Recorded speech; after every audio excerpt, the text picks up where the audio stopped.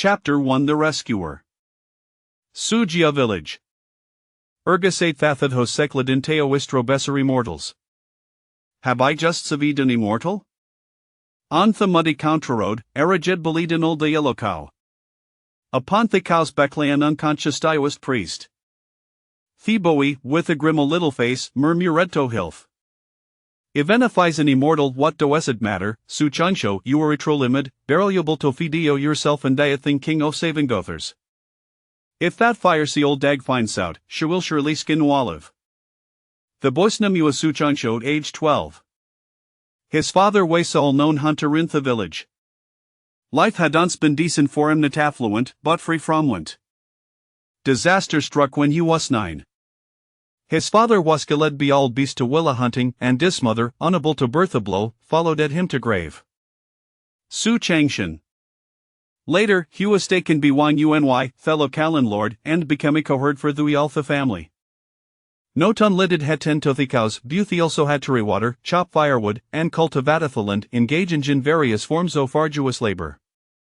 Hungarad becomide le companion. With Nerlativus and being soyon, Su Changshower had nukois buto and dure exploitation. One yuan way swift washru, treating Su Changshaw with the utmost disdain, frequent liar serding toe beatings. Today, one yuan way instructed Su Changshaw to lead the cow to plow the fields, promising him ploughed acres, and he will give you 4 dumplings. After finishing Theplawing on his way back, Su Changshaw encountered an injured and unconscious Middle League Taoist priest.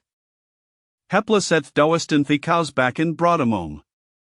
Su Changshaw reside in the cowshed, and halate Taoist there as well. Thiko she dreaked horridly, a place wong the lane lord and his fire's wife enaverventured, sutherruous little worry about being discovered. After deing up the koan fieden jit, Su Changshaw ternetha satin shintoftaoist. A thought moment, the Taoist's face was pale, with no visible injuries. What could have caused this unconsciousness? Su Changshaw poured some boiled water in Taoist's mouth, then paid him a furtherment. Just then, Su Changshaw's stomach rolled with hunger after taking a few large gulps of water. Heffel Tobit better and glanced outside the cowshed, noticing the tyke was near lidark. Typically, Athisher, one yuan way's wife would bring hummus meal. Su Changshaw, dinner's ready. A harsh voice called from outside. Coming. Su Changshaw asha dutofti cow shed like the wind. Outside, Wanza she had an expression, tossing 2 dumplings at Su Changshaw. Each a panned go to beaterly. You need to rise early tomorrow to plow the fields. Wast it supposed to before dumplings, why in Litwo? How infuriating, that shrew, takiat me out of 2 dumplings. Su Changshaw glared at Twanshusher, but thword soft protest remained unspoken. Wanza shinyard Su Changshaw anschwagered away. Su Changshaw scratchedished, bemused today, the fiery old dog was unusualicant, not scolding gimmetal. It was spring, and one yuan way had a vera handredicur so flan that required Su Changshaw's plowing. Thus, one such a seeming legend laritituduous likely a means to encourage him to work harder. Being so young, Su Changshaw did not grasp the underlying motive Shemerlith fat the fiery old dagget suddenly become amiable. Returning to Thikost, Su Changshaw avoided dumpling in haste, washing it down with boiled water. Hein ten dead to save a theother dumplin for Taoist. Afterward, Su Changshaw nestled in the haystack and fell into Adi Epslumber. He slept soundly until dawn. The next morning, as the first light broke, Su Changshaw opened his Aestofinth Taoist sitting cross-legged in meditation. Seemingly sensing something, the Taoist appendices, a flash of divine light flickering within. His gaze, imbued with a subtle pressure, fell upon Su Changshaw, causing Theboishiart to tighten involuntarily.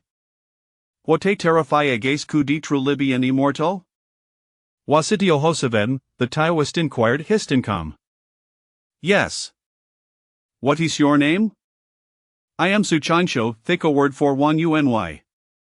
Ifan dun conscious bethirod sidian bratio back. Cowhood.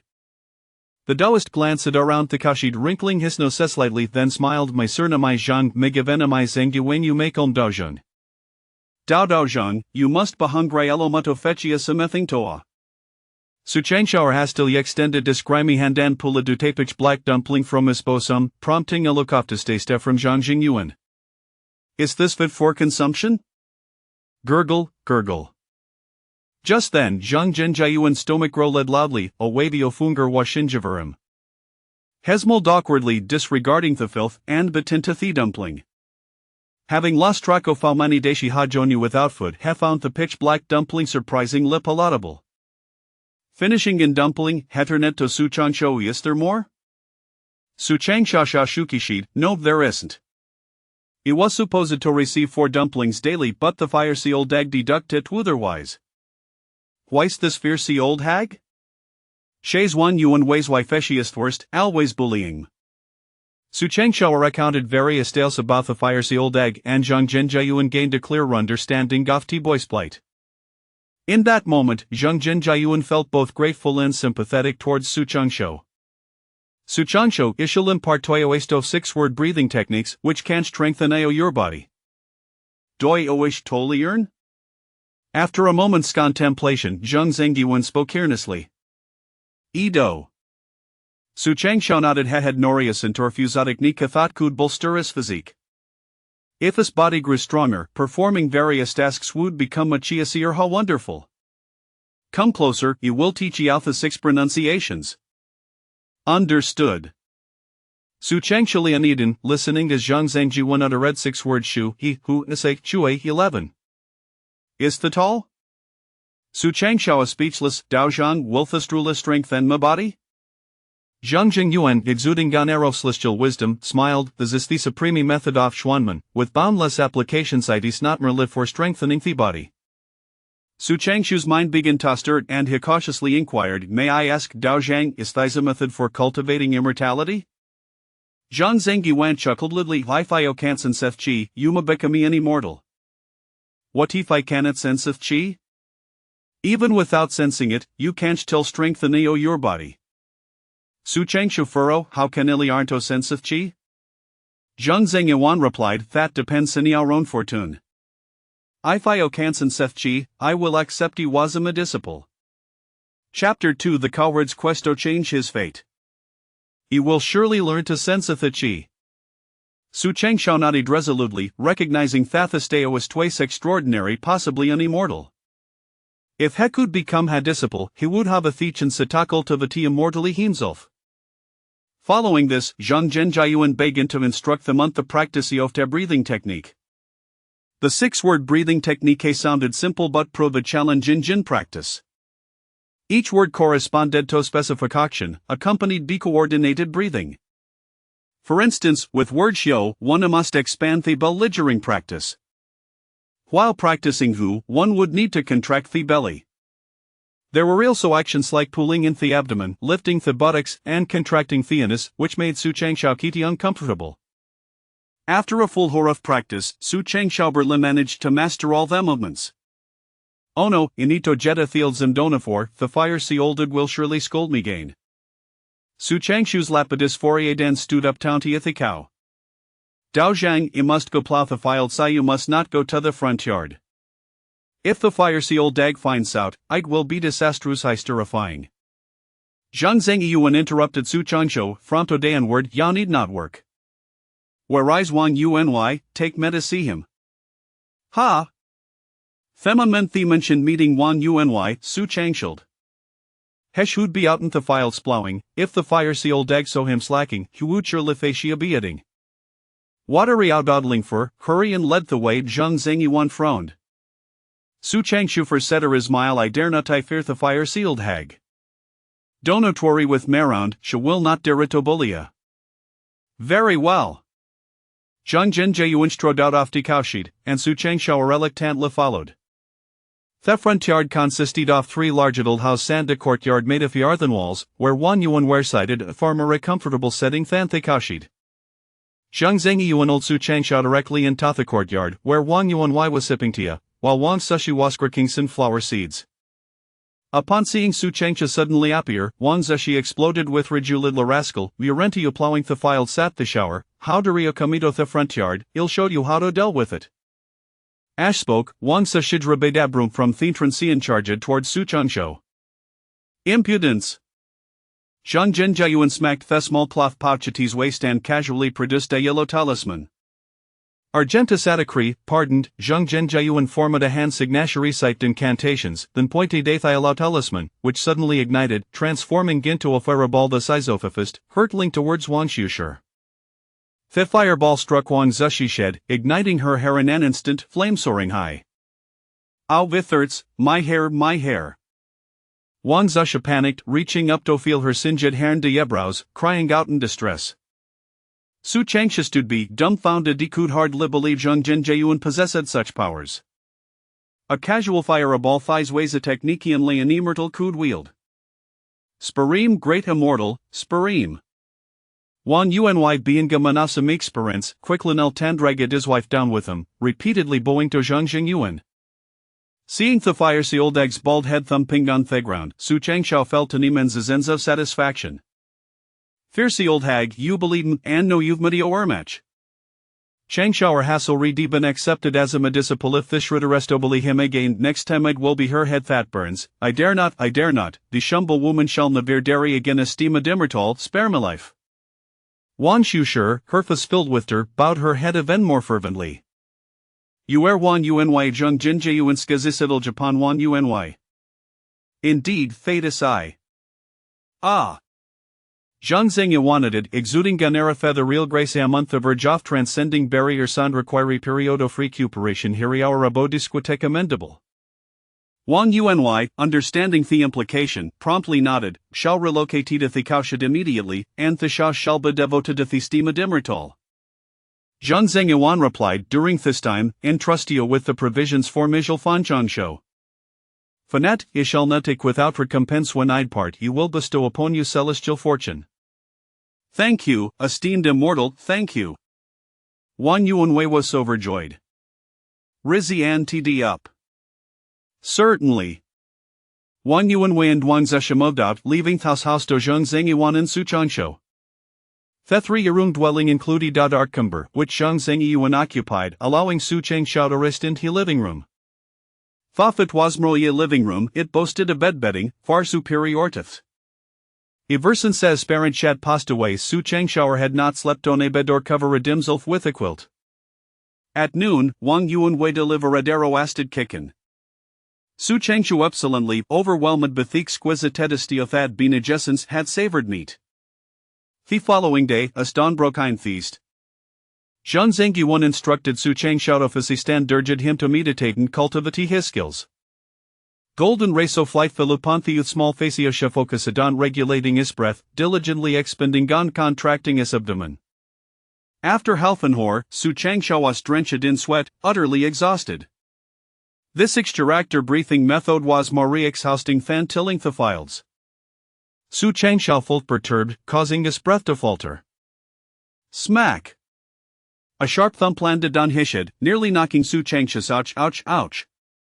If the thirds, then practice proper lia shall notiate until you have trained for 12 full hours. The stipulation of withholding food struck at Su Changsha's weak point. He had just begun to enjoy a better life and did not wish to suffer hunger. Moreover, if Wang Uny were to bring in a roasted chicken, missing it would be significant loss. He was not disappointed.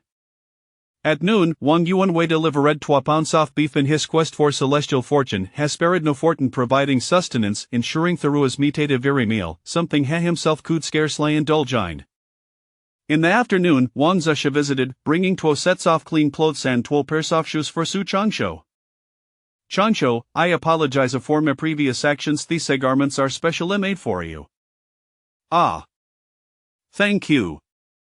Su Changsha was taken aback, utterly surprised at that the fireswoman could exhibit such tenderness. Changsha, what is the steam dimmertal doing? I do not know. I shall take him a leave donethicitated to inform me of fununites.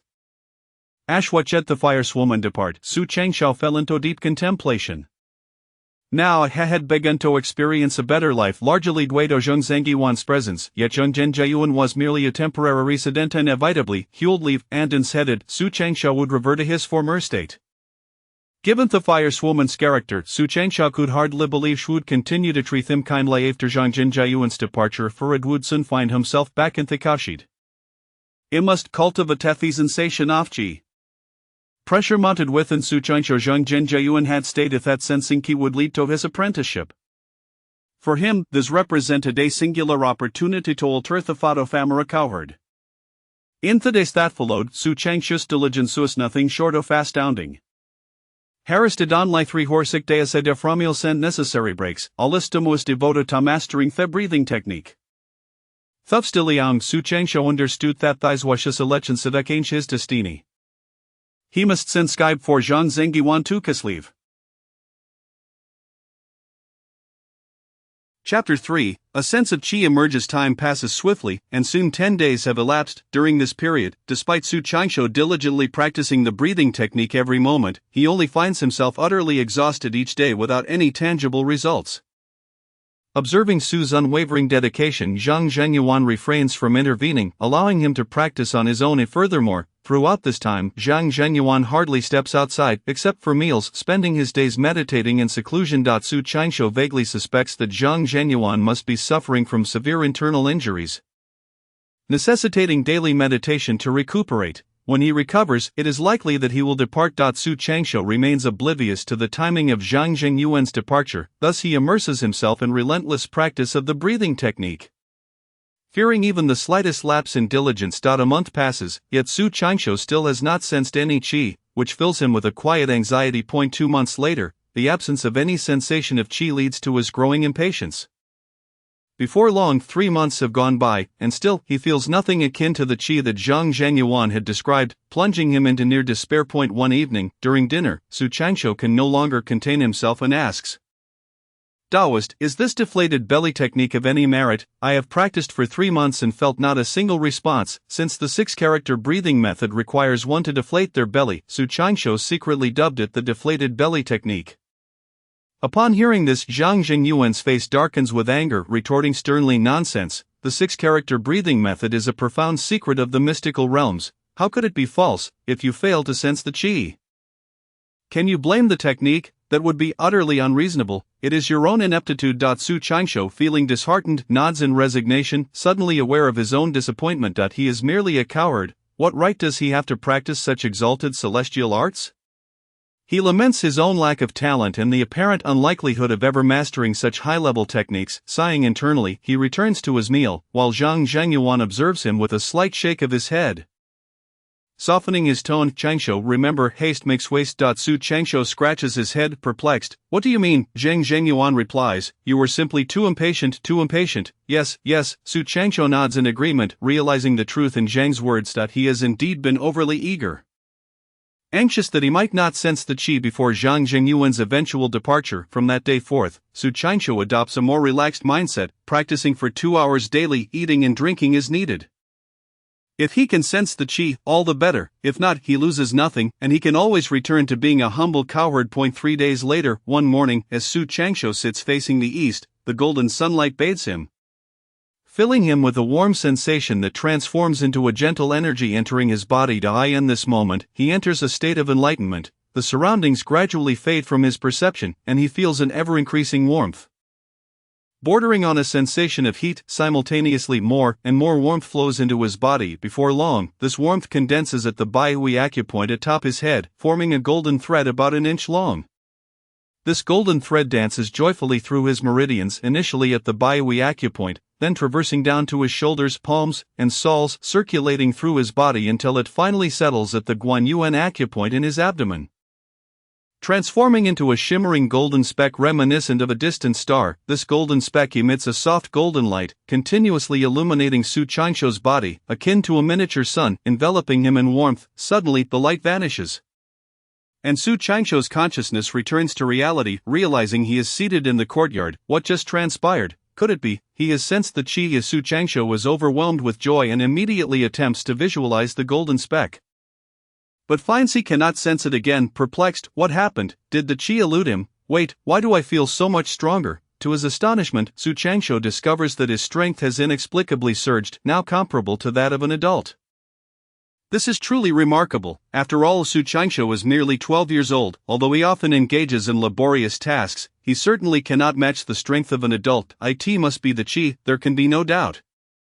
He rushes to seek Zhang Zhengyuan's counsel. Knocking on Zhang Zhengyuan's door, he points to his abdomen and exclaims, "Taoist, just now I felt a golden speck here. Could this be the qi?" "Impossible," Zhang Zhengyuan exclaims. His face a mask of astonishment. Su Qianshou, confused, asks, "What do you mean impossible?" Zhang Zhengyuan quickly recovers from his surprise, placing his hand on Su Qianshou's pulse. After a moment, a look of astonishment crosses his face. How curious, this boy actually possesses a spiritual root. Indeed, he exclaims, clicking his tongue in admiration. Suddenly Zhang Zhengyuan's gaze towards Su Qianshou becomes bright and warm, and his tone shifts to one of familiarity. Su Qianshou feels a shiver run down his spine and urges, "What is a spiritual root, Taoist? Please tell me, is this the qi?" Zhang Zhengyuan, in a mysterious tone, confirms, "Indeed, this is the qi." Su Qianshou rejoices, "I have sensed the qi. This is wonderful. I finally have qi." Zhang Zhengyuan's expression turns solemn as he states, "It is precisely because I discerned your spiritual root that I imparted the 6-character breathing method to you. Otherwise, do you think a mere cowherd like you would have the qualifications to cultivate such supreme celestial arts? In truth, the existence of a spiritual root cannot be discerned by the naked eye. Specialized testing tools are required. Whether one possesses a spiritual root, and what type it is, can be determined through such tools." Zhang Zhengyuan chose to teach Su Qianshou the breathing method out of gratitude for Su's previous assistance during his recovery, and due to the necessity of Su's help during his convalescence. Thus, he imparted the 6-character breathing method to Su Qianshou, regardless of whether or not he possessed a spiritual root, simply as a gesture of gratitude. He never anticipated that Su Qianshou would indeed have a spiritual root, a probability that is less than 1 in 10,000 among ordinary individuals. "Thank you, Taoist, thank you for your guidance." Su Qianshou expresses his gratitude. Feeling fortunate. By the way, I wish to pay my respects to my master. Suddenly remembering, he bows deeply before Zhang Zhengyuan. He recalls that Zhang Zhengyuan had once stated that upon sensing the qi, he would accept him as a disciple. "What are you doing?" Zhang Zhengyuan exclaims in astonishment, hurriedly stepping back. Su Qianshou, with a serious demeanor, asserts, "It was you who said you would accept me as a disciple upon my sensing qi." "Did I say that?" Zhang Zhengyuan replies, incredulous. "Yes." Su Qianshou insists, Well, my dear disciple, rest well tonight, and tomorrow morning I shall impart to you the true celestial arts." Zhang Zhengyuan cannot help but smile. "True celestial arts? How wonderful! Master, once I cultivate these true celestial arts, will I no longer have to endure hunger?" Su Qianshou's face gleams with anticipation. With a swift motion, Zhang Zhengyuan delivers a playful smack to Su Qianshou's head, scolding, "You unambitious boy, all you think about is eating. True celestial arts can transcend the heavens and earth, enabling one to ride clouds, vanquish demons, and fly with swords." "Fly with swords?" Su Qianshou's eyes sparkle with hope. Zhang Zhengyuan, with a flourish of his sleeve, declares, "With your feet upon a flying sword, you may roam the realms as you please." How carefree and blissful it would be, imagining the day he might soar through the skies on a flying sword. Su Qianshou's excitement overwhelms him, and he can hardly contain his enthusiasm. Chapter 4. The Bloodline Jade Talisman. That night, Su Qianshou finds himself restless and unable to sleep. Zhang Zhengyuan's words have opened the door to a loftier ambition. Prior to this, Su Qianshou's aspirations were modest, merely to live a life akin to that of a wealthy landlord, free from concerns over food and drink. Now, however, he has forged a new dream: to become an immortal. In fact, Su Qianshou begins to envision a day when he might achieve success in his cultivation, flying on a sword to confront the wealthy landlord and his fierce wife, showcasing his newfound abilities. Lost in thought, Su Qianshou eventually drifts into slumber, where he dreams of immortals embroiled in a fierce battle. Two formidable figures engage in a contest of power, their might capable of shaking the heavens and the earth. One is a middle-aged man clad in white, while the other is an elderly figure in black robes. The white-clad man appears ethereal, around 40 years of age, while the black-robed elder exudes a sinister aura that sends chills down the spine. For reasons unknown, Su Qianshou feels an inexplicable kinship with the middle-aged man in white, as if the bond stems from a shared bloodline. Thus, he silently wishes for the white-clad figure to emerge victorious. As fate would have it, the scales of victory tilt in favor of the white-clad man. The elder is no match for him. "Wang Mang, you are no match for me, never have been, and never will be. Even if you cultivate dark arts," the white-clad man proclaims. "Su Gone, I will fight you to the death." The elder retorts defiantly. Under the relentless assault of the middle-aged man, the elder begins to falter. Blood spewing forth die, the white-clad man declares, summoning a golden flying sword that pierces through the elder's defenses in an instant. The elder, alarmed, reveals a vicious glint in his eyes. Sugon, if I die, you shall not escape unscathed. As he speaks, the elder's aura suddenly intensifies. Wang Mang, I willingly sacrifice my lifetime of cultivation to curse the Su family, sealing their bloodline for 100,000 years. Not good, Wang Mang, you will pay for this. The white-clad man's expression shifts dramatically with a thunderous roar. Dark energy erupts as the elder's body explodes, a surge of black mist invading the white-clad man's form, and then the dreamscape fades into darkness. He soon finds himself in a new dream. The scene shifts to the middle-aged man in white seated in an opulent hall adorned with flowers, surrounded by a throng of richly dressed individuals. The once youthful man now bears streaks of gray at his temples, his face etched with fatigue and resignation. The atmosphere in the hall is tense. The gathered crowd bows their heads in silence. The middle-aged man breaks the stillness, asking how has this year fared. An elder rises, bowing respectfully. Ancestor, our Su family welcomed 389 newborns this year, none of whom possess a spiritual root. This proclamation. The hall is enveloped in an eerie silence. The middle-aged man clad in white was filled with despair as he pondered, what kind of wicked arts has Wang Mang truly mastered, if it indeed spans 100,000 years? How could my Su family possibly? From this day forth, all members of the Su family shall withdraw from the immortal forest and retreat into the mundane world. Ancestor, please, no, we do not wish to withdraw. Ancestor, reconsider. The members of the Su family were in a state of panic. Once they exited the immortal forest and entered the secular realm, devoid of any cultivation resources, their progress would come to a standstill. Sugon waved his grand sleeves and stated with solemnity, my mind is made up. Do not speak further. I intend to enter seclusion to forge the bloodline jade talisman for our Su family. Ancestor, what is the bloodline jade talisman? I shall embed our family's foremost treasure into the bloodline of the Su family, striving to seize a glimmer of destiny for us. Sugon declared, I Sugon am willing to sacrifice 10,000 years of cultivation to seize this slim chance for the Su family bloodline jade talisman. Manifest. Su Qianqiu awoke from a hazy slumber, vaguely perceiving a colossal jade talisman floating above him. Rectangular and larger than a mountain, the front bore the character Su, while the back was inscribed with an ancient script, intricate and comprising hundreds of strokes, resembling some archaic symbol. Su Qianqiu, already lacking in literacy, could not decipher this ancient character. Suddenly, the mountain-like jade talisman came crashing down towards him, causing Su Qianqiu to break out in a cold sweat as he jolted awake. Upon regaining consciousness, he found his throat parched and his chest ablaze. What is this? Su Qianqiu wondered, touching his scorched chest, only to discover a pure white jade pendant. Gently tugging at it, he realized it was strung with golden thread, having somehow found its way around his neck. What on earth is this? He removed the jade pendant and, illuminated by the moonlight, was taken aback. The dream was indeed real. The front of the pendant bore the character Su, while the back matched the intricate symbol from his dream. The bloodline jade talisman. Su Qianqiu's heart raced. What did this dream signify, and what connection did he have with the Su family depicted within it? What exactly was this bloodline jade talisman? Could it be that the talisman had always been with him? Emerging due to his newfound perception, how peculiar, how mysterious, what could this jade talisman truly be? Sugon, the ancestor of the Su family, had referred to it as their treasured artifact. What manner of treasure could it be?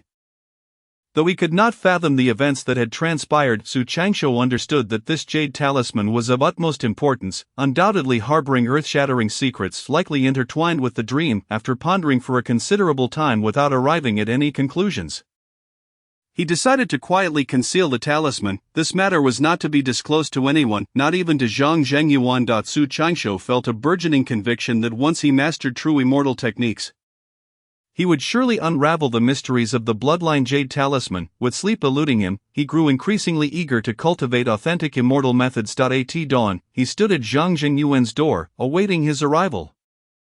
Shortly thereafter, Zhang Zhengyuan opened the door, his countenance grave. Qianqiu, disciple is present. From today onward, I shall impart to you the genuine methods of cultivation. However, before I teach you these immortal techniques, you must agree to one condition. What is it? Su Qianqiu scratched his head in curiosity. Zhang Zhengyuan stated earnestly, the methods I will teach you originate from the Green Immortal Sect, of which I am also a member. To learn the techniques of the Green Immortal Sect, you must join this sect. I see. Su Qianqiu nodded, momentarily hesitating. He was unfamiliar with the Green Immortal Sect. What if it turned out to be a malevolent faction? After all, the elder from his dream had practiced sinister arts. Noticing Su Changsho's indecision, Zhang Zhenyuan urged, "Do not be foolish. Joining a sect dedicated to cultivation is a dream for countless individuals. Once you enter the sect, a wealth of cultivation resources will be at your disposal. You can practice any technique you desire, and acquire any artifact you wish." Su Changsho's eyes widened in delight. "Is the Green Immortal sect truly that remarkable? Is it powerful?" Zhang Zhenyuan nodded firmly, responding, "The Green Immortal sect is not only a prestigious righteous sect but also the foremost cultivation sect in the realm. If you can join, consider yourself fortunate." "Very well, I am eager to join," Su Changsho exclaimed, readily agreeing to become a member of the Green Immortal sect. If the Green Immortal sect truly was as splendid as Zhang Zhenyuan described, it would be infinitely preferable to serving as a cowherd for the Wang family. "Excellent, I shall impart to you the supreme cultivation techniques immediately." Zhang Zhenyuan clapped his waist pouch, producing a jade slip. "Master, what is this?" Su Changsho inquired, pointing at the small pouch with curiosity. This was the second time he had witnessed Zhang Zhenyuan conjuring items from within it. The last time had been a yellow talisman, and now it was a jade slip. The ability to summon objects in such a manner struck Su Changsho as extraordinarily wondrous. Zhang Zhenyuan smiled mysteriously, saying, "This is a storage pouch that would appear small. It contains vast space. The interior of this pouch is as large as a room." "How marvelous!" Su Changsho exclaimed, filled with envy. Zhang Zhenyuan replied with pride, "This is merely the beginning. The Green Immortal sect possesses many treasures. In due time, when you join the sect, you will also acquire a storage pouch." "Master, when can we join the Green Immortal sect?" Su Changsho asked, his enthusiasm mounting. "Enough chatter. Close your eyes and concentrate." Zhang Zhenyuan's expression turned stern, prompting Su Changsho to promptly shut his eyes. Subsequently, Zhang Zhenyuan pressed the jade slip against Su Changsho's forehead. A profound cultivation method began to flow into Su Changsho's mind, the essence of the ultimate path. Elusive and profound, at the pinnacle of the ultimate path, obscured and silent, ignoring all sounds, embrace tranquility. One must be clear and still. Do not exhaust your form nor your essence. Without worry or distraction, one may attain immortality. Su Changsho felt a stirring within him and promptly sat cross-legged on the ground, embracing the primordial unity, centering his spirit. Once again, he sensed the golden light at his lower abdomen's chi point. Simultaneously, the warmth from his body coalesced at the Baihui point atop his head, forming a golden thread. Soon after, the golden thread coursed through his meridians, completing a circuit before settling at the chi point. Merging with the golden light after the fusion, the light seemed to expand slightly. Su Changsho felt invigorated, his strength evidently enhanced, though not as markedly as before. Nevertheless, it was undeniably greater upon opening his eyes and glancing at the sun. He was astonished to find that an entire hour had passed. "Goodness, has an hour truly elapsed?" Su Changsho marveled, realizing that despite the common adage that time felt fleeting during cultivation, he had indeed spent a full hour in deep meditation. Fortuitously, after embracing true immortal techniques, he felt not fatigued but rather invigorated, simultaneously cultivating and replenishing his energy. This is the cultivation method for the chi refinement stage, consisting of only the first 3 levels. You must practice diligently, without idleness, dedicating no less than 1 hour each day to your training, Zhang Zhenyuan instructed sternly, embodying the demeanor of a sage. "Thank you, master." Su Changsho expressed his gratitude, secretly lamenting that only 3 levels seemed rather scant. Yet he did not dare to inquire further. As time passed, Zhang Zhenyuan remarked, "Once you are capable of drawing qi into your body, you will be recognized as a practitioner of the first level of qi refinement. When you can condense qi like beads, that signifies the second level." Disciple understands. Su Changsho committed himself to rigorous training. Aside from eating and using the restroom, he devoted nearly all his time to cultivation, even replacing sleep with meditation. With each cycle of practice, the golden light in his abdomen grew larger. Su Changsho was exhilarated, feeling his strength increase daily. 10 days later, boom, as a golden thread entered the chi point. Su Changsho's body trembled violently, sensing a significant transformation within him. His strength surged dramatically, and now he possessed nearly 200 pounds of strength, nearly double that of an average adult. Upon inspecting his internal state, he discovered a golden vortex the size of a thumb at his lower abdomen's chi point, resembling a golden pearl. Just as his master had described, condensing chi like beads, he had likely entered the second level of chi refinement. Second level of chi refinement. Splendid, splendid. this child is teachable. Zhang Zhengyuan nodded slightly. Ordinarily, it would take approximately half a month for an average person to progress from the first to the second level of qi refinement.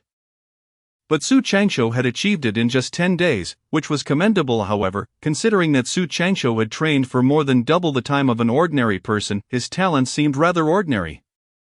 Time flew by, and another month passed. Third level of qi refinement. Su Changshou opened his eyes while seated in meditation, a glimmer of golden light flashing in his gaze. At this moment, the vortex in his dantian had grown to the size of an egg yolk, and his strength had reached over 300 pounds. The qi refinement stage comprises 12 levels, with the achievement of the 12th level marked by two signs, one being the qi surging within the body, and the other being an immense strength of 1,000 pounds. However, cultivators prioritize not brute strength but rather focus on magical power, divine abilities, and artifacts for their attacks. As one progresses to the 8th level of qi refinement, the increase in strength becomes less pronounced, with an emphasis on enhancing one's cultivation level. Master, I have reached the 3rd level of qi refinement. Su Changshou sought out Zhang Zhengyuan, eager for the subsequent cultivation techniques.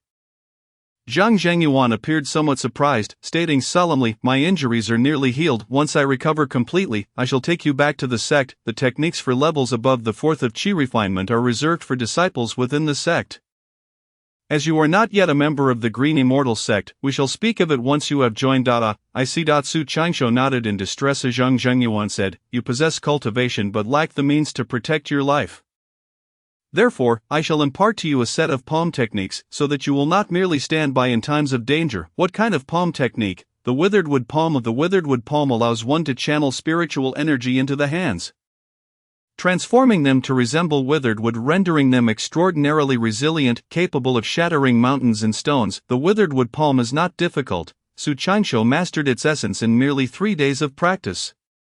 Let us test its power. Su Changshou approached the village entrance, channeling spiritual energy into his palm, which transformed into a withered wood-like form. He raised his palm high and struck down forcefully upon the cow-lying stone at the village entrance.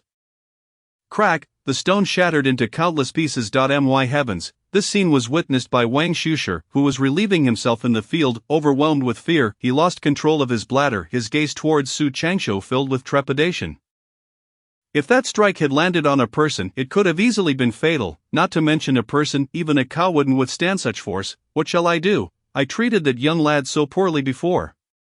He wouldn't seek revenge on me, would he? Indeed, it seems ordinary beasts are no match for me now. Casting a glance at the shattered cow-lying stone, Su Changshou walked home with a sense of satisfaction. What? Changshou shattered the cow-lying stone at the village entrance. In the cattle pen, upon hearing Wang Shusher's words, Wang Yuanwei felt both astonished and envious. After merely a few months with the immortal, Su Changshou had become so formidable, indicating that the immortal truly possessed remarkable skills. Oh dear, the little rascal has turned into an immortal. I too wish to become an immortal. Hurry and seek the immortal for a chance at immortality.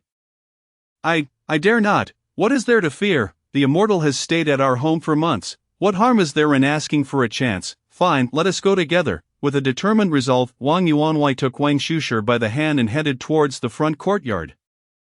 Chapter 6. Entering the Green Immortal Sect. Changshou, tidy up. It's time for us to depart. Upon returning home, Su Changshou found Zhang Zhengyuan standing in the courtyard. Are we heading to the Green Immortal Sect?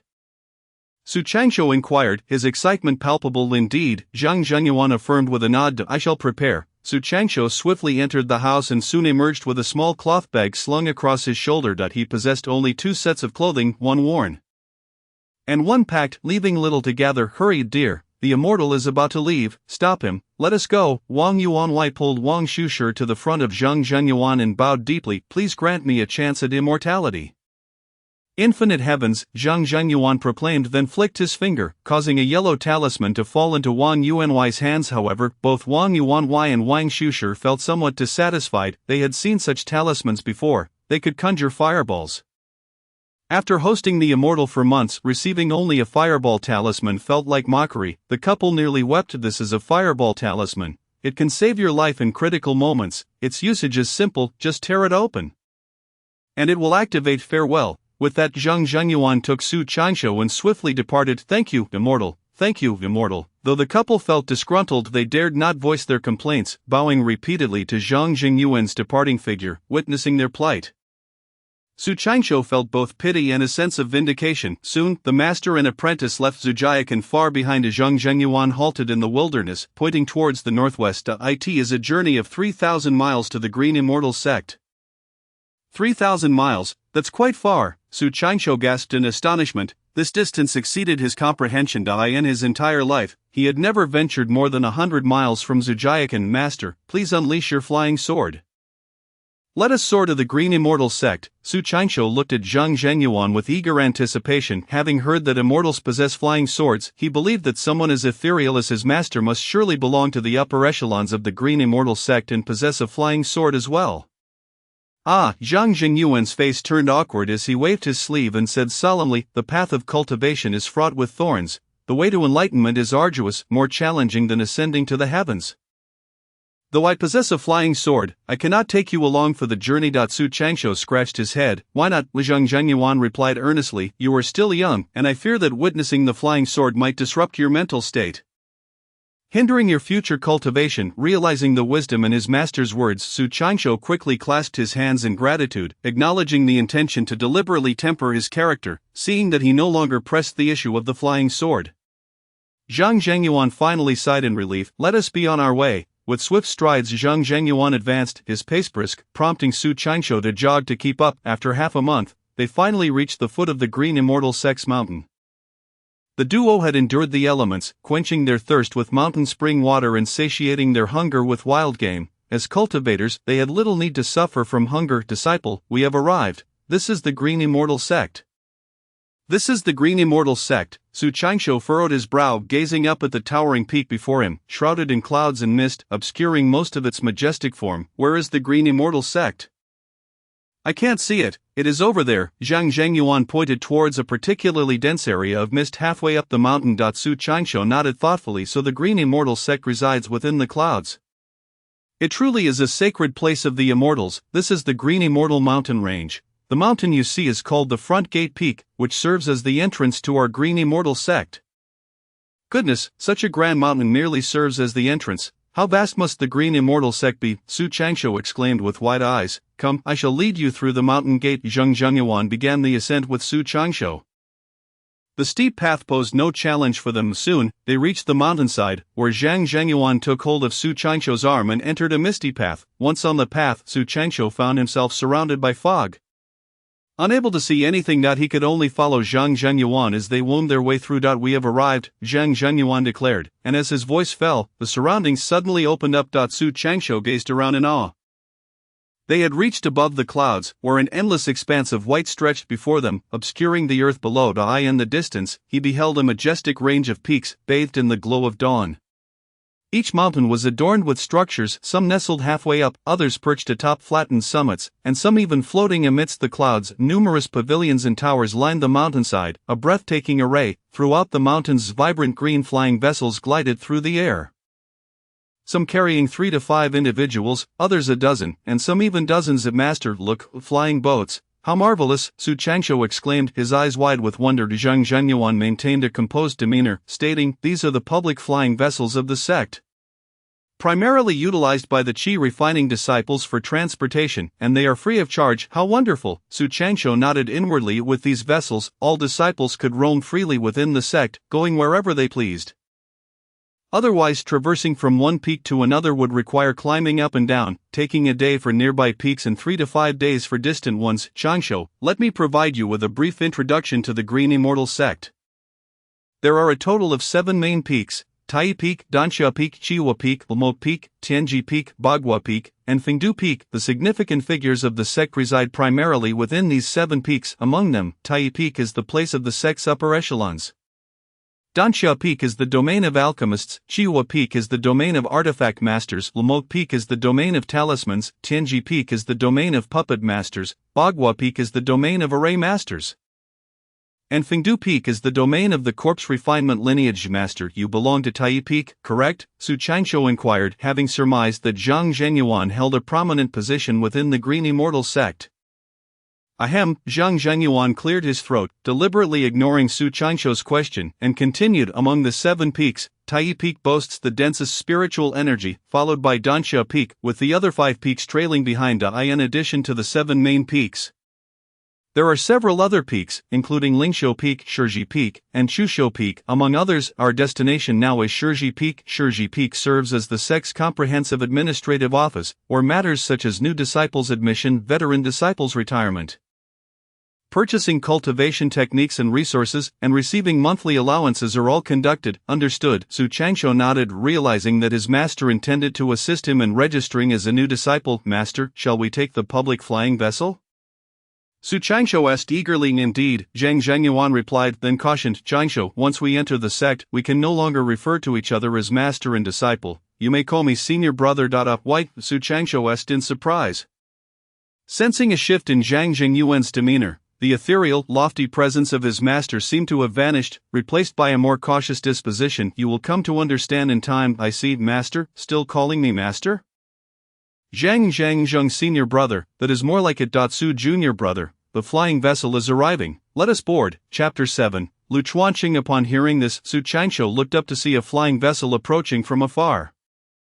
Landing on a cliff at the front gate peak, from a distance, the sect's flying vessels appeared small, swaying like leaves, but up close, they were substantial, measuring over 10 meters in length and 5 meters in width, comfortably accommodating hundreds of passengers. At this moment, the vessel was occupied by several individuals. After it docked, 3 of them disembarked, evidently having arrived at the front gate peak for a long journey. Zhang Zhengyuan waved his hand, leading Su Changsho aboard the vessel. Su Changsho observed the expressions of those on the vessel. Each appeared numb, dazed, and melancholic, bearing expressions of profound sorrow. Their countenances mirrored those of the tenants from Wang Yuanwei's household. Once aboard the vessel, Su Changsho felt an inexplicable sense of oppressive atmosphere. It appears that Zhang Zhengyuan is currently affected, his face clouded with worry. What could be the matter? The scene inside the flying vessel contrasts sharply with Su Changsho's imagined paradise of immortals. These beings, presumably celestial, are also burdened with troubles. Whoosh! The flying vessel begins to move, gliding smoothly and without the slightest jolt. It ascends swiftly. How exhilarating! Su Changsho, brimming with excitement, leans over the edge to gaze downward, watching as the rocky mountains and trees blur past beneath the clouds. This is infinitely faster than riding a bull. What a thrill! For a country boy accustomed to herding cattle, riding in a flying vessel is nothing short of bliss. Observing his demeanor, the other passengers exchange bemused glances, seemingly mocking his naivety. Zhang Zhengyuan hastily pulls Su Changsho aside, signaling him to speak less. The vessel stops and starts circling various mountain peaks, until it finally lands at the duty peak. Upon arrival, the atmosphere becomes lively, with a continuous flow of people entering and exiting the Grand Hall of Duties. Su Changsho notices that, despite the vibrant attire and spirited appearances of the crowd, most individuals bear expressions of numbness, daze, and melancholy. Let us proceed. The two enter the Grand Hall of Duties. Once inside, the space opens up dramatically. It is unclear what method has been employed, but the interior seems to be exponentially larger than it appears from the outside. Externally, the hall appears to consist of 3 large chambers, yet within, it spans an area as vast as 10 acres. The counters are filled with an array of offerings, exchanging spirit stones, purchasing magical artifacts, acquiring talismans, procuring elixirs, acquiring puppets, studying techniques, and accepting or completing tasks. Zhang Zhengyuan leads Su Changsho to a task exchange counter, manned by a bald elder in his 50s. Brother Lu, I am Zhang Zhengyuan, here to exchange an external mission, he announces, placing a redwood token upon the counter. This token signifies the disciple's identity, a badge every member of the Green Immortal sect possesses. It is Zhang Shidi. Brother Lu responds with a smile, taking the token and scanning it with a jade plate, his brow furrowing. Zhang Shidi, your external mission was for 3 months, yet you have been away for 7, exceeding the time limit by 4 months. According to sect regulations, there will be a penalty. Brother Lu, this is but a small token of appreciation. Zhang Zhengyuan, with a pained expression, produces 3 shattered spirit stones and discreetly hands them over to Lu Chuanshang. Lu Chuanshang grins widely, quickly retracting his earlier statement. My apologies, I must have misremembered. Your task duration should indeed be 7 months. A small adjustment will suffice. Thank you, brother. Zhang Zhengyuan replies gratefully. It is no trouble at all. The hardship falls upon you, Shidi. Brother Lu, I have heard you are nearing 100 years of age and will soon retire. I shall certainly attend your retirement celebration. You are too kind, Shidi. It is only right. Your service to the sect for nearly a century deserves recognition, even if not in merit, then in toil. Lu Chuansheng sighs deeply. We have toiled like beasts during prosperous times and served as cannon fodder during chaotic ones. For those of us who cannot attain foundation building, a century of struggle feels utterly insignificant. The hope of foundation building seems elusive. Zhang Zhenyuan laments, his mood dampened. Su Qianxiu, upon hearing this, is taken aback. He had presumed that, given Zhang Zhengyuan's demeanor, he must be a high-ranking member of the sect, only to discover that he is merely a qi refinement practitioner. The lofty image he presented in Su family village was but a facade. Zhang Zhengyuan's true identity is that of a lowly qi refinement cultivator. No wonder he refused to wield a flying sword. It was not out of choice, but because he lacked one. Brother Zhang. Is foundation building truly that difficult? Su Qianxiu whispers, lowering his voice. Lu Chuansheng overhears and scoffs. For us ordinary qi cultivators, foundation building is akin to ascending to the heavens, unless one possesses extraordinary fortune. The prospect is utterly bleak. What? Su Qianxiu feels as if struck by lightning. Zhang Zhenyuan had assured him that once he entered the sect, he would receive focused training, gaining access to any magical artifact, technique, or flying sword he desired. Joining the Green Immortal sect was supposed to grant him the status of a true immortal, allowing him to traverse heaven and earth, ride clouds, attain immortality, and soar on a flying sword. With a flying sword beneath his feet, he could roam the world freely. How delightful! Zhang Zhenyuan, had you not always spoken thus? Why has everything changed upon entering the Green Immortal sect? Su Qianxiu glares at Zhang Zhenyuan, who, feeling a twinge of guilt, coughs awkwardly, unsure of what to say. Brother Zhang, is what Brother Lu said true? Well, Zhang Zhenyuan forces a bitter smile. Su Shidi, Lu speaks the truth. For ordinary qi cultivators like us, foundation building is virtually impossible. Only those from influential families or the offspring of immortals have the privilege to pursue the path of foundation building. We labor for a century, toil for a century, and strive for a century, only to pave the way for those fortunate enough to be born into privilege. Of the most vital elements in the cultivation world are resources and support, and we possess neither. How can we discuss foundation building? Su Qianxiu's heart plummets, his dreams of cultivation shattered. In Su family village, he worked as a laborer for Wang Yuan, who exploited him mercilessly. He had imagined that entering the cultivation world would free him from the shackles of fate, only to find that he would continue to be exploited, albeit in a more refined setting. As a qi cultivator, his lifespan is extended, leading to prolonged exploitation. Well, since I am here, I might as well accept it. Su Qianxiu sighs inwardly, quickly adjusting his mindset. Being exploited in the Green Immortal sect is still better than in Su family village. At least he wouldn't go hungry, and there remains a sliver of hope for foundation building. Those born into privilege possess connections and resources, allowing them to build their foundations. Though I lack connections and resources, I possess the Bloodline Jade Talisman. Su Qianxiu reaches through his clothing to touch the Bloodline Jade Talisman. Feeling a surge of determination, the Bloodline Jade Talisman is the treasured heirloom of the Su family from his dreams. If he is indeed a descendant of the Su clan, it signifies that this is a legacy left by his ancestors. He believes that one day he will unlock the Bloodline Jade Talisman. That if it can be opened, might he not have a chance at foundation building? Regardless, he must find a way to unlock the Bloodline Jade Talisman. At this moment, Su Qianxiu recognizes the significance of the Bloodline Jade Talisman. Perhaps it is his singular opportunity for ascendance in the cultivation world. Chapter 8, The 10 Techniques. After Zhang Zhenyuan and Lu Chuansheng complete the task exchange, Lu's gaze shifts to Su Qianxiu, his expression one of curiosity. This young disciple appears unfamiliar. Has he recently joined? Zhang Zhenyuan promptly responds, Indeed, Brother Lu, this is Su Qianxiu, and I am his guide. Qianxiu, quickly greet Brother Lu. I have met Brother Lu. Su Qianxiu respectfully bows greetings. Su Shidi. Lu Chuansheng acknowledges with a perfunctory bow, a smile gracing his lips. I shall process your entry procedures right away, but first, we must test your spiritual roots.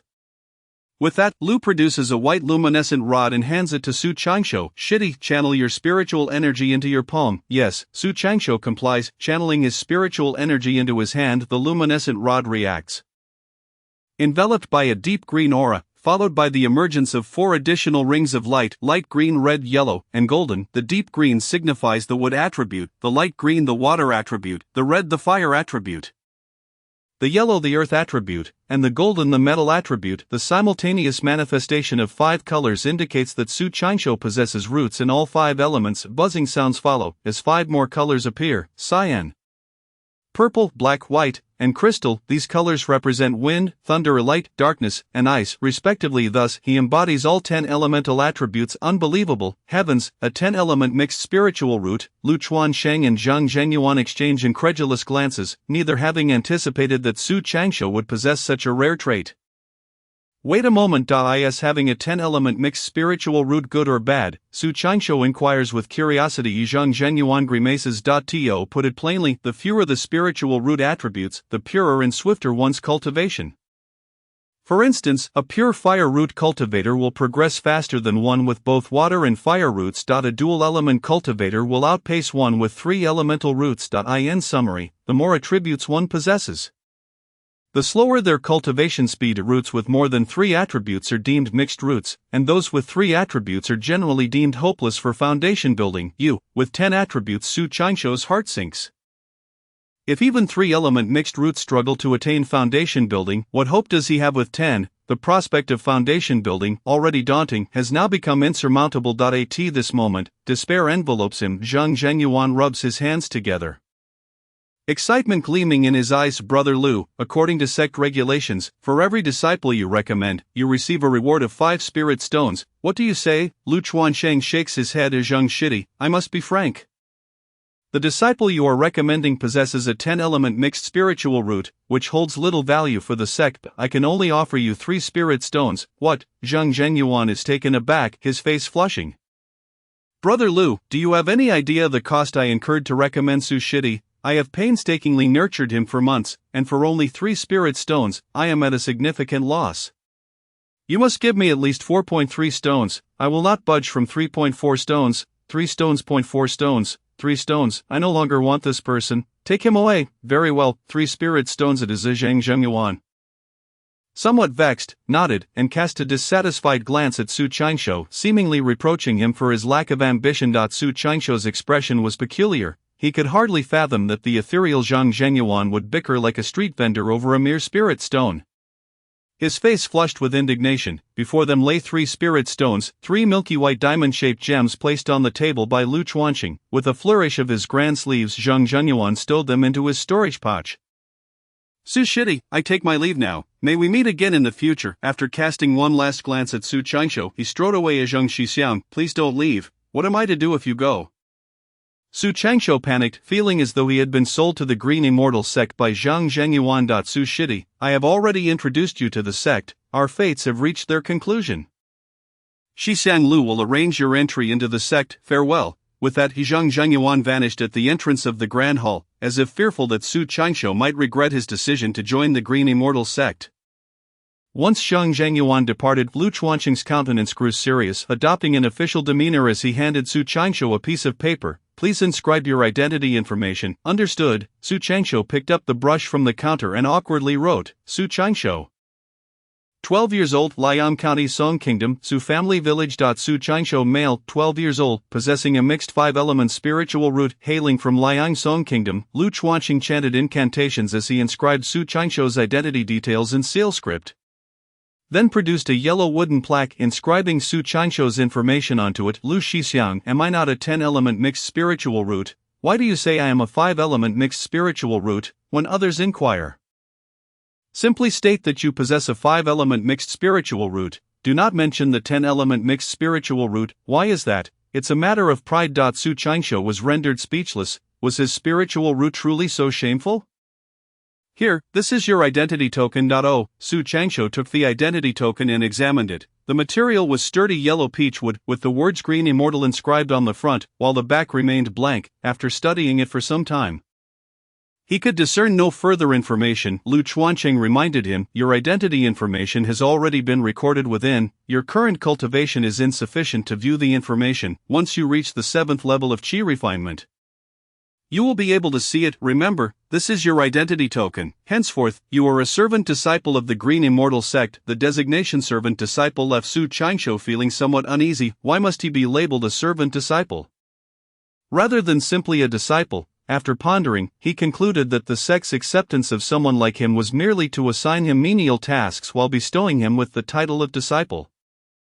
Likely to placate him. Very well, I shall accept this designation, he reasoned, as he was originally just a coward and could come to terms with such an appellation. Before long, Lu Chuanqing organized several items on the counter: a storage pouch, a spirit stone, a steel sword, a disciple handbook, 2 small-sized robes, and an identity token. Confirming everything was in order, Lu Chuanqing glanced at Su Changshou and stated, "Su Shidi, the technique that Zhang Shidi imparted to you.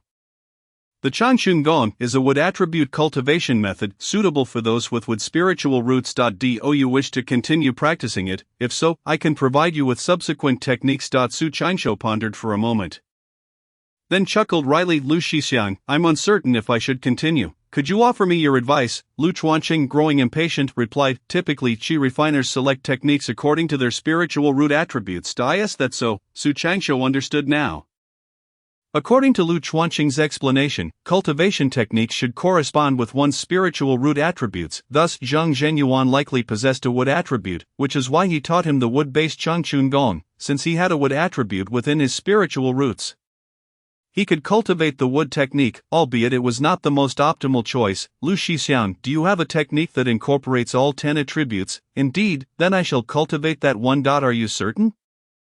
Lu Chuanqing looked astonished, then seemed to recall something, shaking his head dismissively. "Very well." He tossed a small booklet to Su Changshou, who hurriedly glanced at it. 10 Dao Ju. Flipping through it briefly, he found that the 10 Dao Ju was comprehensive, covering levels 1 through 12 of Qi refinement. Finally, he had secured a subsequent cultivation technique, relieving a weight from his heart as it was precisely what he needed at this moment. Chapter 9, Arrival at Shuxiafeng. By the way, Lu Shixiang, when Zhang Shixiang transmitted the technique to me, he used jade slips. Why are you not providing me with one? Su Changshou inquired, puzzled. Lu Chuanqing scoffed, "You have yet to reach the 7th level of Qi refinement.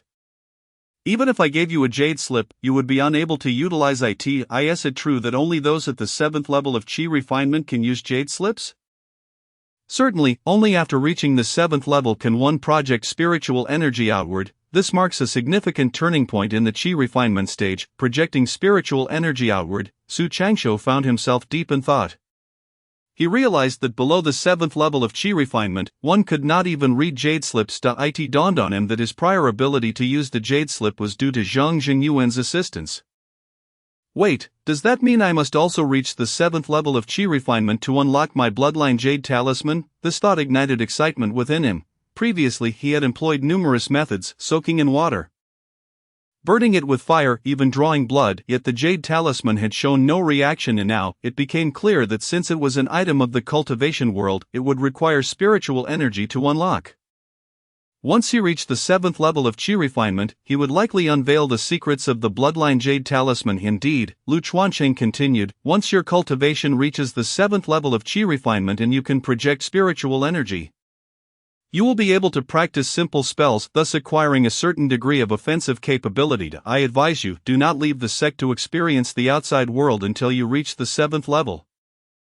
Otherwise, you may not even know how you perished. Thank you for your caution, Shixiang. I understand. Now let us conclude. With a grand sweep of his sleeves, Lu Chuanqing gathered the spirit stone, the 10 Dao Ju, the robes, the disciple handbook, and the steel sword into the storage pouch, which he then handed to Su Changshou. Su Shidi, these items are the sect's welcome gifts for newcomers. This is the only complimentary offering. Thereafter, you will need to purchase any items with your own funds. Su Changshou nodded, fully aware that the currency Lu Chuanqing referred to was not mundane currency, but spirit stones. Go now. Your designated residence is on Shuxiafeng, room 10, Gangzi Courtyard. Su Changshou memorized his address and, glancing at the storage pouch, wanted to inquire about its usage. However, upon seeing Lu Chuanqing's impatient expression, he refrained, turning to exit the grand hall. Upon stepping outside the Hall of Elders, Su Changshou felt a wave of confusion wash over him. An indescribable loneliness settling in his heart. Having left Su family village, he was uncertain of Zhang Zhenyuan's whereabouts, and he found himself missing his formidable elder brother. If one is to arrive, one must find peace within, Su Changshou thought, shaking his head slightly as he hastened towards the pavilion where the public flying boats docked. At this moment, 3 to 5 individuals were waiting for the flying boats. Each person waiting for the flying boats seemed filled with ambition, yet none felt inclined to speak. Su Changshou now had a general understanding of the public flying boats. Zhang Zhenyuan had mentioned that the Green Immortal sect operated a total of 6 public flying boats. Ensuring that at least 2 boats passed by any peak every 15 minutes, with no boat in sight, Su Changsho began to explore the functionalities of his storage pouch. His pouch had a space of only 1 cubic meter. Significantly smaller than Zhang Jingyuan's. Before long, Su Changsho mastered its usage. To retrieve an item, he merely needed to silently invoke it in his mind, infusing his spiritual energy into his palm and tapping the storage pouch, causing the desired object to emerge. Storing items was even simpler. Any object near the pouch's opening would be automatically drawn inside. Shortly thereafter, the flying boat arrived. Su Changsho boarded and pulled out the disciple handbook to peruse. It primarily documented the sex rules and the basic information of each peak. Carefully examining the sex regulations, he noted, "Traitors to the sect shall be executed without mercy. Those who defy their elders shall be executed without mercy. Internal conflicts within the sect shall be met with execution without mercy." The sect's regulations numbered over 10, but as long as he exercised caution, he would likely avoid infringing upon the sect's laws. After stowing away the handbook, Su Changsho gazed out at the sea of clouds, his gaze drifting among the various majestic peaks. The flying boat had approximately 20 stops, commencing from the Hall of Elders, passing through Fengdu Peak, Bagua Peak, Tianji Peak, Lamofeng, Chiwa Peak, Dansha Peak, Tai Peak, Lingxiyufeng, and culminating at Shuxiafeng, the final destination being the entrance peak. Additionally, he was reminded to be mindful of the flying boat's round-trip routes to avoid boarding the wrong direction, which could waste considerable time. Su Changsho had intentionally chosen the wrong direction this time to explore more of the Green Immortal sect. Upon reaching Fengdu Peak, someone called out, "Is anyone disembarking?" Yes, a pallid young man stepped off the flying boat. Su Changsho lifted his gaze to behold a foreboding and eerie peak, shrouded in dark miasma, exuding an aura of terror. However, Fengdu Peak, being one of the 7 main peaks, was undeniably rich in spiritual energy, far exceeding that of the Hall of Elders. If only I could cultivate here, Su Changsho mused, but quickly shook his head. Better not, it's far too frightening. The flying boat resumed its journey, passing by Bagua Peak, Tianji Peak, Lamofeng, Chiwa Peak, Dansha Peak, and other majestic summits before arriving at Tai Peak. The flying boat reached the grandest and most spiritually enriched peak of the Green Immortal sect, its towering summit piercing the clouds, the apex obscured from view. Amidst the mist, grand sleeves fluttered, the various opulent structures adorned the peak, pavilions and towers gleaming with resplendent light. The majestic peak evoked a sense of ethereal beauty and magnificence. Su Changsho caught a fleeting glimpse of a radiant light, as swift as lightning, leaving him perplexed as to its nature. What a scene reminiscent of a celestial paradise! Su Changsho felt a surge of astonishment. This was merely at the foot of the mountain. One could only imagine how rich the spiritual essence must be atop it. The flying vessel continued its journey. Dear fellow cultivators, we are approaching Chusho Peak. Prepare yourselves for disembarkation. As Su Changsho's gaze fell upon Chusho Peak, he noticed that it appeared as though a sharp sword had cleaved it in half, with numerous structures erected upon the vast, formidable expanse. Looking down, he saw a dense cluster of hundreds of houses. In stark contrast to the exquisite architecture of Tai Peak, it evoked a sense of stepping into a slum. Clearly, these dwellings were designated for the service disciples. Moreover, there were many other large courtyards. Some emitted a foul stench, others were piled high with firewood, some hoarded stacks of fabric, and others contained heaps of scrap metal. Su Changsho even spotted a structure resembling a granary. In summary, a myriad of untidy and unsightly items seemed to converge at Chusho Peak. Arriving at Chusho Peak, disembarked swiftly. With a cacophony, nearly 90% of the several dozen passengers aboard the flying vessel hastily descended. Su Changsho followed suit. Arriving at Chusho Peak, the courtyards of the disciples here were numbered, utilizing the traditional sexagenary cycle for designation, such as Jiazi Courtyard, Icho Courtyard, Bingyin Courtyard, Dingmao Courtyard. According to this sequence, Su Changsho quickly located his own abode. Gengzi Courtyard, Chapter 10, Wanbeige Yi Shanhua. This is it, Gengzi Courtyard. Confirming that this was indeed his designated courtyard, Su Changsho stepped inside. Upon entering, his eyes were drawn to a 2-story building resembling a wild goose's wings. With 5 rooms on each floor, both sides of the winged structure featured covered walkways, each corner adorned with 2 pavilions. The central courtyard was home to a variety of flowers and plants, clean and well-kept. At that moment 8 or 9 young men and women were chattering animatedly in one of the pavilions. Oh, a newcomer has arrived at number 10, not just one more to go. As Su Changsho walked in, the group of youths gathered around him. Suddenly encountering a cluster of peers close to his age left Su Changsho somewhat astonished. he hadn't anticipated such a scene. Observing these individuals, he noted that the youngest was around 10 years old, while the oldest was merely 11 or 12. They were all Qi refinement practitioners, the most accomplished among them being a demure girl at the 4th level of Qi refinement, surpassing him by 1 tier. Aside from her, the others ranged from the 1st to the 3rd level of Qi refinement. Among the 10 techniques, there was a minor spell known as the Qi observation technique, which was quite easy to learn. By channeling spiritual energy into his eyes, he could discern the cultivation level of others. Su Qianxiu grasped it quickly, enabling him to perceive the cultivation levels of those present. Are you the 10th?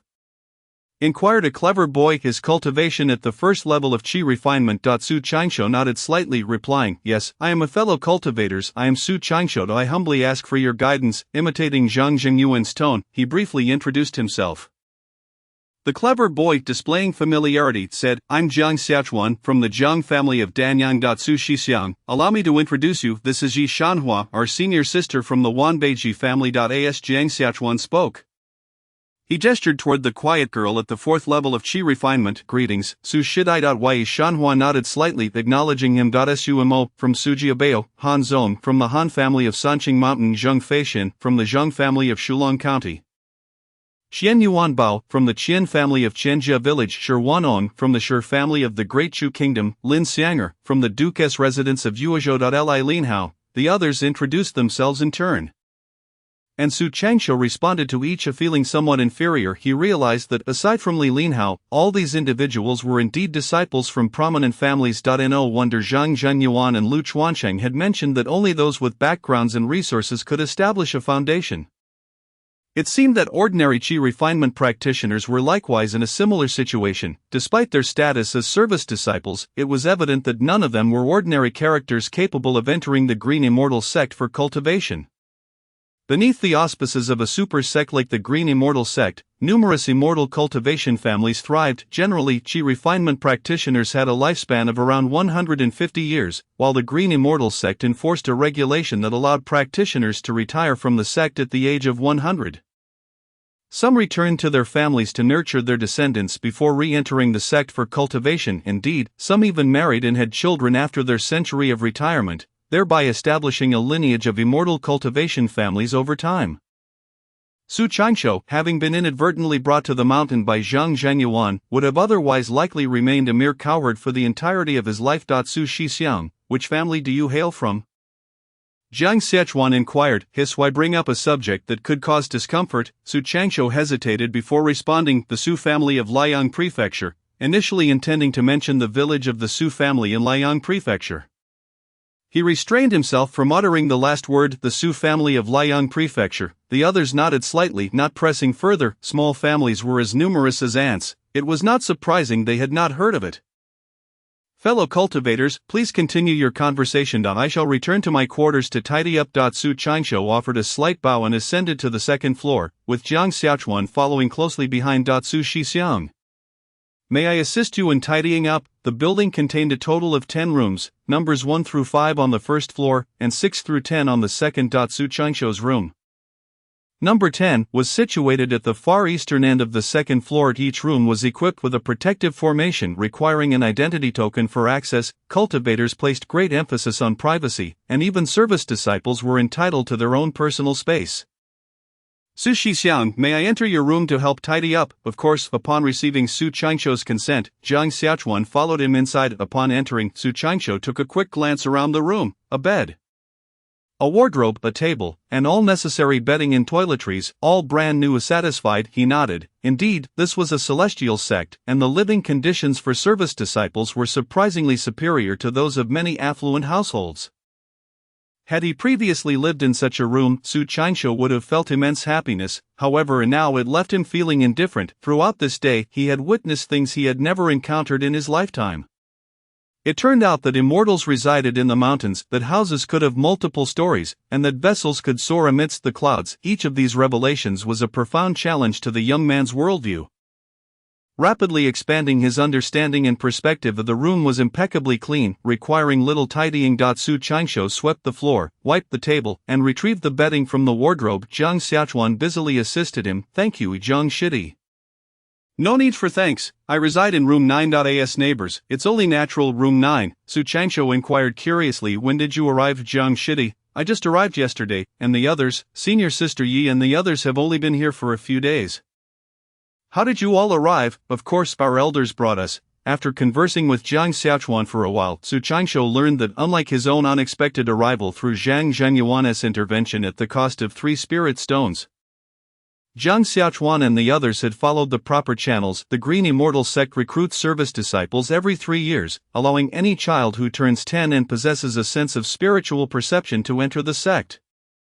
Su Changsho inquired with curiosity. Jiang Shidi, you are not from prominent families, why then are you here as service disciples? Jiang Xiaochuan chuckled ruefully. Su Shixiang, even disciples from the largest families must start as service disciples upon entering the Green Immortal sect. Furthermore, I wouldn't classify myself as a disciple from a large family. Our Jiang family in Danyang is merely a small clan. Su Changsho pressed on, furrowing his brow. What constitutes a large family? Jiang Xiaochuan explained, generally small families are those without any foundation building cultivators, while large families must have at least one foundation building elder overseeing them. Typically small families lack foundation building cultivators, however among us, there is indeed one individual from a prominent family.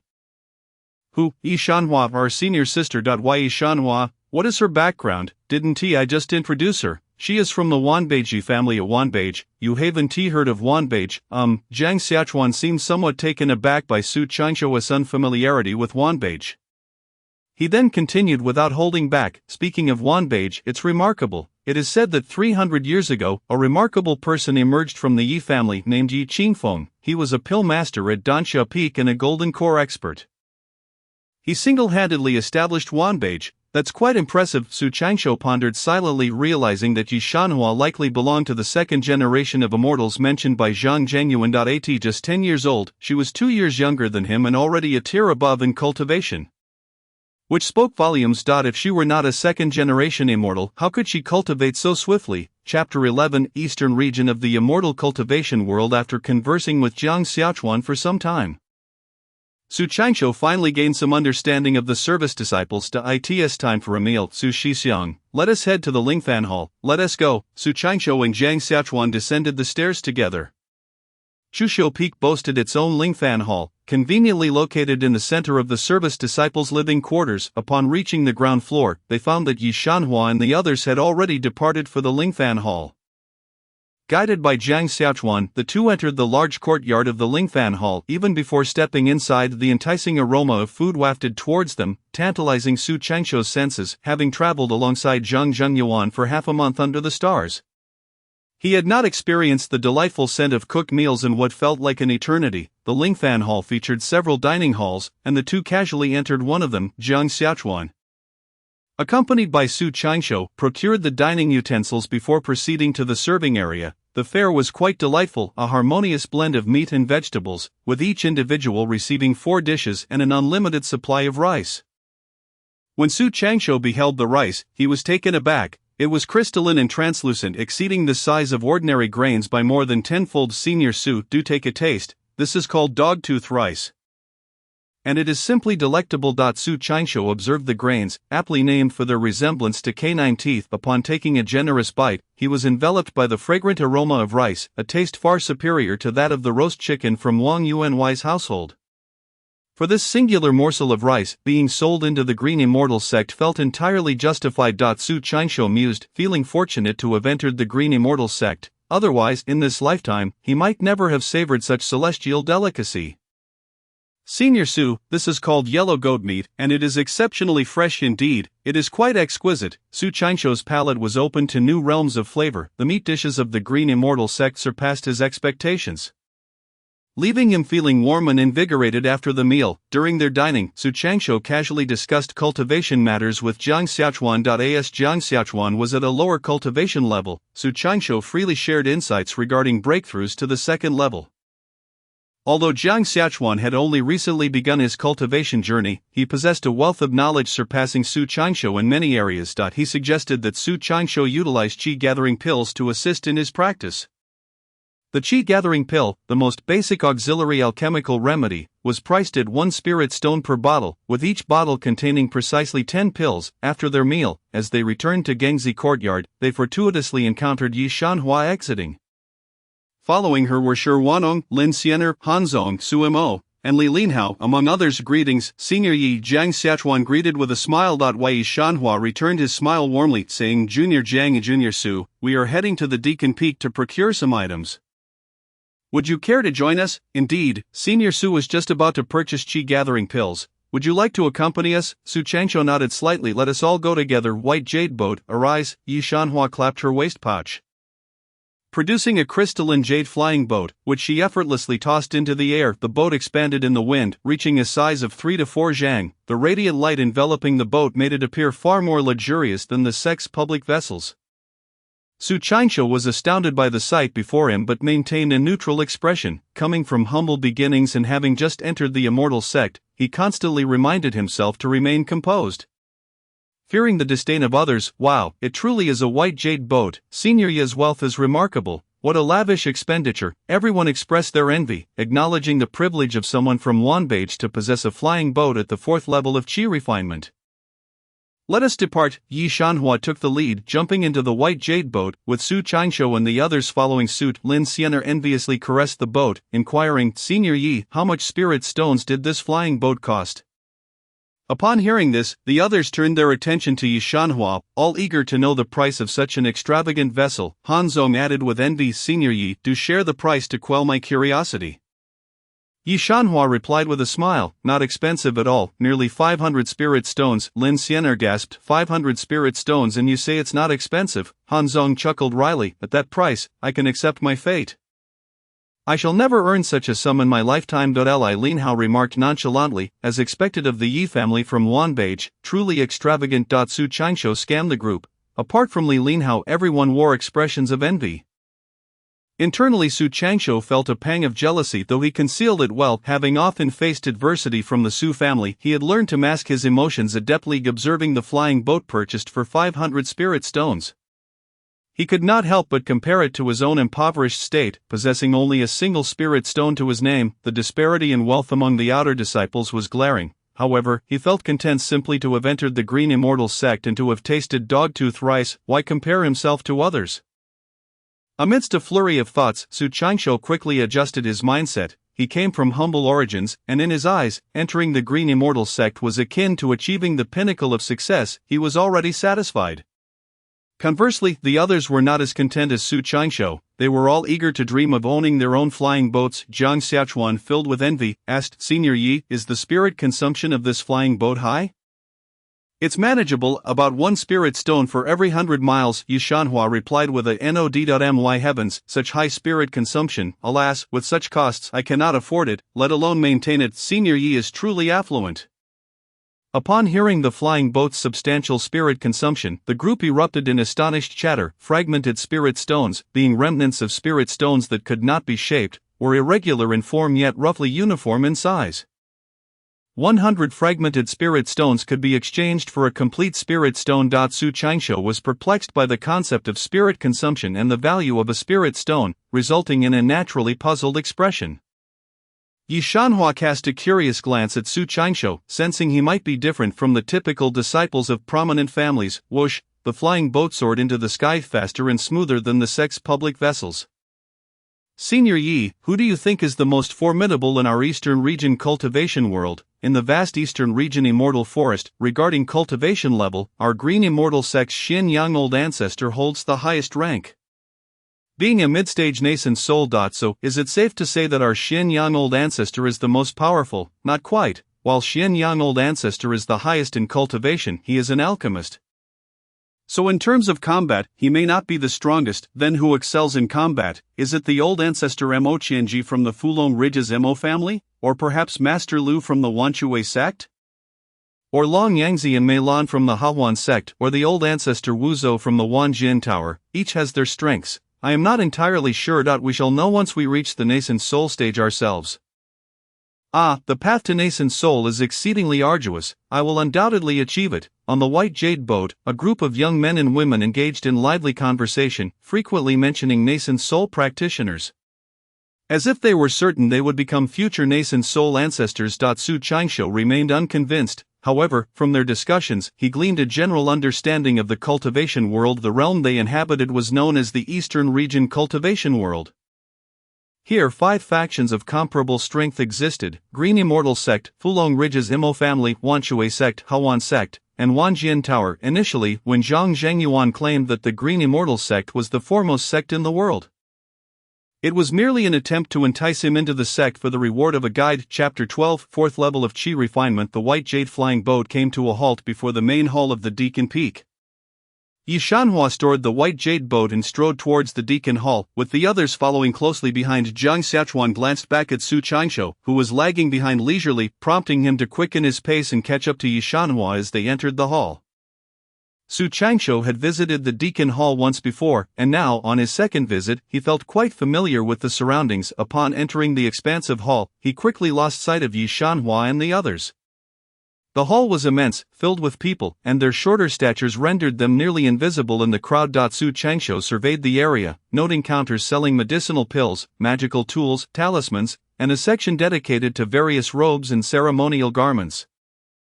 Without hesitation, he made his way to the counters selling medicinal pills, for that was his purpose in coming here. He had no interest in other items, nor did he possess any spirit stones. Having entered the Green Immortal Sect, his utmost priority was to elevate his cultivation level as swiftly as possible. At the medicinal pill counter, he was greeted by a young woman in her 20s, whose alluring figure and snow-white complexion left Su Changsho utterly captivated. He had never encountered such beauty before. Every smile and frown of hers seemed to transcend mere words, while she may not have been the most stunning woman by worldly standards. To Su Changsho, who had been sheltered from the world, the most beautiful woman he had ever seen was Zhang Taohua, the village chief's daughter, whose wedding makeup had left a lasting impression on him.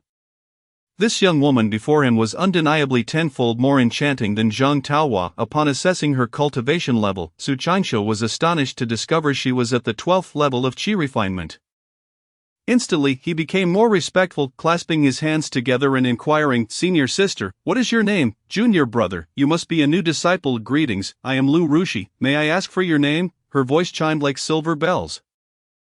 "Lu Rushi, what a beautiful name indeed. I am Su Changsho. It is a pleasure to meet you, senior sister." "Oh, so it's junior brother Su. What medicinal pills are you seeking?" "I am looking for Qi-gathering pills." Lu Rushi nodded slightly, smiling. "A bottle of Qi-gathering pills costs 1 spirit stone, but they can also be purchased individually. How many would you like?" Su Changsho pondered for a moment before replying. "I will take 5 Qi-gathering pills." As he spoke, he handed over a spirit stone, knowing this might be nearly all he had for medicinal purchases. However, he hesitated to spend it all at once, fearing he might need some spirit stones for future contingencies. Very well. Lu Rushi accepted the spirit stone and handed Su Changsho a white jade vial along with 50 fragmented spirit stones. Upon opening the vial, he beheld 5 emerald green pills, plump and glistening, exuding an enticing aroma. They appeared quite appetizing. "Thank you, senior sister. Farewell." "Goodbye, junior brother." After departing from the medicinal pill counter, Su Changsho wandered around for a while but did not spot Yi Shanhua and the others. Thus, he decided to take a public flying boat back to the Shusho Peak. Upon returning, he carefully closed the door behind him and sat cross-legged on his bed, retrieving the 10 paths technique. The cultivation method of the 10 paths technique bore slight differences from his previous Longchen Gong. Though the distinctions were minimal, given his current level of cultivation, it was not too late to change his practice method. After 2 hours of diligent practice, he had proficiently mastered the 10 paths technique. Glancing outside, he noticed the sky darkening. Su Changsho stepped outside, but Jiang Xiachuan's door was firmly shut, and he was unaware of his whereabouts. With him absent, Su Changsho relished the tranquility and headed directly to the spiritual dining hall for a meal. After finishing his meal, he returned to continue his cultivation. As night fell, after Su Changsho completed his bath and changed his clothes, he sat cross-legged on the bed, feeling anxious about consuming a Dan pill for the first time in his life. Terrified of making a mistake, he carefully poured out a pill, which emitted a faint green glow in the pitch-black night.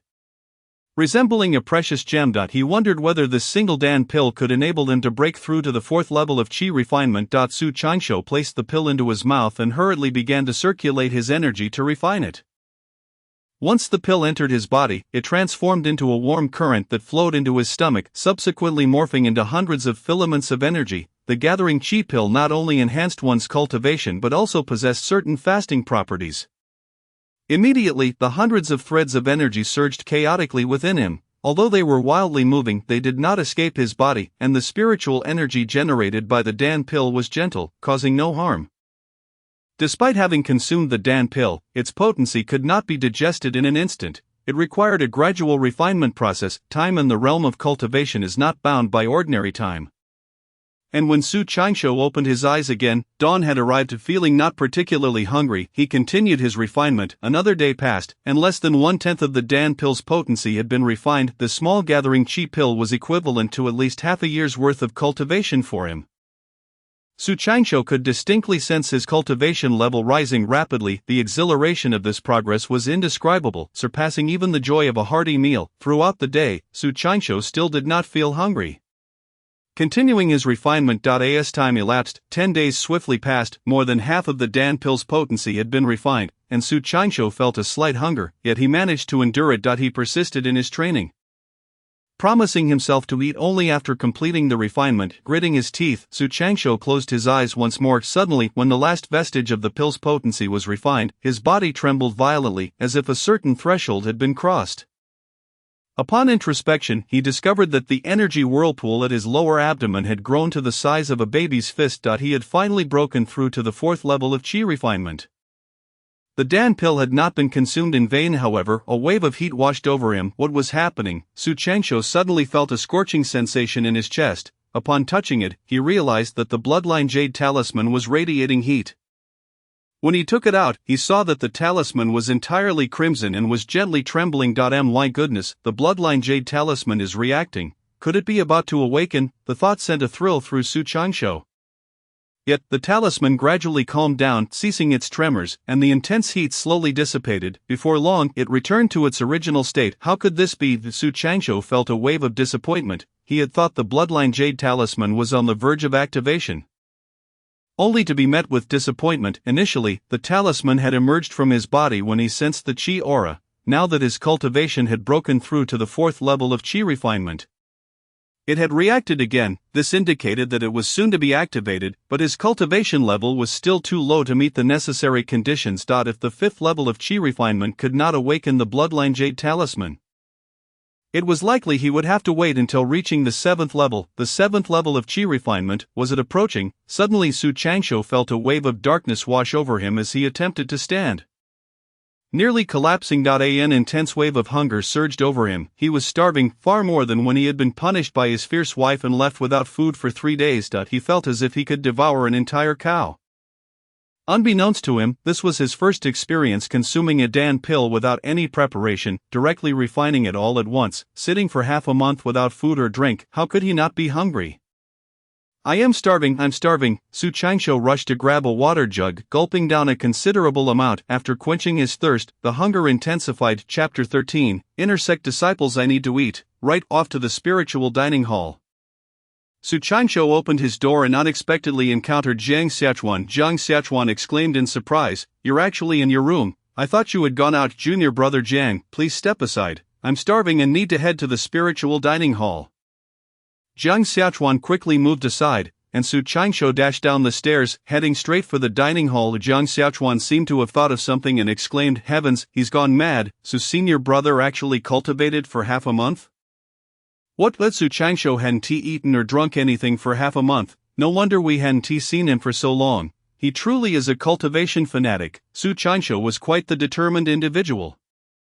Word spread throughout the Gengzi courtyard that Su Qingshu had spent a continuous half-month in seclusion. The pampered disciples of noble families could hardly endure even a week of such rigorous training, let alone without food or drink. Upon hearing this news, Yi Shanhua could not help but admire him in secret. In the spiritual dining hall, Su Qingshu devoured 4 dishes in a single sweep, followed by 5 large bowls of rice. Finally feeling a sense of relief after finishing his meal, Su Qingshu let out a long sigh of contentment. From now on, I cannot push myself to such extremes in my cultivation.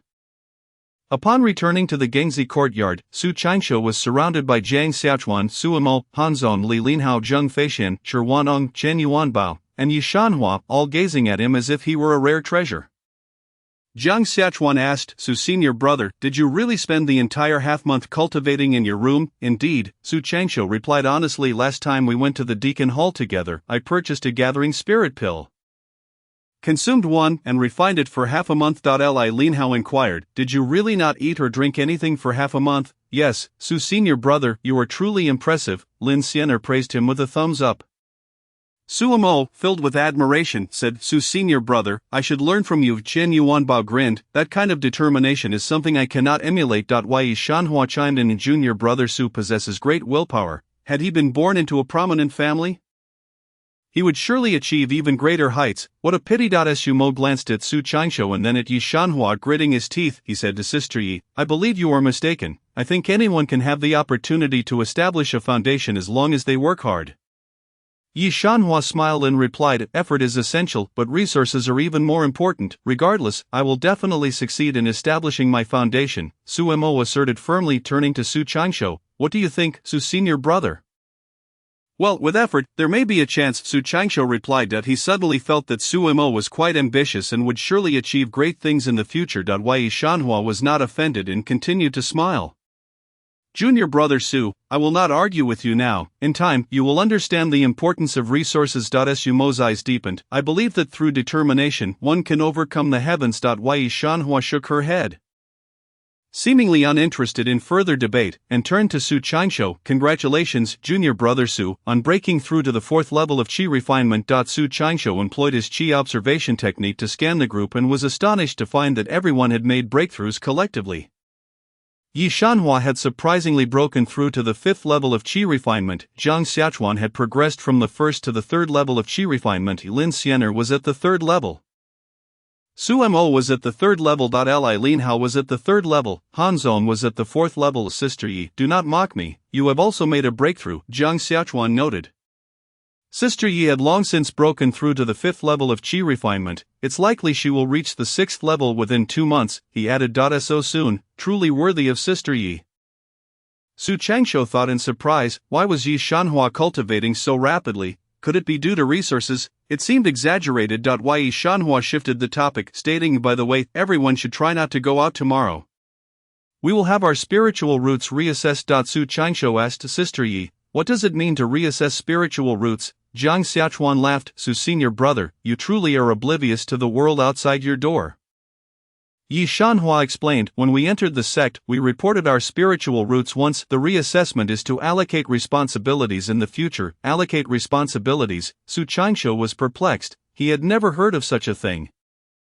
Yi Shanhua continued, in our Green Immortal sect, there are 7 main peaks, Tai Peak, Dansha Peak, Jiwa Peak, Lamoko Peak, Tianji Peak, Bagua Peak, and Fengdu Peak. Each of the 7 main peaks has its own responsibilities. Tai Peak is the peak of the sect master, serving as the venue for the core high-ranking officials. Dansha Peak is responsible for alchemy, Jiwa Peak for weapon refining, Lamoko Peak for talisman crafting, Tenji Peak for puppet refining, Bagua Peak for array formations, Fengdu Peak for corpse refining. In addition to the 7 peaks, there is another important peak, Lingshu Peak, which houses the inner sect disciples. Su Changshu nodded inwardly, only the inner sect disciples of Lingshu Peak were considered formal disciples, while they were merely the sect's errand runners. Exactly, Yi Shanhua said, a glint of yearning in her eyes. They are the formal disciples of the sect. We are merely errand runners. The group exchanged glances. If even Yi Shanhua was not an inner sect disciple, how strong must they be? Lin Xianer asked Sister Yi, what are the requirements to become an inner sect disciple? Yi Shanhua smiled, the sect has its own rules for recruiting inner sect disciples. I am not sure of the specifics. I only know that very few disciples can enter Lingshu Peak, with only 30 slots every 3 years. Jiang Xiachuan asked in confusion, 30 slots? Are there fixed quotas? Yi Shanhua nodded. Of course, the production of foundation establishment pills is only over 40 each year. Each inner sect disciple receives 1 foundation establishment pill, while the remainder is reserved for certain prominent figures' descendants. And some are used by higher-ups for gifts or exchanges for cultivation resources. Is the foundation establishment pill really that scarce? Isn't the Green Immortal sect known for its alchemy? Su Changshu frowned. Yi Shanhua smiled, it doesn't matter if they are proficient or not, the scarcity of foundation establishment pills is due to the insufficient supply of the spiritual herbs needed for refining them.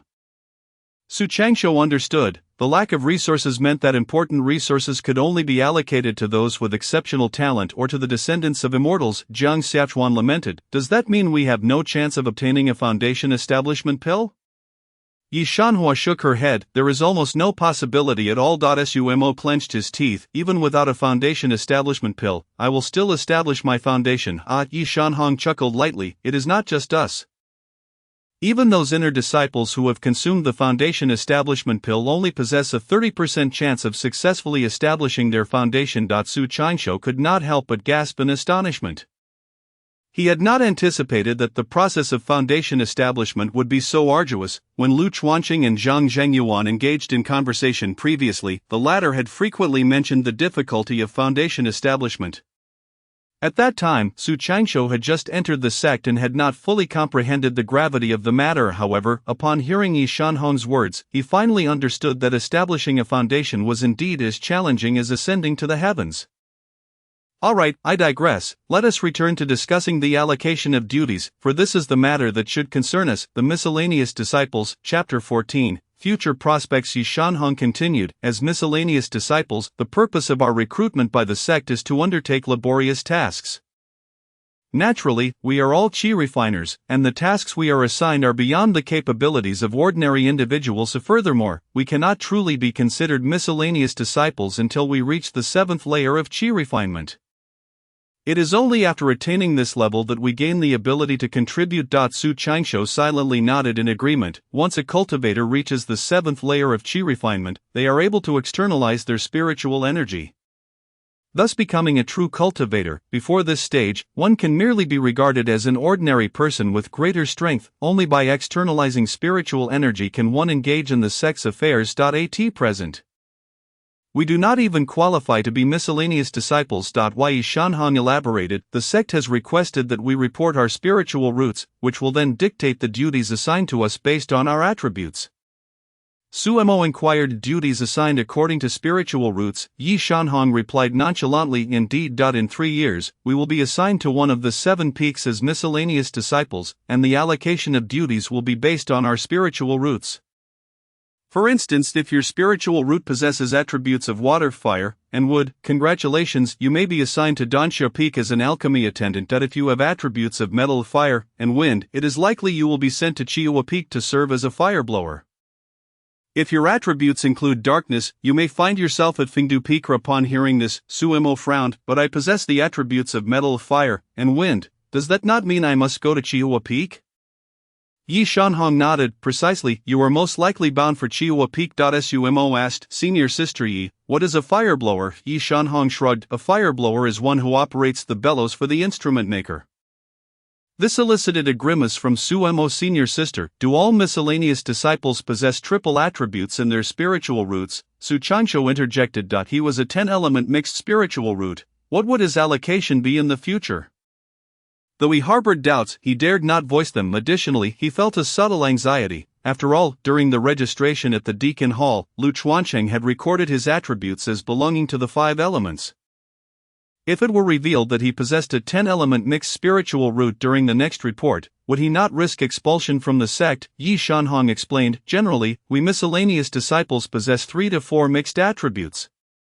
If one has a pure dual or single attribute spiritual root, they are likely to be assigned to Lingxi Peak. Jiang Xiaochuan inquired. Senior Sister Yi, which of the 7 peaks is the best to go to?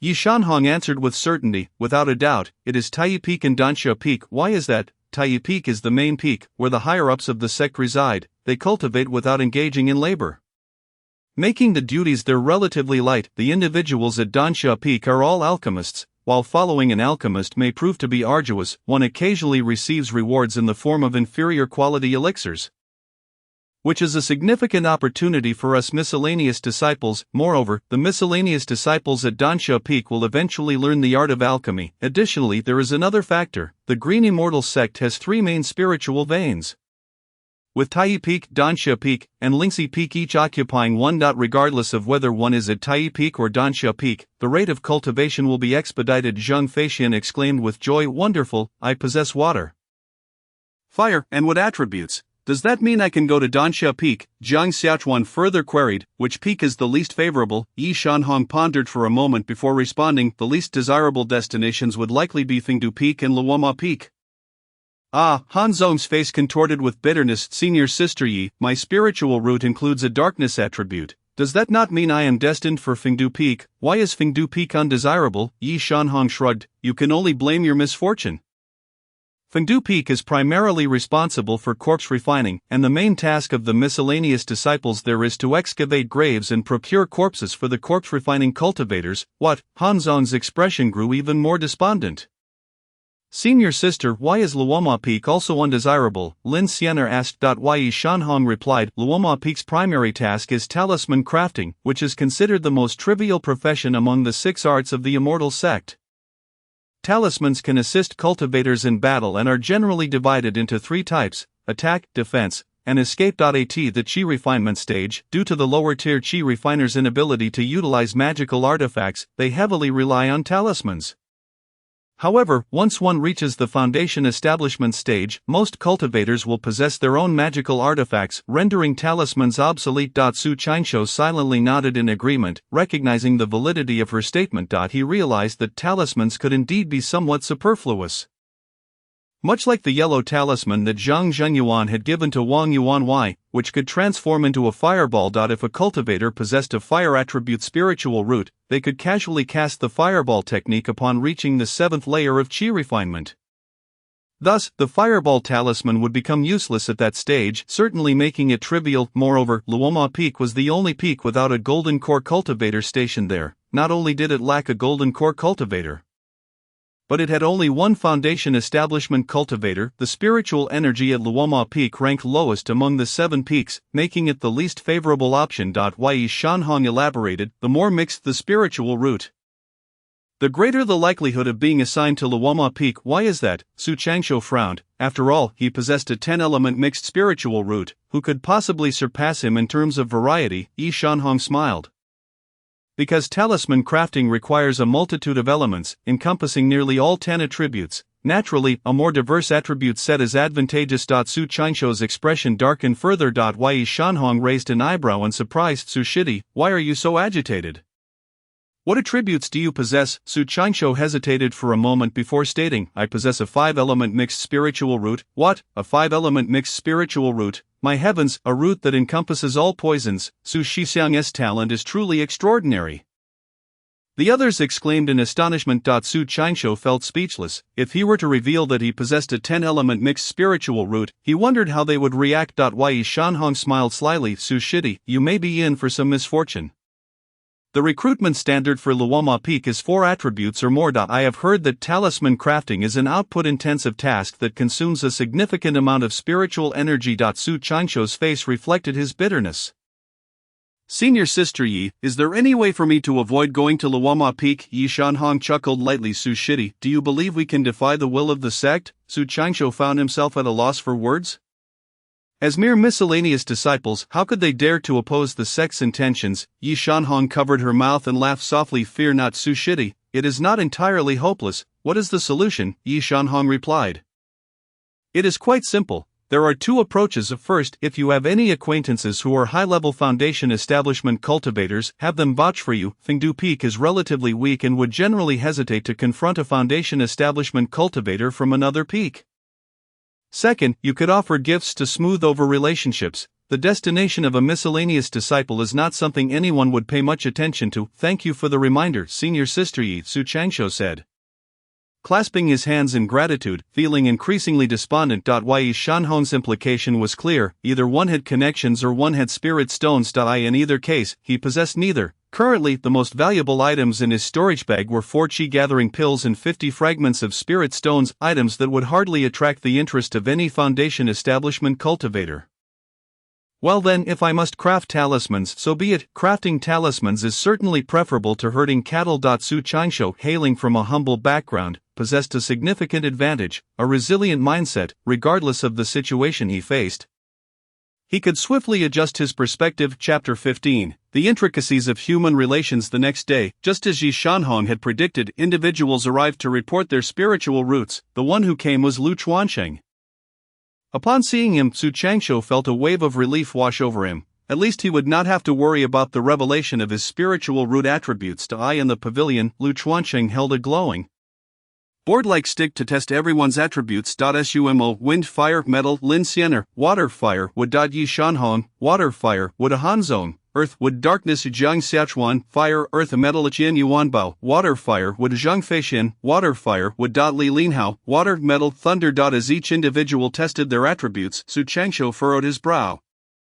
In his memory, only Zhang Feishin had the attributes of water, fire, and wood. How was it that suddenly 4 individuals were tested as water, fire, and wood, including Yi Shanhong? Could it be that reporting spiritual roots was not entirely straightforward? Su Changsho stroked his chin, harboring a suspicion that Lu Chuancheng might not be reliable and could have been bribed. After all, how could there be so many water, fire, and wood attributes? It was well known that these attributes were the most suitable for alchemy. Soon, it was Su Changsho's turn. Lu Chuancheng waved his sleeve dismissively. No need for testing. I remember you, Su Changsho, the only one with a 5-element mixed spiritual root this year. With that, Lu Chuancheng departed, following his exit. The atmosphere shifted subtly. Everyone exchanged knowing smiles without uttering a word, each returning to their respective quarters. Only Su Changsho and Jiang Xiachuan remained in the pavilion. Jiang Shidi, something feels off. How come so many water, fire, and wood attributes appeared all of a sudden? Su Changsho whispered. Jiang Xiachuan smiled mysteriously. Su Shixiang, you may not know this, but someone has given Lu Shixiang a gift. Indeed, Su Changsho nodded inwardly, realizing that this was simply the nature of human relations. Lu Chuancheng is indeed not to be trusted. He witnessed Zhang Zhengyuan using 3 fragments of spirit stones to bribe Lu Chuancheng, altering the timeline of the mission. Brother Jiang, is it true that presenting gifts to Brother Lu will grant one access to Dansha Peak? Zhang Xiaochuan shook his head. Offering gifts to Brother Lu is futile. It merely serves as a form of psychological solace. Even if everyone were to demonstrate their proficiency in water, fire, and wood, it would matter little, for the quota that Dansha sect offers is limited. They strive to recruit genuine talents in these elements, and only when such candidates are insufficient will they consider selecting from the false ones. Are you implying that Brother Lu is adept at playing both sides, accepting gifts without fulfilling obligations? Su Changsho inquired, puzzled. Jiang Xiaochuan chuckled. Brother Lu indeed has 2 quotas, but it is not entirely his fault. He merely plays a part in an arrangement where one is willing to give and the other to receive. Su Changsho asked, if genuine candidates for water, fire, and wood are lacking, who will be chosen from the false candidates? Jiang Xiaochuan raised his gaze. It will depend on the magnitude of the gifts presented and the strength of their backing. I see, Su Changsho quietly marveled, realizing the intricate dynamics surrounding a mere quota for a lowly servant disciple at Dansha Peak. The competition for the quotas of foundation building pills must be even more intense. Brother Jiang, tell me honestly, have you offered any gifts? Jiang Xiaochuan replied with a bitter smile. Given the gravity of the situation, I certainly had to take action. Brother Su, do not blame me for the warning. But in half a month, the quotas will be finalized. During this time, one should offer gifts if possible and leverage connections. Under no circumstances should one set foot on Lumo Peak. Very well. I shall do my utmost to present gifts, Su Changsho replied dismissively. Returning to his training point 2 days later, a senior from the sect began teaching in the transmission hall, primarily discussing the cultivation of the qi refining stage.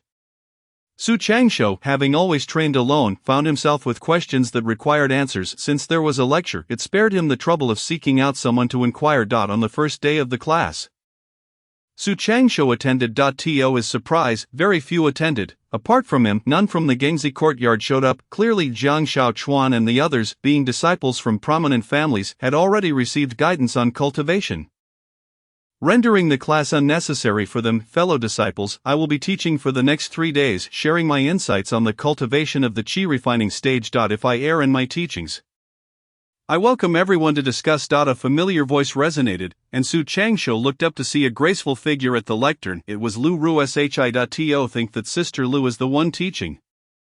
Su Changsho felt a surge of excitement. Since their last encounter, Lu Rusher's image had frequently appeared in his mind, even haunting his dreams on occasion. At the tender age of 12 or 13. Naturally, he would develop a fondness for exceptional women around him. As for Yishan Hu and Lin Xianer, they were merely young girls just past 10, lacking in allure for Su Changsho. Conversely, a mature woman like Lu Rusher held a greater appeal for someone of his age. Of course, This innocent fondness was not romantic in nature, generally, as long as one has the appropriate cultivation methods and follows the prescribed routes.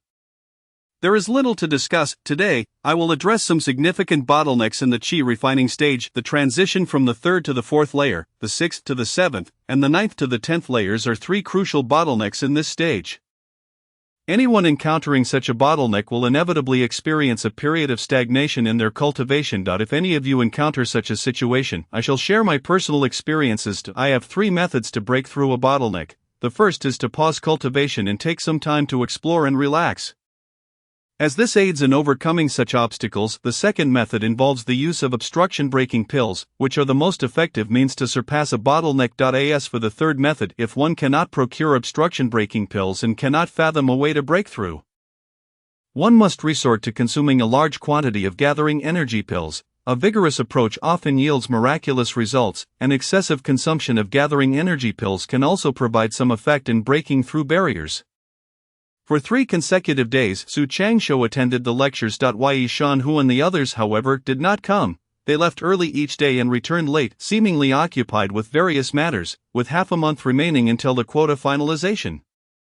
They were far from idle and had little inclination to cultivate. Su Changsho maintained a calm demeanor, unaffected by their busyness. He continued his training and attended the lectures. After listening to Lu Rusher's teachings, he felt enlightened. Currently, he possessed 4 gathering energy pills, which he intended to use to support his early-stage cultivation until they were consumed. Following that, he planned to cultivate relentlessly to the pinnacle of the 6th layer without the aid of any pills, and then used the remaining 50 fragments of spirit stones to purchase gathering energy pills. Unable to afford obstruction-breaking pills, he aimed to utilize gathering energy pills to push through to the 7th layer. Once he achieved that, he would unlock the Bloodline Jade Talisman and then devise further plans. As night fell, Su Changsho focused his mind, preparing to consume the second gathering energy pill. This time, he made ample preparations, bringing some canine tooth rice from the spiritual kitchen to stave off hunger. Under no circumstances could he endure starvation as he did last time. Chapter 16, Qi Refining 6th Layer. While Su Changsho was in closed-door cultivation refining the pills, Yi Shanhu and the others refrained from training, their minds too preoccupied with the impending quota finalization. After more than 10 days, they were informed that the quotas had been locked in. And only then did they settle down, redirecting their focus to cultivation. Although the quotas were secured, they remained unaware of their future paths, which would only be revealed 2.5 years later. They could only await the outcome of that time. Whether it aligned with their hopes remained uncertain, but they had done all they could. One must do their best and resign to fate. Half a month later, Su Changsho emerged from seclusion. He had fully refined 1 gathering energy pill, and his cultivation had significantly advanced. Su Changsho estimated that if he could refine 2 more gathering energy pills, he would likely break through to the 5th layer of qi refining. After his seclusion, he rested for 2 to 3 days before continuing his retreat. Time flew by. A month and a half later, breakthrough. After refining a total of 3 gathering energy pills, Su Changsho finally broke through to the 5th layer of qi refining, leaving him with 1 gathering energy pill. After resting for 3 days, he resumed his seclusion. Upon refining the final gathering energy pill, the growth in his cultivation was not as pronounced as before. Su Changsho surmised that it would require 5 gathering energy pills to break through to the 6th layer. He had 50 fragments of spirit stones, enough to exchange for 5 gathering energy pills, but he understood the importance of judiciously allocating his resources. Sister Lu had mentioned that the most challenging bottleneck to overcome was from the 6th to the 7th layer. As the 6th layer represents the mid-stage of qi refining while the 7th layer marks the late stage, a significant hurdle. He needed to conserve his resources for this crucial juncture. Alas, it all boils down to the lack of resources. How fortunate it would be to be a disciple from a prominent family. In the absence of pills, the pace of his cultivation slowed dramatically, akin to a tortoise's crawl. Gritting his teeth, Su Changsho resolved to substitute diligence for the lack of pills. Hadn't Su Mo once stated that with sufficient effort, one could surely reach the foundation building stage, that man could triumph over destiny? Time passed swiftly, and 2.5 years flew by in the blink of an eye. Throughout this period, Su Changsho had exerted nearly all his energy on cultivation, dedicating virtually every moment, save for meals and bathroom breaks, to his training. In over 2 years, he had not once indulged in sleep. Opting instead for meditation, his diligence garnered astonishment from Yi Shanhu and the others, leaving Sumo feeling somewhat ashamed. Hard work does not betray those who apply themselves. After 2.5 years, Su Changsho's cultivation had reached the pinnacle of the 6th layer of qi refining, seemingly arriving at the bottleneck Lu Rusher had mentioned. No matter how he trained, his progress remained stagnant.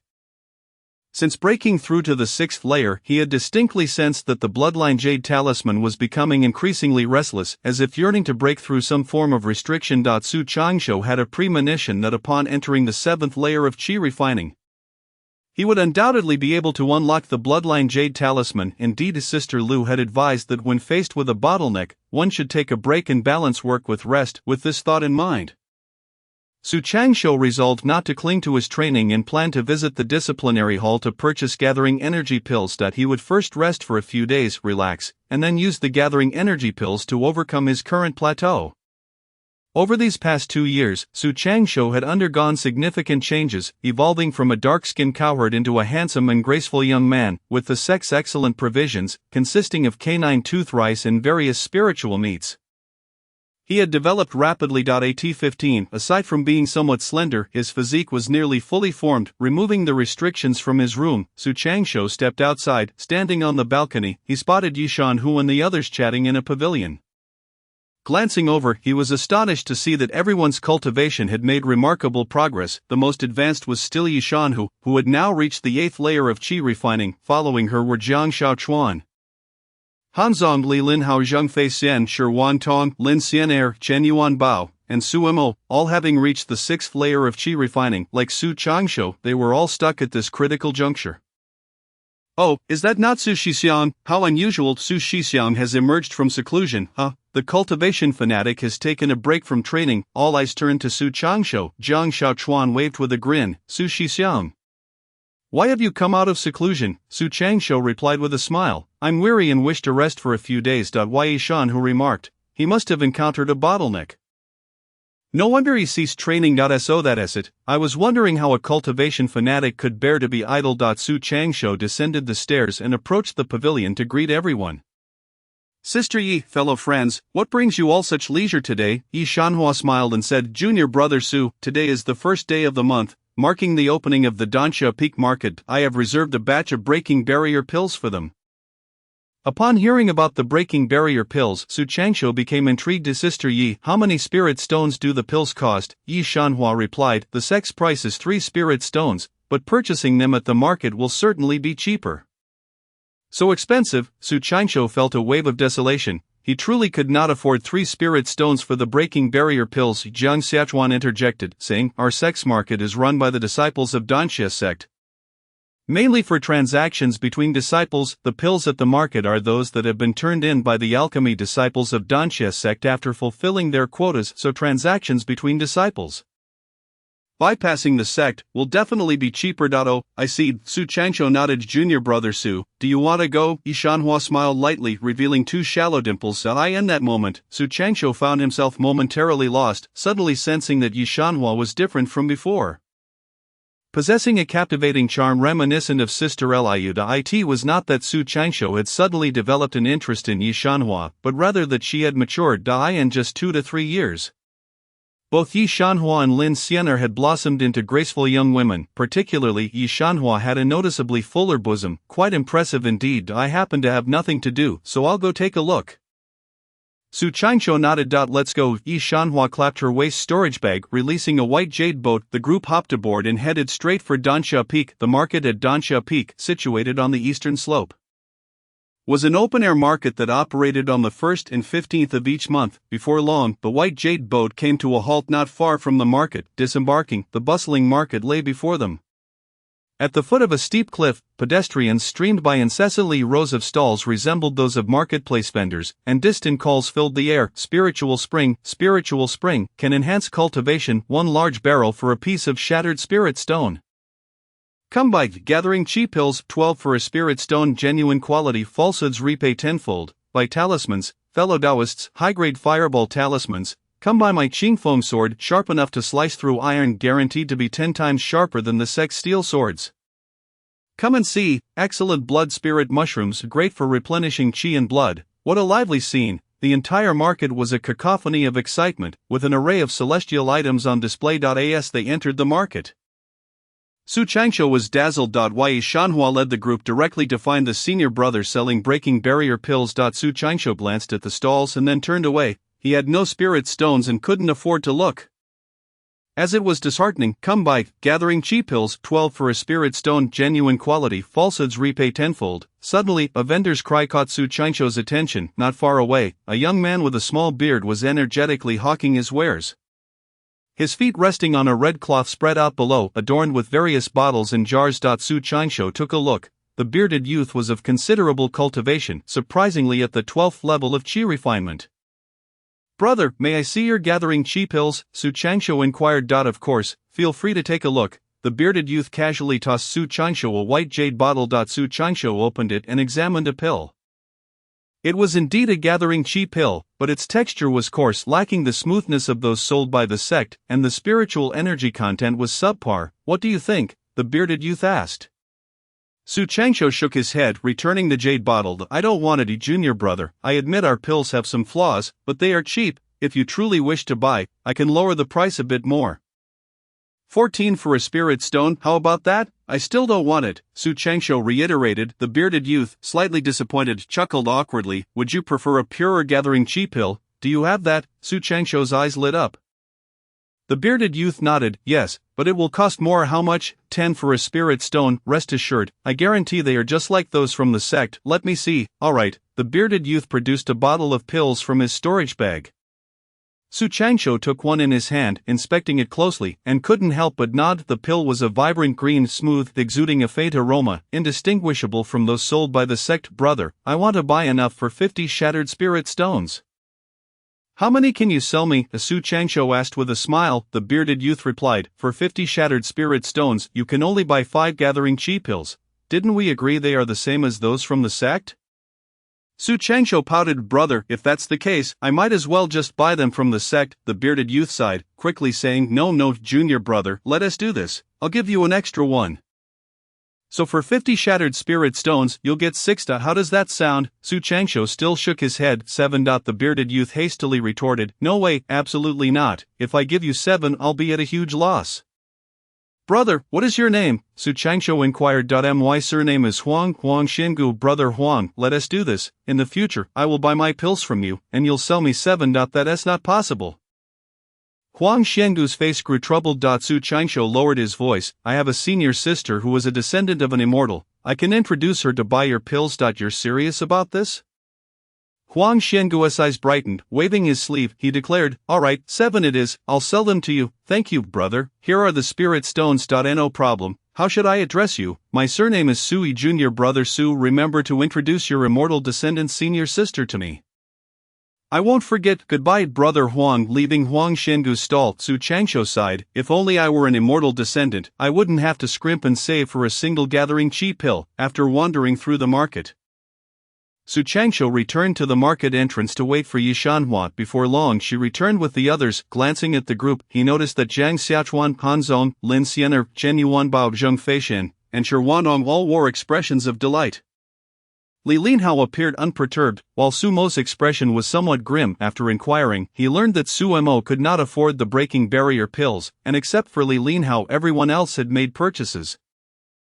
Yi Shanhua looked at Li Linhao and said, "Junior brother Lin, and also junior brother Su, in half a month, I can acquire some more breaking barrier pills. Would you like some?" Li Linhao smiled and shook his head. "Thank you, sister, but I don't need them. My family has prepared some for me." Su Changsho was momentarily taken aback and echoed, "I'm in the same situation as junior brother Li. My family is also preparing some. And they will arrive soon." "Alright then, let us head back." The white jade flying boat was summoned, and the group jumped aboard, departing Dansha Peak. "Junior brother Su, you have no idea, Sister Yi is truly remarkable." With just one word, she cleared out all the breaking barrier pills from the market. "Indeed, thanks to Sister Yi, otherwise we wouldn't have been able to find such favorable breaking barrier pills. In the future, we will have to rely on Sister Yi even more soon." They returned to Gengzi Courtyard. In Su Changsho's room, Zhang Xiachuan produced a fiery red pill, boasting, "How about this, senior brother Su?" Su Changsho curled his lips. What is so impressive? I have won too. Jiang Xiachuan laughed heartily. Junior brother Su, when will you receive your breaking barrier pills? It should be soon, right? Su Changshou casually replied. It should be arriving shortly. Jiang Xiachuan beamed even brighter. Soon means it hasn't arrived yet. I'm the first to get the breaking barrier pills. I plan to enter seclusion tomorrow, and when I emerge, you'll have to call me senior brother. This left Su Changshou momentarily stunned, feeling a tinge of bitterness. In the cultivation world, there is a rule that the accomplished take on the role of teacher, regardless of their own cultivation level. The one with higher cultivation is the senior brother. If they encounter a foundation establishment cultivator, they must respectfully address them as Uncle Master. Jiang Xiachuan and the others were all from prestigious families and had a certain level of resources. In the early stages of qi refinement, Su Changshou could still keep pace with them through diligence, but as they progressed to later stages, the disparity in cultivation speed would soon become evident. At that point, Jiang Xiachuan and his fellow disciples would surpass him one by one, and he would find himself relegated from senior brother to junior brother. Junior brother Su, say senior brother just once for me to hear. Go away, wait until you surpass me. Su Changshou hurriedly changed the subject. By the way, junior brother Jiang, I feel that the breaking barrier pills don't seem particularly special compared to the gathering qi pills. Why are they priced so high? Senior brother, you truly are out of touch with cultivation. This is common knowledge, Jiang Xiachuan replied, looking exasperated. Su Changshou retorted, if I were to wander around like you every day, I wouldn't be asking you anything. That is true. Jiang Xiachuan nodded, understanding Su Changshou's lack of knowledge about the cultivation world, considering the latter was always focused on his training and had little time for idle gossip. Jiang Xiachuan envied Su Changshou's diligence, lamenting that he himself could not replicate it. Senior brother, you may not know, but the breaking barrier pills are extremely useful in critical moments, which is why their price is much higher than pills of the same level. For example, foundation establishment pills, in essence, are just higher-grade breaking barrier pills. That makes sense. Su Changshou silently nodded. Jiang Xiachuan was correct, the foundation establishment pills were indeed a type of breaking barrier pill, albeit at a higher grade. Foundation establishment pills can increase the success rate of foundation establishment. There is an immense difference between qi refinement cultivators and those at the foundation establishment level, once one establishes their foundation. Their identity, status, strength, and even family circumstances undergo significant transformation. Not only that, but even lifespan will extend from 150 years to 300. Thus, the value of the foundation establishment pill naturally rises significantly. Jiang Xiachuan remarked, in comparison to the foundation establishment pill, the breaking barrier pill is merely a minor affair. The foundation establishment pill is classified as a second-tier elixir, with the cheapest ones available for around 1 to 10 spirit stones for a vial. However, the foundation establishment pill itself commands a price of over 1,000 spirit stones, and even at that price, it is often unavailable. Many small families, despite their best efforts, cannot afford even a single foundation establishment pill. Indeed, acquiring the foundation establishment pill is no simple task. Senior brother Su, discussing the foundation establishment pill at this stage is rather premature. Let us first focus on breaking through to the 7th level of qi refining. He chuckled. At that point, I shall be your senior brother. Oh, come now, your aspirations are rather modest. As the two were engaged in conversation, they suddenly heard commotion outside. Quickly, to the lecture hall. The affairs list has been announced. Really? That's wonderful, let us go take a look. They hurried towards the lecture hall. The affairs list has been announced. Su Changshou and Jiang Xiachuan exchanged glances before hastily descending the stairs, racing towards the lecture hall. At this moment, nearly all the servant disciples were making their way to the lecture hall. Before departing from Shuxiafeng, the sect would announce the affairs list for the servant disciples, detailing their assignments and future endeavors. This was of great significance to each servant disciple, so naturally, everyone was eager to know. Soon, the two arrived at the affairs list, where Yi Shanju and others had already gathered. There were a total of 7 lists. Corresponding to Tai Peak, Dansha Peak, Chiwa Peak, Tianji Peak, Bagua Peak, Fengdu Peak, and Lamok Peak, everyone hurried to the first list, which was densely packed with hundreds of names. Su Changshou spotted Jiang Xiachuan's name, Jiang Xiachuan. Tai Peak Herbal Garden Apprentice. The task of the Herbal Garden Apprentice is to guard the Spirit Herb Garden, which is a desirable position, offering ample time for cultivation, and the Spirit Herb Garden's spiritual energy is far more abundant than in other locations. Before securing this position, Jiang Xiachuan had made considerable efforts behind the scenes. Su Changshou had assumed Jiang Xiachuan was targeting Danxia Peak, but to his surprise, it was Taiyi Peak. Han Zong expressed his envy. Not bad, not bad. Junior brother Jiang's position is indeed in Taiyi Peak. Congratulations, junior brother Jiang. Su Changshou inquired curiously. Junior brother Jiang, I thought you would go to Danxia Peak. I did not expect it to be Taiyi Peak. Jiang Xiachuan replied with a smile, I had always intended to go to Taiyi Peak. The competition at Danxia Peak is too fierce, and besides, I do not possess the water fire, or with spiritual roots. You certainly know how to strategize. Su Changshou nodded inwardly. If Jiang Xiachuan had spent money to secure a position at Danxia Peak, it would likely have gone to waste. Taiyi Peak is quite good.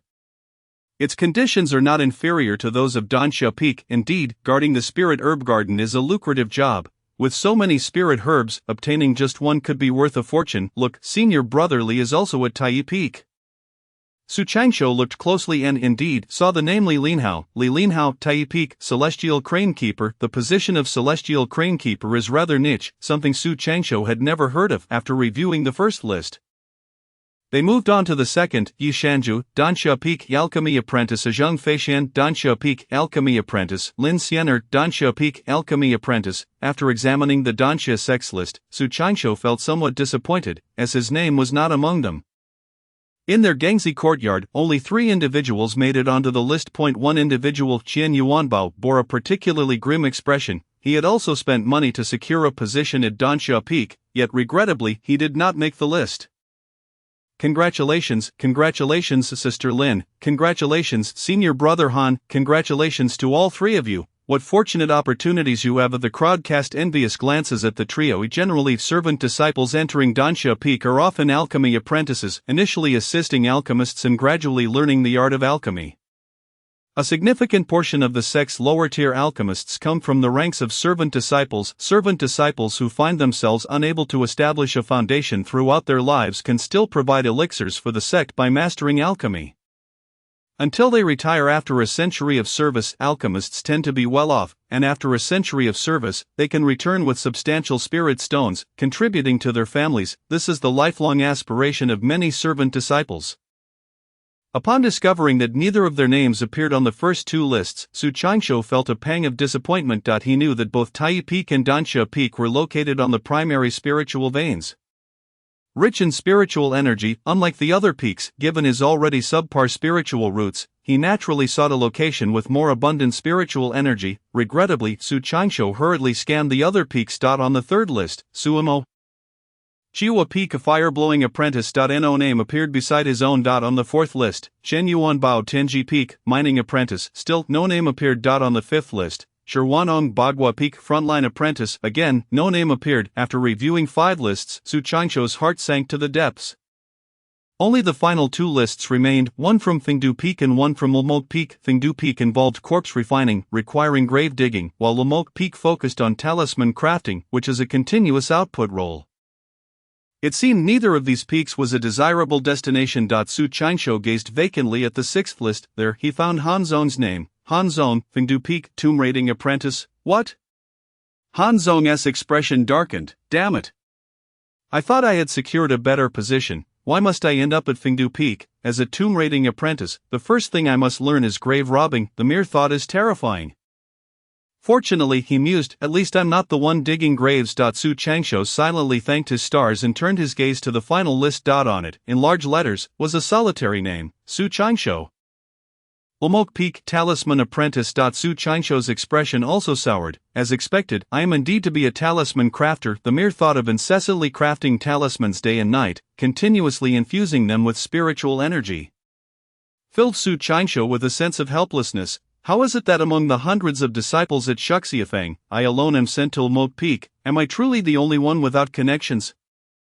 Look, only one person is at Lemok Peak, Su Changshou, who is the unfortunate soul. Such bad luck. I have heard that Lemok Peak has the worst conditions, bar none. Senior brother Su, my condolences. In truth, Lemok Peak is not so bad. Although it is hard work, at least it is safe and devoid of life-threatening dangers. Both junior brother Han and senior brother Su are quite unfortunate. One is digging graves, while the other is crafting talismans. According to custom, after the lists are announced, the disciples will have 2 months to report to their respective peaks. Simultaneously, the next batch of new disciples will be admitted to Shuxiafeng the following day. Jiang Xiachuan rushed eagerly to Su Changsho's room. "Senior brother Su, I am about to enter seclusion. When I emerge, you must call me senior brother, huh?" Chapter 19, Bloodline Jade Talisman Activation. Jiang Xiachuan, eager to become Su Changsho's senior brother, could not wait to enter seclusion. Meanwhile, Lin Xianer, Hanzong, Zheng Feishin, Shi Wanong, and Qian Yuanbao, who had all secured breaking barrier pills, were also preparing to enter seclusion. Su Changsho did not rush into seclusion, as Sister Lu had advised. Encountering a bottleneck does not warrant blind seclusion, rather one should balance work and rest. In the days that followed, Su Changsho took the public flying boat to wander about, while simultaneously stockpiling a substantial amount of food.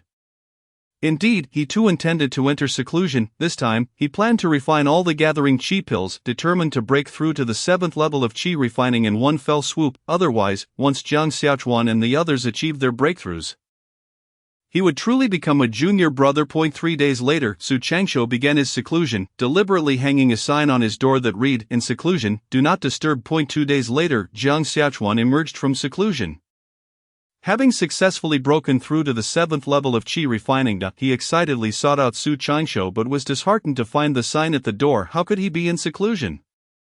How infuriating! I will come back to find him later. No matter what, I am determined to be his senior brother. A few days later, Li Xianer, Hanzong, Zheng Feishin, Qian Yuanbao, and Shi Wanong all emerged from seclusion.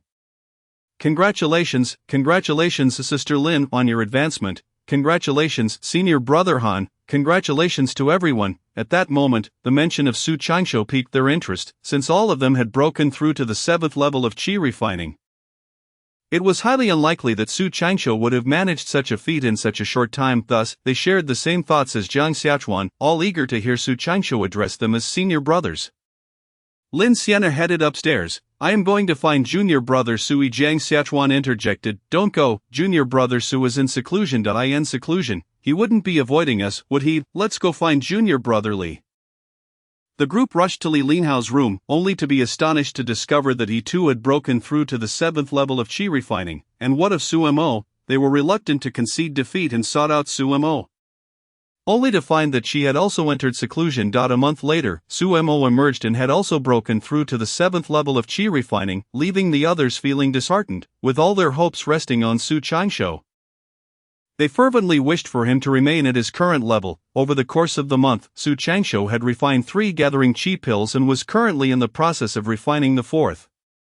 As his cultivation progressed, his speed of refining pills increased significantly. He could now refine a pill every 10 days. Time slipped by unnoticed. Another 20 days passed. Suddenly, Su Changsho felt a tremor throughout his body, as if a certain acupoint had been unlocked, causing the spiritual energy within him to surge forth. The energy at his Guan Yuan acupoint had expanded to the size of a duck egg.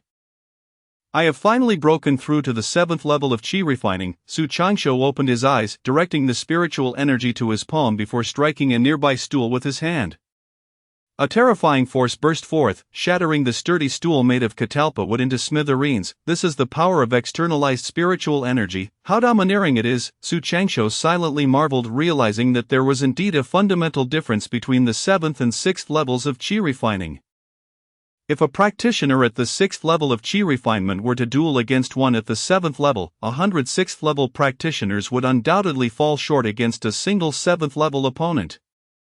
Once spiritual energy is unleashed, it possesses a terrifying offensive capability. This does not even take into account the use of spells. Speaking of which, the Bloodline Jade Talisman. Following this, Su Changsho produced the Bloodline Jade Talisman, and with a flick of his finger, strands of spiritual energy flowed into the talisman. The Bloodline Jade Talisman trembled slightly, emanating beams of red light. The small talisman gradually faded, disappearing from his palm, leaving behind a crimson imprint, the ancient character that adorned the front of the Bloodline Jade Talisman. Su Changsho did not recognize this character, but after years of contemplation, he surmised it must be a symbol. How could one unlock the Bloodline Jade Talisman? Frowning, Su Changsho instinctively pressed his palm against his forehead, and a strange occurrence unfolded. His consciousness began to blur. The scene in the room gradually faded. And upon regaining awareness, he found himself in a mist-laden space. Before him stood a stone door. Su Qianxiu approached and gently pushed it open. Beyond the stone door lay a room measuring 10 meters on each side.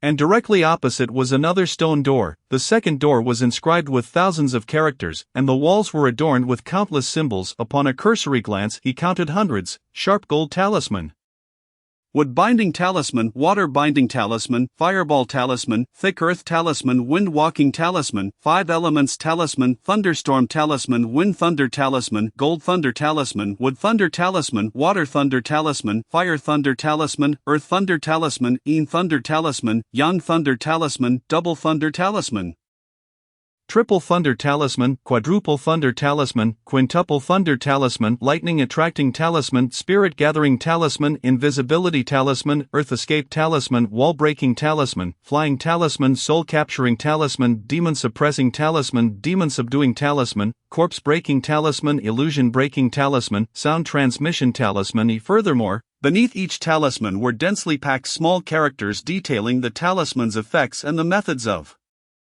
drawing them. Su Qianxiu began to study earnestly. A fireball talisman instantly conjures a fireball capable of incinerating all, its power tenfold that of the fireball spell. Thunderstorm talisman contains a bolt of lightning with astonishing lethality.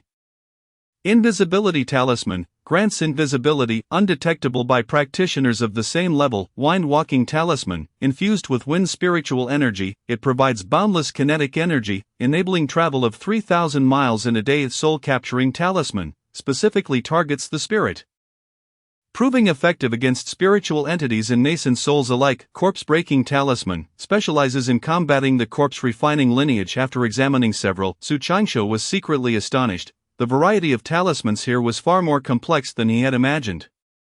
In his mind, talismans had merely consisted of 2 or 3 types: wind-walking talisman for escape, fireball talisman for attack, and earth shield talisman for defense. He never anticipated that the true range of talismans would be so diverse. Contrary to what Yi Shankai had claimed, some talismans indeed surpassed magical artifacts in terms of offensive capabilities. For instance, the thunderstorm talisman, which harbors a bolt of lightning, could obliterate a practitioner at the 12th level of Qi refinement.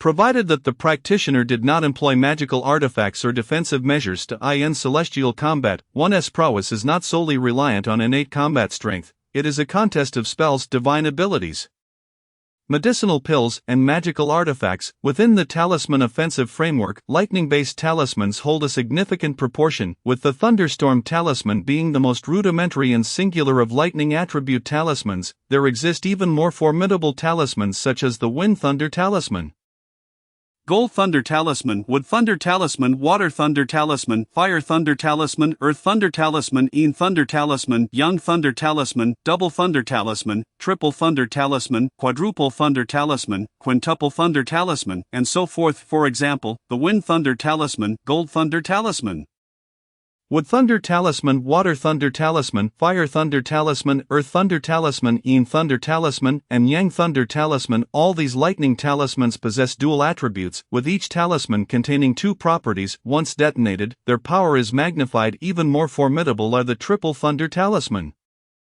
quadruple thunder talisman, and quintuple thunder talisman. In summary, the more overlapping attributes one has, the greater the offensive power. Chapter 20. Arrival at Greening Peak. If Greening Peak possesses these talismans, it would not only avoid decline but would undoubtedly overshadow Dansha Peak.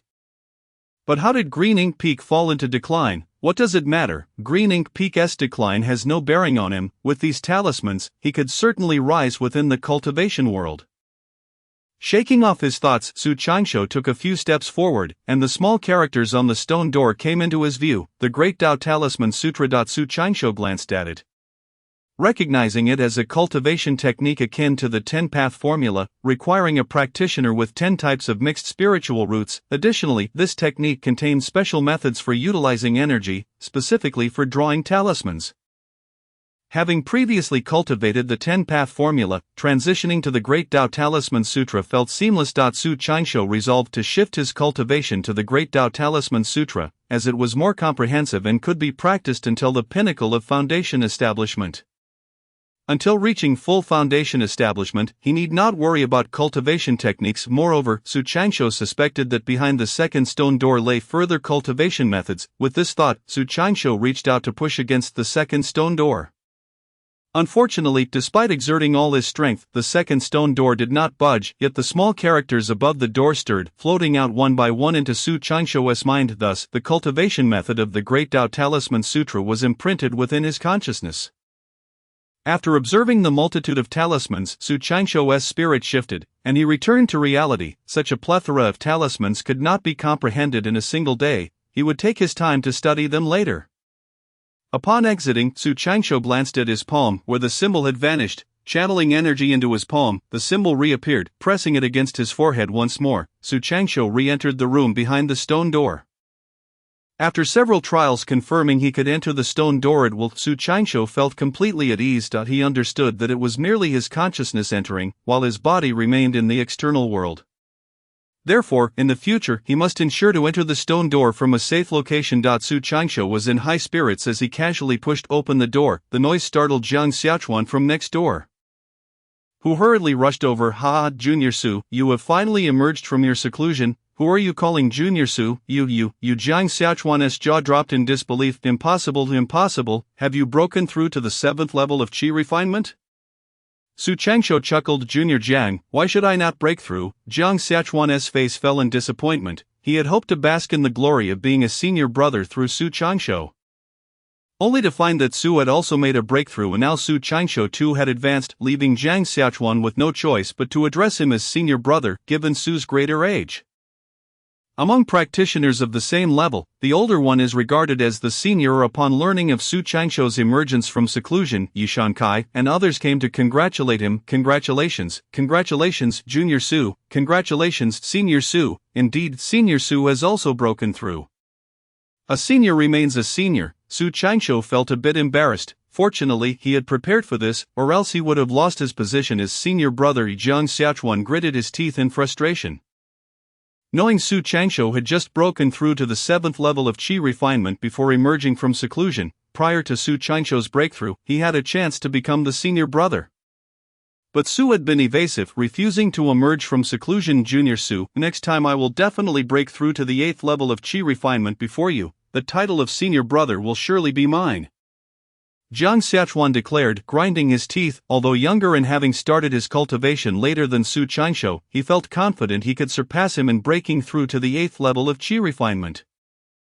Not necessarily, Su Changsho replied with a smile, shaking his head. At this moment, he felt he had a trump card, speaking with great confidence. Let us wait and see.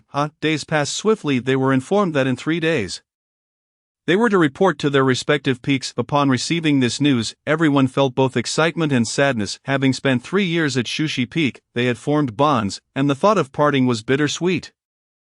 On the eve of their departure, the Gangxi courtyard was brightly lit, filled with the aroma of wine. Senior Yi, I toast to you. Once we reach Dansha Peak, I will rely heavily on you, Senior Yi. Don't worry, Senior Yi will look after you. Senior Su, cheers, drink. Tomorrow we depart. I want to say more, it's all in the wine. Come, let us raise a glass together, wishing everyone a bright future. Senior Su, I will miss you. Woohoo. Senior Yi, actually shut up a drink. That night, the group of young men and women drank heartily, sharing countless words. They vowed to support one another in the future within the sect. The Na'vi youth, unaware of the treachery in the cultivation world, remained oblivious to the dangers that lay ahead. Years later, as they truly entered the cultivation realm, they would inevitably reflect on their youthful ignorance. The next morning, as dawn broke, the group tearfully bid farewell and set off on their separate paths. Su Changsho boarded a public flying boat, swiftly arriving at Green Ink Peak. Green Ink Peak was lush and verdant, perpetually cloaked in dark green foliage, a name that harmonized perfectly with its scenery. Unlike other peaks, the practitioners of Green Ink Peak resided not atop the mountain but within a vast valley at its base. The reason was simple: this valley was situated above a spiritual vein, hence it boasted richer spiritual energy than the peaks themselves. Gazing down from the flying boat, he beheld dozens of courtyards nestled within the expansive valley. Most were desolate, with only a dozen or so courtyards inhabited. The flying boat descended, landing beside a pavilion in the valley. At that moment a burly man stood in the pavilion, his half-open Taoist robe revealing a patch of dark chest hair. The man's complexion appeared haggard and numb, and pale, as if he had indulged excessively for years. His Taoist robe was filthy, seemingly unwashed for ages. Upon examining his cultivation level, he was at the 10th level of Qi refinement.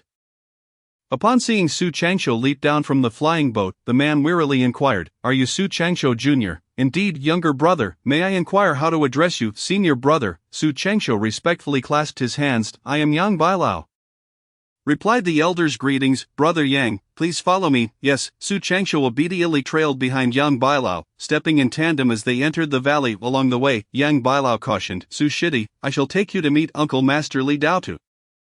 When we see him, remember to speak and act with utmost caution." Understood. Upon entering the valley, they encountered a gaunt middle-aged man, whose Qi cultivation was at the 12th level. He wore a hurried expression.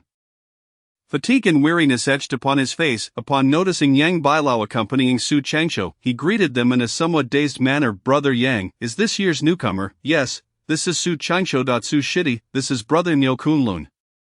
Quickly pay your respects to Brother Nyo." Yang Bailao tugged at Su Changsho's sleeve. "Younger brother pays his respects to Brother Nyo." Su Changsho clasped his hands in greeting. Nyo Kunlun nodded in acknowledgement, then remarked, "It has been 9 years since our Green Ink Peak welcomed a newcomer. Su Shidi, you are indeed fortunate to enter Green Ink Peak. Indeed, I have matters to attend to, so I must take my leave.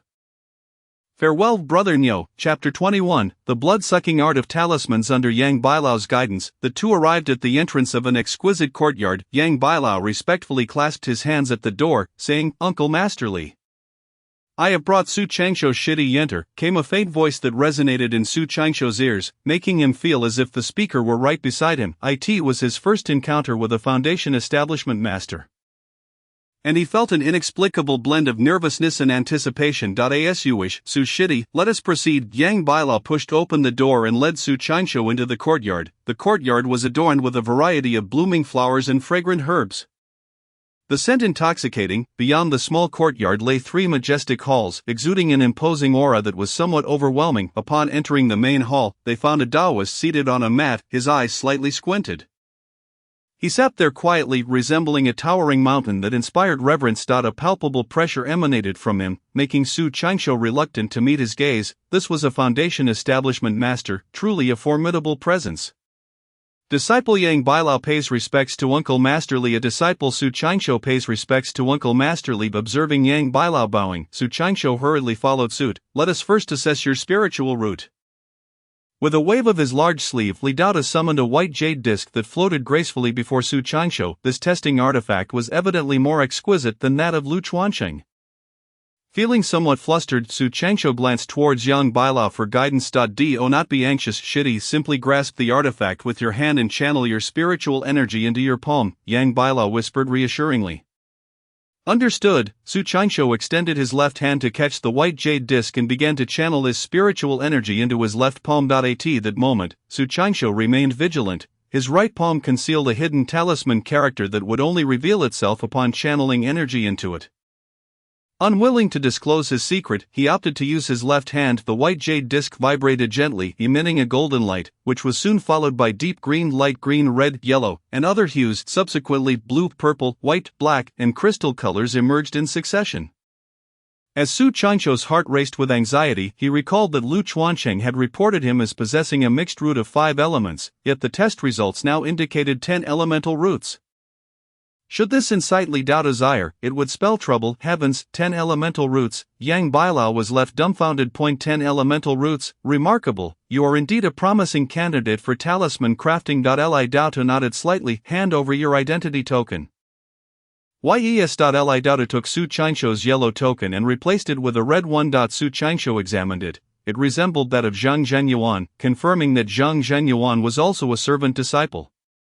However, he remained unaware of Zhang Zhenyuan's peak affiliation. Su Changsho extended his spiritual energy outward to inspect the identity token, discovering the following information. Su Changsho, male, age 15, resident of Liang Song Kingdom, 10 elemental roots. Servant disciple of Green Ink Peak, Qi level 7. Having reached Qi level 7, he could now project spiritual energy, making all tasks considerably easier. Subsequently, Li Daotu waved his hand, tossing over a green talisman pen. saying, "This pen is crafted from the branches of small leaf nanmu, sturdy in texture, with a tip made from blood wolf hair, sufficient for your current needs. From this day forth, you shall learn talisman crafting under Yang Bailao for a probationary period of 6 months. After which you will commence talisman tasks. Yes, I shall remember. You may collect talisman paper from the paper room as needed. Su Shidi, let us go." Yang Bailao led Su Qianqiu out of Li Daoda's courtyard. Upon exiting, Su Qianqiu felt a chill creeping down his spine, as if drenched in cold sweat. Meeting a foundation establishment master for the first time had rendered him overly tense. Yang Bailao then guided Su Qianqiu to the accommodation area, pointing to the desolate courtyards and saying, "You may choose any of these courtyards as your training ground. Once you have made your choice, someone from Bagua Peak will come to rearrange the formations for you. Go ahead, I shall return tomorrow." "Thank you, Brother Yang." After Yang Bailao departed, Su Qianqiu surveyed the area and selected a more secluded courtyard, distanced from Li Daoda's domain. Upon entering, he found it overrun with weeds. Su Qianqiu unsheathed his steel sword and began to clear the underbrush, then opened the door to tidy up the interior. At noon, Su Qianqiu visited the spirit meal room for lunch, encountering several disciples from Green Ink Peak. Without exception, each bore a haggard expression, their faces pale and fatigued, their gazes dull and numb from their demeanor. Su Qianqiu sensed an undercurrent of fear. Green Ink Peak was undoubtedly not a benevolent place. Otherwise, why would so many avoid it? Observing their conditions, it was clear they had endured inhumane treatment. The more Su Qianqiu thought about it, the more oppressive he felt. After dinner, Su Qianqiu refrained from practicing and instead indulged in a deep sleep, awakening only when the dawn light broke. At his current level of cultivation, he could easily substitute meditation for sleep. However, if he neglected rest for an extended period, the tension would eventually become uncomfortable. Occasionally, one still needed to sleep. During breakfast, he encountered Yang Bailao in the spirit meal room. The elder looked as he always did, somewhat listless. After glancing at Su Qianqiu, he weakly stated, "Su Shidi, starting today, I shall teach you talisman crafting."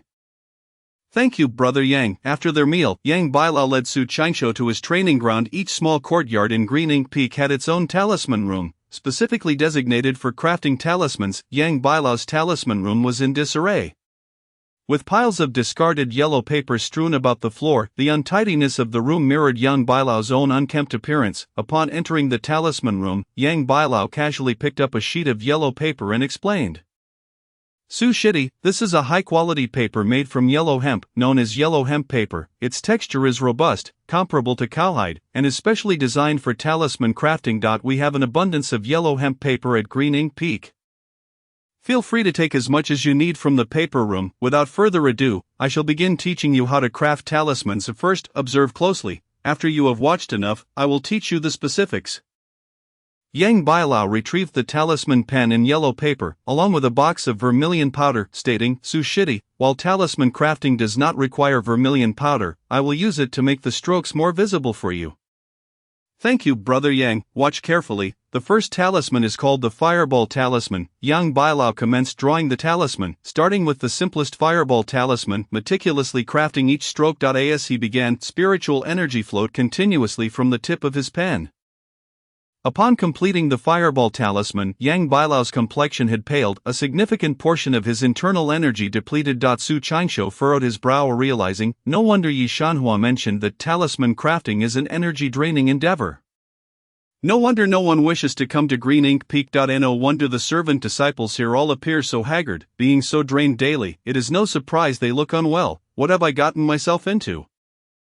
Chapter 22, A Different Kind of Talisman. Su Shidi, did you observe my movements clearly? Yang Bailao turned to Su Qianqiu and inquired. I did. Su Qianqiu nodded. Yang Bailao then took another sheet of yellow hemp paper and continued to draw, saying, "The next talisman I will create is called the Wind Travel Talisman. When used, it allows one to travel 1,000 miles in a day." Wind Travel Talisman. Su Qianqiu's brow slightly furrowed. I am the Bloodline Jade Talisman. There seemed to be a wind travel talisman, but that version could cover 3,000 miles. Why was there such a significant difference between the two? Could it be that their talismans differed from those of Green Ink Peak? Su Shidi, you must practice this talisman diligently. Most likely, the tasks you will undertake in the future will involve crafting this wind travel talisman. Yang Bailao reminded him. Su Qianqiu was puzzled. Brother Yang, how do you know that my future tasks will involve crafting the wind travel talisman? Yang Bailao explained, before you arrived among the dozen or so servant disciples at our green ink peak, I was the only one whose spiritual root bore a wind attribute. In our green immortal sect, wind travel talismans are always in short supply, so Uncle Masterly will likely assign you the task of crafting them. I understand. Thank you for the reminder, Brother Yang. By the way, Su Changsho shifted the conversation, asking, what is the remuneration for servant disciples at our green ink peak? Yang Bailao pondered for a moment before responding with a bitter smile, there is remuneration, but it is quite meager. Su Changsho, how much exactly? Yang Bailao, the amount of this remuneration is roughly determined by one's abilities. The higher the cultivation level, the more talismans one draws, and thus the greater the reward. Conversely, if one draws fewer talismans, the compensation will naturally be less. As for me, I must submit 10 talismans daily, excluding the rest days on the 1st and 15th of each month. I need to submit approximately 280 talismans monthly, for which I receive a reward of 2 spirit stones. 2 spirit stones are quite substantial. Su Changsho's eyes brightened at this prospect. It is worth noting that when he first entered the sect, he was granted a spirit stone as a welfare benefit, which he had utilized over several years, and he still had 2 gathering spirit pills left untouched. If he could earn 2 spirit stones a month, his cultivation speed would undoubtedly soar. Yang Bailao, with a wry smile, remarked, Su Junior brother, you are only aware of one side of the story. We of the miscellaneous disciples have suffered for far too long. You know that drawing 10 talismans costs me the depletion of my spiritual energy twice daily? Although the sect provides a reward of 2 spirit stones, 2/3 of that must be spent on replenishing spirit pills. Su Changsho frowned. Do we really need to buy replenishing pills? Replenishing pills are used to restore spiritual energy and are cheaper than gathering spirit pills, a type he had heard of. Typically, no one would recklessly deplete their cultivation energy. It usually occurs during combat or other energy-consuming activities, making such depletion a rare occurrence. Such pills can be life-saving during critical moments. For instance, in a duel between 2 equally matched cultivators, the one with replenishing pills holds a greater chance of victory. Depleting energy twice daily is exceptionally harsh. Su Changsho felt a shiver of unease. It is known that occasional depletion of spiritual energy from the dantian can benefit cultivation and assist in breaking through levels. However, a prolonged state of energy deficiency is detrimental to one's progress. Akin to bloodletting, occasional release can detoxify and promote health, but daily bloodletting would overwhelm even the strongest. No wonder the disciples of Green Ink Peak appear so haggard. This must be the root cause. With this realization, Su Changsho felt a sense of foreboding about his future. Joining Green Ink Peak felt like stepping into a vast pit. Yang Bailao cynically remarked, what does it matter if it is cruel? To the sect, we miscellaneous disciples are merely beasts of burden. Su Junior brother, do you think anyone cares whether the cattle or horses are weary? Su Changsho was rendered speechless. Yang Bailao continued his lament, Su Junior brother, I am 50 years old and have been in the sect for 40 years. In that time, I have only progressed from the 7th to the 10th level of chi refinement. Had I not come to Green Ink Peak to draw talismans, I would have long since broken through to the 12th level of chi refinement and not missed the prime opportunity for foundation establishment. What a pity. Su Changsho felt a pang of regret for Yang Bailao. It is known that any cultivator who breaks through to the 12th level of chi refinement before the age of 50 stands a slight chance of obtaining a foundation establishment pill, which could allow for foundation establishment. Now at 50, Yang Bailao has only reached the 10th level. He has no hope of achieving foundation establishment in this lifetime. However, it cannot be deemed a pity. For us, foundation establishment is but a fleeting dream. I have relinquished such desires, merely awaiting 100 years to shed my burdens and return to a mundane life, accumulating some wealth for my descendants to ease their path in cultivation. Yang Bailao shook his head with a bitter smile. Su Changsho nodded subtly, remaining silent. The miscellaneous disciples of the sect were largely like Yang Bailao. They entered the sect, contributing their lives to it, only to send their descendants to continue the cycle of exploitation. Countless small families have for generations contributed to the sect. Those miscellaneous disciples are fully aware that their descendants will also face exploitation, yet they still strive to send them, and entering the immortal gates offers a glimmer of hope. Even as miscellaneous disciples toil their entire lives, it is deemed a better fate than remaining mortal. Alas, Su Changsho sighed heavily, finding the topic too burdensome, and shifted the subject. Yang Senior brother, once I learn to draw talismans, how many tasks must I complete daily? Yang Bailao glanced at Su Changsho and replied, your cultivation is at the 7th level of Qi refinement. You need to submit 5 first-grade spirit talismans each day. 5. Su Changsho calculated silently. Since Yang Bailao submits 10 talismans daily for a reward of 2 spirit stones, he could expect to receive 1 spirit stone. A single spirit stone a month would suffice for his needs. Su Changsho felt elation, unaware that his previous minimal expenditure on spirit stones was largely due to his low cultivation level and minor consumption of gathering spirit pills. As his cultivation increased, the required spirit stones would multiply exponentially. Alright, Su Junior brother, let us now proceed to draw the wind talismans. Please observe closely. Yang Bailao began to draw the wind talismans. Soon a wind talisman was completed. Yet Yang Bailao's complexion paled further, having drained a significant portion of his inner spiritual energy. Su Changsho noticed that the wind talismans drawn by Yang Bailao were simpler and contained less spiritual energy than those from the stonehouse. The previous fireball talismans also differed slightly. Su Changsho fell into contemplation. Why is this the case? Do the talismans in the bloodline jade talismans differ fundamentally from those in this world? If so, this could be a fortune. Although both are wind talismans, the flying talismans produced by Green Ink Peak can traverse 1,000 miles in a day, while his wind talismans could cover 3,000 miles. If only he could sell them. Su Changsho was secretly thrilled at this prospect. For a Qi refiner, a wind talisman that could travel 3,000 kilometers is undoubtedly a life-saving tool. Such speed is unmatched below the foundation establishment level. These talismans could command a high price. Chapter 23, Learning to Draw Talismans. Subsequently, Yang Bailao began to draw the third type of talisman, called the Sword Qi Talisman, which bore some resemblance to his sharp gold talisman. Both are offensive talismans that contain a strand of sword qi. The sword qi talisman can unleash a wave of sword qi for an attack comparable in power to a full strike from a 9th level qi refiner. However, compared to his sharp gold talisman, the sword qi talisman is significantly weaker, as the sword qi from his sharp gold talisman equates to a full strike from a 12th level qi refiner.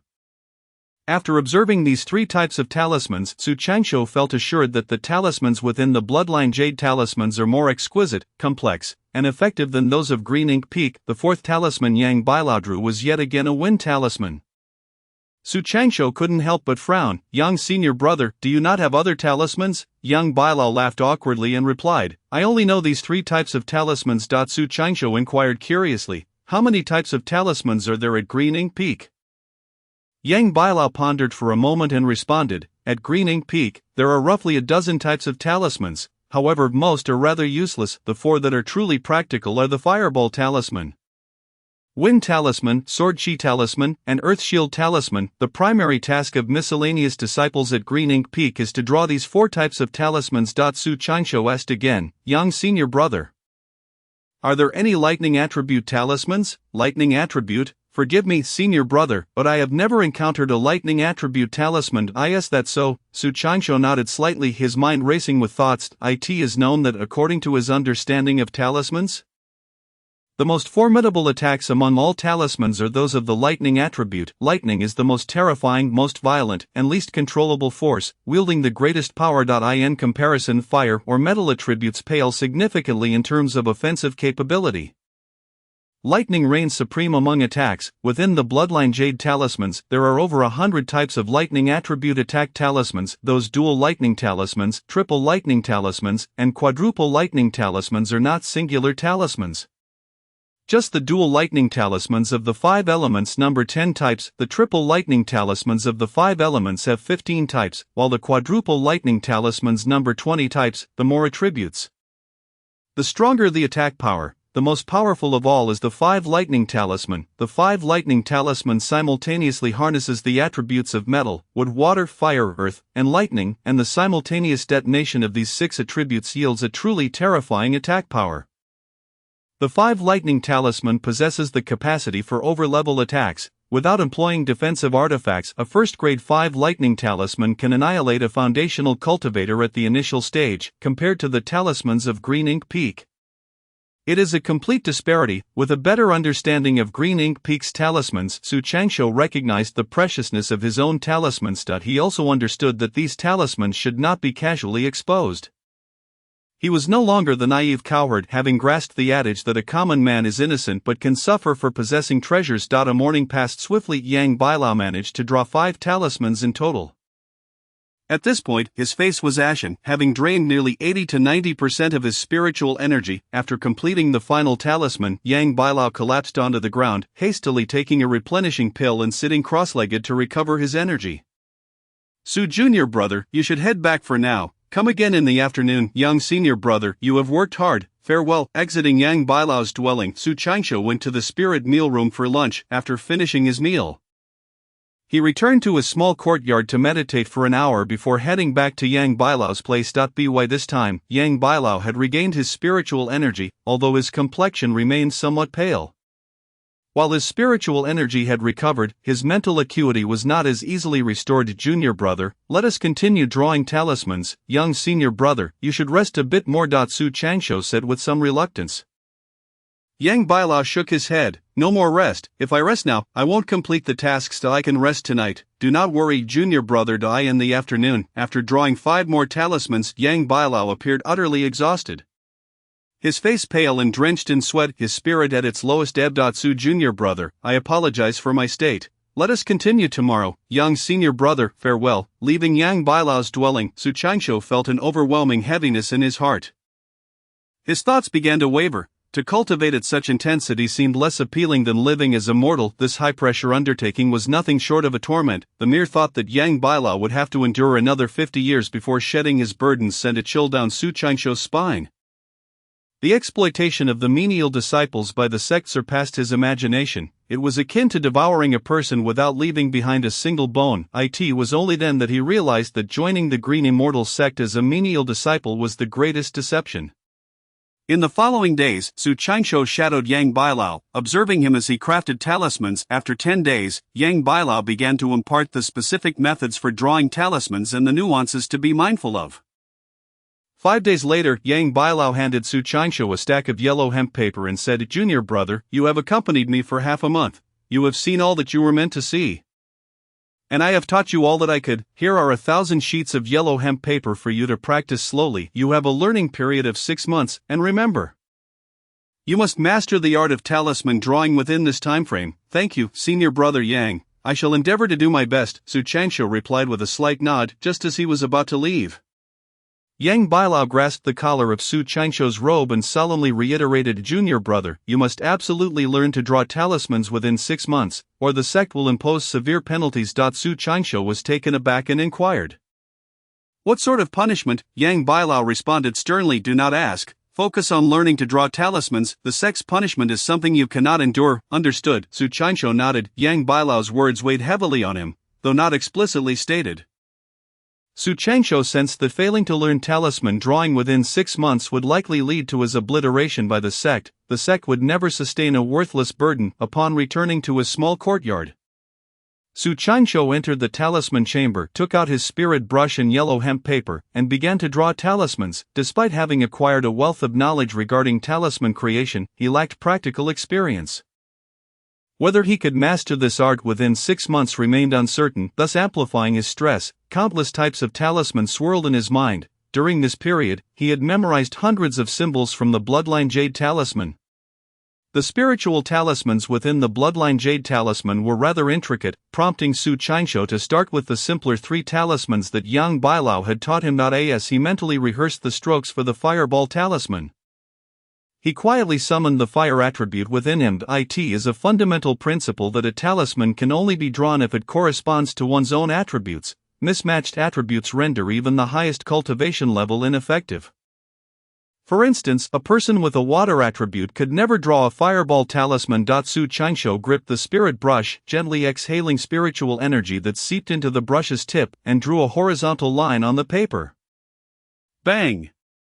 Before he could complete the stroke, the yellow hemp paper erupted. Su Qingshu stumbled back in shock. Failure. Let's try again. Gritting his teeth, Su Qingshu retrieved another sheet of yellow hemp paper and continued. Bang! The paper exploded once more. Su Qingshu realized that while drawing talismans seemed straightforward, the practical application was exceedingly challenging. Once the spirit brush was infused with spiritual energy, it became unwieldy. Even a slight deviation or uneven output of energy would cause the yellow hemp paper to burst. Chapter 24: The Marvelous Use of Talisman Characters. Bang! Bang! Bang! After a series of more than 10 failures, Su Qingshuo's expression darkened. He felt utterly devoid of talent in this regard. The prospect of mastering talisman drawing within 6 months remained a mystery.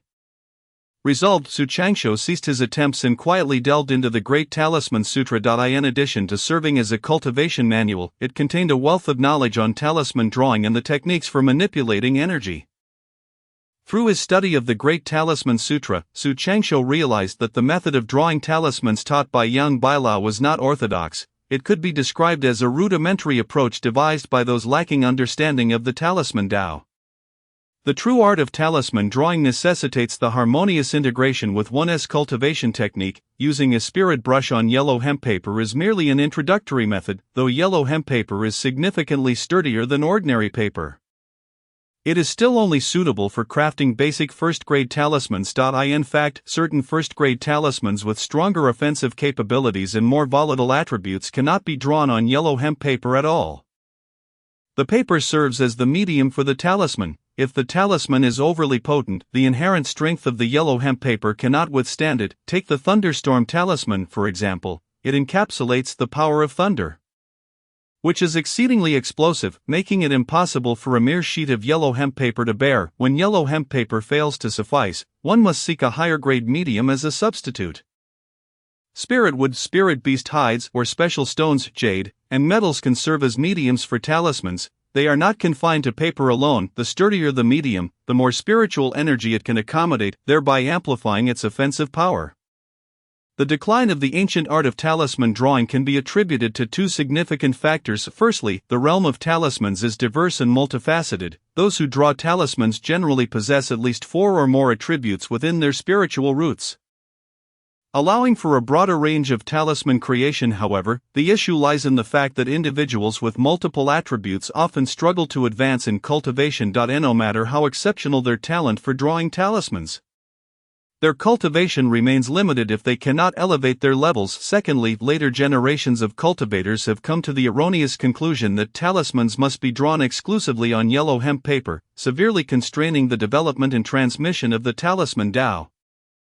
Not only is yellow hemp paper inadequate, but the spirit brush in Su Qingshuo's possession is also insufficient. It cannot carry the explosive attributes of lightning. To draw a thunderstorm talisman or any talisman of second grade or higher, a superior spirit brush is required. In the days that followed, Su Qingshuo devoted himself to studying the Great Talisman Sutra. After 10 days, he experienced a moment of enlightenment. Su Qingshuo once again took out his spirit brush and yellow hemp paper, preparing to attempt talisman drawing anew. This time, his progress improved significantly. He completed 1/3 of a Windwalker talisman before it detonated. Although unsuccessful, this marked a considerable advancement compared to his initial attempts. After drawing several more times, Su Qingshuo finally ceased when his internal spiritual energy was depleted. As he replenished his energy, he continued to study the Great Talisman Sutra, analyzing the reasons for his failures in drawing talismans.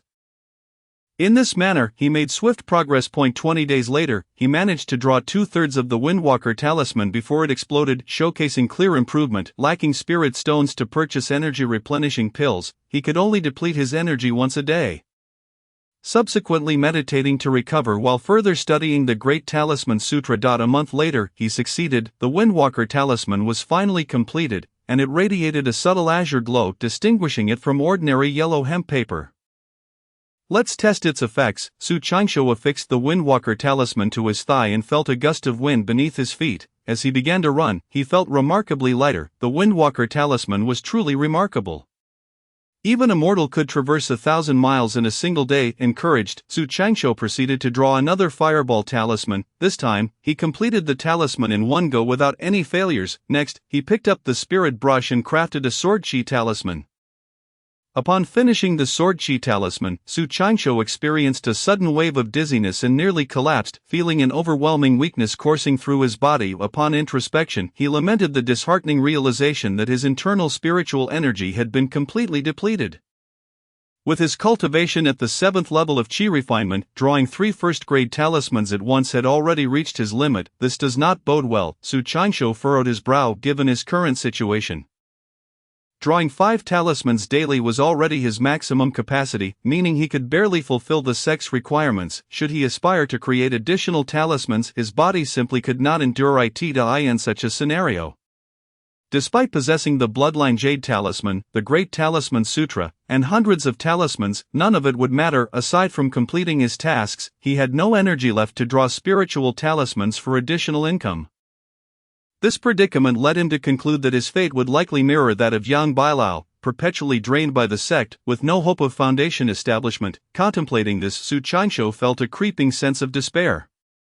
It seemed that his destiny had not changed significantly. Nevertheless, he resolved to focus on absorbing spiritual energy. Su Qianshou cleared his mind of distractions, silently circulating his cultivation technique to restore his internal energy.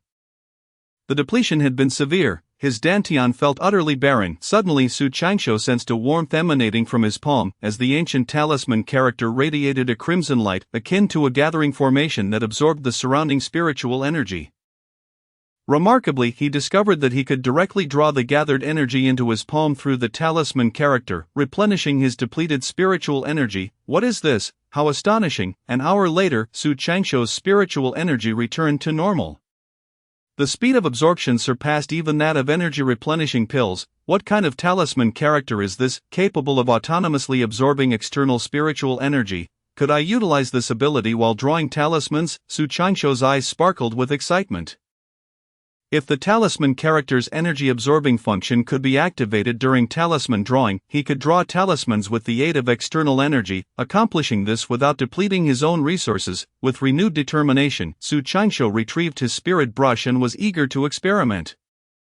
While drawing the talisman, he deliberately channeled spiritual energy into the area of the talisman character. To his amazement, the talisman character indeed absorbed spiritual energy and utilized the gathered energy for talisman drawing.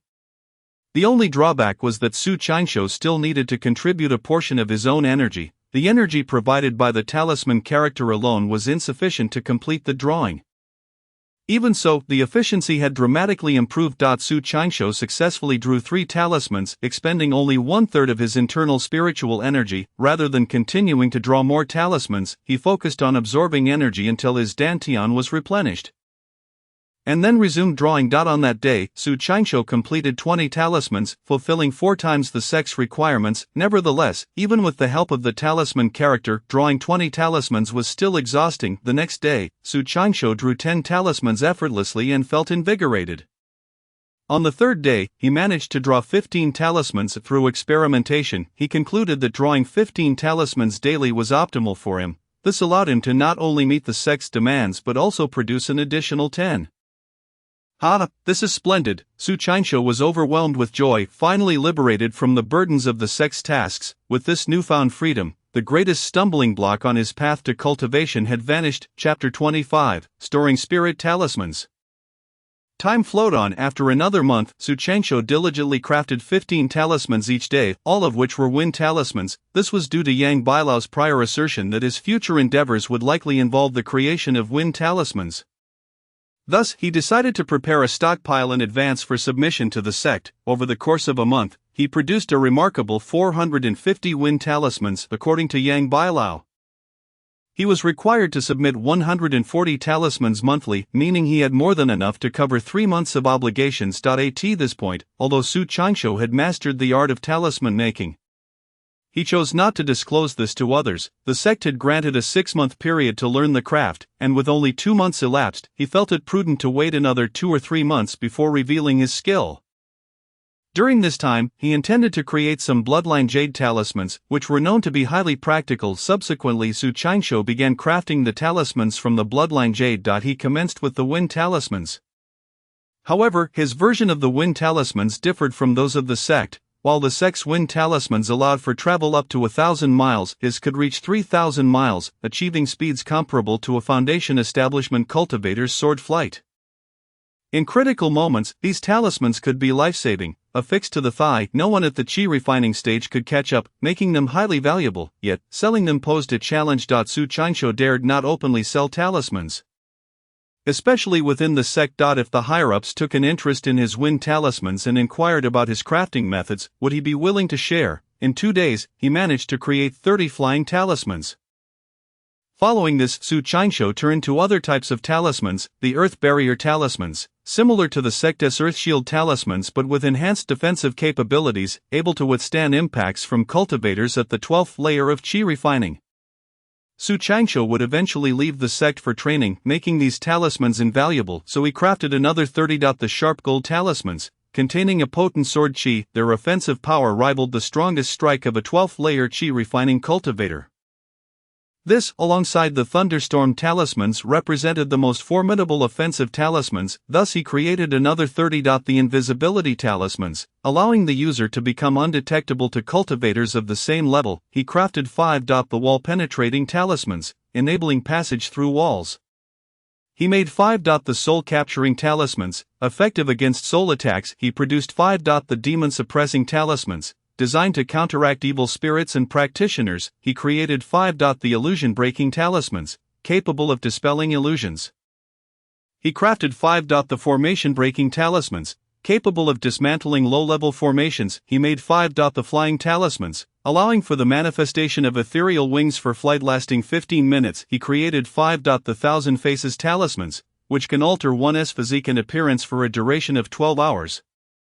He also crafted 5. Su Qingshu fervently continued to create talismans, producing anything he deemed useful or potentially advantageous. Despite only being at the 7th layer of Qi refining, he felt confident enough to challenge anyone below a Foundation Establishment cultivator in a direct confrontation.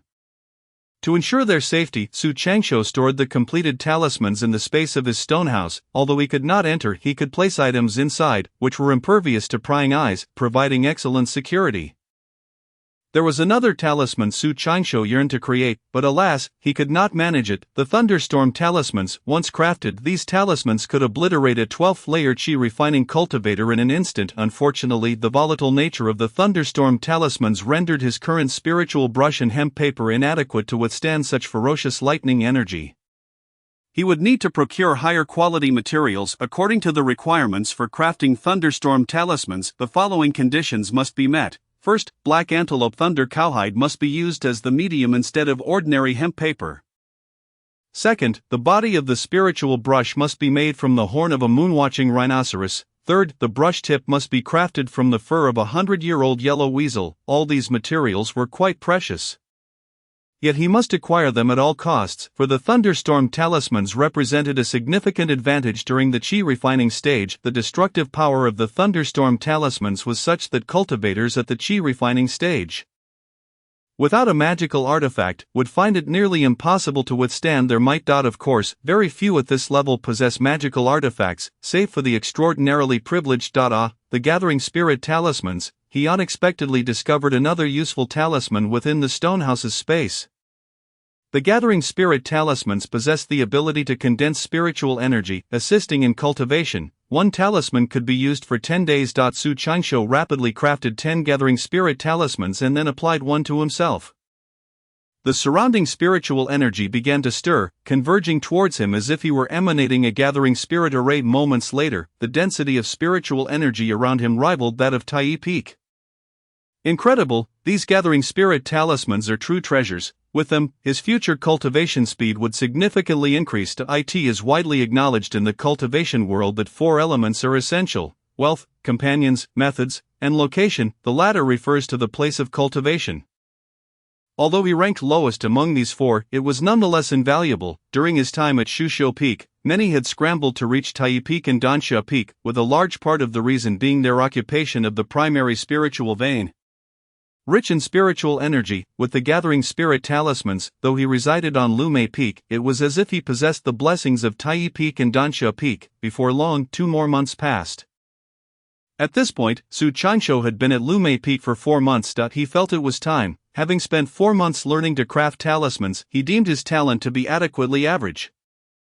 3 days later, Su Qingshu approached Yang Bailao's door, pale and fatigued, exclaiming, "Yang Shixiang, please come out. I can make talismans now. I can make talismans." Yang Bailao emerged equally weary, and upon seeing Su Qingshu, he inquired weakly, "Su Shidi, have you truly learned to craft talismans?" "Indeed." Su Qingshu feigned excitement. "Excellent, excellent," Yang Bailao replied with a smile. "Su Shidi, it took me 5 months to learn talisman crafting. You are more talented than I. You flatter me."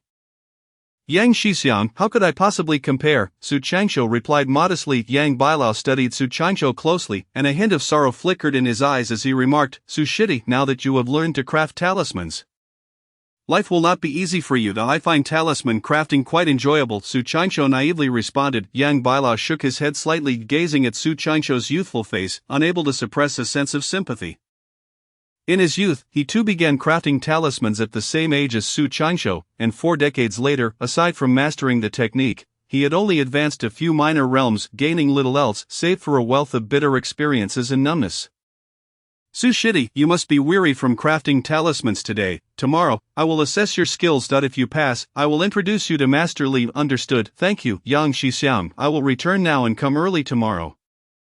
Very well. The next morning, Su Changsho arrived early at Yang Bailao's training ground. Without further ado, Yang Bailao presented him with hemp paper for immediate talisman crafting. In front of Yang Bailao, Su Changsho refrained from using the character assistants for crafting and instead relied solely on his own spiritual energy. He completed a wind talisman, a sword chi talisman, and a fireball talisman. After crafting these 3 talismans, Su Changsho found his spiritual energy completely depleted. Chapter 26, Monthly Salary of 1 Spirit Stone. In the afternoon, after partaking in a spiritual meal and allowing Su Changsho's energy to partially recover, Yang Bailao led him to Master Li Daoda's training ground. Disciples Yang Bailao and Su Changsho. Greetings to Master Li. What brings you two here? Master Li inquired, his brow slightly furrowed. Yang Bailao respectfully responded, Master Li, Su Shidi has learned to craft talismans, and I have brought him to meet you. Li Daoda calculated with his fingers. 4 months, quite commendable. Su Changsho, present, from this day forth, you are responsible for crafting wind talismans, 5 each day. You shall rest on the 1st and 15th of each month, and submit 140 wind talismans monthly. Your monthly salary shall be 1 spirit stone. Should you fail to complete your tasks on time, you will face a penalty of double your salary. Upon hearing Master Li's words, Su Changsho could not help but gasp in shock. He had not anticipated such severe penalties for failing to meet his obligations. The double penalty on his salary meant that if he failed to complete his tasks, not only would he forfeit his monthly salary, but he would also be fined 2 spirit stones. No wonder Yang Bailao and the other miscellaneous disciples on Lumei Peak worked themselves to the bone. They had no choice but to do so in order to survive. Here are 2 bottles of energy replenishing pills for you. Make sure to craft talismans well. Li Daoda waved his sleeve, sending 2 jade bottles flying. Thank you, Master Li, for your generous gift. Su Changsho gratefully accepted the jade bottles. The energy replenishing pills were indeed valuable. For cultivators at the chi refining stage, 1 pill could restore all expended spiritual energy. Each bottle contained 10 pills, costing 30 fragments of spirit stone per bottle, much cheaper than gathering pills. This item was a form of hard currency, both at Lumei Peak and other peaks. Any miscellaneous disciple engaged in output tasks required energy replenishing pills. Li Daoda likely bestowed this task upon Su Changsho due to his status as a newcomer. Fearing he might lack spirit stones to purchase the pills, which would hinder his talisman crafting. Su Changsho mentally calculated, without the bloodline jade talismans, he could only produce 5 talismans daily and would need to consume at least 1 energy replenishing pill each day. This meant he would require 30 pills per month, costing him 90 fragments of spirit stone. This expense essentially represented a loss. Therefore, the monthly salary of 1 spirit stone effectively translated to only 10 fragments of spirit stone. What could 10 fragments of spirit stone accomplish? If spent on cultivation, it would only suffice to purchase 1 gathering pill. Upon reflecting on this, Su Changsho could not help but feel a chill of trepidation. Without the bloodline jade talisman, his path to immortality would undoubtedly be 100-fold more arduous. It is nothing short of miraculous that individuals like Yang Bailao and others could survive in such an environment. Farewell, Uncle Li, they said, performing a respectful bow before departing from Li Daoda's dojo. Brother Yang, just as you mentioned, Uncle Li truly permitted me to draw the wind-walking talisman. Yang Bailao chuckled. Indeed, our Green Ink Peak has a scarcity of disciples with wind attribute spiritual roots, and those capable of drawing the wind-walking talisman are even fewer. The demand for these talismans has always exceeded supply. Given your wind attribute, it is only natural for you to undertake this task. By the way, junior brother, do you think you can manage drawing 5 wind-walking talismans daily? Su Changsho patted his chest and assured Brother Yang, do not worry, I can handle it. Yang Bailao replied earnestly. Junior brother Su, remember, the first month is the most challenging. Regardless of the circumstances, you must complete the task, otherwise, the consequences will be dire. Understood. Su Changsho nodded and continued, Brother Yang, I have run out of yellow hemp paper. Could you take me to the paper room to collect some? I have never been there and do not know its location. That's easy to arrange. I happen to be low on paper as well. Follow me, Yang Bailao said as he led Su Changsho in a certain direction. Along the way, Su Changsho inquired, Brother Yang, as this is my first task, what if I waste too much yellow hemp paper? Will there be repercussions? Yang Bailao laughed. Junior brother Su, there's no need for concern. The usage of yellow hemp paper is not restricted. Even if you use 1,000 sheets in a month, no one will question it. Yellow hemp paper is not valuable. That's a relief, Su Changsho nodded. Since yellow hemp paper could be freely obtained, he could draw more talismans to sell for money without issue. Before long, Yang Bailao guided Su Changsho to a grand hall, where upon glancing inside, Su Changsho saw it filled with yellow hemp paper. Is Brother Zhong here? Yang Bailao called out loudly, but the hall remained silent. Cough, cough, came a sound from the adjacent talisman room. Brother Zhong is next door, let us go. Yang Bailao led Su Changsho into the neighboring room, where an elderly man with graying hair and beard was diligently drawing talismans. Su Changsho observed the old man, who appeared to be in his 70s, dressed in shabby clothing and exuding an unkempt demeanor. This seemed to be a tradition at Green Ink Peak. He recalled that the disciples there generally did not care much for appearances. Brother Zhong, we are here to collect some paper, Yang Bailao said respectfully without turning. The old man replied, the paper is in the next room, help yourselves and just report back to me afterward. Yes, Yang Bailao's face lit up with joy as he quickly pulled Su Changsho into the hall where the paper was stored. Upon arrival, Yang Bailao waved his hand, discreetly pocketing 3,000 to 4,000 sheets of yellow hemp paper, while holding 1,000 sheets in his hand. Brother Yang, what are you doing? Su Changsho asked, intrigued by Yang Bailao's actions. Yang Bailao chuckled, when Brother Zhong is not busy, he usually gives me the paper 1,000 sheets at a time for reporting out. If we take it ourselves, we can grab a bit more while still reporting 1,000 sheets. I see. Su Changsho understood immediately and followed suit, taking an extra 3,000 to 4,000 sheets. After acquiring the talisman paper, the two returned to the neighboring room, where the old man was nearing the completion of his talisman drawing. They remained silent, watching him work. The talisman he was drawing appeared to be of the earth attribute, and Su Changsho surmised it was likely an earth barrier talisman. Before long, the old man completed the talisman and turned his attention to the two. This junior brother looks unfamiliar. Might you be the new disciple who just joined this year? Indeed, that is me, Su Changsho replied, cupping his hands in greeting. Yang Bailao smiled and introduced Brother Zhong. Allow me to present Su Changsho, junior brother Su. Junior brother, this is Brother Zhong Xiaoping. Su Changsho cupped his hands again. It is an honor to meet you, Brother Zhong. Greetings, junior brother. Zhong Xiaoping nodded slightly before producing paper and pen to record their visit. After a brief notation, he concluded the matter. Suddenly, Yang Bailao spoke up. By the way, Brother Zhong, I heard you are soon to retire from the sect. Please inform us when the day arrives, as both Su and I will be sure to attend your retirement ceremony. Zhong Xiaoping smiled upon hearing this. It will be soon, just 3 months away. How swiftly time passes. Congratulations, Brother Zhong, on escaping the hardships, Yang Bailao expressed with envy. He then reflected, when I first joined Green Ink Peak, I learned to draw talismans under Brother Zhong's guidance. In the blink of an eye, nearly 40 years have gone by, and Brother Zhong is about to retire, yet here I am, still facing another 50 years. Chapter 27, The First Bucket of Gold in Life. Indeed, Zhong Xiaoping remarked, in the blink of an eye, 100 years pass, time is relentless, and the path is even more merciless. After nearly 100 years in the sect, my life has been akin to toil. How lamentable, Yang Bailao replied with a laugh. Brother Zhong, there is no need for such sorrow. You are soon to retire, to break free from your shackles. This should be a cause for celebration. Ha! Zhong Xiaoping erupted in laughter. After a century in the sect, I have always longed for the day of retirement. When that day comes, I shall plow a piece of land with a single ox. Living peacefully and contentedly, after the rain clears, I will sail my small boat, with fish on one side and wine on the other. What a carefree existence! Yang Bailao was moved by this vision and responded eagerly. When I retire, I shall certainly live thus. Listening to their conversation, Su Changsho remained silent. Whether it was Zhang Zhenyuan, Lu Chuansheng, or Yang Bailao and Zhong Xiaoping, these elder disciples of the sect never spoke of foundational cultivation. Their every word was about retirement. Perhaps for them, only after retiring could one truly begin to live. Once a cultivator surpasses 100 years of age, they become clumsy and of little value to the sect. It is then they may finally qualify to enjoy life. How tragic! Perhaps these individuals had once harbored aspirations of foundational cultivation in their youth. They likely shared the same lofty ambitions as Yi Shanhua, Hanzong Sumo, and Jiang Xiachuan. Even Sumo, with his average talent and nothing to his name, once proclaimed human determination can overcome heaven, firmly believing in his success in foundational cultivation. Might it be that in years to come, they too would resemble Yang Bailao, ceasing to speak of foundational cultivation and instead discussing retirement after a century? Can I still cultivate foundational skills? Should I abandon such hopes? Su Changsho suddenly questioned himself.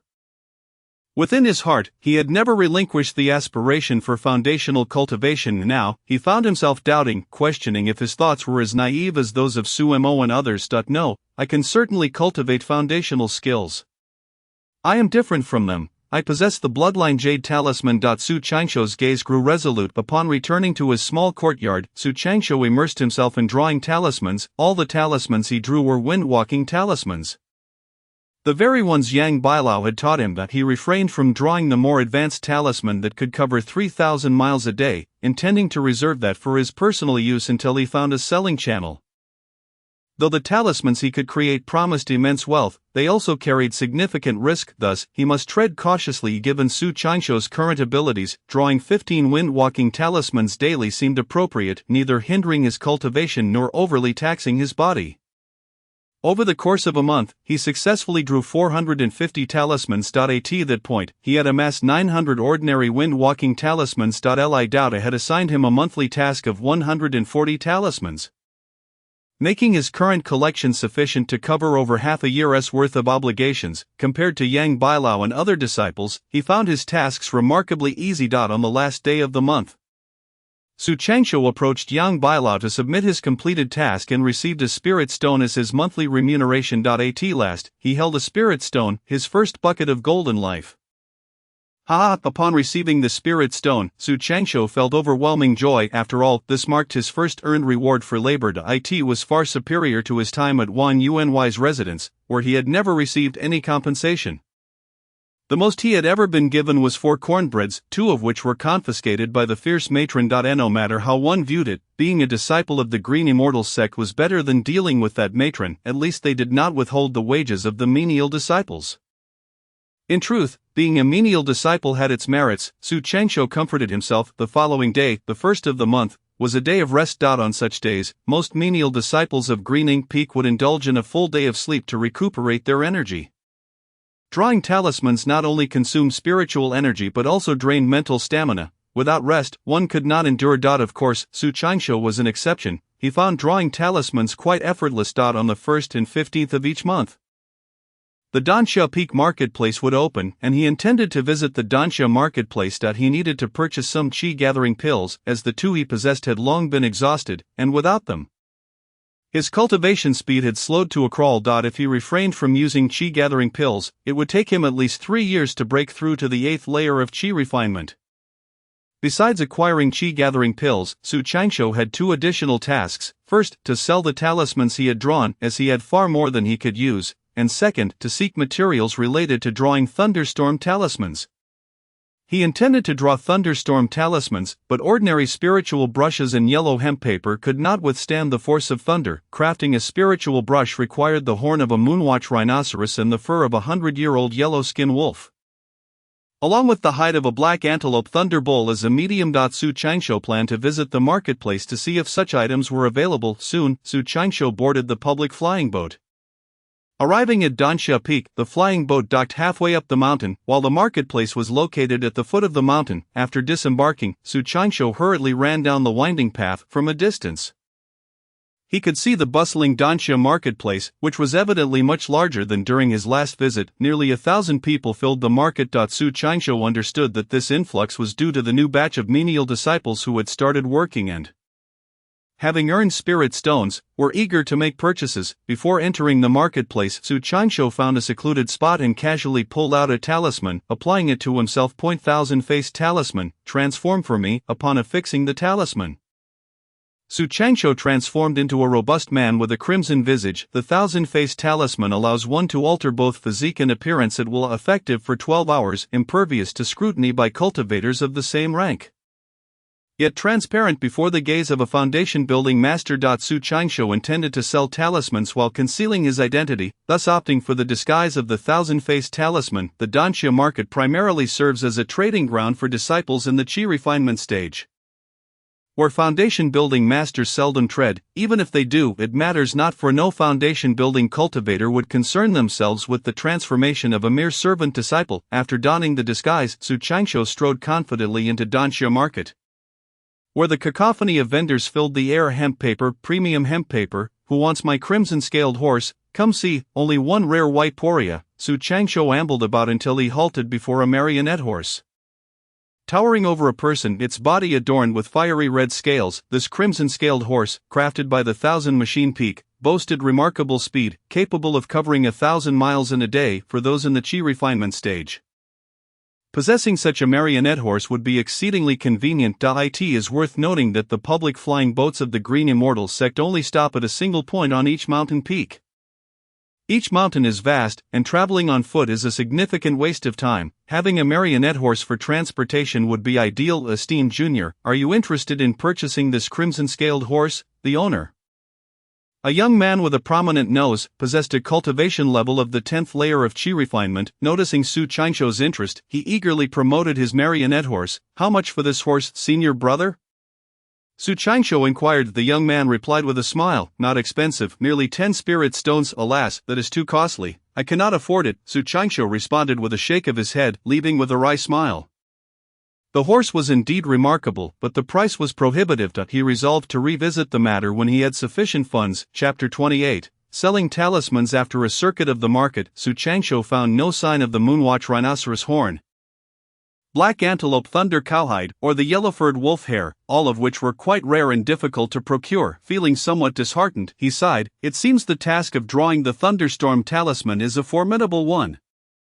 At that moment, a familiar voice pierced the air. Gathering Qi pills, come see my affordable gathering Qi pills. Not far off, a vendor named Huang Xiangui was vigorously advertising his wares. Previously, Su Changsho had purchased pills from Huang Xiangui, which were of commendable quality and more affordable than those from the sect. Greetings, Brother Huang, Su Changsho approached with a smile. Huang Xiangui appeared momentarily taken aback and scratched his head, asking, what do I call you?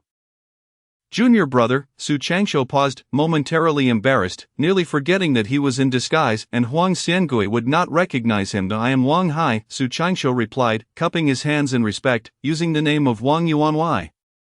Ah, so it is Brother Wang, a pleasure to meet you. Are you here to purchase pills? We have the cheapest gathering Qi pills in the land. Huang Xiangui beamed, patting his chest. Su Changsho scoffed, I have no interest in your inferior gathering Qi pills. Do you have any of superior quality? That is what I seek. Huang Xiangui scrutinized Su Changsho with a puzzled expression. So you are a repeat customer. How could I have forgotten? Su Changsho spoke sternly. No more idle chatter, Brother Huang. Do you have any gathering Qi pills of superior quality? If so, I wish to buy. Indeed, please take a look. Huang Xiangui produced an exquisite white porcelain vial from his storage bag. Su Changsho took the vial, opened it for inspection, confirming it contained the same quality pills as before. What is the price? 1 spirit stone for 12 gathering Qi pills. Too expensive. If you give me 14, I shall take them. No room for negotiation. 12 pills is the price. Brother Huang, if you provide me 14, I will purchase from you exclusively in the future. That is not feasible. Last time, a lad purchased 7 gathering Qi pills for 50 fragmented spirit stones, claiming he would introduce me to a senior sister from an illustrious lineage, yet I have yet to see him again. Su Changsho was left speechless, surprised that Huang Xiangui remembered that incident.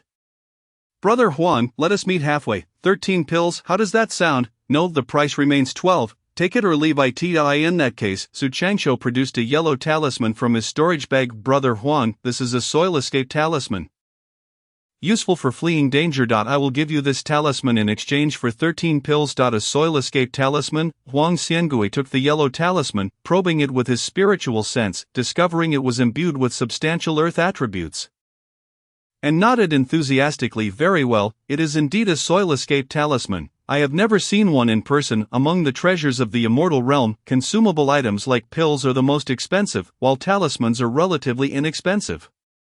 Most talismans are viewed as trifles, leading to lower pricing. In truth, first-grade wind-running talismans, first-grade soil escape talismans, first-grade gathering chi pills, and first-grade chi recovery pills are all comparable items. The disparity in price arises from their utility. Individuals in the immortal sect traditionally place a high value on pills, hence their elevated prices compared to talismans. Gathering chi pills, essential for enhancing cultivation, command a higher price. A single first-grade gathering chi pill is priced at 10 fragmented spirit stones, while a first-grade chi recovery pill is sold for 3 fragmented spirit stones. A wind-running talisman, however, costs only 1 fragmented spirit stone, even cheaper than the most affordable chi recovery pill. However, the soil escape talisman is unique. The Green Immortal sect does not possess any, rendering it a coveted item. In a barter scenario, Huang Xiangui was willing to exchange gathering chi pills for the soil escape talisman. Here, this is 1 spirit stone. Su Qianqiu reluctantly handed over his soul spirit stone to Huang Xiangui, lamenting internally about the exorbitant costs of cultivation, as this represented his monthly stipend. After receiving the spirit stone and the soil escape talisman, Huang Xiangui presented Su Qianqiu with a white porcelain vial containing precisely 13 gathering chi pills. Brother Wang, do you have any more soil escape talismans? I can trade 1 gathering chi pill for each talisman. Huang Xiangui gazed at him expectantly. I have 4 remaining. Since you are interested, we can make a trade. Su Qianqiu felt a surge of joy. 4 soil escape talismans were easily producible for him. Yet 4 gathering chi pills would cost him 10 days' worth of salary. This exchange was exceptionally favorable. Excellent. Should you acquire more such items in the future, do come find me. Agreed. Su Qianqiu nodded slightly, his mind brimming with ideas. He could trade various peculiar talismans for Huang Xiangui's gathering chi pills, thus alleviating the need for spirit stones in his cultivation. The spirit stones could then be saved for other purchases.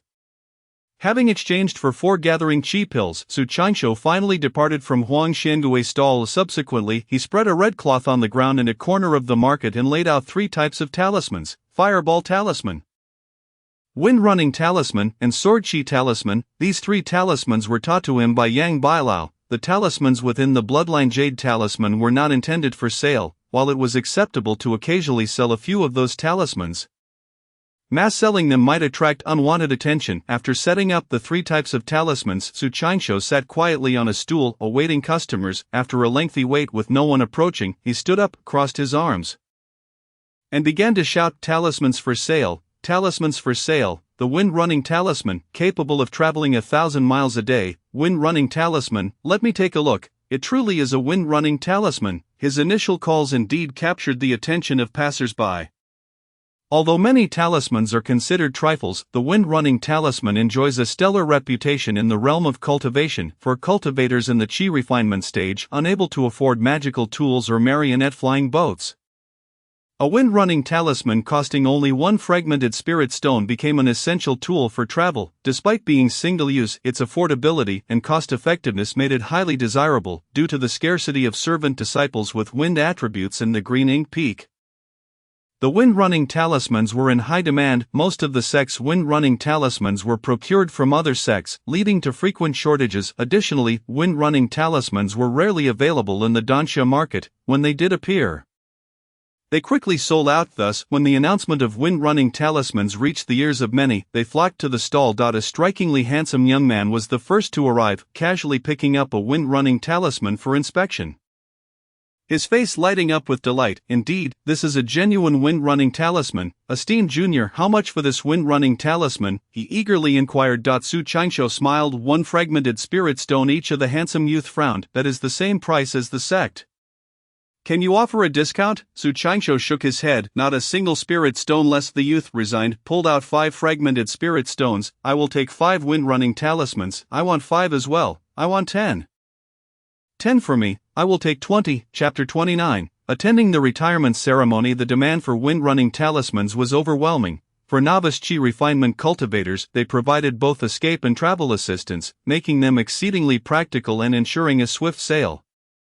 By midday, Su Qingshu had sold over 400 wind-running talismans and another 100 by afternoon. Concluding his stall early that day, he sold a total of 500 wind-running talismans, yielding a staggering 5 spirit stones, an amount that brought him uncontainable joy.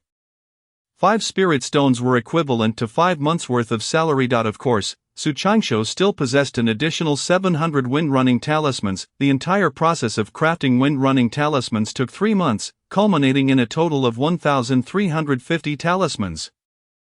After submitting 140 to the sect and selling 500, he was left with 710. Su Qingshu calculated that 700 talismans would suffice for 5 months of tasks.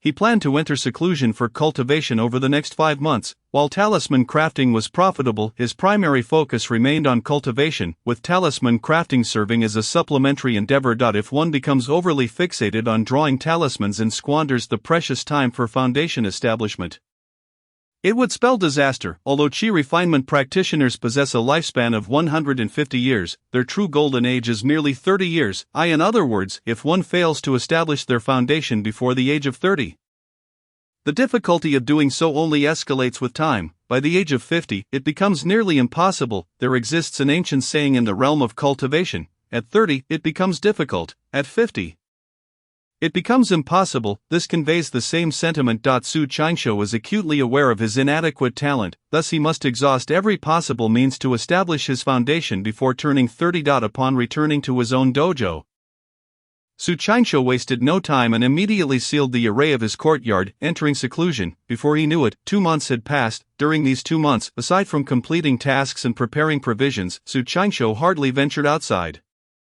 After reaching the 7th level of Qi refinement, the difficulty of advancing further increased once again, and his cultivation speed began to decline. Su Qingshu estimated that even with the aid of Qi gathering pills, it would take him a year to break through to the 8th level of Qi refinement. Currently, he could consume 10 Qi gathering pills in a month, amounting to 120 pills in a year.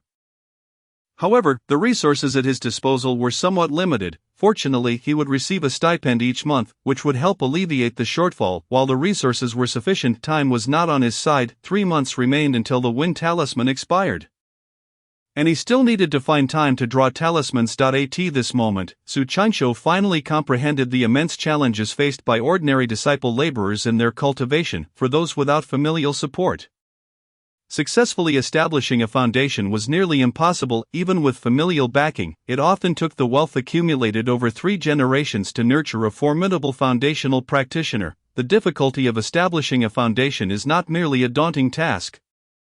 It is akin to scaling the heavens. It was time to complete his tasks. As Su Qingshu stepped out of his small courtyard, he coincidentally encountered Yang Bailao, who was also on his way to submit tasks.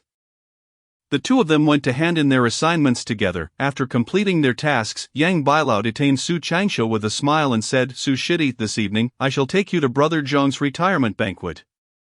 The so-called retirement banquet is an event where a practitioner, having spent a century shedding their armor to return to a mundane life, invites friends for a final meal before departing. Upon hearing this, Su Qingshu couldn't help but frown. No, I still need to cultivate tonight, so I won't be attending Brother Zhong's retirement banquet. He felt there was no need to attend, as he was not particularly close to Zhong Xiaoping, especially since it would detract from his cultivation. Yang Bailao's expression turned serious, and he said displeased, "Su Shidi, what kind of talk is that? Can't you grasp a bit of human sentiment?" Su Qingshu scratched his head and replied, "Brother Yang, I am not familiar with Brother Zhong." I fear that Yang Bailao's tone softened slightly as he said, "Shidi, to be honest, all the labor disciples of Greening Peak will attend Brother Zhong's retirement banquet.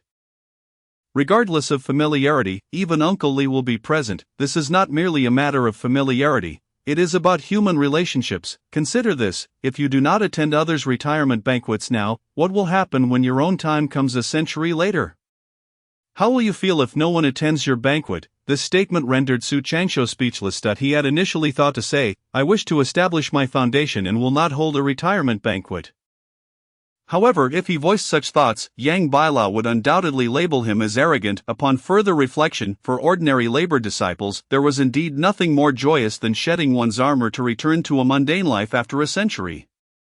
Thus, a practitioner's retirement banquet held great significance for the common folk. Even if one became a foundational practitioner, there would still come a day of shedding one's armor, could one truly have the confidence to achieve the golden core stage?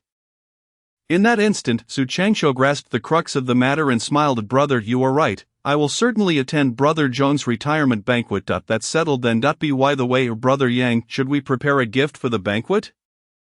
Of course, we should bring something. What should we bring? Anything from the heart will suffice. Alright, Brother Yang, we shall go together this evening indeed. Farewell for now. During the day, Su Changsho devoted himself to cultivation. In the evening, he accompanied Yang Bailao to the paper house. Zhong Xiaoping was in charge of guarding the paper house, where the dojo was also located, and the retirement banquet would take place there. When they arrived, the side hall of the paper house was already filled with people. Everyone from Green Ink Peak had come, along with some friends of Zhong Xiaoping from other peaks. Congratulations, congratulations, congratulations to Brother Zhong for breaking free from suffering.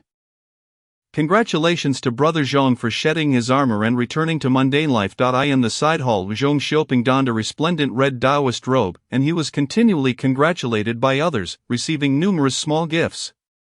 Yang Bailao and Su Changsho arrived, and Yang Bailao presented a delicate jade pendant, saying, Brother Zhong, this spirit jade can calm the mind and dispel evil, a protective talisman for the younger generation. Thank you. Yang Shidi, Zhong Xiaoping replied, patting Yang Bailao on the back, whose eyes glistened with emotion. Yang Bailao of Zhong Xiaoping was both a mentor and a friend, and his departure stirred feelings of sadness. Brother Zhong, congratulations. Yang Bailao grasped Zhong Xiaoping's hand, a mix of sadness and envy in his expression. Yang Shidi, please have a seat, do not stand on ceremony. Brother Zhong, this is a small token of my appreciation. Su Changsho stepped forward and presented 2 bottles of qi recovery pills to Zhong Xiaoping. Thank you, Su Shidi. Zhong Xiaoping nodded slightly. You too, please have a seat. Brother Zhong, congratulations. Brother Zhong, a small token for you. Brother Zhong, it has been a long time. The number of attendees continued to grow, each bringing gifts. This modest retirement banquet was indeed quite grand. Uncle Li has arrived. Greetings, Uncle Li. Hello, Uncle Li. Li Daotu also made his entrance, presenting Zhong Xiaoping with a jade vial. Zhong Shitzi, here are 10 spirit gathering pills, a small token. Zhong Xiaoping received the vial with excitement, bowing in gratitude. Thank you, Uncle Li, for your generous gift. My goodness, spirit gathering pills, as expected of Uncle Li, such a lavish gesture. As everyone gathered, Zhong Xiaoping surveyed the room filled with friends and gestured for silence. Welcome, everyone, to this humble Taoist's retirement banquet. I am truly honored. Zhong Xiaoping bowed to the crowd and continued, in my 100 years of cultivation, I have seen no hope of foundation establishment, languishing in mediocrity, unworthy of remembrance. It is a great honor for all of you to attend this old man's retirement banquet. Once Zhong Xiaoping concluded his speech, the banquet commenced. The entire event did not leave Su Changsho with any particularly unique impressions. He observed only a few elderly gentlemen drinking to excess. Chapter 30, 8th level of qi refinement. In the time that followed, Su Changsho continued his seclusion. After 3 uninterrupted months, he was compelled to cease his cultivation as the wind talisman had been exhausted, necessitating the drawing of more talismans. This time, Su Changsho spent over 2 months directly crafting 1,000 wind talismans. He roughly calculated that 1,000 talismans would suffice to meet his obligations for 7 months. With an additional 7 months of cultivation, he would likely be able to break through to the 8th level of qi refinement. Following this, he plunged back into ardent practice. On a day 7 months later, a thunderous sound erupted. Su Changsho felt a certain barrier within his body shatter, and spiritual energy surged into him like a tidal wave. A vast amount of spiritual energy converged at his lower dantian, forming a golden vortex the size of an egg. Su Changsho felt the richness of the spiritual energy within him, invigorated beyond measure. After a year's worth of arduous seclusion, he had finally broken through to the 8th level of qi refinement. Following this breakthrough, he would resume drawing talismans. The process was monotonous, to say the least. Fortunately for Su Changsho, he still had ample time for seclusion. The other labor disciples were less fortunate, as they had to complete their tasks before they could sit down to cultivate, without the luxury of full seclusion. Their cultivation speed inevitably suffered, otherwise Yang Bailao would not have only just reached the 10th level of qi refinement at his age. He had already surpassed 50 and had no hope of establishing a foundation in this lifetime. With the month now half gone and only 30 wind talismans remaining, Su Changsho realized he was far from meeting this month's obligations. He needed to draw more talismans over the next 2 weeks. Su Qingshu produced 270 wind talismans, bringing his total to 300 when combined with the original 30. As his cultivation progressed, Su Qingshu found himself drawing more talismans, increasing his output to an impressive 18 wind talismans daily without exhausting his spiritual energy. Naturally, producing more talismans would also mean more obligations to fulfill in the future. On the final afternoon of the month, Yang Bailao arrived at Su Qingshu's dojo. He had become accustomed to accompanying Su Qingshu for task submissions each month. "Oh, Su Shidi, you've actually made a breakthrough." Upon discovering that Su Qingshu had reached the 8th level of qi refinement, Yang Bailao was taken aback. It was worth noting that Su Qingshu's spiritual roots were far inferior to his own. When Yang Bailao had first arrived at Green Ink Peak, he too was at the 7th level of qi refinement and had taken a full decade to reach the 8th level. It was not that Yang Bailao's speed was slow, rather drawing talismans required him to expend spiritual energy, and after depleting it, he had to recuperate before being able to cultivate again. This back and forth not only strained his mental and physical resources but also wasted precious time.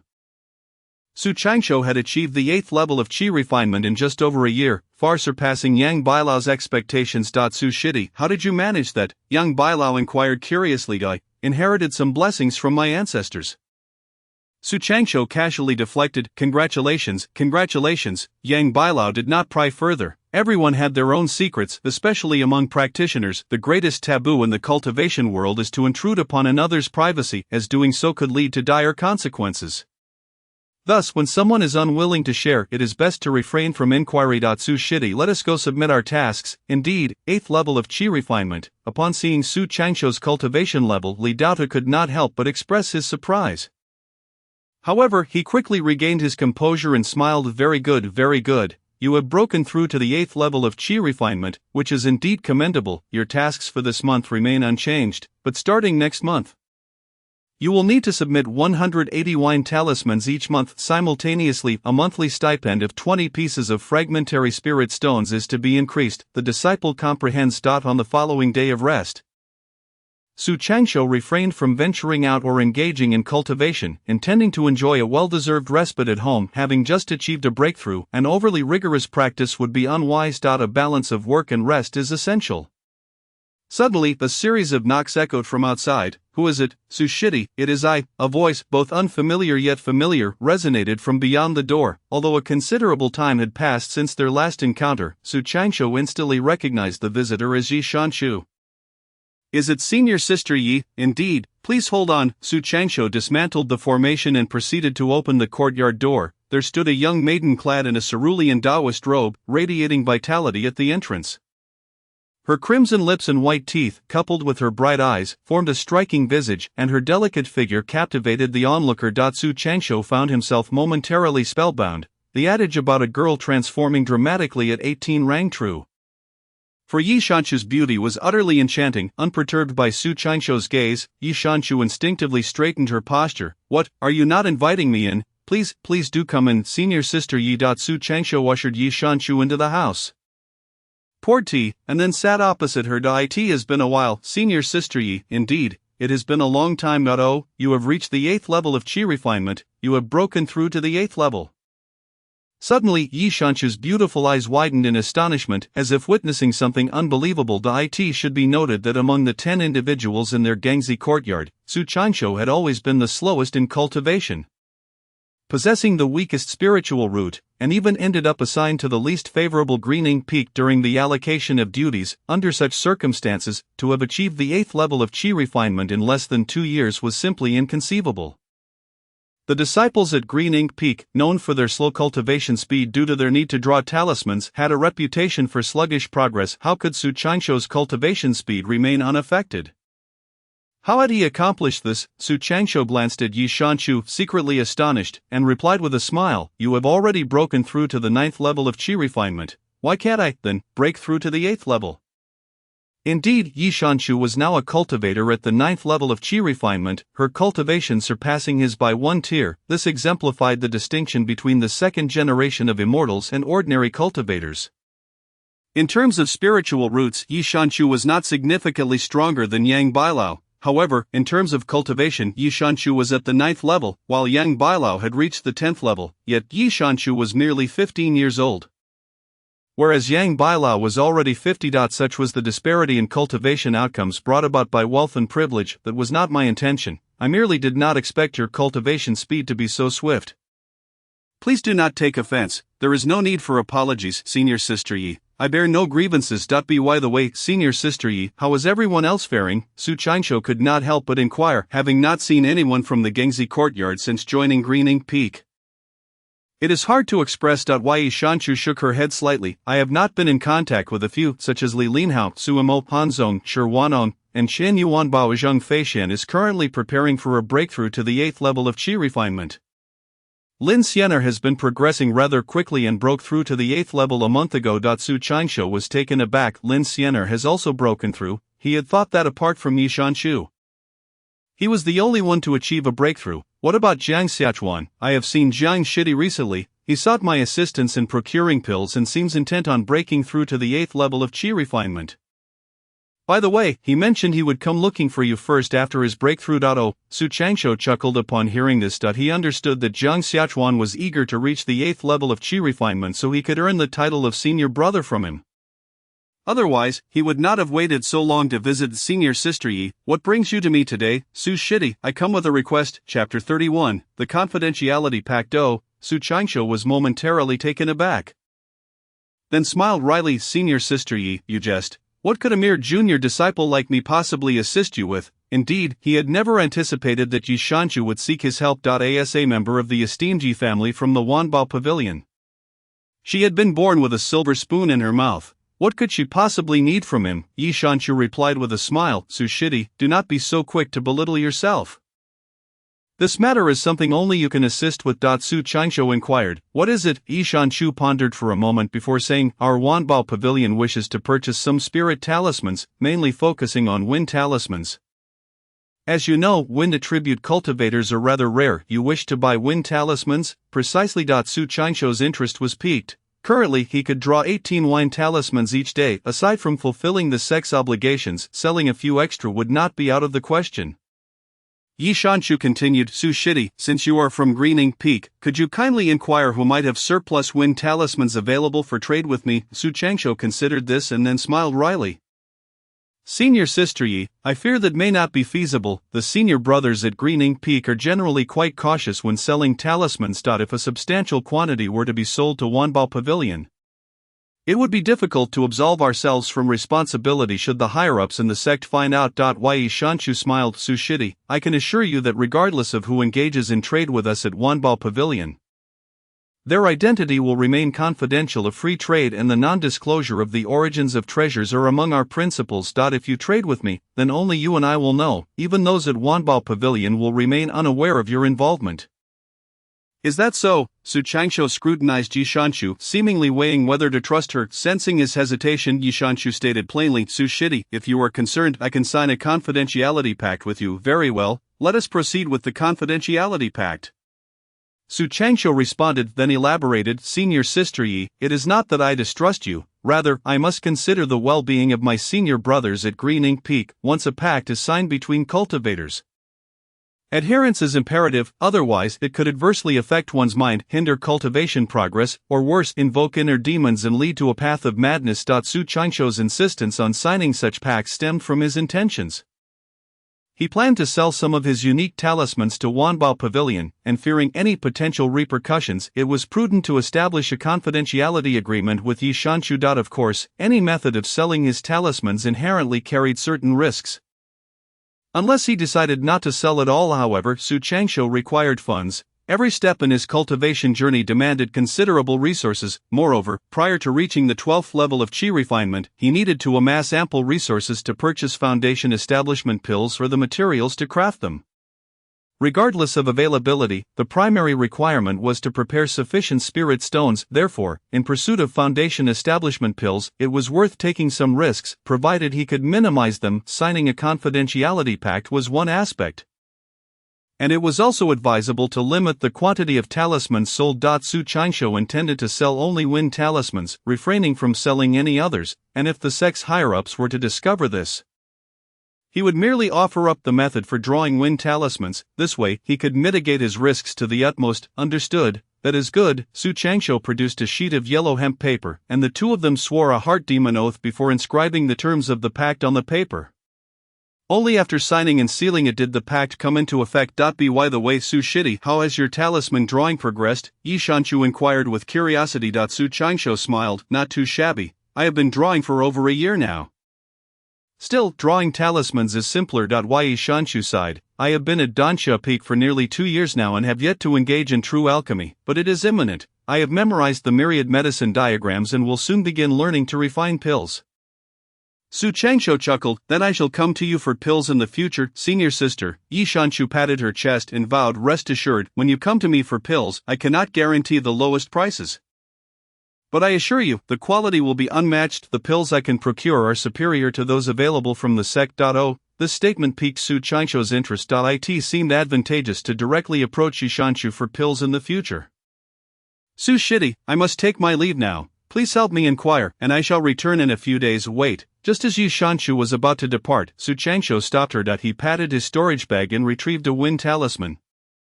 Smiling as he handed it to Yi Shanshu, this wind talisman was not a mere ordinary one submitted to the sect, it was one he had personally drawn, capable of traversing 3,000 miles in a day. This is a wind talisman. Yi Shanshu appeared to recognize the item, her expression filled with intrigue. Su Changsho nodded. Indeed, it is a wind talisman, but not an ordinary one. It can traverse 3,000 miles in a day. What? Yi Shanshu gasped, her mouth agape in astonishment. 3,000 miles in a day, what an extraordinary concept. She instinctively probed with her spiritual sense and discovered that the spiritual energy contained within this wind talisman was indeed 3 times that of a standard wind talisman. Heavens, how could there be such a remarkable wind talisman? Why have I never seen one before? Yi Shanshu was visibly flustered. It should be noted that a speed of 3,000 miles in a day was comparable to that of a Foundation establishment cultivator's sword flight in its initial stages. Although it was a consumable usable for only 1 day, Yi Shanshu recognized its commercial potential. Its speed was so rapid that it rendered cultivators below Foundation establishment nearly invincible in a life-or-death escape.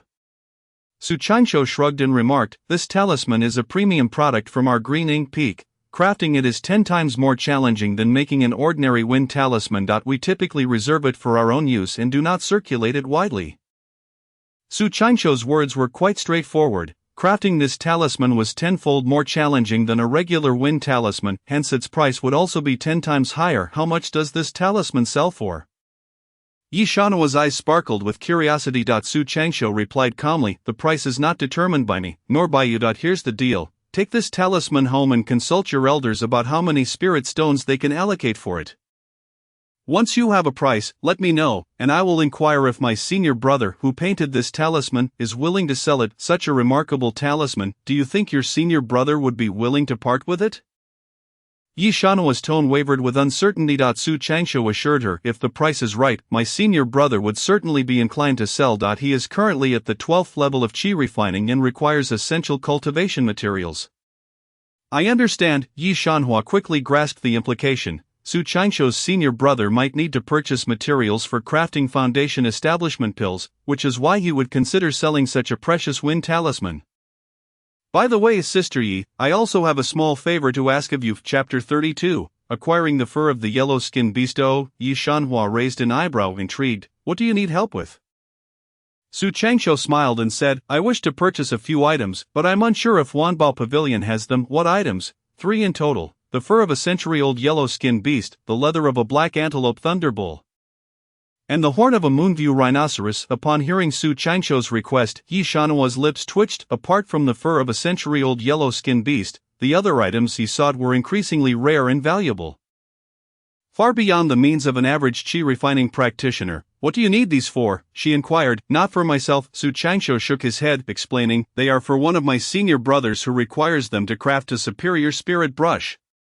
Yi Shanshu nodded, a gentle smile gracing her features. We have a whole pelt of the century-old yellow-skinned beast at Wanbao Pavilion. As for the other 2 items, I can make some inquiries.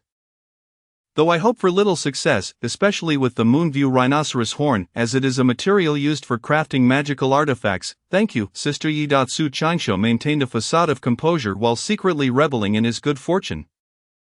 He had scoured both the sex trading hall and the marketplace at Dansha Peak, finding nothing. To his surprise, Wanbao Pavilion's inventory was so comprehensive, boasting the pelt of a century-old yellow-skin beast. It is worth noting that a century-old yellow-skin beast possesses capabilities comparable to a peak chi refining practitioner, and is notoriously cunning and difficult to capture, regardless of the challenges in obtaining these three items. Su Qingshu was determined to acquire them. Only then could he create the Thunderstorm Talisman, which would render him invincible within the chi refining realm. Do not mention it, junior brother Su. Sister Yi. How much is the fur of the century-old yellow-skin beast? Normally, it would be 5 spirit stones, but since we are acquainted, I can offer it to you at a 20% discount, 4 spirit stones. Alright, Su Qingshu nodded slightly, though his heart ached at the expenditure. To be clear, his entire fortune amounted to merely 6 spirit stones. Over the past year, he had earned a little over 10 spirit stones, and after purchasing chi-gathering pills, he was left with just 6. Spending 4 out of 6 spirit stones was undeniably painful. Nevertheless, for the sake of the Thunderstorm Talisman, he was willing to pay the price. I shall return next time to assist you. On the third day, Yi Shanhua arrived in haste, likely having spent the previous day testing the Wind Talisman. At that moment, Su Qingshu was in the Talisman crafting room. How did the Wind Talisman perform? Su Qingshu stepped out and asked directly. It was quite impressive. The results exceeded expectations, Yi Shanhua replied with a radiant smile. Su Qingshu scratched his head. Sister Yi, I am currently engaged in crafting talismans. Please wait in the adjacent room until I am finished. Of course, go ahead. Yi Shanhua waved her hand and entered the next room, seemingly devoid of any desire to observe Su Qingshu's talisman crafting process. After completing all the talismans, the sun was high in the sky. Approaching lunchtime. At that moment, a delicious aroma wafted in from the next room. Upon checking, Su Qingshu found Yi Shanhua busily preparing a spiritual meal, with an array of exquisite ingredients laid out on the table. Alongside 2 plates of delectable dishes already stir-fried. Though Su Qingshu's courtyard was equipped with a kitchen, he had never utilized it, as he lacked both the skill and the time to cook. Please wait a moment, junior brother Su. It will be ready shortly. Sister Yi can cook, of course. I thought someone like you, a descendant of a prominent family, would simply have everything handed to you. Yi Shanhua shot him a glare.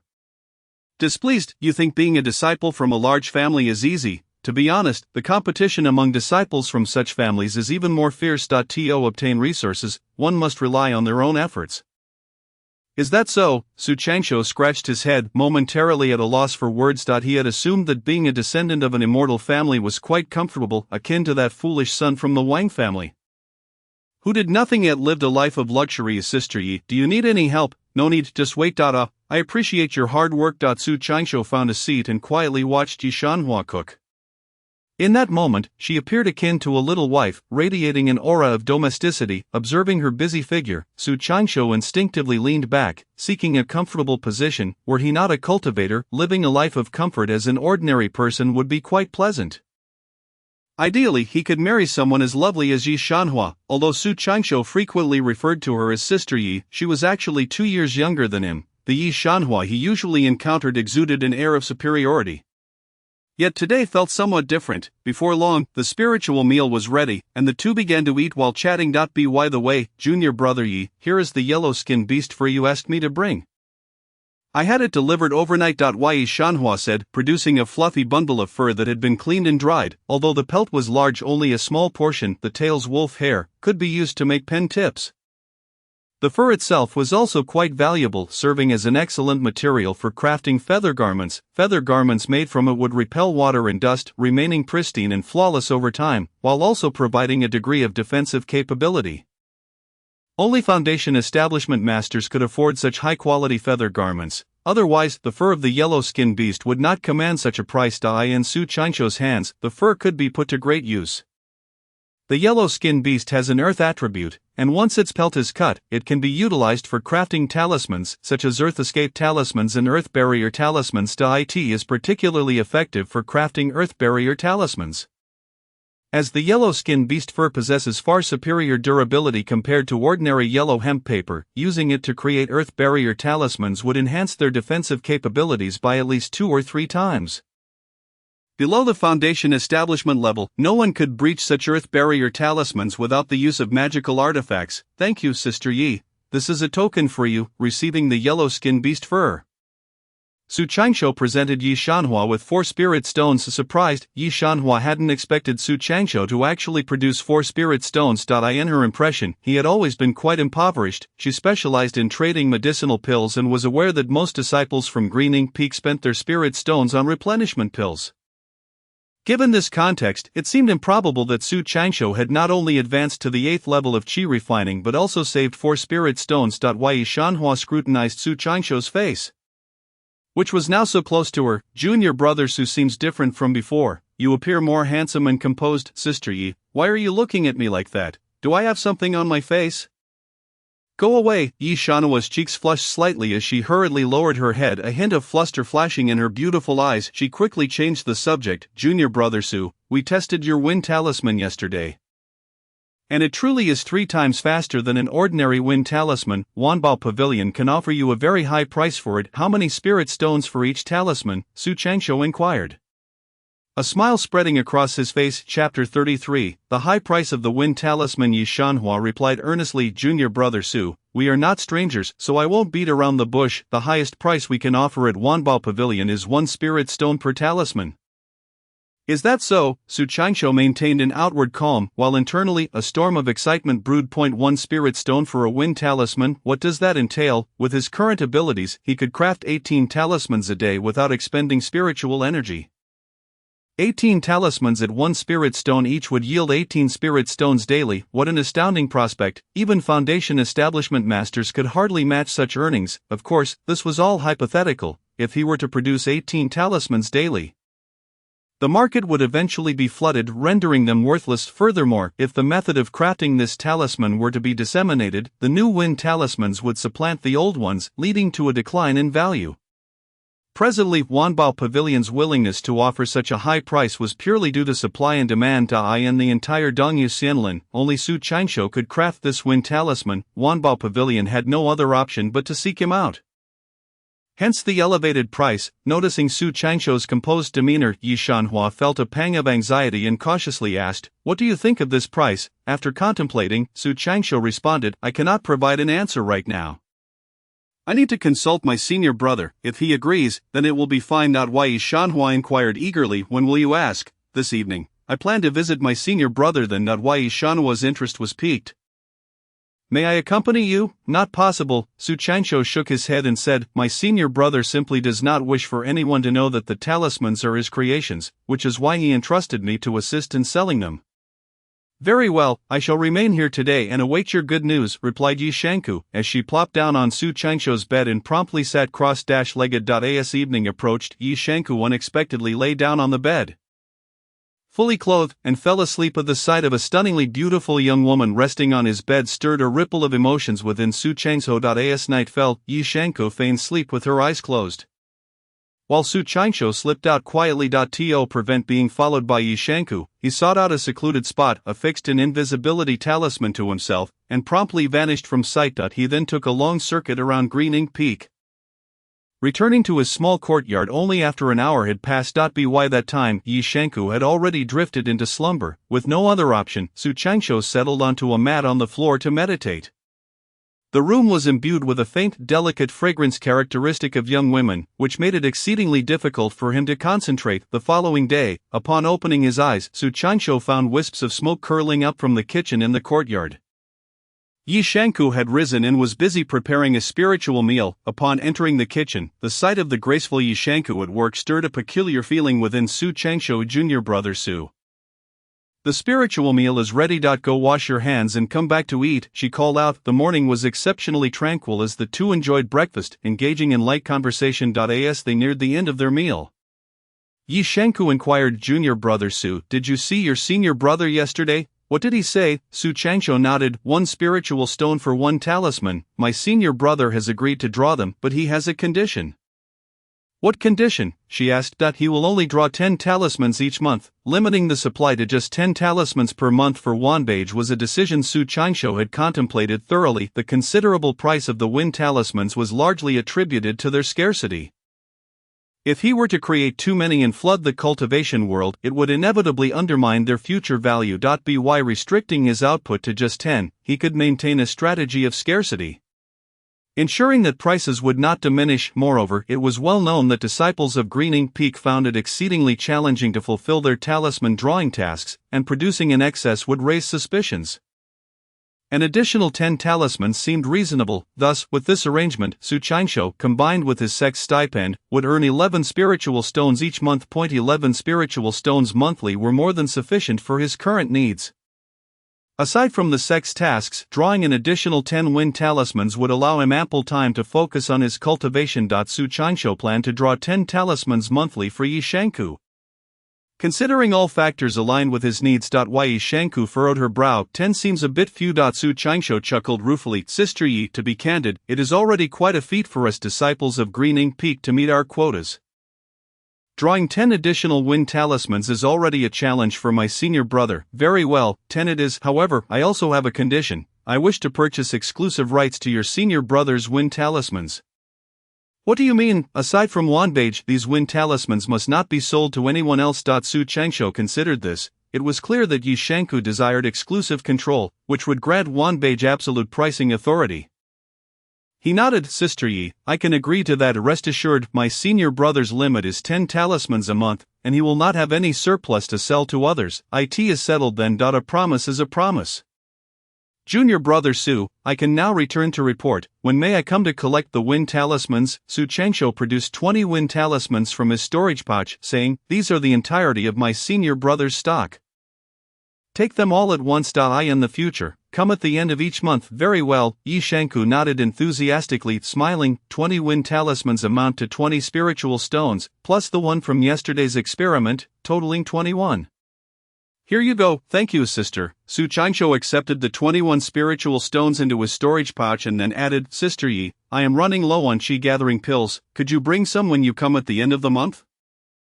How about this? Yi Shanku casually retrieved a vial of chi gathering pills from her storage pouch. Su Qianshou opened it and was greeted by the sight of round, smooth pills, their fragrant aroma wafting through the air. Remarkably, this vial of chi-gathering pills was of superior quality compared to those from the sect. Sister Yi, how much for these? 1 spiritual stone for 10 pills, no more than that. Su Qianshou nodded inwardly. Recognizing that these pills were far superior to those from Huang Xiangu, although Huang Xiangu had offered him 2 extra pills, he would prefer to purchase Yi Shanku's if given the choice. These chi-gathering pills contained richer spiritual energy than the standard 12 pills. Do you have any more? Please give me a few extra. There are none left. This vial is for my own use. Sister Yi, the next time you come, could you bring me 2 vials? Speaking, Su Qianshou handed her a spiritual stone. No need, Yi Shanku declined, saying, this vial of chi-gathering pills is a small token of goodwill from Wanbage to you. Junior brother Su, I won't accept any spiritual stones this time, but next time I shall charge. Thank you, Sister Yi. No need for such formality with me. I'm off now. Goodbye, Sister Yi. Chapter 34. Jiang Xiachuan has changed after Yi Shanku departed. Su Qianshou closed the courtyard door and took a moment to inspect his storage pouch. To his astonishment, it now contained a total of 23 spiritual stones. He examined it repeatedly, seemingly unable to believe the reality of his windfall. It was the first time in his life he had ever seen such an abundance of spiritual stones. Su Qianshou stopped staring. This is nothing remarkable, you will earn even more spiritual stones in the future. He reassured himself inwardly. After clearing his mind of distractions, Su Qianshou took out the hide of the yellow-skinned creature. Using his steel sword, he meticulously divided the hide. The hide was exceptionally tough, and it required significant effort to cut it into 12 pieces. Each about the size of crafted hemp paper. Given the small size of the yellow-skinned creature, dividing its hide into 12 pieces was the utmost limit. He left the tail intact for crafting a brush core. Su Qianshou then took out a spiritual brush and began to draw talismans using the divided hide. He consecutively drew 12 earth barrier talismans, renowned for their formidable defensive capabilities among the talismans he could create. Greening Peak possessed a defensive talisman known as the Earth Shield Talisman, yet the ordinary Earth Barrier Talisman boasted 3 times the defense of the Earth Shield Talisman. Talismans drawn from the yellow-skinned creature's hide would enhance their defensive power by an additional 2 to 3 times. Therefore, the Earth Barrier Talismans crafted from the yellow-skinned hide could be deemed invincible during the Qi refinement stage, impervious to all but Foundation Establishment cultivators or magical artifacts. Moreover, these talismans could be used 3 times. If offered for sale, they would undoubtedly fetch a higher price than the wind talismans. However, Su Changshou had no intention of selling such exceptional items. They were meant for his personal use. After completing the earth barrier talismans, Su Changshou placed them, along with the yellow-skinned creature's tail and the 23 spiritual stones, into the jade talisman space. He retained only some ordinary talismans and a few scattered spiritual stones in his storage pouch. Typically, Su Changshou stored valuable items in the jade talisman space, which not only offered ample room but also allowed for easier access than a storage pouch. He could retrieve them with a mere thought. If he wished to use an earth barrier talisman for defense, he could summon it to his hand with just a mental command. Of course, to avoid drawing attention, Su Changshou would usually tap his storage pouch when retrieving items. After organizing everything, he resumed drawing talismans, this time crafting ordinary wind talismans. His plan was to accumulate a substantial stockpile of wind talismans, enough to last at least a year. Once he had secured enough wind talismans, he intended to enter a prolonged retreat to prepare for breaking through to the 9th level of Qi refinement. The time required for cultivation increased with each advancement. Su Changshou estimated that, with the aid of Qi gathering pills, it would take him a minimum of a year and a half to progress from the 8th to the 9th level of Qi refinement. Without the pills, it would require at least 5 years. With resources at hand, Su Changshou was determined to cultivate as swiftly as possible to reach the 9th level. Thus, he began his diligent efforts to draw talismans. And for over 9 months, he tirelessly crafted 5,000 wind talismans before he paused. Of course, while drawing talismans, Su Changshou did not neglect his cultivation, though the progress was slower, yielding only half the usual results. Throughout these 9 months, Yi Shangku visited every month, each time taking away 10 wind talismans from Su Changshou. His wealth surged during this period, reaching a total of 108 spiritual stones. At this point, Su Changshou had just turned 18. Out on a certain day of rest, a voice called from outside, "Is junior brother Su here?" "Who is it?" Su Changshou ran to open the door, having never heard this voice before. Though it felt somewhat familiar. "Hee, junior brother Su, open the door and you will find out," the voice replied playfully. Su Changshou opened the courtyard door to see a tall, striking young man standing there. The boy's face lit up with a smile, and his features were unmistakably familiar. However, upon seeing Su Changshou, his smile faded. 8th level of Qi refinement? Impossible. How could you also have reached the 8th level? Who did I think it was? So it is junior brother Jiang, long time no see. Su Changshou smiled back. After 2 or 3 years, Jiang Xiaochuan had changed considerably. Not only had his voice deepened, but he had also grown taller, now nearly matching Su Changshou in height. "Long time no see, Su's senior brother," Jiang Xiaochuan replied, a bittersweet smile gracing his face. "I in the past 2 or 3 years." He had not sought out Su Changshou, intending instead to return only when he had successfully broken through to the 8th level of Qi refinement, allowing Su Changshou to address him as senior brother for a change.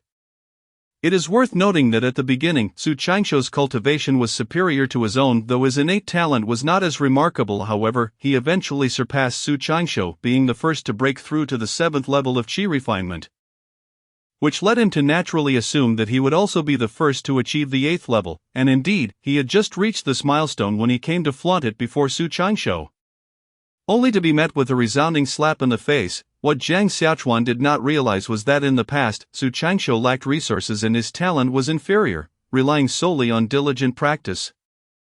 His progress could not match Jiang Xiaochuan's. However, the situation had changed. Su Changshou was now able to earn money independently and was no longer in need of resources. In terms of resources, Jiang Xiaochuan, a disciple from a small family, could no longer compete with him. With the combination of abundant resources and Su Changshou's diligence, his current cultivation speed was bound to surpass Jiang Xiaochuan's. Yet, Jiang Xiaochuan remained oblivious to Su Changshou's circumstances.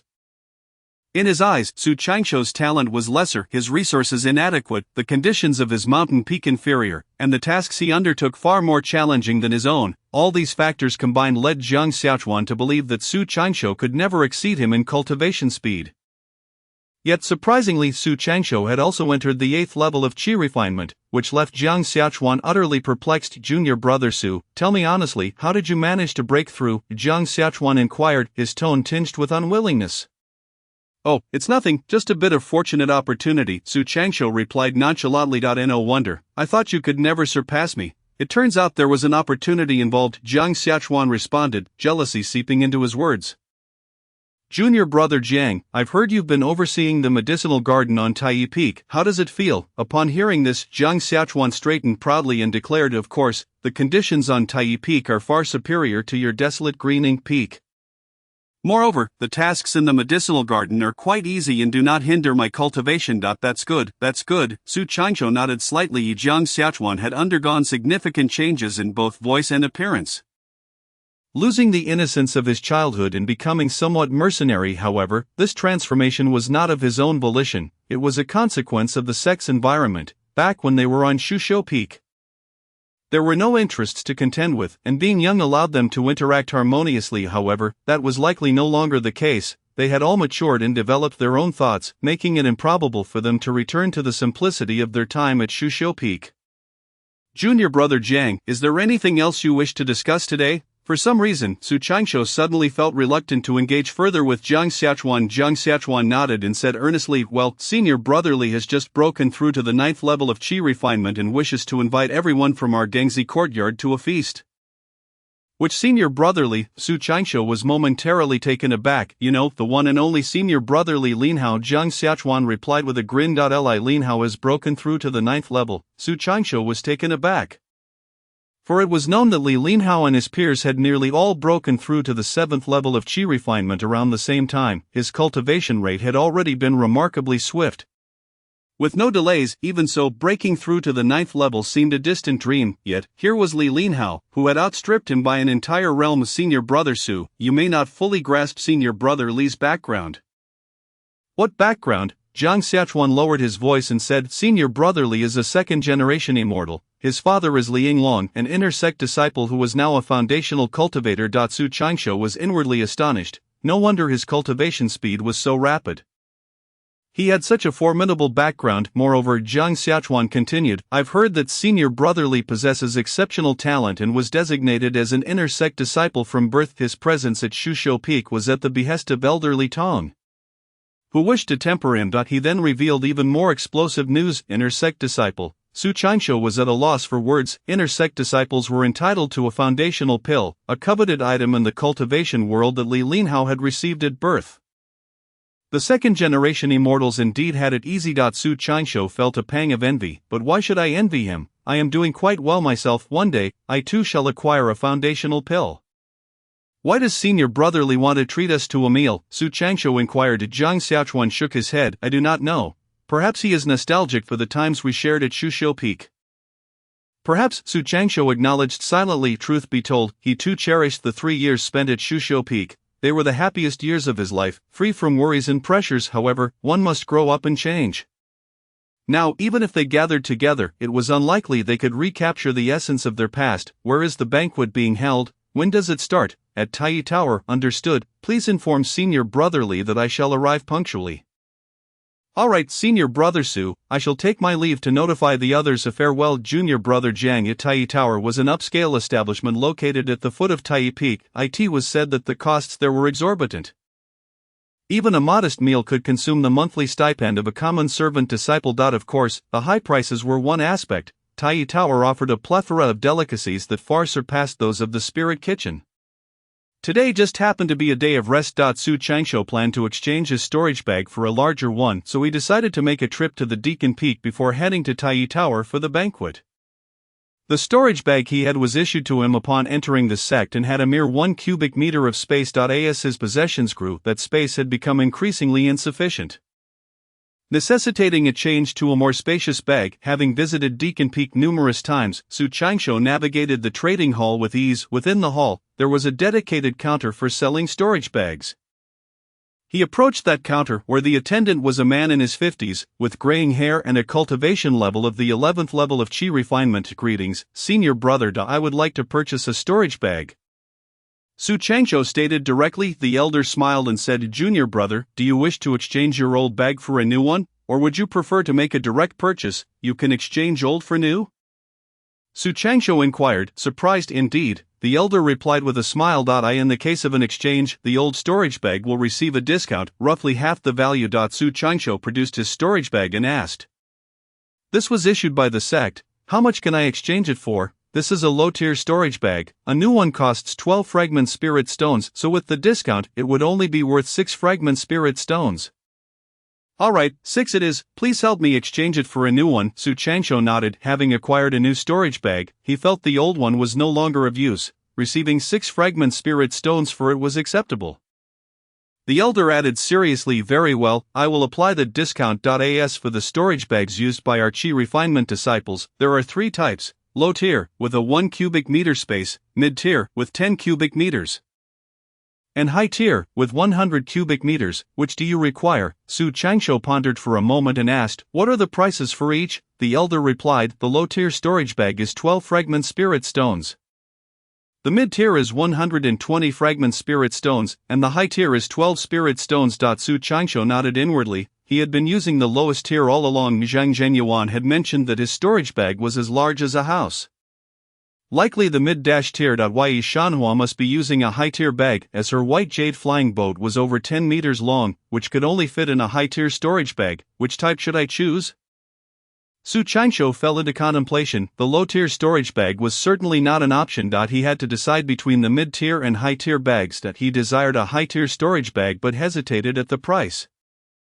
Caught in indecision. Junior brother, have you made your choice? What type do you wish to buy? The elder inquired again. Su Changsho gritted his teeth and said, I will take the high-tier storage bag. Upon hearing this, the elder was momentarily taken aback. In his view, Su Changsho was young and only at the 8th level of chi refinement, clearly a new disciple. Among new disciples, few would be willing to purchase a high-tier storage bag. Even those from small families would hesitate. High-tier storage bags were typically the domain of wealthy second-generation immortals or scions of large families. Then please make your selection. The elder flicked his wrist, producing 5 or 6 purple storage bags on the counter. The colors of the storage bags varied according to their ranks. Low-tier bags were gray, mid-tier were black, and high-tier were purple, exuding an air of luxury. This one will do. Su Changsho casually selected a storage bag and transferred all the contents from the old bag to the new one, handing the old bag to the elder. This high-tier storage bag is 12 spirit stones.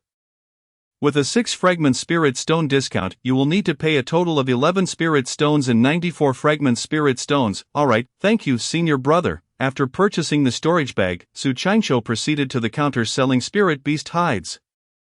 Each time he visited the trading hall, he would invariably stop by this counter, primarily to see if he could procure black antelope thunder cow hides or moon-viewing rhinoceros horns. After perusing the items within the counter, Su Changsho found himself disheartened once again. Having failed to locate the 2 items he sought, suddenly a magnificent azure wolf pelt caught his eye. The single-horned azure wolf is one of the rare spirit beasts embodying the wind attribute, and its pelt serves as an ideal medium for crafting wind attribute talismans, particularly for drawing wind travel and flight symbols. A wind travel talisman crafted from the pelt of a single-horned azure wolf can traverse 5,000 miles in a single day, outpacing even sword flight. If used for a flight talisman, it can achieve the same remarkable speed. To comprehend the significance of 5,000 miles a day, even foundational cultivators in their early stages cannot attain such velocity.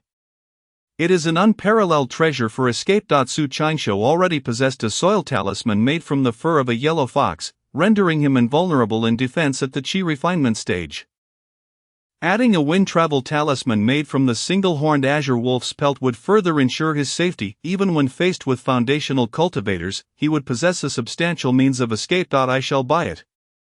Su Changsho resolved, directing his gaze toward the woman manning the counter, a middle-aged lady, still possessing a certain charm despite being in her 40s. Esteemed sister, I wish to purchase the single-horned azure wolf pelt. How many spirit stones does it cost? 8 spirit stones, how exorbitant. Su Changsho gasped inwardly, astonished that it was even pricier than the fur of the yellow fox. However, this pelt was significantly larger, at least 3 times that of the yellow fox's fur, allowing for the creation of a greater number of talismans. Considering this, it seemed rather reasonable. Are you truly certain you wish to buy it? Indeed. Upon confirming Su Changsho's intent, the middle-aged woman brought forth the single-horned azure wolf pelt, smiling as she inquired, Are you a disciple of Chihua Peak? Disciples of Chihua Peak are typically engaged in chi refinement matters, and thus the woman mistakenly assumed Su Changsho belonged to their ranks. Esteemed sister, you are mistaken. I am not from Chihua Peak. This single-horned azure wolf pelt is for an elder who requested I procure it for him to craft a wind attribute robe. I see, here, please take these 8 spirit stones. Indeed, safe travels, junior brother. Farewell, esteemed sister. Upon exiting the trading hall, Su Qingshu boarded a public flying vessel to Tai Peak. He cast a pained glance at his storage bag, which now contained only 88 spirit stones and a few fragmented ones. Having spent 20 spirit stones in one fell swoop was disheartening. Ordinary servant disciples might not earn that much in a year. Nevertheless, these items were essential purchases, not frivolous expenditures. As he left the trading hall, twilight was approaching, signaling that it was nearly time for the promised banquet. Su Qingshu made his way directly to Tai Tower, confidently striding inside. In the past, he would have hesitated to enter Tai Tower due to its high costs. But now, with 88 spirit stones in hand, he could indulge without concern. One must admit, in the realm of cultivation, possessing spirit stones is the most formidable capital. Upon entering Tai Tower, he noticed a group of young men and women waiting. A glance revealed Yi Shanhua, Lin Xianer, Zhang Xiachuan, Han Zhong, Zheng Feixian, Shi Wanong, and Xian Yuanbao among them. 8 out of the 10 from their Gengzi courtyard had arrived, with only Lin Haoran and Su Emo absent. In their reunion, each had experienced some degree of change. Firstly, their appearances had evolved. After 2 or 3 years, they had all matured into adulthood. Secondly, their expressions had shifted as well. In Su Qingshu's memory, they had once radiated vitality and confidence. But now they clustered around Yi Shanhua, their expressions ranging from sycophantic to timid, envious to self-deprecating, and some even appeared dazed or apathetic. Junior Su has arrived. Su, it's been a while. Greetings, Senior Su. Upon Su Qingshu's arrival, Yi Shanhua was the first to greet him with a smile, prompting the others to follow suit. Su Qingshu responded to each in kind, his face beaming with joy. Senior Su, why did you arrive so late? Zhang Xiachuan approached, a hint of displeasure in his voice. Su Qingshu furrowed his brow at this remark. What is the matter, Junior Jiang? Was I tardy? My Zhang Xiachuan pouted. It's not that you were late. But with Senior Lin treating us to a meal, arriving earlier would have made a better impression. Fortunately, Senior Lin has yet to arrive. Otherwise it would have been awkward. Indeed, Su Qingshu nodded slightly, opting not to elaborate further. This Suemo, where is he? I've told him repeatedly to arrive early. If Senior Lin shows up and he is still absent, it would reflect poorly on him. He truly lacks awareness, Zhang Xiachuan muttered. Indeed, Suemo has gone too far. He should have come earlier. What is Suemo up to? Many chimed in agreement with Zhang Xiachuan's words. Su Qingshu suddenly shook his head. They had all changed. The innocence of their youth had faded, replaced by a palpable sense of ambition. After a brief moment, Suemo arrived, clad in a somewhat tattered azure robe, the fabric riddled with countless burn holes. Su Qingshu recalled Sumo's status as the fire-blowing apprentice of Chihua Peak, and his appearance certainly aligned with that title. Upon assessing Sumo's cultivation, Su Qingshu frowned. He was at the 7th level of Qi refinement. Most of their peers had already broken through to the 8th level, yet Suemo had not. Su Qingshu understood the reason. Sumo's family, the Su family fort, had gone bankrupt, leaving him without resources for cultivation. Without resources, progress in cultivation naturally stagnates. Su Qingshu couldn't help but feel a pang of sympathy for Suemo. Had he not activated the bloodline jade talisman and learned talisman drawing, he too might have remained at the same level as Suemo. Ah, Junior Su has arrived. It has been a while, Junior Su. Why haven't you made a breakthrough, Junior Su? Everyone greeted him, their expressions tinged with disdain. Suemo seemed somewhat self-conscious. After exchanging pleasantries, he retreated to a corner, falling silent. Suemo, arriving at this time, aren't you worried about Senior Lin's displeasure? Zhang Xiachuan remarked, his words particularly irksome to Su Qingshu. Su Qingshu glanced over at Suemo, noticing his fists clenched slightly. Evidently having heard Zhang Xiachuan's comments. Su Qingshu approached Suemo with a smile. How have you been, Junior Su? I've been well. Sumo's gaze flickered, avoiding Su Qingshu's eyes. Junior Su, I see you are on the verge of a breakthrough.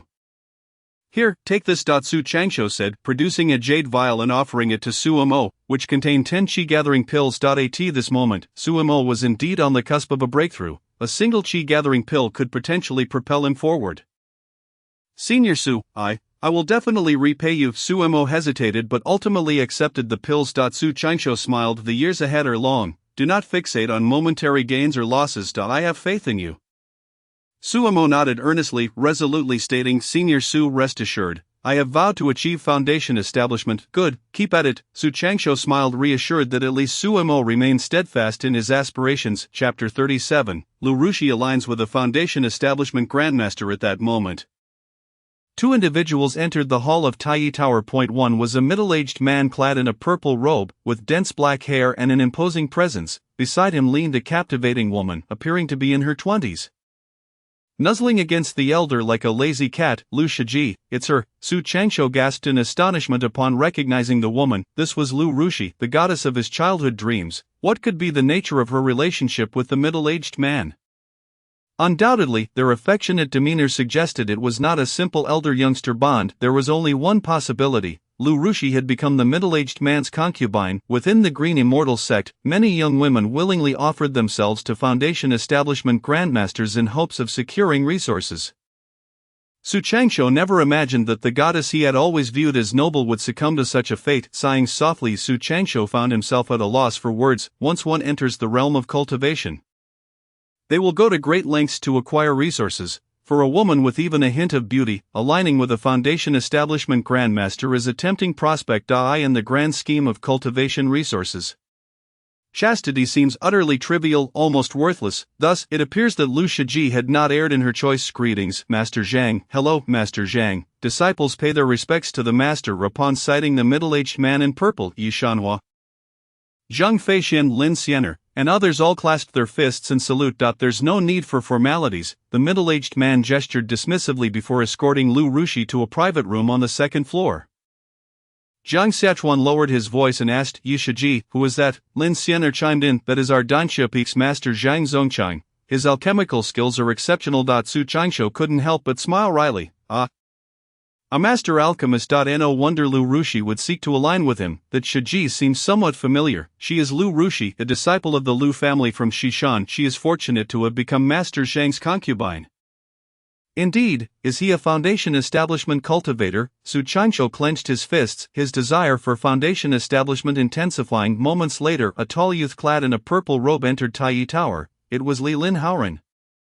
In the Green Immortal sect, the color of one's attire carries significant meaning. Servant disciples wear azure robes, while true inner disciples don purple robes, which are also worn by Foundation establishment cultivators. The esteemed cultivator of the golden elixir, it is said, adorns a golden robe of the DAO.as for the color of the robe worn by the venerable Yuaning ancestor. Su Changsho is at a loss. Brotherly has arrived. It has been a long time since we last met, Brother Li.to. Think you are an inner sect disciple, you have kept it from us quite well. Upon seeing Li Linhao's arrival, a throng of young men and women flocked to him. Even Yi Shanhua managed a wry smile as she greeted him. Su Changsho scrutinized Li Linhao. He wore a smile and ambled leisurely, remaining unchanged from before. In the past, Li Linhao was similarly low-key, reticent, yet fond of laughter. As a second-generation immortal, with a great-grandfather of golden elixir status, Li Linhao's modesty speaks volumes of his extraordinary character. Dear friends, it has been quite some time, shall we ascend to the upper floor for a conversation? Li Linhao proposed, still smiling. After you, Brother Li. Be cautious on the steps. Brotherly Zhang Xiaochuan and several others encircled Li Linhao as they ascended to the second floor. Li Linhao had reserved a private room in advance, and they entered directly. The private room was opulent, furnished with exquisite antique wooden furniture adorned with various treasures. The floor beneath their feet was astonishingly laid with gold. Dear disciples, please take a seat. Brotherly, you first. Brotherly, please take the esteemed seat. The group settled in their respective places, while Li Linhao surveyed them all. He then smiled and said, Dear disciples, I seek your forgiveness for concealing my identity. This was my grandfather's directive. Until I turn 18, I am to keep my identity undisclosed. Such arrangements by the venerable master are undoubtedly wise. Indeed, the master has his reasons. The others nodded in agreement.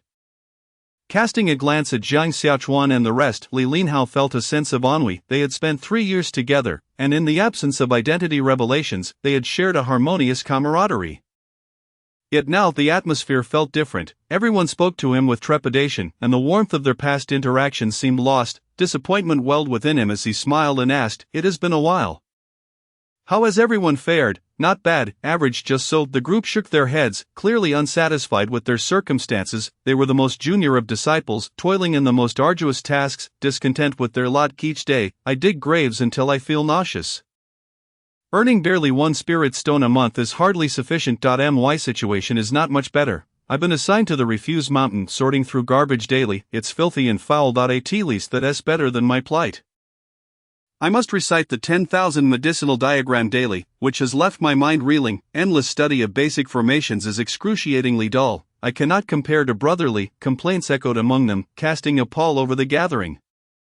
Listening to their grievances, Li Linhao's gaze remained unfazed as he surveyed the group, finally resting on Su Changsho. Su no Su, among us, you seem to lead the most carefree life. Su Changsho grimaced, brotherly. Please do not jest. Everyone knows that tasks at Lume Peak are the most taxing, and I am perpetually exhausted from drawing talismans. Li Linhao chuckled, I beg to differ. Su, your storage bag is newly acquired. Is it not? This is a premium storage bag worth 12 spirit stones. If you were struggling, would you have splurged on this? Su Changsho fell silent, surprised that his storage bag had been discovered. As an inner sect disciple, Li Linhao was certainly familiar with high-quality storage items. What, 12 spirit stones? Su, you are quite affluent. An invisible tycoon. It seems the group couldn't help but express their envy. Even Yi Shanhua cast an astonished glance at Su Changsho's storage bag. Su, though you are at the lowest Lume Peak, you are the most impressive among us. Without your family background, you would surely surpass us. Li Linhao spoke plainly. His words, though candid, bore no trace of arrogance. He remained as humble as ever. Brotherly, you flatter me. I am nowhere near your level. Su Changsho shook his head repeatedly. Li Linhao waved his hand dismissively. Enough of the flattery. It is time to dine. Let the dishes be served. Before long, exquisite dishes were brought forth. Su Changsho sampled a few. Truly, it was Tai Tower, and each dish was composed of the finest ingredients, delectable in taste. Come now, brotherly, I propose a toast. Toasting and drinking, Sister Yi's cheers. The group feasted and drank, soon becoming slightly intoxicated as they reminisced about matters concerning the Shusho Peak. When the bill arrived, the meal had cost a total of 5 spirit stones. Li Linhao covered the expense organizing this gathering to recapture the camaraderie of yesteryears, with no intent to flaunt his status. Su Changsho concluded that, as it stood, Li Linhao was a trustworthy individual. As for future dealings and interests, Su Changsho remained uncertain. After all, in the realm of cultivation, it was a world driven by interests, and Li Linhao, hailing from a prominent family, could not possibly be oblivious to such realities. Chapter 38, Ninth Layer of Qi Refinement. Upon returning to his modest courtyard, Su Changsho dedicated the night to meticulously slicing the hide of the uni-horned blue wolf with his refined steel sword. The hide was significantly larger than that of the yellow-skinned variety, yielding a total of 36 pieces. After completing this task, Su Changsho closed his eyes in meditation. Time was of the essence, and he intended to rest for the night, planning to draw talismans the following day. The next day, at dawn, Su Changsho had already consumed his spirit meal, preparing to draw talismans. The 36 pieces of unicorn blue wolf hide could be utilized to create 36 wind-running talismans. However, Su Changsho did not intend to use them all for that purpose. Besides the wind-running talismans, there existed another practical wind attribute talisman, the flying talisman. Generally, if given a choice, Su Changsho would opt for the flying talisman, as soaring through the skies was undeniably superior to merely running on the ground. Yet, there was a significant drawback to using the flying talisman. It was too ostentatious. Sword riding was the privilege of Foundation establishment cultivators. Should he take to the skies too frequently, he risked incurring the ire of those Foundation establishment cultivators, who could easily deliver a swift blow, leading to dire consequences. Nonetheless, it could not be entirely dismissed. In the face of life-threatening dangers, utilizing the flying talisman to escape was undoubtedly preferable to the wind-running talismans. Thus, while he would indeed use the flying talismans, he would not draw too many, just a few would suffice. Su Changsho had already formulated a plan regarding the use of the wind-running and flying talismans. He possessed an ample supply of talismans ready to be drawn at any moment. For ordinary travels, he would utilize the common wind-running talismans, capable of covering 3,000 miles daily. In the event of danger or special circumstances requiring swift travel, he would deploy the wind-running talismans crafted from unicorn blue wolf hide, which could traverse 5,000 miles daily, an absolute last resort. As for the flying talismans, he would refrain from using them unless absolutely necessary, reserving them for life-threatening situations. After careful consideration, Su Changsho decided to draw 12 flying talismans and 24 wind-running talismans using the unicorn blue wolf hide. He completed all 36 talismans within 2 days with ease. Once finished, he stored them in his jade talisman space. Subsequently, Su Changsho took stock of his possessions. 12 Earth Attribute Talismans drawn from Yellow-Skinned Hide, 12 Flying Talismans from Unihorned Blue Wolf Hide, 24 Wind Running Talismans from Unihorned Blue Wolf Hide, and various other talismans. The Wind Running Talismans designated for task completion number 3500. Su Qianxiu calculated that 3500 Wind Running Talismans would suffice to cover 1 year and 8 months of tasks. This duration would also be ample for him to achieve a breakthrough to the 9th layer of Qi refinement. The focus ahead remained on seclusion to enhance his cultivation upon reaching the 8th layer of Qi refinement. The consumption of gathering Qi pills accelerated. He could burn through 1 pill every 2 days on average, totaling 15 pills a month, equivalent to 1.5 spirit stones. This rate of consumption was quite alarming. Considering his monthly stipend was merely 120 fragmented spirit stones, without additional income, those 120 fragmented spirit stones would scarcely suffice. Fortunately, he did not need to purchase replenishing pills. Otherwise, his situation would be even more dire. Of course, for Su Qianxiu, this was not overly concerning, as he currently had an extra income of 10 spirit stones each month, making this level of expenditure manageable. The next step was a prolonged period of seclusion. For cultivators at the Qi refinement stage, transitioning from the 8th to the 9th layer was not particularly challenging. There were no barriers to overcome. As long as one had accumulated enough, a breakthrough was possible. However, breaking through to the 10th layer was markedly different. It served as a critical watershed, much like the 7th layer. The transition from the 7th to the 9th layer fell under the late stages of Qi refinement. While the 10th to the 12th layers represented the pinnacle of Qi refinement, the 12th layer signified the consummation of Qi refinement. The 10th layer would not pose a challenge for Su Qianxiu. As he was no longer lacking in resources, if necessary, he could always resort to a breakthrough pill. Time flowed by swiftly, and before long, a year and a half had passed. Su Qianxiu finally broke through to the 9th layer of Qi refinement. As he opened his eyes, a spark of brilliance flickered within them. At that moment, the spiritual energy within him had grown even more robust, surging forth like a mighty river. His physical strength had also seen an enhancement. Reaching a formidable force of over 800 to 900 pounds, the subsequent 3 realms, 10th, 11th, and 12th layers, would further amplify his strength, potentially reaching 1,000 pounds. The increase in strength would be somewhat lesser for the latter 3 layers. Rather, the primary advancement would be in his magical power. Take, for instance, a cultivator at the 10th layer. Their magical power would be significantly denser than that of a cultivator at the 9th layer. If the two were to confront one another without weapons or hidden trump cards, the 10th layer cultivator could easily dispatch the 9th layer cultivator with a single move. On the last day of the month, Yi Shanhua paid a visit. Congratulations on reaching the 9th layer of Qi refinement. Upon witnessing Su Qianxiu's breakthrough, astonishment filled her beautiful eyes. After this period of interaction, she subtly sensed that Su Qianxiu's wind-riding talismans were not merely drawn by a fictitious senior brother, but she harbored grave doubts that they were, in fact, crafted by Su Qianxiu himself. Of course, even if she had surmised the truth, Yi Shanhua did not bring it to light. What she desired were the wind-riding talismans. As long as Su Qianxiu provided them, the identity of the artist was of little consequence. To have advanced so swiftly to the 9th level of Qi refinement, Su Shidi, you truly have remarkable abilities. Yi Shanhua praised. Su Qianxiu chuckled wryly. What I have accomplished pales in comparison to your achievements. Senior sister It was known that she had already broken through to the 10th level of Qi refinement half a year prior. A small realm still separated them, and the distinction between the 9th and 10th levels represented a significant watershed. Catching up to Yi Shanhua would not be an easy task. Yi Shanhua smiled. There is no need for false modesty. Among all of us, your spiritual root may be the weakest, yet your cultivation speed remains unmatched. Su Qianxiu inquired curiously, what of the others? How have they fared? Among our group of 10, the fastest is still Li Shixiang, who entered the 10th level of Qi refinement 3 months ahead of me. Aside from us, you are the only one at the 9th level. The others have not yet broken through. Su Qianxiu nodded slightly.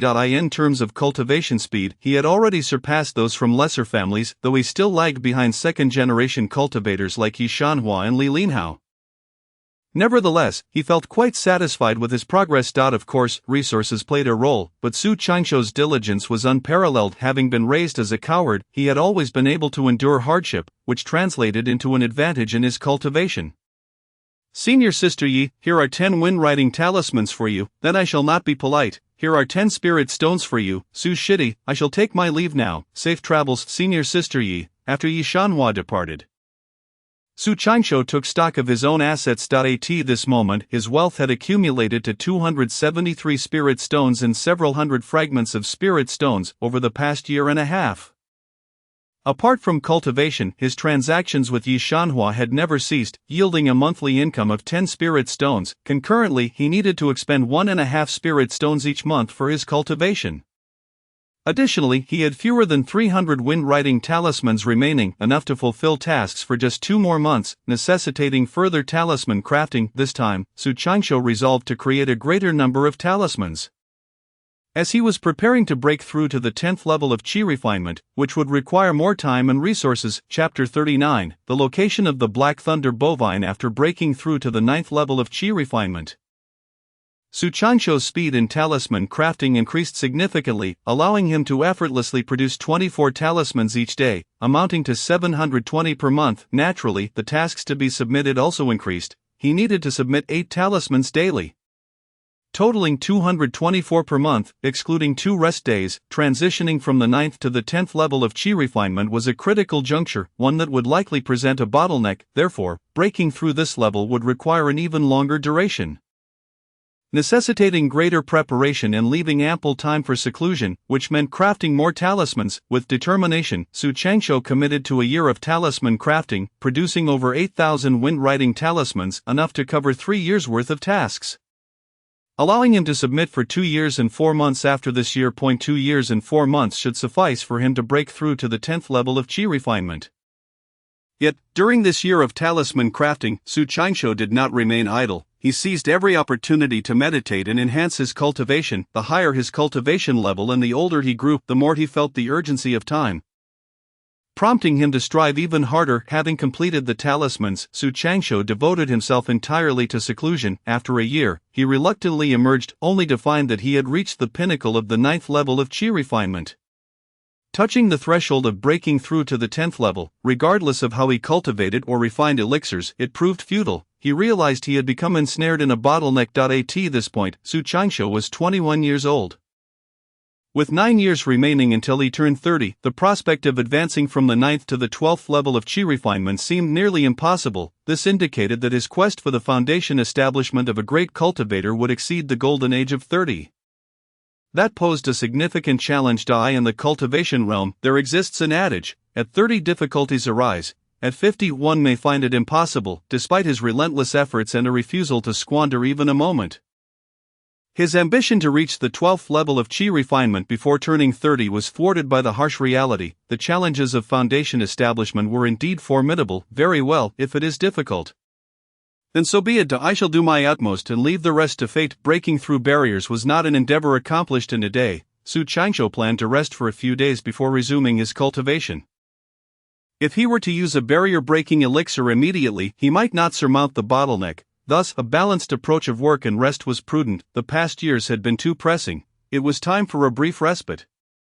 In the following days, Su Qingshu climbed to the highest peak of Green Ink Mountain each day, indulging in wine, relishing the scenery, basking in the sun, and observing the sunrises and sunsets, until one day at the end of the month when Yi Shanhua arrived with good news. Su Shidi, I have gathered information regarding the Black Thunder Bovine. Oh, pray tell, where is it? Su Qingshu's interest was piqued. For years, he had been searching for the whereabouts of the Black Thunder Bovine, which was notoriously elusive, dwelling only in areas prone to thunderstorms. Even upon sighting one, capturing it was no easy feat. Yi Shanhua blinked. Su Shidi, I exerted considerable effort to obtain this information for you. What do I gain in return?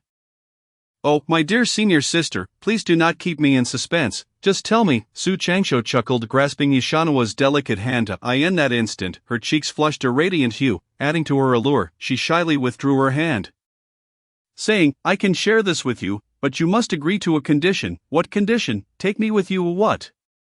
Su Qingshu was taken aback. You wish to accompany me in capturing the Black Thunder Bovine? Precisely, Yi Shanhua nodded, excitement evident in her voice. I have been part of the Green Immortal sect for nearly a decade and have yet to venture out for practical experience, this time, as you seek the Black Thunder Bovine. I wish to join you for some training. Su Changsho was speechless, shaking his head. Senior Sister Yi, I am but a mere life, willing to meet death if it comes. You, however, possess a precious life. How can you recklessly embark on such an endeavor?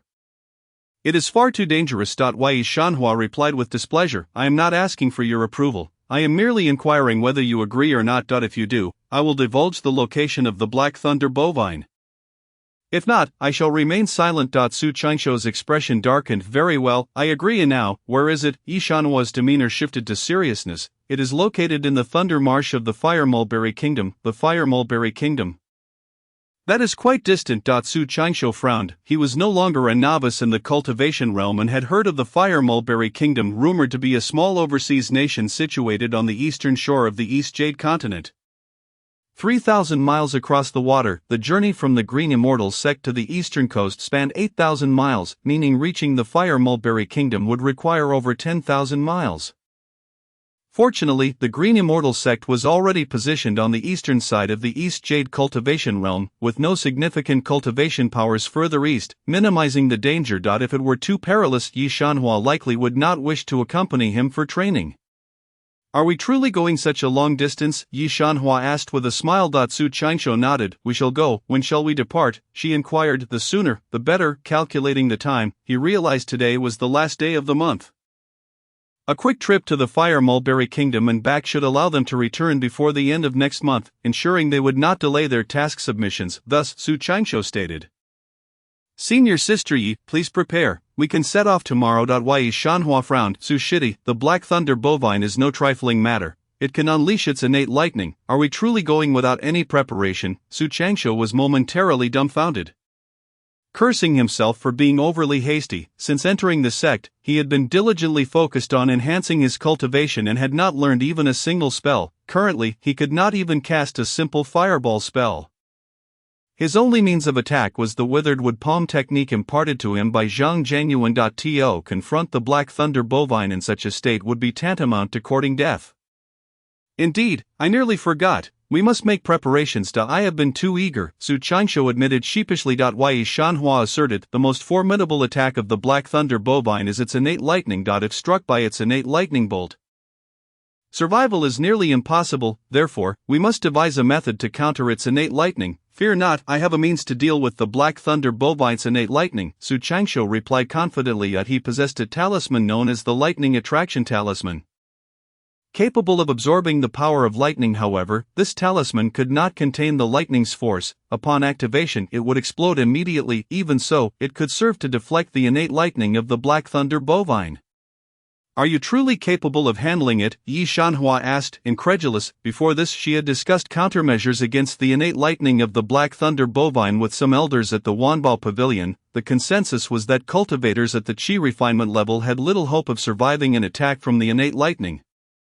Lightning's power is pervasive. Even when defended by weapons, the force would still conduct through. Only Foundation establishment cultivators could forcibly harness the lightning's power with their supreme prowess. She could hardly fathom that Su Changsho had a solution for the lightning.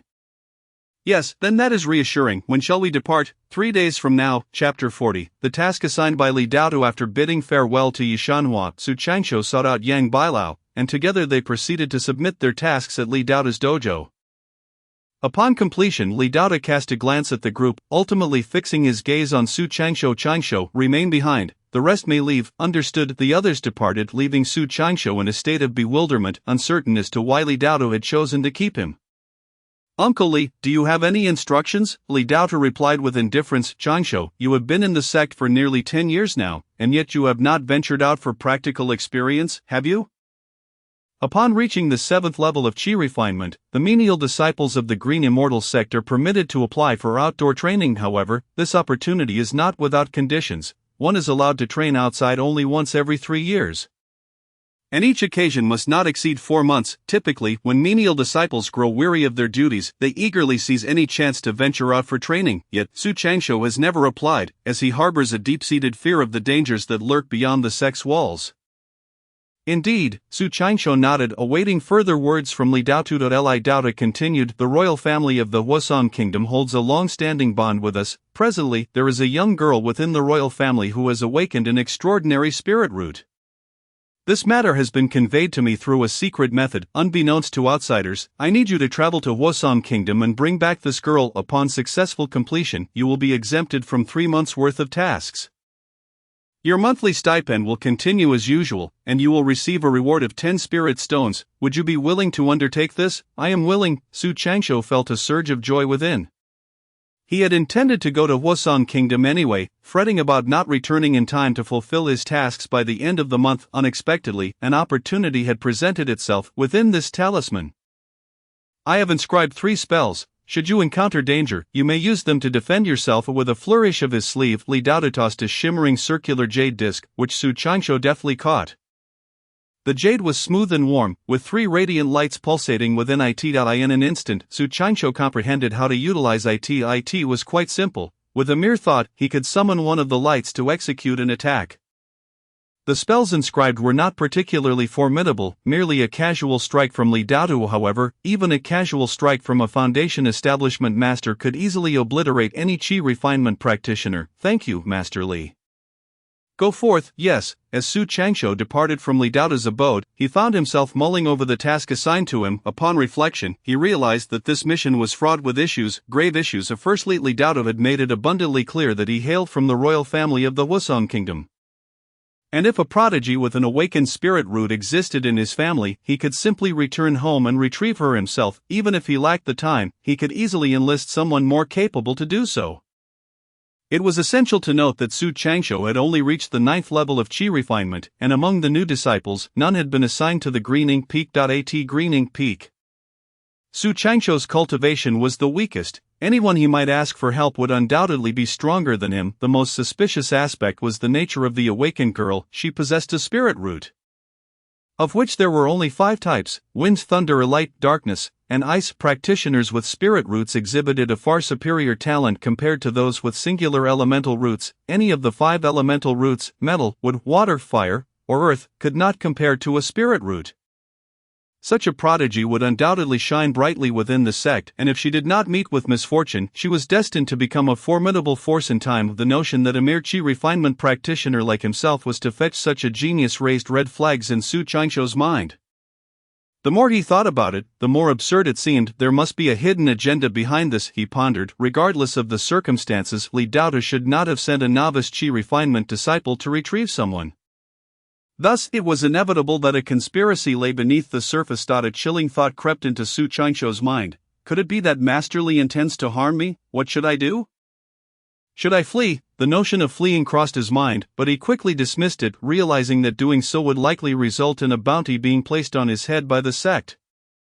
Enough of this. I will take it one step at a time. Gritting his teeth, Su Changsho boarded a public flying vessel and arrived at the trading hall of the Deacon's Peak. Before departing, he made haste to learn some spells. Seizing the opportunity to cram knowledge, regardless of their utility, he resolved to learn as much as he could. Within the sect, only the primary cultivation methods were offered for free.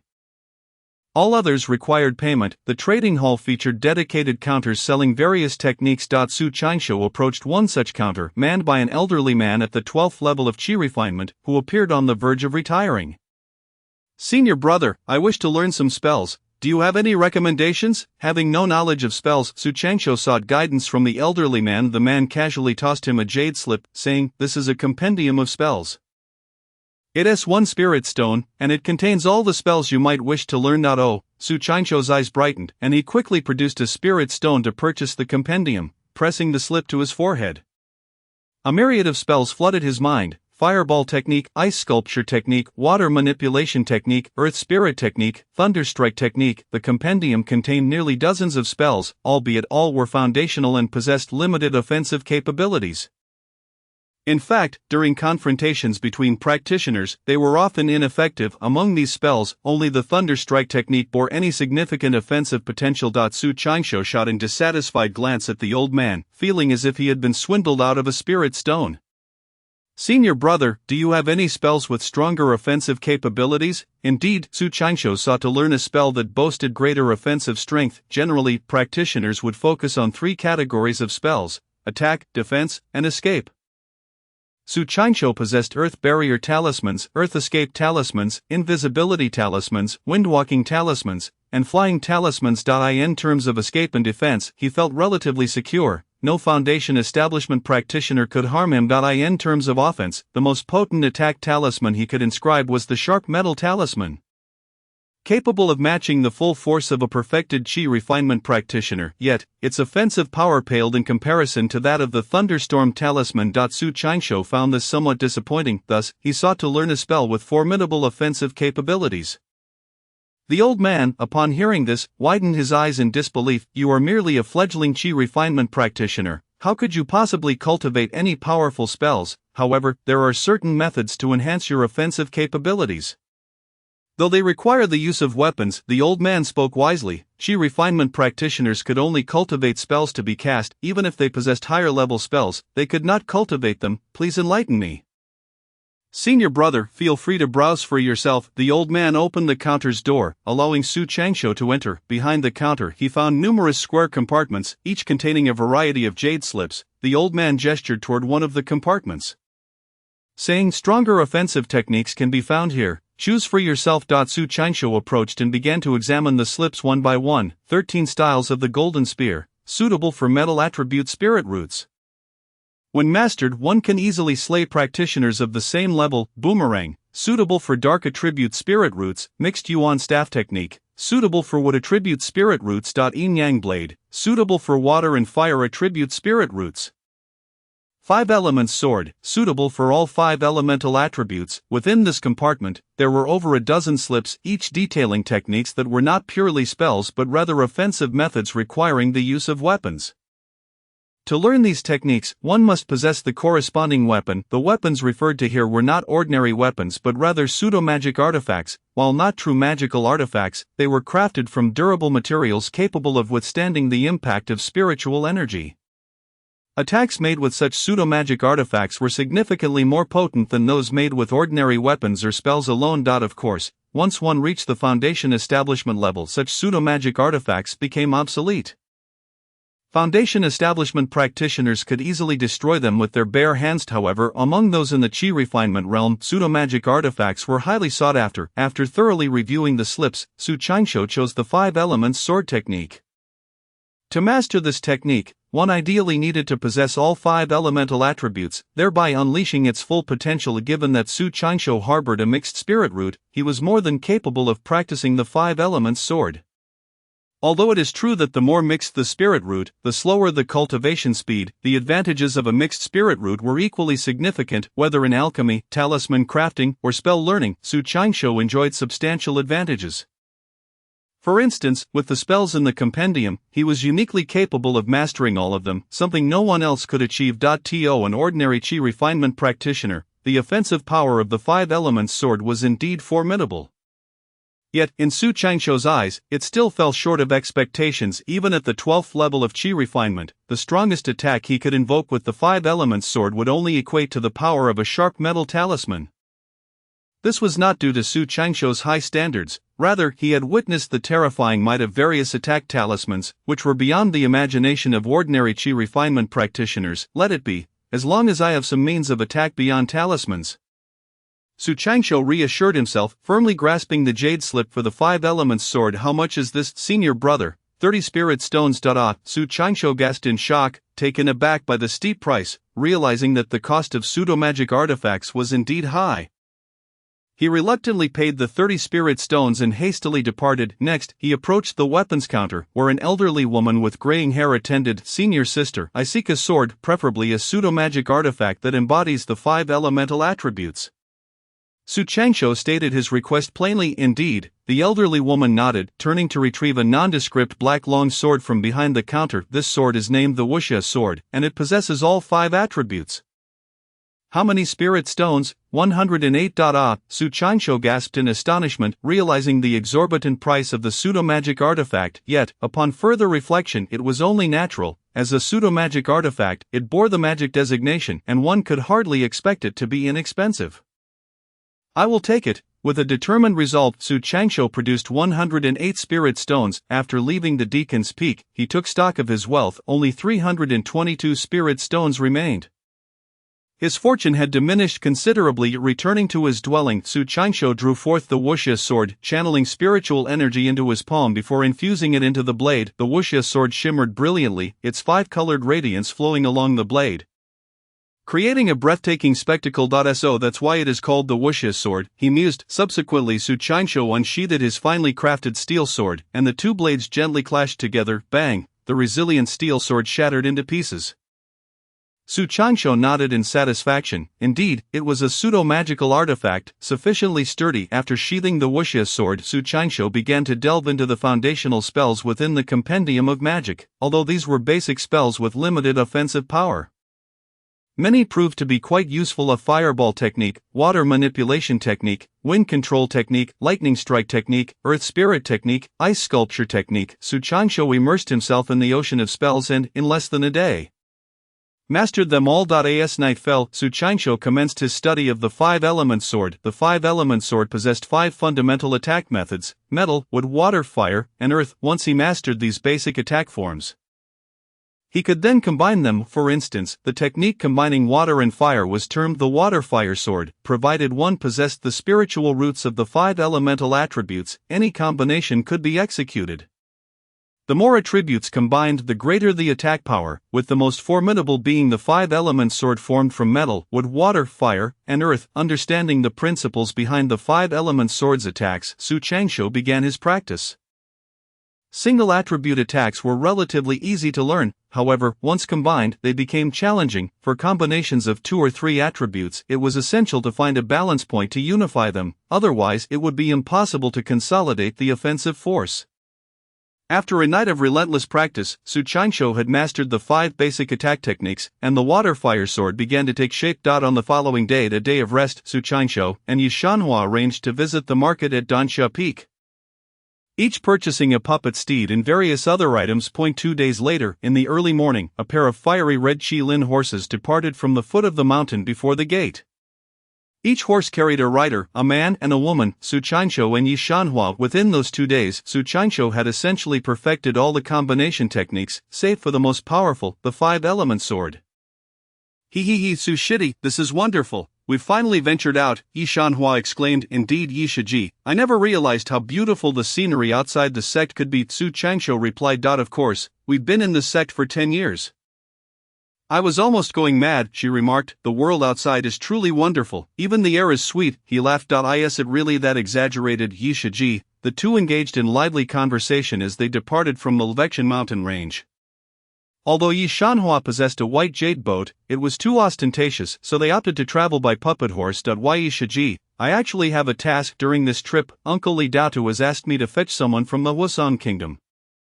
Su Qianqiu mentioned after leaving the sect. What? The royal family of Wusong kingdom has produced an extraordinary spiritual root, Yi Shanhua exclaimed in astonishment. Do you know what kind of spiritual root it is?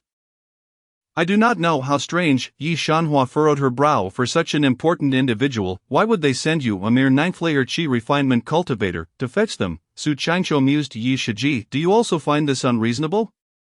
Yi Shanhua analyzed. It cannot be entirely unreasonable. If other sects are unaware of this news, they might send you to fetch the individual while secretly dispatching someone to protect them. Su Qianqiu frowned. Are you suggesting that Uncle Li will secretly send someone to protect the extraordinary spiritual root? Yi Shanhua nodded. It is possible. An extraordinary spiritual root is far too important, he cannot afford to take any chances. In fact, it is possible that Uncle Li Daotu may even personally provide covert protection. What? Are you implying that Uncle Li might be following us? Su Qianqiu's composure faltered, and he couldn't help but glance skyward.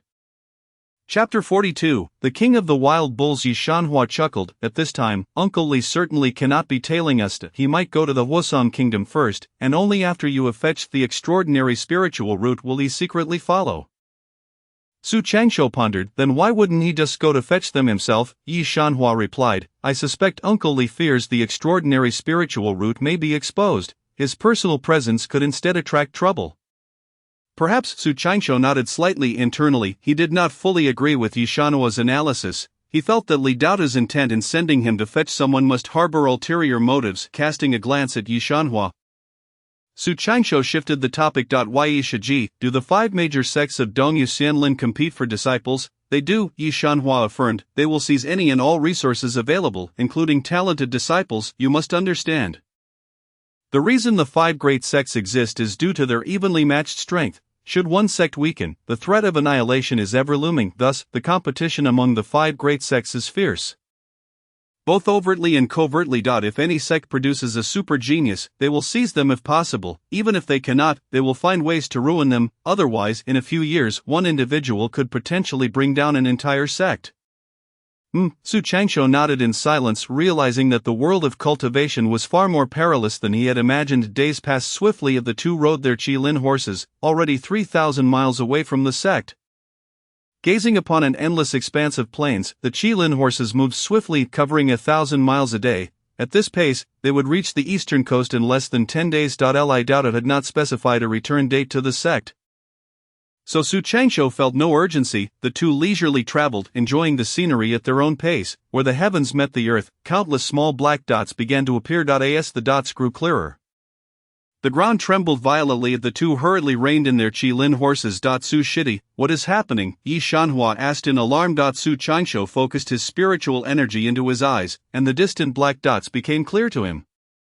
It turned out that those black dots were herds of dark wild bulls. Su Changsho let out a sigh of relief. Yi Shiji, it's merely wild bulls, we seem to have encountered their migration.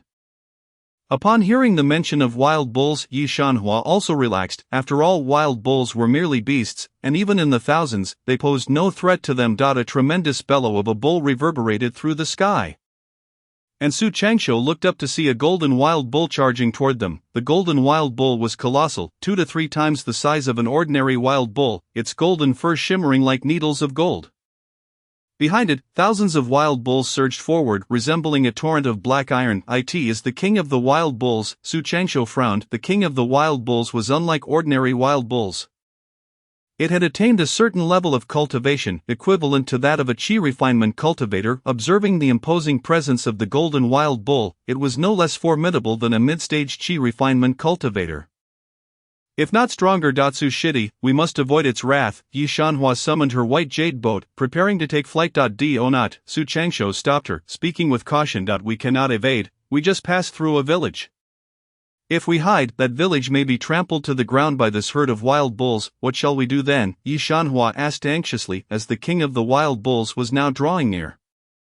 She could even see its bloodthirsty eyes exuding a fierce glare. Do not fear, Yi Shiji, I shall confront it, Su Changsho declared as he urged his Qilin horse forward. Su Shidi, be careful, Yi Shanhua exclaimed in alarm. With a mighty roar, the king of the wild bulls charged closer. Su Changsho stood firm on the horse's back, then leapt into the air, employing a wind manipulation technique to soar several meters and meet the king of the wild bulls head-on. At the same time, he retrieved his wuxia sword from his storage bag. Beast, do not wreak havoc upon the world, behold my blade, Su Changsho shouted as he swung his sword, releasing 5 radiant hues. The tip of the sword swirling with vibrant colors, cleaving toward the bull's head. At that moment, the king of the wild bulls did not remain passive, it bellowed in rage, its eyes flashing with disdain. Its golden horns erupted with golden light, a beam of golden energy over a foot long, colliding with Su Changsho's wuxia sword. With a resounding clash, the sword struck, and the golden beam shattered. In the next instant, a bloody golden bull's head fell to the ground. With the death of the king of the wild bulls behind it were stricken with fear, emitting terrified cries before turning tail and fleeing. Su Shidi, you are incredible, Yi Shanhua rushed over, her eyes filled with astonishment as she gazed at Su Changsho. It was astonishing to realize that the one she had been referring to as her junior brother was capable of such formidable combat prowess. After all, the strength of the king of the wild bulls was undeniably comparable to that of a 9th-layer qi refinement cultivator. If she had not resorted to her trump card, killing this bull would have been quite the challenge. Su Changsho, despite being of lower cultivation, had effortlessly dispatched the king of the wild bulls in a single blow, exceeding all expectations. Su Shidi, was that the 5-element sword you just used? Indeed, no wonder it was so powerful. It seems you have mastered the 5-element sword. Yi Shanhua smiled wryly. Unfortunately, only cultivators with all 5 elemental attributes can forge the 5-element sword. Su Changsho, you possess a mixed spiritual root of the 5 elements. Which I know, although those with mixed roots cultivate slowly, they excel in spellcasting. The more attributes one possesses, the greater the variety of spells they can learn. This bull's hide is exceptional. we must not let it go to waste. Su Changsho wielded the wuxia sword to skillfully strip the entire hide from the bull, leaving nothing behind, even taking the hide from the bull's head upon first seeing the king of the wild bulls. Su Changsho had recognized it as a creature of the golden attribute. Its hide could be fashioned into golden spiritual talismans. If he used its hide to create a sharp gold talismans, its offensive power would likely be at least double that of a standard 1 in terms of defense and escape. Su Changsho had felt a gap in his offensive capabilities. Acquiring the wild bull's hide would allow him to compensate for this deficiency. After slaying the king of the wild bulls, the two continued their journey. They encountered no more beasts along the way, and any wild beasts that dared to provoke them were swiftly dealt with by Su Changsho's sword. 10 days later, the two arrived at the eastern coast. At dawn, a golden sun leapt from the water, ascending into the sky. The golden waves shimmered, and the sea remained relatively calm, with 3,000 miles of waterway remaining to the Hwasong kingdom. They stowed away the Qilin horses, as they could not traverse the waters. Let us set forth. Yi Shanhua clapped her storage bag, summoning the white jade boat, which gently settled upon the water's surface. She stepped onto the boat with a graceful leap, smiling sweetly as she addressed Su Shidi. This white jade boat consumes a fragment of spirit stone for every 100 miles. You shall cover the cost. Very well, I shall pay, Su Changsho replied with a cheerful grin as he boarded the white jade boat. Yi Shanhua activated the formation, and the boat glided slowly over the sea. An observer. The white jade boat appeared no different from ordinary vessels, thus avoiding undue attention. Chapter 43, Arrival at the Thunder Pool. The kingdom of Hwasong was merely a small nation on the East Sea, spanning 3,000 miles with a population of 8 million. The white jade boat swiftly sailed towards Hwasong, navigating the water with considerable friction, covering 700 to 800 miles in a single day. After 4 days, with 300 to 400 miles remaining to Hwasong, the silhouettes of some mountains began to emerge in the distance. Sister Yi, let us head south, Su Changsho pointed in a direction and proclaimed. Yi Shanhua nodded, adjusting the boat's course slightly. Thunder Marsh, located in the southern part of Hwasong, was a quaint township known as Thunder Marsh Township, but this name was derived from a place that was perpetually shrouded in thunder and lightning, where any mortal who ventured therein met their demise. Are we heading directly to Thunder Marsh? Yi Shanhua inquired. Indeed, should we not first visit the royal family of Hwasong? Su Changsho clarified. We shall go to Thunder Marsh first, then to the royal family. The capital of the Hwasong dynasty lay in the southern central region of Hwasong, whereas Thunder Marsh was situated in the southern half of the kingdom. Su Changsho's intention to head south was evidently to reach Thunder Marsh first. The rationale for prioritizing Thunder Marsh was straightforward. Yi Shanhua had previously mentioned that Uncle Li would undoubtedly send someone covertly to protect these. Should they engage with the two early, it would complicate their own affairs. Su Changsho's plan was to secure the Black Antelope Thunder Cow at Thunder Marsh first, before proceeding to the Hwasong royal family to locate the. After all, Ali Dauda had not stipulated a specific time for him to arrive at the royal family.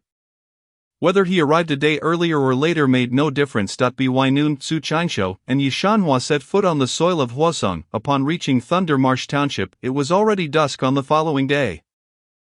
As night approached, attempting to capture the Black Antelope Thunder Cow was impractical. Thus Su Changsho and Yi Shanhua decided to rest for the night at an inn located less than 10 miles from Thunder Marsh. This inn catered to mortals. After checking in, the two tidied themselves and proceeded to the dining hall for a meal. After a long journey without savoring delicious food, the aroma wafting from the inn's kitchen piqued Su Changsho's appetite. Being an island nation, Hwasong's cuisine primarily consisted of seafood. Although it was merely mortal fare, the succulent and rich seafood banquet left Su Changsho thoroughly satisfied. Yi Shanhua, however, seemed less fond of seafood, opting for only a few vegetarian dishes. After all, mortal cuisine was rather coarse and unrefined, unworthy of the palate of someone like Yi Shanhua, a descendant of the celestial lineage. Everyone, the innkeeper has advised against venturing outside tonight due to inclement weather, fearing the thunder beasts may roam and cause harm. Cursed rainy weather, cursed thunder beasts. No need to complain, we simply shall not go out. Alas, as long as the thunder beasts remain, we shall find no peace. Indeed, we in Thunder Marsh have suffered from the thunder beasts for far too long. Thunder beasts are not to be feared. I have heard that many immortals have arrived in our Thunder Marsh to assist us in eliminating them. Yes, if the immortals are here, we shall be saved. The thunder beasts will surely perish. During dinner, the patrons of the inn engaged in fervent discussions about the thunder beasts. Su Qingshu pulled the innkeeper aside for a brief inquiry and discovered that the thunder beasts spoken of were none other than the black antelope thunder cow. It turned out that 10 years prior, an unexpected visitor had arrived at the thunder pool, the black antelope thunder cow. Since then, it had taken up residence in the thunder pool, wreaking havoc on rainy days. This thunder beast was enveloped in lightning. Any ordinary person who dared to touch it would meet their end. In times of danger, it would unleash a torrent of lightning to harm others. Over the past decade, the thunder beast had caused countless injuries. In Thunder Marsh Township, the thunder beast had become synonymous with terror, capable of silencing even the cries of children at night. Later, a wandering Taoist had come to Thunder Marsh, claiming to know immortals, and sought contributions from the villagers to fund his journey to the western continent in search of them. This Taoist was a rogue cultivator from a miner family, and upon returning home, he spread the news about the black antelope thunder cow. Yi Shanhua learned of it through the same rumors disseminated by the Taoist. Casting a glance at Yi Shanhua, Su Qingshu furrowed his brow and remarked, "Sister Yi, this is troubling. Others have also come to Thunder Marsh." Yi Shanhua sighed, "There is little we can do. The horns of the black antelope thunder cow are prime materials for crafting thunder-attributed pseudo-magical artifacts, and their value is considerable, thus naturally attracting interest. It may not necessarily be a bad thing," she added thoughtfully. Suddenly Su Qingshu's countenance brightened with an idea. Others sought the black antelope thunder cow for its horns, while his interest lay in its hide. Even if someone else were to seize the opportunity first, he could still purchase the hide, with so many eyes coveting the black antelope thunder cow. Could this not be advantageous? Yi Shanhua was rendered speechless. Su Qingshu reassured her, "Do not worry, Sister Yi. The thunder pool is not so easily entered. I possess a secret treasure that grants me the confidence to venture within." Yi Shanhua nodded. "As long as you are confident, that is enough. I, however, lack the capability to enter the thunder pool." That night, upon returning to their room, Su Qingshu produced an array plate and set it up within their quarters. This was a soundproof array plate, which Su Qingshu had procured from the market. It would facilitate his cultivation in the event of a noisy environment. He retrieved the hide of the barbarian bull king and sliced it into pieces the size of talismans with the 5 glimmers sword, including the head, resulting in a total of 120 fragments. Su Qingshu then employed the fireball technique to dry all the pieces of hide and selected 10 to begin inscribing talismans. All 10 talismans were of the sharp gold type. The sharp gold talismans crafted from the hide of the barbarian bull king possessed an attack power at least double that of ordinary sharp gold talismans. With these 10 talismans, he had significantly bolstered his arsenal. The following morning, as the first light of dawn broke, Su Qingshu rose early. After sharing breakfast with Yi Shanhua, the two made their way directly to Thunder Marsh. Thunder Marsh was not particularly large, spanning roughly a dozen miles. It was surrounded by mountains on 3 sides, with dense forest on the remaining side. To access Thunder Marsh on foot, one had to traverse through this forest. Upon reaching the forest, Su Qingshu and Yi Shanhua found dozens of cultivators gathered there, their levels ranging from the 10th to the 12th layer of qi refinement, most of whom were relatively older. Su Qingshu cast a glance deeper into Thunder Marsh, where a violet sea lay hidden. This area was home to a type of purple bamboo known as thunder leaf bamboo, which thrived in places rich in lightning, growing ever more lush in areas where thunder and lightning were most concentrated. From a distance, the purple bamboo swayed gracefully in the wind, with the leaves colliding and generating strands of lightning energy that sent shivers down one's spine. It was well known that lightning was the most ferocious elemental force. Even a mere wisp could claim the life of an ordinary person. In the face of concentrated lightning, even seasoned cultivators would struggle, while those of the lightning attribute possessed a modicum of immunity. Boom! From deep within the thunder pool, the sound of thunder echoed ominously, causing the gathered cultivators to tremble in fear. Yi Shanhua's expression darkened as she said, "Su Shidi, this thunder pool is far too perilous. We should not proceed." "Fear not," Su Qingshu replied, shaking his head with a smile. "Sister Yi, there is no need for concern. I have my ways." Chapter 44, Thunder Calling Talismans. Just as Su Qingshu was about to enter the thunder pool, a figure in grey robes suddenly emerged from within. A disheveled elder around 60 years of age, his hair was in disarray, and his body crackled with erratic arcs of lightning. "Oh no, it's Taoist Wu. He has come out." "Taoist Wu, how was it?" Many turned to the grey-robed elder, trembling and pallid. The elder managed a bitter smile and warned, "This thunder pool is far too terrifying. without a method to evade the lightning. One should never enter, it would only lead to certain death. So frightening. Upon hearing this, the crowd felt a chill run down their spines. Those who had initially planned to enter the thunder pool hesitated. Run, quickly run! Suddenly, a commotion erupted from within the thunder pool as 5 or 6 cultivators stumbled out, each one charred and blackened, with one missing an arm, the severed limb singed. What happened? We encountered the black antelope thunder cow and were attacked. Indeed, the black antelope thunder cow thrives in the thunder pool. Only foundational level cultivators stand a chance against it. What shall we do? The best course of action is to lure the black antelope thunder cow out. While the crowd hesitated to enter, they were equally reluctant to depart, leading to discussions on how to deal with the black antelope thunder cow. Sister Yi, I am going in. Wait. Yi Shanhua grasped Su Changsho's arm. Her voice laced with concern. Su Shidi, so many have tried and failed against the black antelope thunder cow. Do not be reckless, I have my methods to deal with it. You stay here, I will lure it out.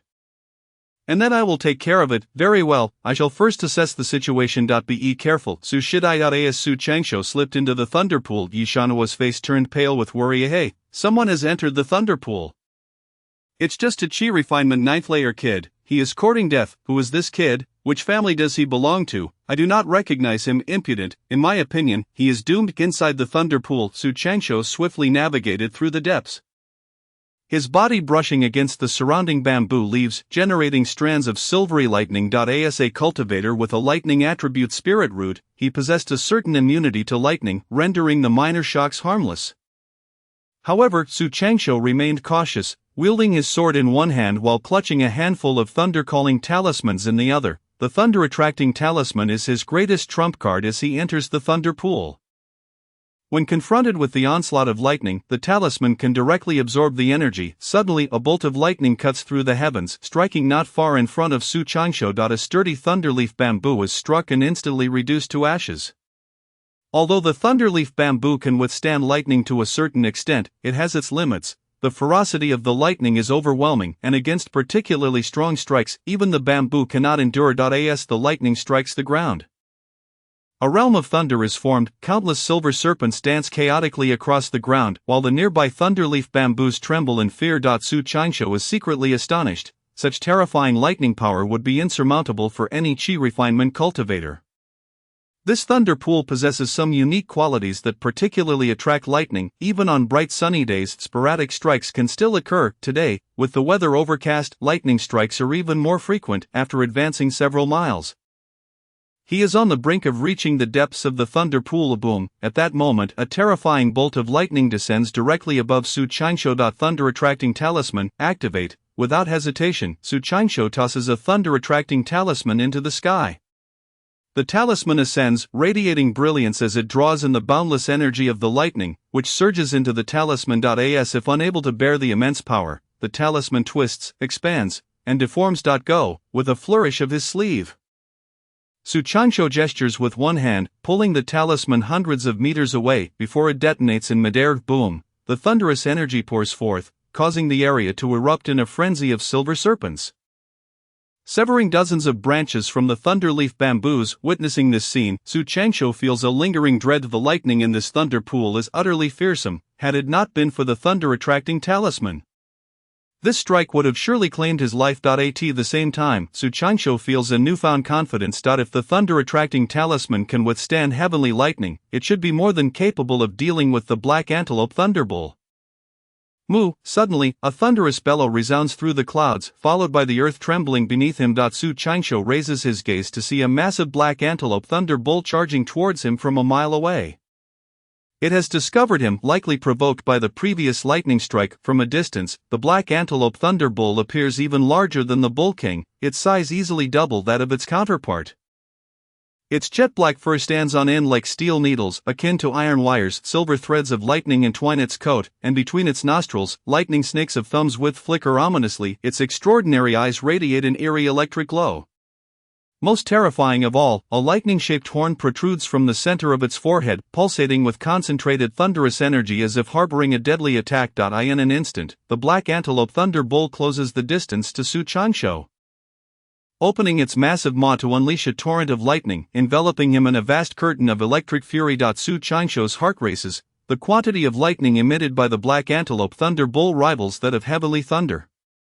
However, the bull lacks the finesse to concentrate its attacks, rendering its strikes relatively scattered. If focused on a single point, their potency would rival that of heavenly lightning. Thunder attracting talisman. Activate. Su Changsho casts another thunder attracting talisman, which soars into the air, unleashing its drawing power to encompass all the lightning energy. An endless stream of lightning flows into the talisman. Moo. The black antelope thunder bull is momentarily dumbfounded. It has never encountered such a bizarre phenomenon. Someone is capable of absorbing its lightning energy, truly unfathomable. Go. Su Changsho gestures with one hand, directing the thunder-attracting talisman towards the bull. The black antelope thunder bull, sensing danger, takes off in a desperate flight. Yet, the talisman clings to it like a persistent shadow. Boom. Just a few steps later, the talisman detonates, engulfing the black antelope thunder bull in a surge of terrifying lightning energy, although the lightning does not harm it. The bull is left disoriented. Moo. Enraged, the black antelope thunder bull charges back towards Su Changsho, opening its enormous mouth to unleash another torrent of lightning. Thunder attracting talisman. Activate. Su Changsho employs the same tactic, drawing away the lightning once more. Delivering a hefty blow to the bull's snout, the black antelope thunder bull is now even angrier, and a hint of panic flickers in its eyes. It is evident that after releasing lightning twice, the bull has begun to weaken. Kill. Su Changsho utilizes the wind control technique, sword in one hand and thunder-attracting talisman in the other, as he charges towards the black antelope thunder bull. Moo. However, the bull lets out a mighty roar and turns to flee.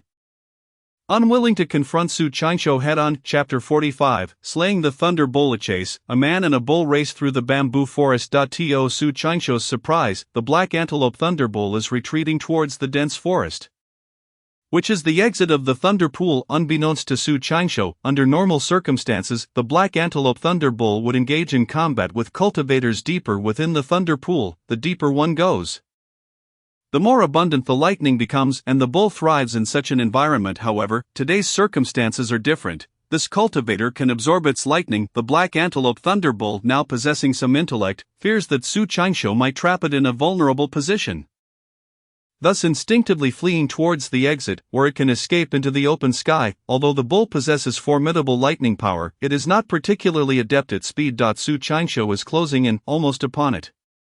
At this moment, Su Changsho grows anxious. The thunder pool is not vast, and if he chases the bull outside, it could spell trouble, as there are still a dozen cultivators waiting outside, should he step outside.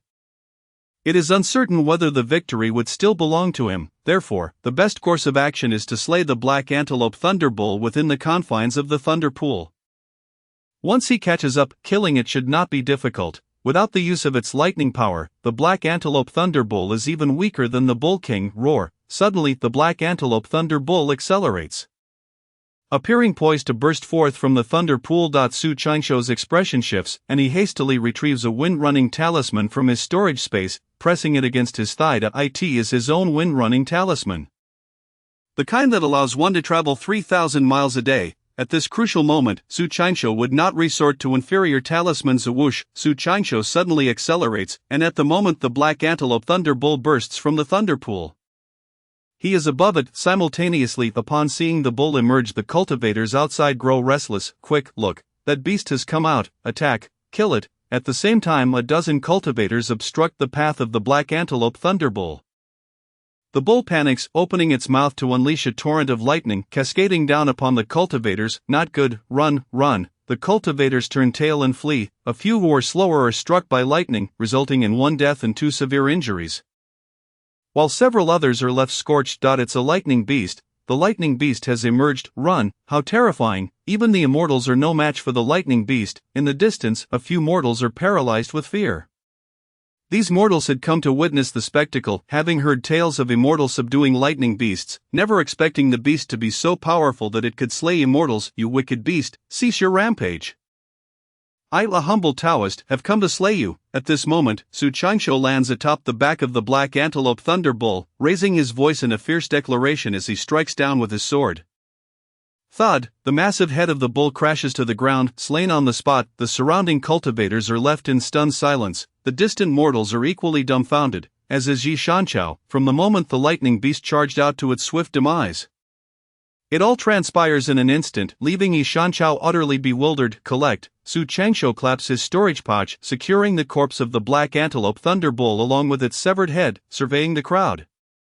Su Changsho bows with righteousness, proclaiming, "Fellow Taoists, this wicked beast has been slain by me. You may disperse now, the lightning beast is dead. You too will meet a similar fate, retribution awaits, ha. Thank you, immortal, thank you, exalted one." Quickly, ergo kneel before the immortal. The distant mortals, finally regaining their composure, begin to kneel before Su Changsho. However, the atmosphere grows peculiar. The cultivators do not disperse, their gazes fixed upon Su Changsho, glinting with avarice. Despite this, none dare to challenge him. All eyes are filled with apprehension. Su Changsho entered the thunder pool alone, slaying the black antelope thunder bull, though he has reached only the 9th level of chi refinement. Appearing seemingly harmless, his feat of killing the bull changes everything. In reality, the black antelope thunder bull's strength is not particularly formidable. It primarily relies on its lightning power. Su Changsho's ability to absorb its lightning with the thunder-attracting talisman enables him to easily vanquish the bull. Much like dealing with an electric eel without its electricity, yet, to the onlookers, the scenario appears vastly different. They suspect Su Changsho is either concealing his true strength or possesses a terrifying hidden card. "Since you fellow Taoists are unwilling to leave, I shall take my leave." Just as Su Changsho attempts to depart, he is blocked by an elderly couple, a man and a woman. The elder man has a pale complexion and narrow eyes, while the woman possesses a cold demeanor and a shadowy expression. The elder steps forward, speaking kindly. "Fellow Taoist, this black antelope thunder bull is a spirit beast of our Meng family, which has guarded our mountain gate for many years. Over a decade ago, this wicked beast suddenly vanished, and we never expected it to end up here. My wife and I have inquired far and wide, ultimately tracing its whereabouts." "You claim this wicked beast belongs to your family?" Su Changsho scoffs. The black antelope thunder bull clearly exhibits signs of nascent intelligence, without any evidence of having been tamed. Indeed, the elder woman nods coldly. Su Changsho retorts with a sneer, "This wicked beast has injured countless people, if not 1,000.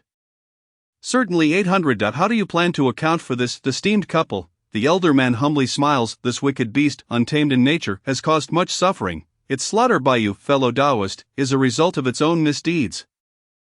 My wife and I have no words to say. We only hope that you will return its corpse to the Meng family." "There seems to be some merit to your argument." Su Changsho smiled coldly, recognizing that the couple's facade of righteousness was merely a guise to covet the horns of the black antelope thunder bull. "However, I cannot relinquish the remains of the black antelope thunder bull to you."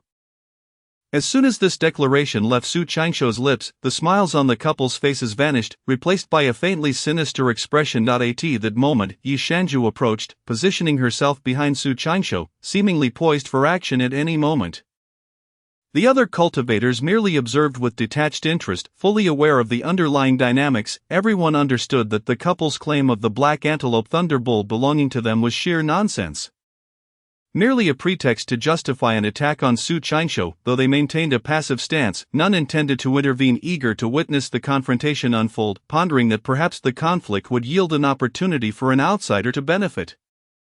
The situation was precarious. Regardless of whether Su Changsho or the elderly couple emerged victorious, they would still have to contend with onlookers. Yet, the couple appeared particularly confident. "Junior brother Su," Yi Shanju whispered urgently in Su Changsho's ear, "exercise caution. This couple may belong to the Hahuan sect." The disciples of the Hahuan sect practice dual cultivation techniques that emphasize a profound connection and mutual understanding. If they join forces, they could easily annihilate cultivators of the same realm. How formidable! Su Changsho marveled inwardly, realizing why they dared to provoke him. They were indeed members of the Hahuan sect. Among the 5 great sects, those from the Hahuan sect were notoriously difficult to contend with, particularly when dealing with a pair of spouses. Encounters were often fatal. The combined strength of a couple from the Hahuan sect was far from a simple arithmetic addition of their individual powers.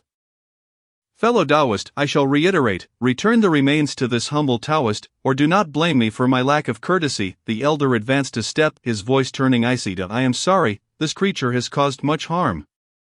I require its remains to honor the souls of the deceased. It cannot be given to you." Su Changsho's mind stirred as he discreetly activated a sharp gold talisman and an earth talisman. The couple, both at the 12th level of chi refinement, possessed unfathomable strength. Should a confrontation ensue, Su Changsho would need to employ his most potent techniques. "Stop wasting time with this brat, kill him." The old woman's countenance turned frigid. And simultaneously the couple drew forth their swords from their storage bags. Chapter 46. The terrifying sharp gold talisman. The elder's sword blazed crimson, resembling a raging flame, while the old woman's blade shimmered in icy blues. Akin to frost, beware, it is a pseudo-magical artifact. Junior brother Su, be cautious, Yishanju exclaimed, invoking some form of protective barrier that enveloped her in a translucent aura. Attack. The couple wielded their swords in one hand while forming peculiar seals with the other. Their seals intertwined, and as they clasped their hands together, a surge of power erupted. Both swords pointed towards Su Qianqiu, unleashing a pillar of ice entwined with flames that surged towards his brow. Clang! As the fiery ice pillar approached a mere 3 inches from Su Qianqiu's forehead, it abruptly halted, as if obstructed by an unseen force. At that moment, a wave of earthy yellow ripples emanated from Su Qianqiu, which effectively countered the couple's assault. Indeed, Su Qianqiu had activated the Earth Talisman. Then, with a crash, the ice pillar shattered, the flames dissipated, yet the earthy yellow ripples remained steadfast, ethereal, and enigmatic, as solid as rock. The couple's expression shifted dramatically. This is impossible. Their combined strike, even a cultivator at the 12th level of Qi refinement would find insurmountable. How could Su Qianqiu, at the 9th level, withstand it? Moreover, what was that yellow wave? Was it a magical artifact? No, a cultivator at the 9th level cannot wield magical artifacts. A flurry of thoughts raced through the couple's minds. Sharp gold talisman, arise. Su Qianqiu focused his intent, and suddenly, a radiant golden light emanated from his palm. Before anyone could comprehend the phenomenon, a torrent of golden sword energy erupted from his hand. What is that? Yishanju and the observing cultivators were left in utter disbelief, unable to fathom how Su Qianqiu could unleash sword energy with his bare hands. It was understood that only foundation-building cultivators could achieve such feats. Cultivators at the Qi refinement stage lacked the physical resilience to channel sword energy. Typically, a Qi refinement cultivator would require a pseudo-magical artifact to manifest sword energy.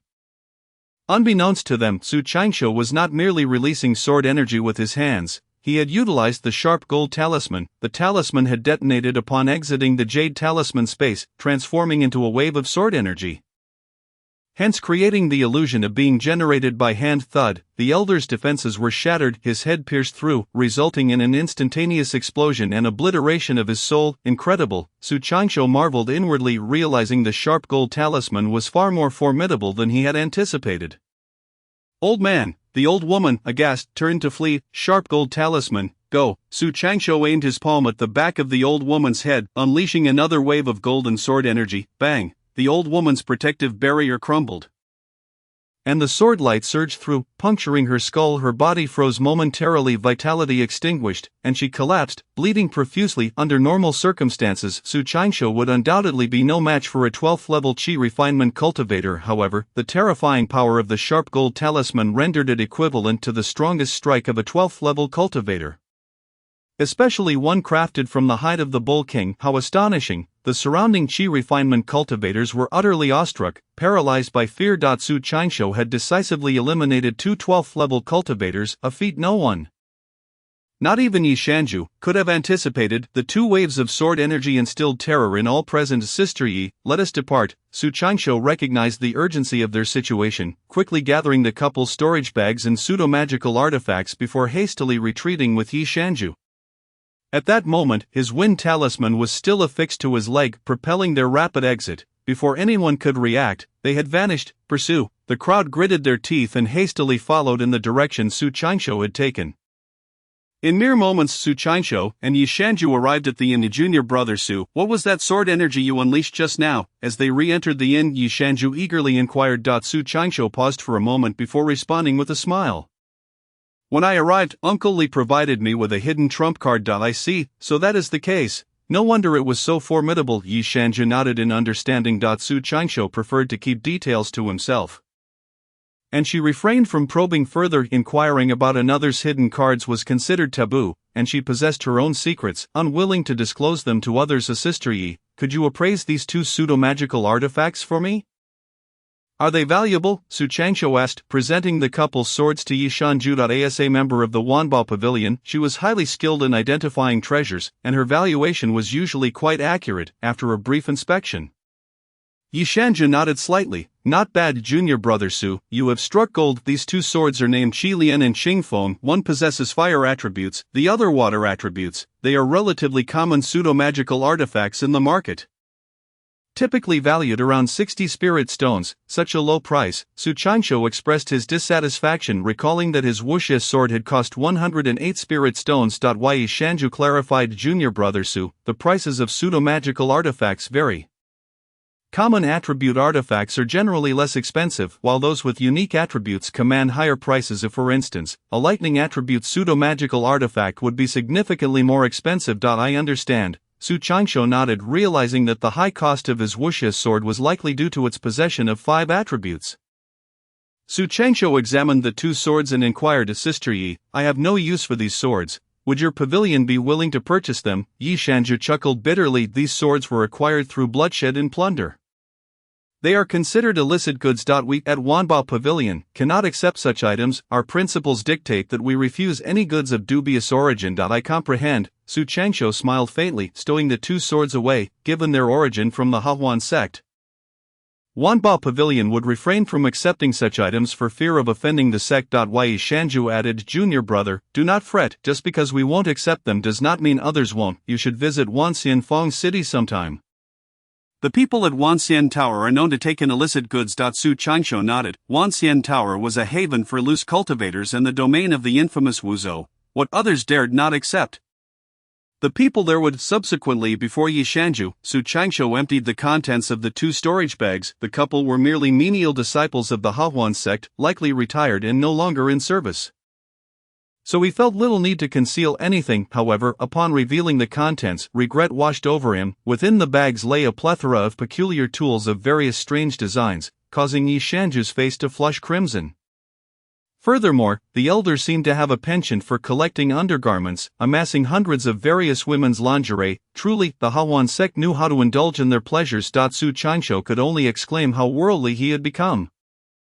Yishanju's face turned beet red. Junior brother Su, why did you empty them out? How disgusting. Quickly put them back. My apologies. Su Qingshu hastily gathered the items back into the bags. Aside from the bizarre collection, the couple's storage bags contained a mere dozen spirit stones, nothing else of interest to Su Qingshu. As night fell, the inn became unusually lively. With a sudden influx of people, each individual bore an air of arrogance and exceptional presence.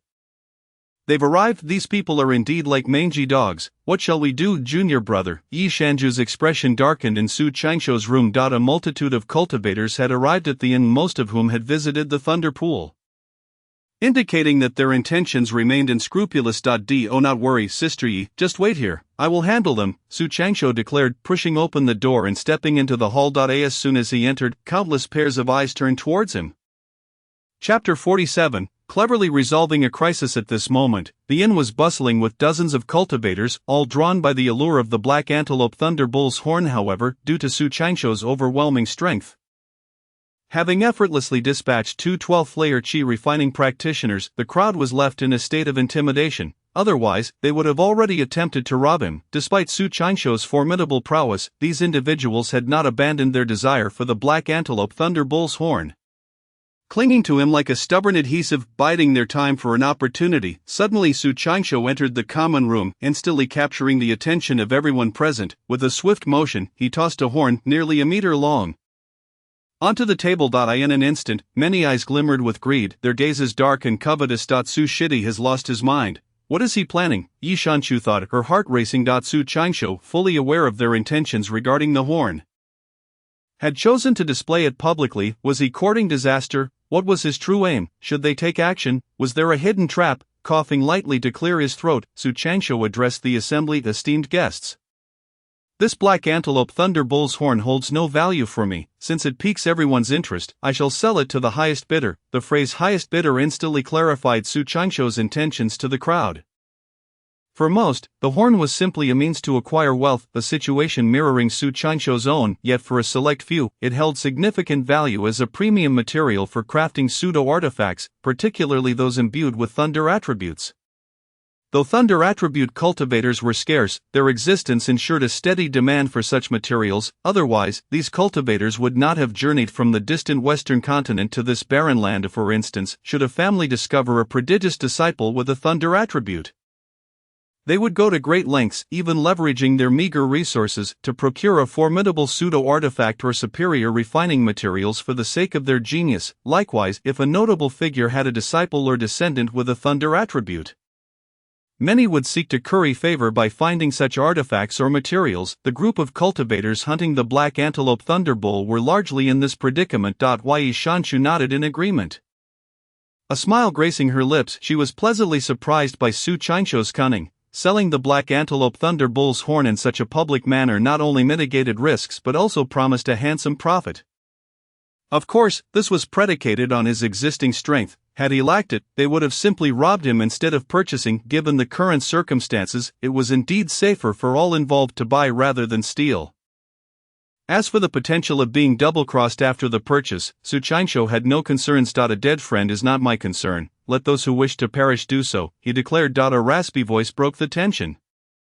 I offer 20 spirit stones. Su Qianqiu replied coolly. This price was indeed low. A horn of the black antelope thunderbull typically fetched between 30 to 40 spirit stones. Done, 20 spirit stones it is, proclaimed a gruff-voiced cultivator. I bid 21 spirit stones, a youthful voice chimed in. The older cultivator bristled. Are you challenging me? The youth chuckled lightly. Not at all, our esteemed friend here has stated that the highest bidder wins.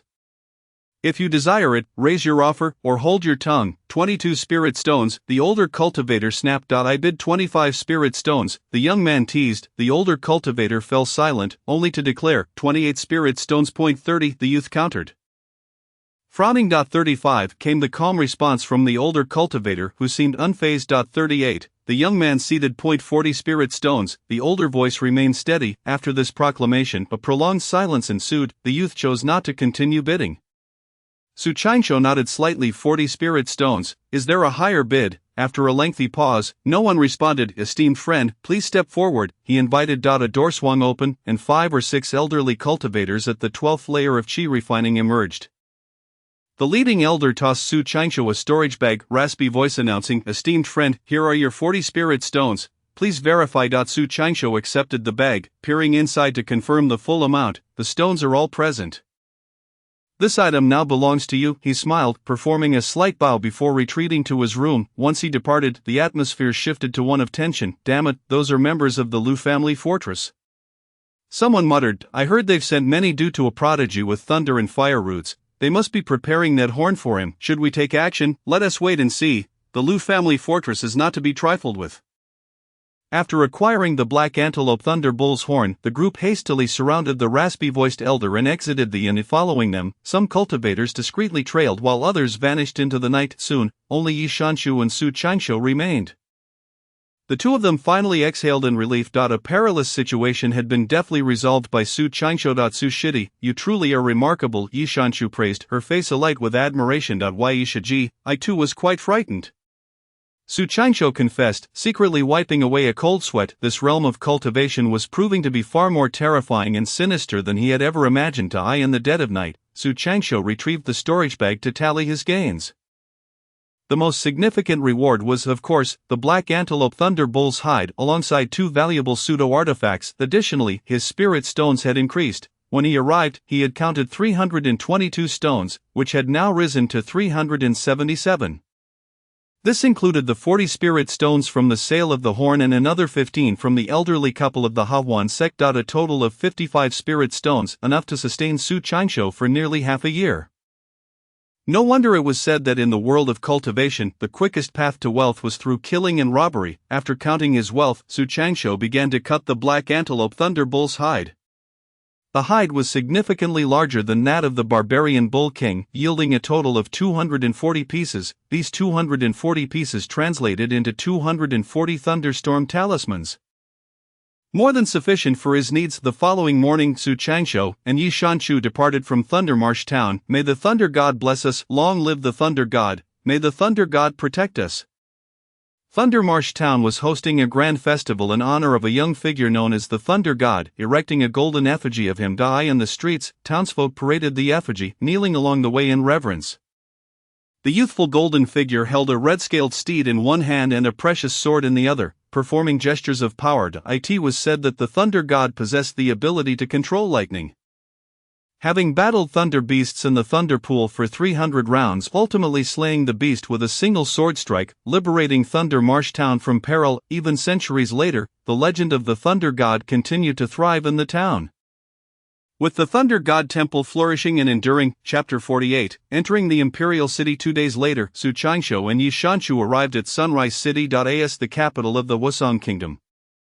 Sunrise City boasted a population exceeding 1 million, making it the largest and most prosperous city in the kingdom. Strolling along the bustling streets, they paused before a shop with the sign Wanbao Pavilion prominently displayed. Su Changshu couldn't help but marvel at the impressive expansion of Wanbao Pavilion, even establishing a branch in this remote Wusong Kingdom. Su Shidi, I have arrived, let us go in and sit for a while. Yi Shanshu invited with a smile, not this time, I've already delayed too long, I must seek out the Su Changshu replied with a grin. Yi Shanshu nodded slightly. Su Shidi, attend to your matters in the Imperial City. Once completed, come find me here, and we shall return to the sect together. Yi Shanshu had her own business to attend to in the Wusong Kingdom, not merely accompanying Su Changshu for leisure. Very well, farewell Yi Shiji, until we meet again. Su Changshu bid her goodbye. Su Shidi, take care, she responded, parting ways with him. After their farewell, Su Changshu made his way directly to the towering Imperial City. At the entrance, soldiers stood guard, prohibiting entry without a pass. Su Changshu, displeased at being denied entry, took to the winds, soaring over the city walls. The wind manipulation technique was not true flight but a wind-based spell allowing temporary levitation. Covering considerable distance in just a single leap, while this technique enabled rapid travel, it consumed a fair amount of spirit energy. Ordinary cultivators preferred to walk rather than use wind manipulation. Look, a celestial being.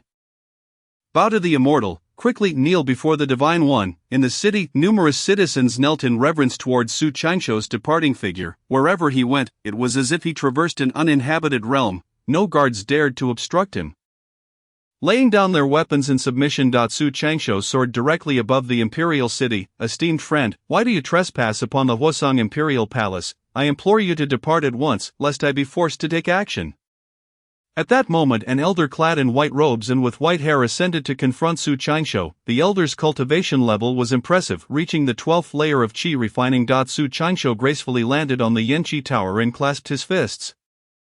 Inquiring, may I ask if you are brother Li Shaoxian? When Su Changshu arrived, Li Daota had already informed him of the circumstances surrounding the kingdom of Huazangdai and Wusong. There was but a single cultivator named Li Shaoxian, who happened to be Li Daota's nephew. In years past, he had served as a menial disciple in the Green Immortal sect. After a century of laying down his armor and returning to secular life, he returned to Wusong to assume the role of the national military advisor, a position even above that of King Li Zhang. The humble Su Changshu, at the behest of his senior uncle Li Daotu, had come to Wusong to attend to urgent matters. With a solemn expression, Su Changshu spoke, refraining from mentioning his quest for the extraordinary spirit root. Li Daotu had advised him that only King Li Zhang and the national military advisor Li Shaoxian were aware of the awakening of the extraordinary spirit root, a fact unknown even to its mother. Upon his arrival, Li Daotu had urged Su Changshu to maintain discretion. Thus, Su Changshu chose not to broach the topic of the spirit root. It is indeed junior brother Su. Li Shaoxian's demeanor suddenly transformed into one of warmth. Evidently, he had been notified of Su Changshu's arrival in Wusong. Under Li Shaoxian's guidance, the two made their way directly to King Li Zhang's study. Your Majesty, this is Su Changshu, your esteemed Uncle Su. Please pay your respects to Uncle Su. Your humble servant Li Zhang pays his respects to Uncle Su, King Li Zhang exclaimed, bending his corpulent frame in a deep bow. Though no longer young, with graying hair and at least 50 or 60 years of age, the sight of the aged king kneeling before Su Changshu felt particularly peculiar. However, in terms of lineage, it was indeed fitting, as Su Changshu was of the same generation as Li Shaoxian, naturally placing him a generation above Li Zhang. Even without this familial connection, it was customary for Li Zhang to respectfully address him as immortal. Reflecting the vast chasm that separated the realms of the celestial and the mortal, the hierarchy between immortals and mortals was immense. As long as one was not a cultivator, even an emperor of the realm must show reverence to an immortal. Rise, Su Changshou commanded gently at Yes. Li Zhang stood up and Su Changshou proceeded to set up a soundproof array within the study before producing a letter, which he handed to Li Shaoxian after perusing the letter. Li Shaoxian smiled and remarked, "Indeed, this is from our third uncle." Li Zhang leaned and eagerly glancing at the missive, his excitement palpable. It is penned in grandfather's own hand. Li Shaoxian tucked the letter away and clasped his hands in respect. "Junior brother Su, does our third uncle have any further instructions?" Su Changshou shook his head. "None, masterly only instructed me to bring back the extraordinary spirit root." "Uncle Su, would it be possible to delay our departure for a few days?" Li Zheng inquired respectfully. "Why the delay?" Su Changshou asked. Li Shaoxian replied with a smile, "In half a month, we shall hold our ancestral rites, and after discussing with Zhenger, we agreed to allow the ninth princess to partake in the ceremonies. Once the rites are completed, she may accompany junior brother Su to the sect." "Certainly," Su Changshou nodded. As masterly stated, "Once I arrive, I shall defer to your arrangements." Li Shaoxian then commanded Zhenger, "Go at once to the inner palace and summon the 7th and 8th princesses. Tonight, they shall attend to junior brother Su." Su Changshou's expression darkened. He had not anticipated that Li Shaoxian would assign the daughters of Li Zhang, the current princesses, to serve him. However, upon reflection, he understood the significance. Though the princesses held noble status, they were still mortals, and to serve an immortal was a great honor. A mere token of appreciation would suffice for them, and if fortune smiled upon them, leaving behind a legacy of celestial lineage would be even more fortuitous for the entire Huosong dynasty. It is well known that the descendants of cultivators have a far greater probability of awakening spirit roots than ordinary mortals. Otherwise, there would not be so many cultivation families in the world. "Very well, I shall go at once," Li Zhang said hurriedly, but Su Changshou moved to block his path. "No need. I have no interest in such matters. Take me to meet the extraordinary spirit root instead." Su Changshou was eager to meet the spirit root, for his task was to protect it, and any delay could lead to complications. "Is that so?" Li Zheng's face fell in disappointment. Li Shaoxian nodded. "In that case, you shall escort junior brother Su to meet the 9th princess." "Uncle Su, please follow me," Li Zheng said, leading Su Changshou away from the study toward a secluded palace. Along the way, Li Zheng spoke respectfully. "Uncle Su, Linger herself does not know she is an ice spirit root, so please keep it a secret from her. Rest assured, simply inform the extraordinary spirit root that I am her guardian." Su Changshou replied, "It was only fitting he be introduced as a guardian, as he had indeed come to protect the spirit root." Despite his elevated status before Li Zhang, he could not afford to hold himself in high regard when facing the spirit root. Once the spirit root entered the Green Immortal sect, she would undoubtedly be cultivated as a key inner disciple. Su Changshou casually produced 3 wind-running talismans, handing them to Li Zhang. "These are wind-running talismans, crafted by my hand. Stick one to your thigh, and you shall traverse 1,000 miles in a day. A small token of my regard. Take them." "Thank you, Uncle Su," Li Zhang exclaimed, overjoyed and bowing repeatedly. Before long, they arrived at the 9th Princess Li Linger's quarters. Chapter 49. The 9th Princess Li Linger. "The king has arrived, your majesty." As they entered the 9th princess's palace, a flurry of maids hurriedly knelt in reverence. "Linger greets father." A clear voice rang out as a slender young girl, around 8 or 9 years old, stepped forth from the room, bowing before Li Zhang. "Is this the extraordinary spirit root?" Su Changshou observed the girl closely. Her rosy lips and white teeth radiated vitality, yet her frail demeanor, coupled with a hint of fatigue and a touch of sorrow on her delicate face, evoked a sense of compassion within him.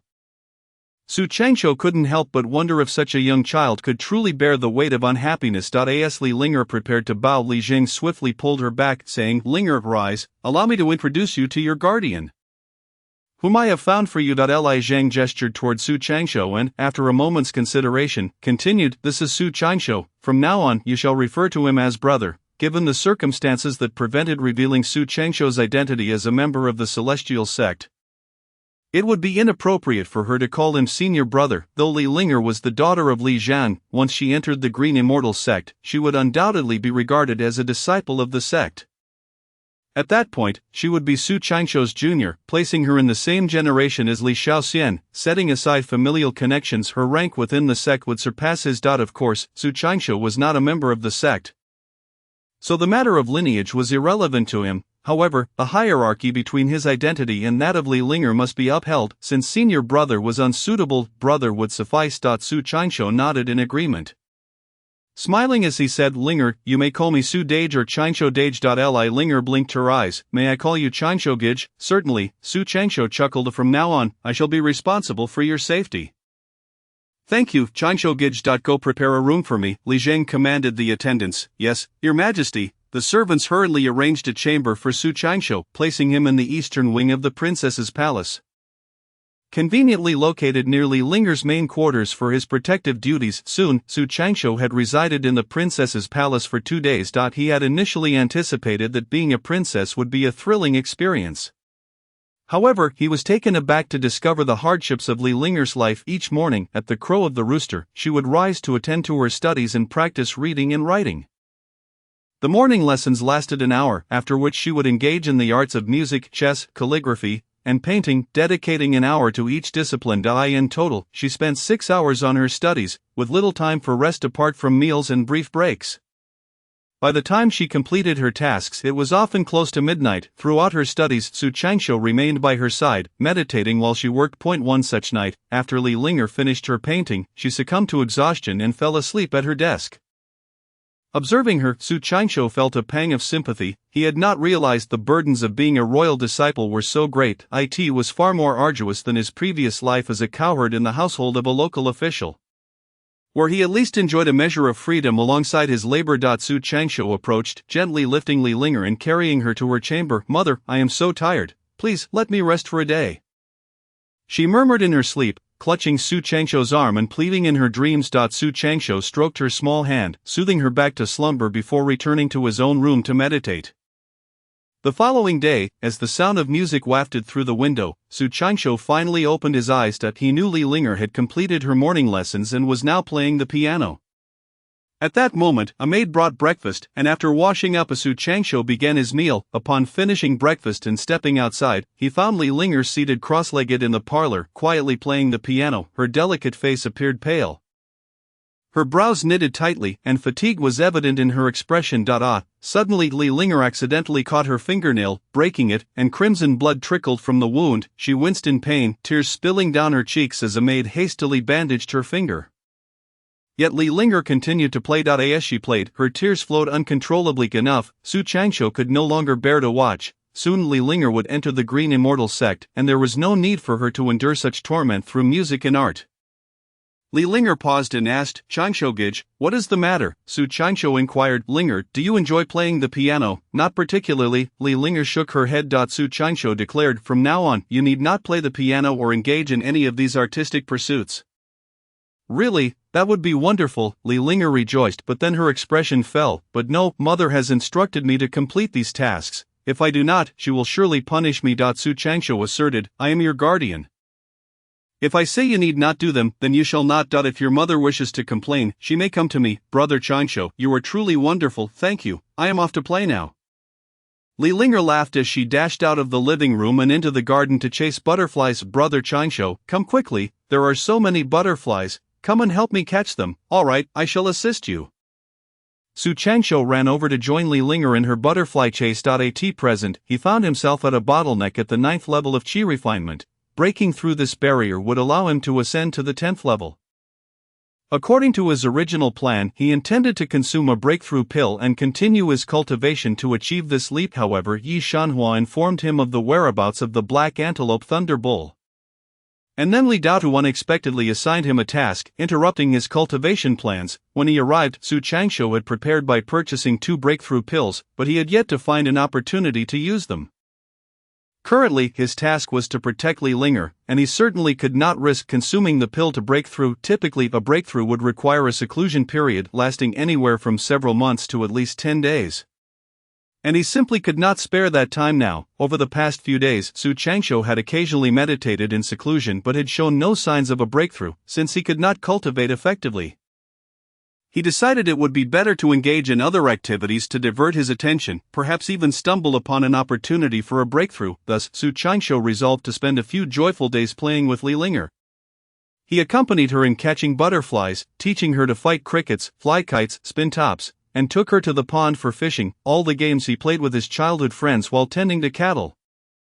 He shared with Li Linger, having lived in the depths of the palace for so long, she had never experienced such amusements and was filled with exuberance each day. After several days, the frown of worry and fatigue that once marked her features vanished, replaced by the vibrant spirit of a lively little fairy. One day, while Li Linger was in the courtyard tossing paper airplanes, the queen entered the princess's palace with a stern expression. "Linger, I have heard that you have been playing all day and neglecting your studies. Who gave you the audacity?" "Mother." Li Linger was startled and quickly hid behind Su Changsho. The queen's piercing gaze fell on Su Changsho as she admonished. You have led my Linger astray." Su Changsho frowned. "I merely brought her to play. I have not led her astray. Who are you to meddle in our family matters? I am Linger's guardian. It is I who prevents her from studying music, chess, calligraphy, and painting. If you are dissatisfied, you may take it up with His Majesty. Su Changsho spoke calmly while exuding a powerful aura. The pressure from a cultivator was something an ordinary person could hardly withstand. The queen turned pale with fright and fled in tears. "You wait, I shall seek the emperor for justice." Chapter 50. The malevolent spirit. After the queen's departure, she immediately went to report to Li Zhang.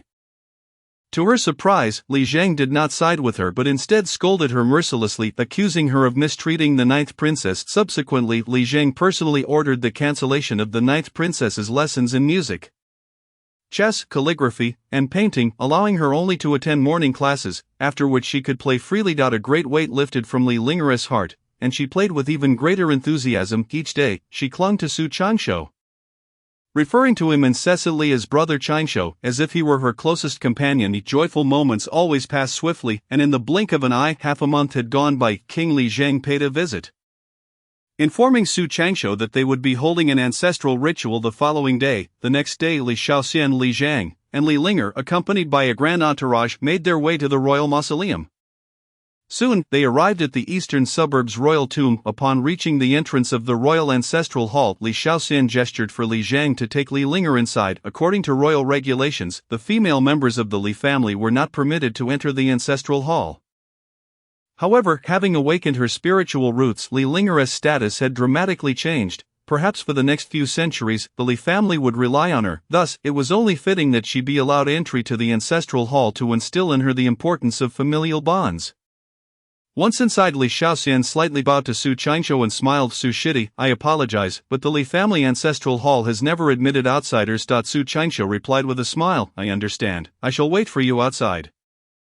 Beside the ancestral hall, there was a side chamber, which Li Shaoxian pointed to with a smile, saying, "Su Shidi, it is rather noisy outside. Please wait in that side chamber. Once we complete the ancestral rites, we will return together." "Very well." Su Changsho nodded slightly. "Su Shidi, please follow me." Li Shaoxian led Su Changsho into the side chamber before proceeding to the adjacent ancestral hall. Inside the side chamber, Su Changsho was left alone.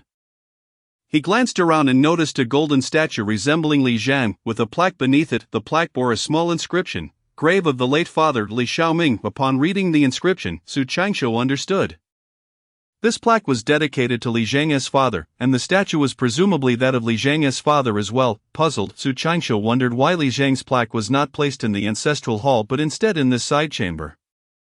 "But why should I concern myself? This is a matter for the Li family," he thought, shaking his head slightly and settling onto a cushion to meditate. However, as soon as he closed his eyes, something strange occurred. Su Changsho felt as if someone was watching him. This sensation made him uneasy, and he quickly opened his eyes, only to find that the feeling of being observed had vanished.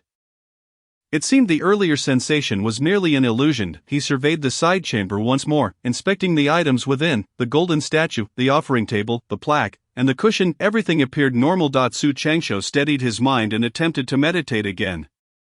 Yet, no sooner had he closed his eyes than the feeling of being watched returned. Cold sweat broke out on Su Changsho's brow. It felt as though a venomous serpent had fixated on him. This was no illusion. At his level of cultivation, such a sensation could not be mistaken. Even ordinary people possess instincts. How much more so a cultivator? Su Changsho was certain that something was amiss in this room. But what could it be? He opened his eyes, his senses heightened, and scanned the room once again. The several cushions, the offering table adorned with offerings and plaques, all seemed to pose no issues. Could it be the golden statue? Su Changsho suddenly looked up and met the gaze of the statue. Noticing a fleeting flash of ferocity in its pupils, shaking his head, he scrutinized the statue once more, but the menacing look was gone. There must be something within that golden statue. Su Changsho speculated silently but refrained from probing into the statue with his spiritual sense. Let us leave. Su Changsho rose, thinking that discretion was the better part of valor. No matter what lay within the statue, it had nothing to do with him. He, dear friend, since you have come, why rush to leave? A sinister voice suddenly echoed in the room. Who? Su Changsho jolted, his heart racing as he instinctively produced a soul-capturing talisman. This voice confirmed Su Changsho's suspicions. There indeed was something here, most likely a spiritual entity. As far as Su Changsho knew, there were three types of spiritual entities. One type consisted of the spirits of foundational cultivators who had perished. Managing to escape into the spirit realm, only the spirits of foundational cultivators could escape. For chi refinement cultivators, their spirits perished along with their bodies. However, the spirits of foundational cultivators could not exist for long.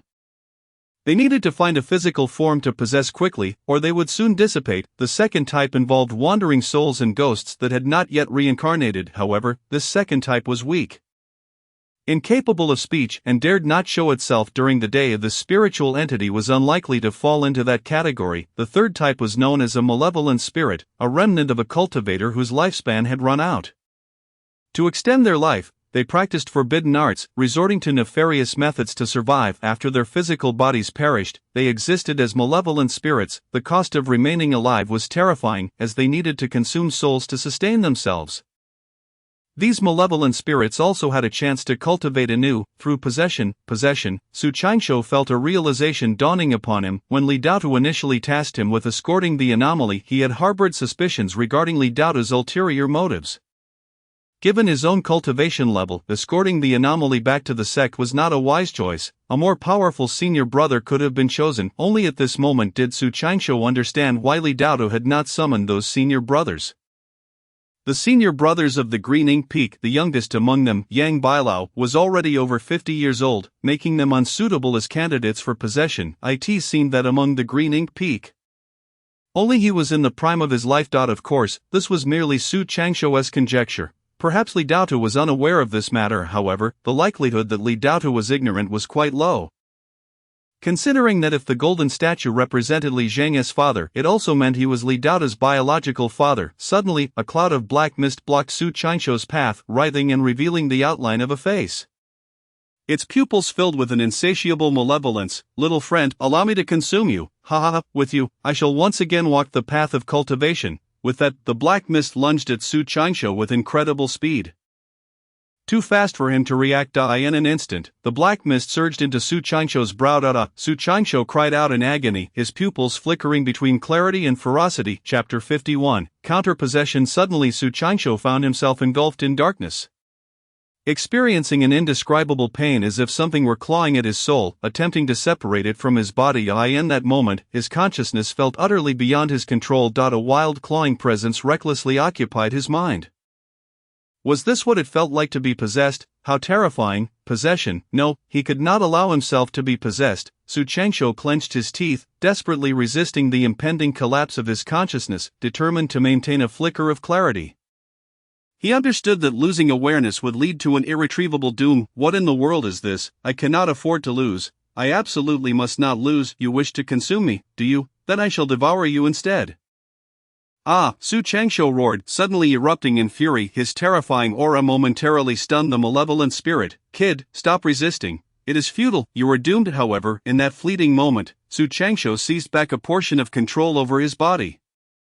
With every ounce of strength, he raised his right hand and struck his forehead with the soul-conserving talisman. Bang! Crackle, crackle, crackle. The evil spirit emitted a pain howl, as if pierced by a nail. Seizing the opportunity, Su Changsho retaliated fiercely, opening his mouth wide and sinking his teeth into the malevolent entity. Let me consume you. I shall devour you. I shall devour you. Su Changsho continued to bite the evil spirit, each chomp weakening the sinister entity further. Simultaneously, with each bite, Su Changsho felt himself grow stronger. Aware of the formidable nature of the spirit, he did not dare to slacken his efforts. Every bite counted. Suddenly, unfamiliar memories began to flash through Su Changsho's mind. A 10-year-old boy awakening the three spiritual roots of water, fire, and wood, brought by his father to the Green Immortal sect, spending 3 years at the Shusho Peak. Then entering the Danxia sect, reciting the 10,000 medicines diagram, learning alchemy, and becoming an alchemist. At 17, he broke through to the 10th level of chi refinement, and at 29 to the 12th level, with his father's assistance. He obtained a foundational building pill, yet tragically failed in his attempt to establish a foundation. He was unwilling to accept this fate, deeply dissatisfied. In the subsequent years, he served the sect as a mere alchemical tool. Until 100 years later, when he returned to secular life. At 120, by a stroke of fortune, he obtained a malevolent technique. At 140, in the twilight of his years, unwilling to succumb to death, he began to cultivate the dark art. The malevolent technique was exceedingly cruel, requiring the consumption of young souls to maintain its spirit's vitality. Every full moon, innocent infants were secretly brought into the grand palace.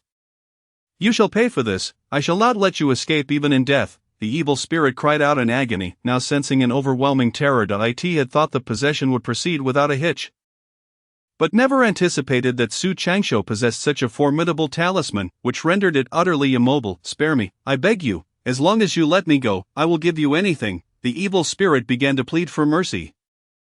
Yet Su Changsho remained unmoved, continuing to tear at the spirit's essence. Moments later, the spirit was completely consumed. Crack! As the spirit vanished, a fissure appeared in the golden body, running through its entire form. Burp! Su Changsho let out a satisfied belch, feeling a slight swelling in his soul. At the same time, he was astonished to discover that the world around him seemed transformed. The once insurmountable barrier preventing him from breaking through to the 10th level of chi refinement had vanished. The absence of this barrier indicated that with a period of seclusion, he could certainly surpass the 10th level. Not only the 10th level, but even the barriers to the 11th and 12th levels had dissipated entirely. He had even grazed the threshold of foundational establishment. This was truly terrifying. To think that he, a mere 9th level chi refiner, had touched the brink of foundational establishment was remarkable. This meant that his path to cultivation up to the foundational realm would be smooth, devoid of any obstacles. What is happening? Su Changsho fell into contemplation, and after a brief moment of reflection, he understood the reason. The prior cultivation hurdles had been obliterated because he had consumed a soul more powerful than his own, one that had once broken through to the 12th level of chi refinement and had even attempted foundational establishment with a foundational pill. All these experiences were now imprinted within Su Changsho's soul. Although this encounter had been perilous, the opportunities he gained were immense. Not only would his future cultivation be expedited, but he had also laid a solid foundation for his eventual foundational establishment. Despite overcoming this crisis, even greater dangers awaited him. Through this possession, it became clear that the spirit attempting to take over was none other than the father of Li Zhang, Li Daotu. Su Changsho's arrival in the Wasan kingdom had been orchestrated by Li Daotu. He even suspected that the attempted possession had been arranged by Li Daotu as well, yet the possession failed, and he survived, while Li Daotu's son was devoured by him instead. If Li Daotu were to discover this, he would undoubtedly seek retribution. As for fleeing, Su Changsho dared not entertain such thoughts. Foundational cultivators had the authority to issue warrants for pursuit. Should he flee, he would face endless hunting. Su Changsho did not believe that he, as a mere chi refining novice, could escape the reach of a sex warrant. What to do? Su Changsho bit his lip, realizing that there was only one option: to impersonate Li Daotu's son. Feigning that the possession had succeeded, whether he could successfully navigate this charade remained to be seen. However, one thing was certain: even if the spirit had successfully taken over, it would undoubtedly live on in his guise. Engaging in dark cultivation or possessing a disciple of the sect was strictly forbidden, and discovery would result in annihilation. This made things simpler, as long as Li Daotu did not uncover his identity. All would be well. As for whether he could deceive Li Daotu, Su Changsho was not overly confident, yet he had intercepted many of the spirit's memories, which should aid in his ruse. There is something I must take. Suddenly Su Changsho recalled something and swiftly moved behind the golden body to retrieve a purple jade pendant. This pendant was a treasure known as the soul-nourishing jade, procured at great expense by Li Daotu. If the spirit were to leave its physical form, it could reside within the soul-nourishing jade. The spirit had survived to this day because of this pendant, otherwise it would have perished long ago. Stowing away the soul-nourishing jade, Su Changsho sat down in the side hall and began to adjust his breath. He discovered that he was indeed markedly different from before. Even the control over the spiritual energy within him felt remarkably effortless. Chapter 52, Return to the Sect Creek. Half an hour later, the door to the side hall was pushed open, and Li Shaoxian cautiously entered, glancing at Su Changsho with a hesitant silence, seemingly unsure of what to say. Su Qianqiu perceptibly sensed something amiss with Li Shaoxian. Evidently, he too was aware of the possession incident. Of course, aside from him and Li Daotu, who were both cultivators privy to such events, ordinary people, including Li Zhang, should remain oblivious. Junior Su, are you there? After a brief silence, Li Shaoxian finally spoke. At that moment, a shadow flickered in Su Qianqiu's eyes. Sanner, it has been a long time, your elder brother has missed you dearly. The spirit's name was Li Xiaoming, the elder brother of Li Shaoxian. The term Sanner was how Li Xiaoming affectionately referred to his younger sibling. Upon hearing this, Li Shaoxian shivered, clearly fearful, and timidly addressed him as elder brother. Then fell silent. Su Qianqiu continued, you are unaware of this matter, correct? Li Shaoxian nodded, I do not know. Zhenger is an ordinary person, and there is no point in him knowing. Su Qianqiu replied, he need not know now or in the future. Yes, elder brother, Li Shaoxian answered with trepidation. Su Qianqiu's gaze softened, from now on, I shall be known as Su Qianqiu. Li Shaoxian, should you dare to expose my identity, do not blame me for being unkind. Li Shaoxian quickly shook his head, rest assured, elder brother, I will not, I promise, still calling me elder brother. Su Junior Su, that is correct. Remember, do not slip up. If the sect discovers this, our Li family will face utter ruin. Understood, San Shu Su Shu, may I enter? Outside, Li Zhang's voice rang out. Su Qianqiu slightly nodded, granting permission for Li Shaoxian to speak. Come in, Zhenger. Yes, Li Zhang entered the side hall, pulling along Li Linger, and knelt. Linger, this is your grandfather. Quickly bow to your grandfather. Linger greets grandfather. Upon seeing Li Linger bowing to the golden body, Su Qianqiu felt a twinge of discomfort. He is not your grandfather. Your grandfather has already been consumed by me.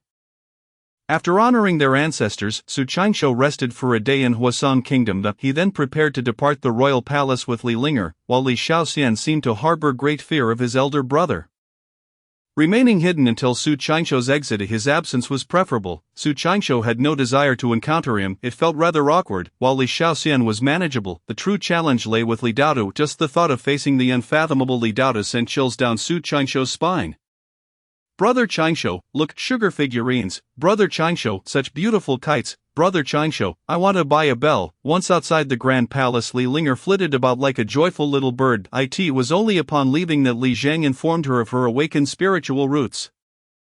This revelation filled Li Linger with elation. Not only could she leave the palace, but she was also destined to become an immortal. Naturally, she was overjoyed. Brother Qianqiu, are you truly an immortal? Shu, as they strolled, Su Qianqiu led Li Linger to the Wanbao Pavilion. At this point, Yi Shanhua had already resolved matters at the pavilion and was waiting patiently. The Yi Shanhua gazed at Li Linger with envious eyes, continuously appraising her. Li Linger returned the admiration, finding her elder sister incredibly beautiful, possessing an indescribably elegant aura. Indeed, Su Qianqiu nodded. Yi Shanhua inquired, what kind of spiritual root does she possess? An ice spiritual root.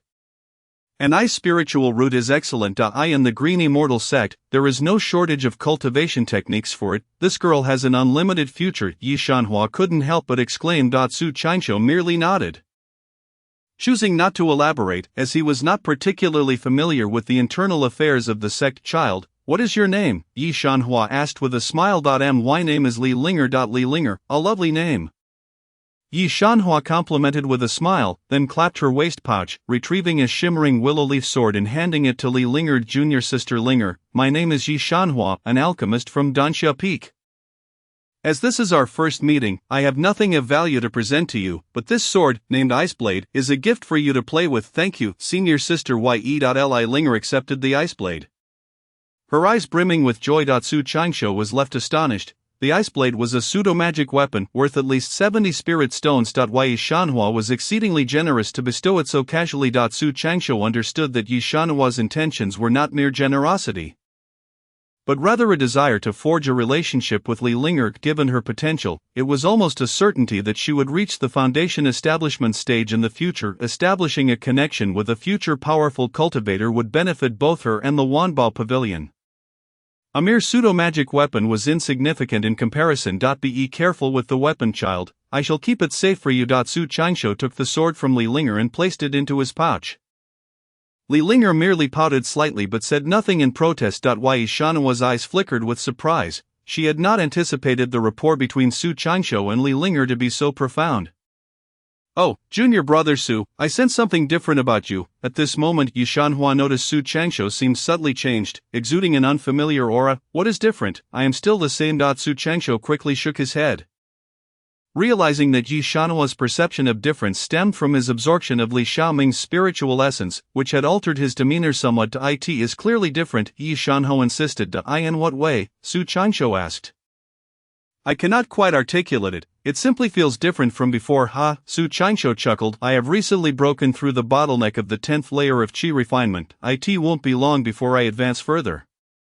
Perhaps the change is due to this breakthrough. That is possible. Yi Shanhua nodded, then suddenly exclaimed, What did you say? You comprehended how to break through the 10th layer of qi refinement? Indeed, how strange, junior brother Su. Your talent was evidently lacking, yet your cultivation speed is astonishingly swift. I must redouble my efforts, lest I be surpassed by you.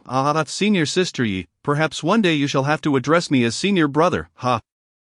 I would never call you senior brother. You will have no opportunity for that, senior sister Yi. It is getting late. We should be on our way. Right, let us return early. I need to enter seclusion. The two crimson-scaled horses galloped out of the city gate, heading westward. Yi Shanhua rode one horse alone, while Su Changsho and Li Linger shared another. Initially, Su Changsho intended for her to ride alongside Yi Shanhua, but she was quite reliant on him, insisting on riding together. After more than 20 days, the trio finally returned to the sect, as their pace had been somewhat slow due to the addition of a young companion. This round trip had taken nearly 2 months. Chapter 53, The Test of Li Daotu. After bidding farewell to Yi Shanhua, Su Changsho took Li Linger aboard the flying vessel to Green Ink Peak. The moment he stepped onto the vessel, a heavy burden settled upon his heart as he pondered how to conceal the truth from Li Daotu if he failed to do so and was discovered. What then? No matter, he would take it one step at a time. Life is fleeting. If one does not die, they endure for a myriad of years. Linger, let us go. I shall take you to meet your great-grandfather. Oh, how wonderful! I shall soon see my great-grandfather, Li Linger exclaimed with excitement, for in her memory, Li Daotu was a revered figure, the ancestor of the Li clan, a powerful cultivator of the foundation establishment stage. All members of the Li family held him in great reverence. Soon enough, Su Changsho brought Li Linger to the entrance of Li Daotu's dojo, where he could not help but exhale deeply. Uncle Li, I am Su Changsho, returning with a rare spiritual root. I have not failed my mission. Changsho has returned. Come in, come in. Li Daotu's hearty voice resonated from within the dojo. Su Changsho pushed the door open and entered. Finding Li Daotu already waiting for them in the courtyard, hands clasped behind his back, his expression obscured, disciple Su Changsho pays respects to Uncle Li. Linger, quickly bow to your great-grandfather. Linger pays respects to great-grandfather. Li Linger knelt obediently, bowing her head. Within the sect, the hierarchy was dictated by cultivation level, where those with higher realms were considered elder brothers. However, in the case of family relations, one could adhere to the normal familial hierarchy. For instance, with Li Linger and Li Daotu, he was her great-grandfather, and even if she were to become a golden core cultivator, she would still refer to him as great-grandfather. Good child, rise. Li Daotu turned his face warm as he helped Li Linger to her feet, nodding with a smile. Excellent, truly commendable. The children of the Li family, great-grandfather is too kind. Linger, come, let great-grandfather test your spiritual root. Following this, Li Daotu retrieved the instrument for testing spiritual roots. Preparing to assess Li Linger once more. In Huasong Nation, Li Shaoxian possessed a similar instrument, which he had used to test Li Linger as spiritual root. However, Li Shaoxian's instrument was a pseudo-magic weapon, and Li Daotu wished to ensure accuracy by personally conducting the test. Linger, simply close your eyes. Yes, Li Daotu instructed Li Linger to shut her eyes, then produced a jade plate-like testing device, placing it in her palm. A dazzling crystal light emanated from the jade plate, resplendent in its brilliance. This, Su Changsho gasped inwardly. Li Linger's spiritual root was indeed an ice spiritual root, a type he also possessed. However, the radiance of her spiritual root far surpassed his own, which was merely a fraction of its glory. When Su Changsho had tested his spiritual roots, he had detected 10 types of light. If combined, they would approximate the brilliance of Li Linger's root. Observing the test result, Su Changsho realized the extent of his own inadequacies. His spiritual root was 10 times more complex than Li Linger's, and thus his cultivation speed would likely be 10 times slower. Good. It is an ice spiritual root, the purest ice spiritual root, 1 in 10,000, Li Daotu exclaimed with immense excitement. When he spoke of 1 in 10,000, he did not mean 1 among 1,000 individuals but rather 1 among 10,000 cultivators. By this probability, the entirety of the Green Immortal sect would not even amount to 1,000, implying that Li Linger was the sole possessor of an ice spiritual root. Of course, this was merely Su Qingshuo's speculation. He had no privilege to know if other rare spiritual roots existed within the sect. Just as with Li Linger, had Li Daotu not instructed him to fetch her, he would have never had the chance to meet her. Great-grandfather, can I cultivate immortal arts? Indeed, splendid, Longzhou brother, I can also become an immortal, Li Linger exclaimed with uncontainable delight. Linger, go play in the courtyard for a while, I have something to discuss with Longzhou. Understood, great-grandfather, Longzhou, follow me. Yes, Su Qingshuo felt a tightening in his chest as he followed in Li Daotu's footsteps. What was destined to come would inevitably arrive, entering the grand hall where Li Daotu typically cultivated.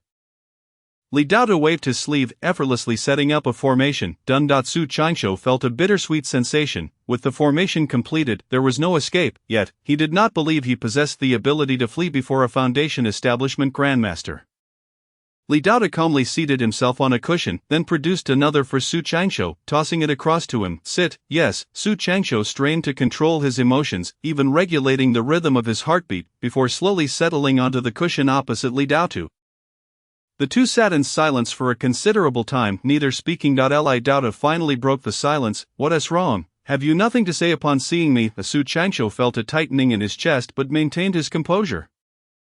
There is nothing to discuss, Uncle Li. From this day forth, I shall be known as Su Qingshuo. Li Daotu was momentarily taken aback, his heart filled with uncertainty, although the news from Li Shaoxian indicated a successful soul snatching.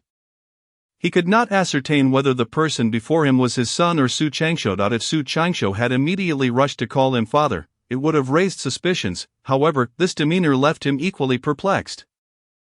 Upon reflection, it seemed reasonable. If his son had indeed succeeded in soul snatching as a reborn individual, he would value life greatly, fearing exposure of his true identity. Such a mindset was understandable. What, you do not even wish to call me father? Li Daotu furrowed his brows, a hint of reproach in his expression. Su Qingshuo hesitated briefly, then his gaze hardened. Our father-son bond has reached its conclusion. I shall continue to address you as Uncle Li. You rascal! Li Daotu shook his head slightly, seemingly recalling something, and suddenly asked, Is the soul-nurturing jade still with you? Soul-nurturing jade? Su Qingshuo's heart stirred as he realized that Li Daotu was testing him.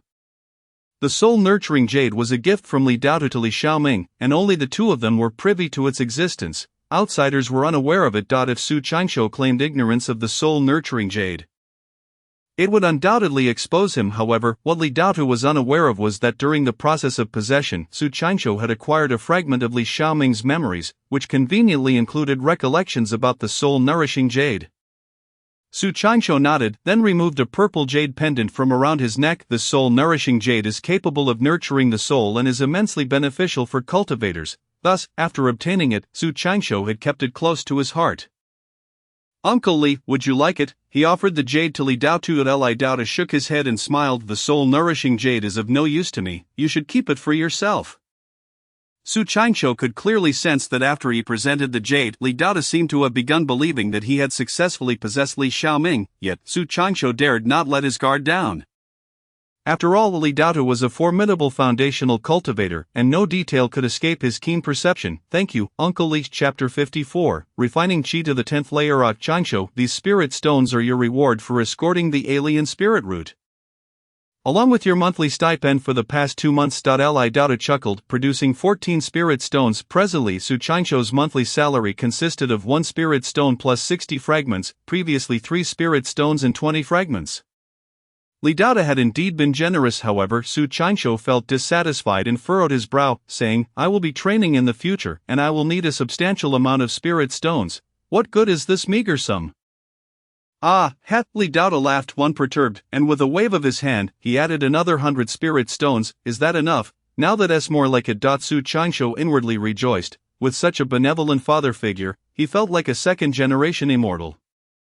In the future, should his supply of spirit stones run low, he would simply ask Li Daotu for more. Also, I wish to establish my foundation. You must prepare a foundation pill for me. Su Qingshuo continued to make bold requests.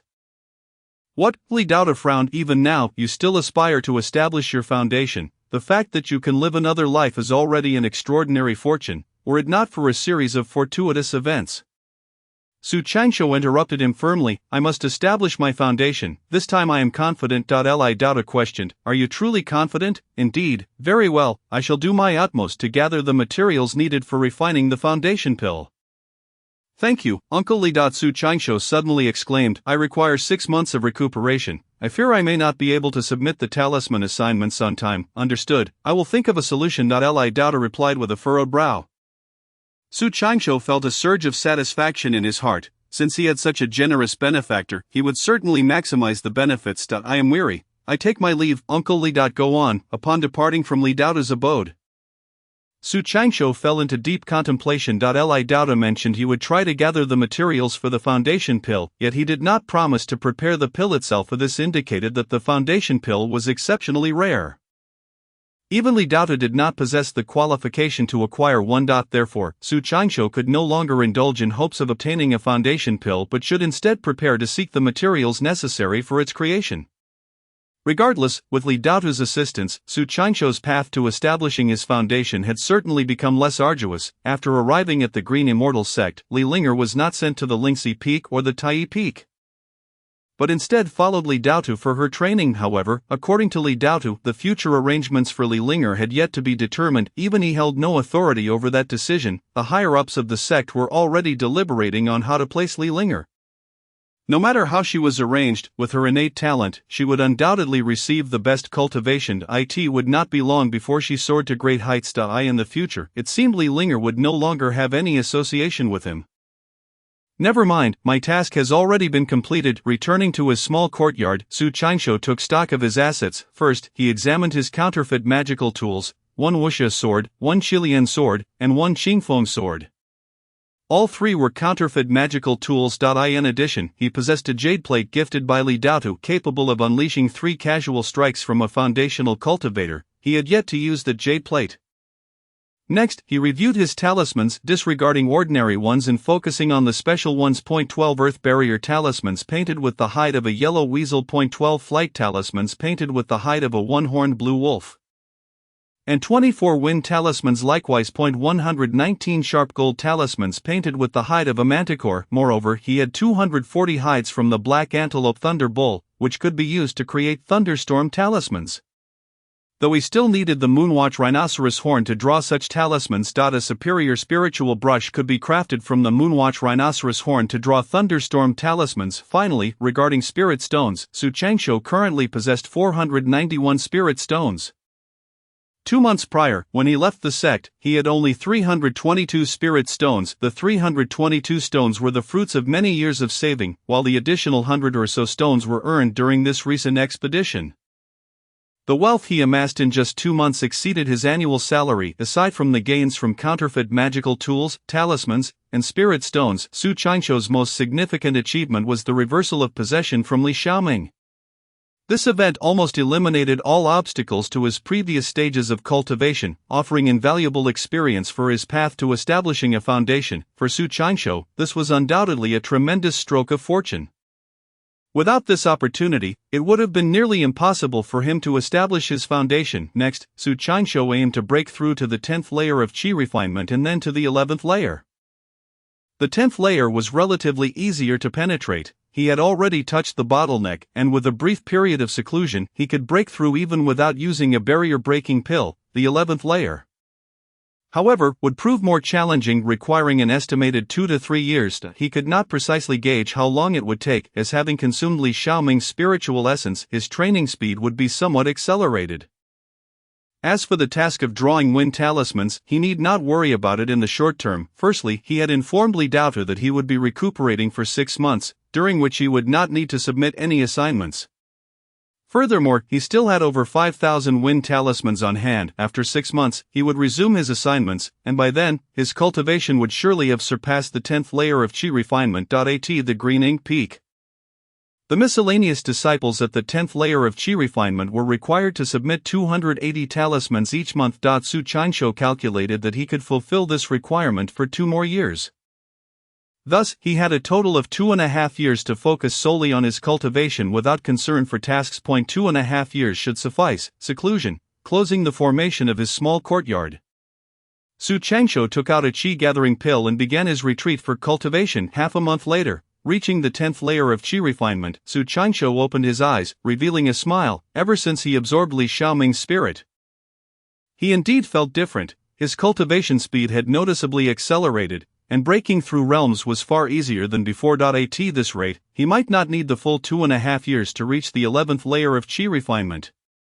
Now at the age of 21, he would be 23 in 2 years. By this calculation, it was indeed possible for him to achieve the pinnacle of qi refinement and subsequently aim for establishing his foundation before turning 30.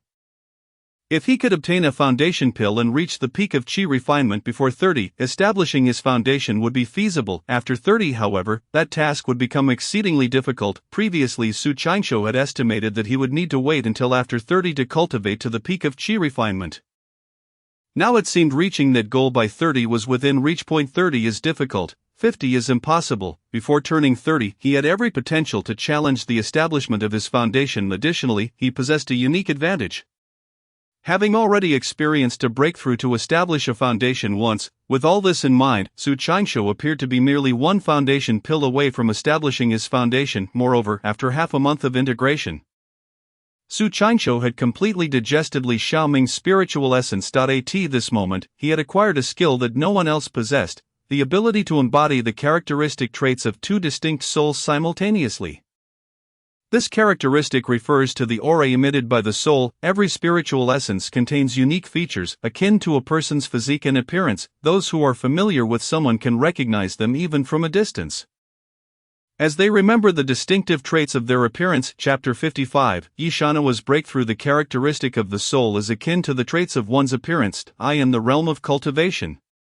Many techniques of disguise exist, however, any such technique would be rendered ineffective before a cultivator of a significantly higher realm. A cultivator at a higher level can see through a person's soul characteristics directly. Just as when Su Changsho had first absorbed Li Xiaoming's spirit, Yi Shanhua remarked that he had changed. This was because Yi Shanhua had sensed that Su Changsho's soul had transformed. Of course, she could not fully perceive his soul, but her prolonged interaction had granted her an intuitive memory of his soul characteristics. Later, Li Daotu's failure to recognize that Su Changsho had reversed the possession of Li Xiaoming was due to the fact that at that time, Su Changsho's soul characteristics were blurred, containing both his own and Li Xiaoming's traits. Now, having fully digested Li Xiaoming's essence, Su Changsho could seamlessly switch between the two soul characteristics. In the future, before Li Daotu, Su Changsho could directly disguise himself with Li Xiaoming's soul characteristics. He was confident that Li Daotu would never again suspect him. The soul characteristics were there, they were unmistakable. This skill also offered another advantage: true disguise. He could completely mask his soul along with his appearance, making it impossible for even those of higher cultivation to detect the ruse. Naturally, there were limitations. To closely resemble someone, he could only take on the appearance of a younger Li Xiaoming. By disguising his appearance as Li Xiaoming and his soul as well, no one would be able to spot any flaws. He possessed a talisman known as the Thousand Faces Talisman, which allowed him to transform into any form at will. Thus, disguising himself as Li Xiaoming in his youth would not be difficult. "Brother Changsho, are you there, Brother Changsho?" As Su Changsho stood up, he heard Li Linger's voice. Now Li Linger was training under Li Daotu, who was quite strict with her, allowing her only 1 day of rest each month. Today happened to be the 15th day of the month, a rest day, so she came to find Su Changsho. "Linger, you've come. Oh, you can sense the aura now." Su Changsho opened the door and discovered that Li Linger had already reached the first layer of qi refinement. Her progress was astonishingly rapid. It is noteworthy that Li Linger has only been here for half a month, and she has already sensed her qi, which far surpasses Su Changsho's abilities. Initially, it took Su Changsho a full 3 months to perceive qi. Truly, she is a prodigy with a rare spiritual root, sensing qi at a pace far quicker than that of ordinary individuals. Indeed, my great-grandfather mentioned that I am now considered a cultivator. Congratulations, dear junior sister Linger, on embarking on the path of cultivation. He, Brother Changsho, I am a celestial being now, am I not? Yes, Su Changsho nodded, but added, according to the sex regulations, you must address me as senior brother. Li Linger pouted, saying, I refuse, I will always call you Brother Changsho. You will forever be my brother Changsho. Very well, suit yourself. Su Changsho shrugged helplessly. If for some reason Li Linger is particularly reliant on him, even her father Li Zhang, or Li Xiaoxian and Li Dao hold less significance in her heart than he does. Su Changsho views her dependence as a positive aspect. Her future is boundless, and drawing closer to her can only be beneficial. Of course, Li Linger is still quite young. Once she matures and surpasses him in cultivation, perhaps she will no longer rely on him. Su Changsho does not believe that when the day comes for Li Linger to become a golden core master, there will still be any connection between them. I thought being a celestial was amusing, but it turns out that it can be quite exhausting. Great-grandfather stipulated that I can only rest for 1 day each month. Brother Changsho, may I visit you at the beginning of each month to play? Certainly. After a moment's thought, Su Changsho readily agreed. From now on, he plans to enter seclusion, with tasks due on the first of each month, and he will only rest on that day. Additionally, on the evening of the last day of the month, Yi Shanhua will come to him for spirit talismans. Thus, he can emerge from seclusion at the end of the month to prepare spirit talismans for Yi Shanhua, fulfill his tasks, and spend time with Li Linger. All on that single day. He will then return to seclusion on the night of the first. A monthly rest, balancing work and relaxation. Brother Changsho, I wish to ride the flying boat. Will you accompany me? Li Linger blinked her eyes, looking at Su Changsho with eager anticipation. Su Changsho easily understood her desire. When he first entered the sect, he too was enamored with the public flying boats. Of course. Today is the 15th, and Dansha Peak is hosting a marketplace. How about I take you to explore it? Great. Thank you, Brother Changsho, you are the best. On that day, Su Changsho took Li Linger on the flying boat to wander the marketplace, purchasing her several delightful trinkets, which left the little girl utterly thrilled. They played until quite late, and she did not return the next day. It was likely that Li Dao forbade her from going out.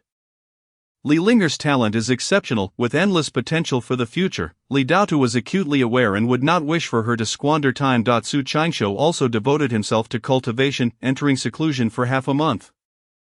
After reaching the 10th level of Qi refinement, his cultivation speed slowed further, and the effects of the Qi gathering pill diminished significantly, becoming nearly negligible. After persisting for half a month, the end of the month arrived, and Su Changsho had to emerge from seclusion. At this juncture, continuing to cultivate and using Qi gathering pills no longer sufficed. He required a higher grade gathering spirit pill, similar to the Qi gathering pill.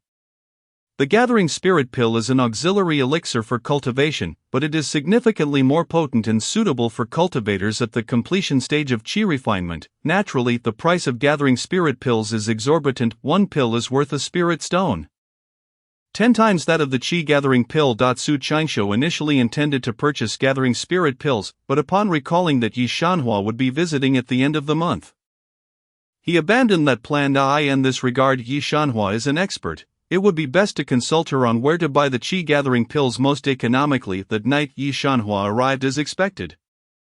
10th level of Qi refinement, 11th level of Qi refinement. Upon meeting, both were taken aback by each other's cultivation levels. Su Changsho remembered that Yi Shanhua had only recently broken through to the 10th level. In just a month, she had ascended another realm. At this moment, Yi Shanhua was a full minor realm above him. Why Yi Shanhua was even more astonished, as she was keenly aware that Su Changsho had only broken through to the 9th level of Qi refinement 2.5 years ago. The leap from the 9th to the 10th level is a chasm, representing the transition from late-stage Qi refinement to completion. It is far more challenging than breaking into the 11th level from the 10th. And without a breakthrough pill, some remain stuck at this stage for years, even decades. When she was at this level, she herself had been stalled for 3 years. Su Changsho only took 2.5 years faster than her, despite his resources and talent being far inferior to hers. Could it be solely due to his diligence? No, there must be another reason. Oh well, this is Su Shidi's fortune, it has nothing to do with me. Yi Shanhua slightly shook her head, revealing a smile. Su Shidi, I have good news for you. What good news? Su Changsho inquired. Guess. Yi Shanhua smiled mysteriously. Su Changsho sighed. How could I possibly guess, Yi Shiji?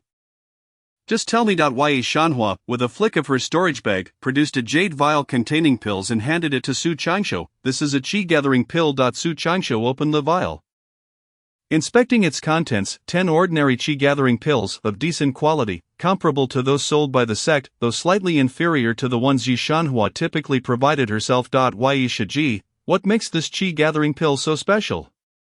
This is not just any Qi gathering pill. What makes it extraordinary This is a qi gathering pill I personally refined, Yi Shanhua said with a proud smile. Su Changsho could not help but exclaim in surprise, Yi Shiji. Are you saying you can refine pills now? Indeed, I have become an alchemist, Yi Shanhua declared with pride. Congratulations to Yi Shiji on becoming an alchemist. Su Changsho smiled and clasped his hands, secretly elated for her. It seems this is the good news Yi Shanhua had for him. Yi Shiji, what level is your alchemy skill at? Can you refine foundation establishment pills? Su Changsho asked curiously. And not yet, however, Yi Shanhua said. Somewhat disheartened, foundation establishment pills are second-tier elixirs. For a cultivator at the qi refinement stage to refine second-tier elixirs, they must reach the 12th level of qi refinement. I see, Su Changsho nodded slightly.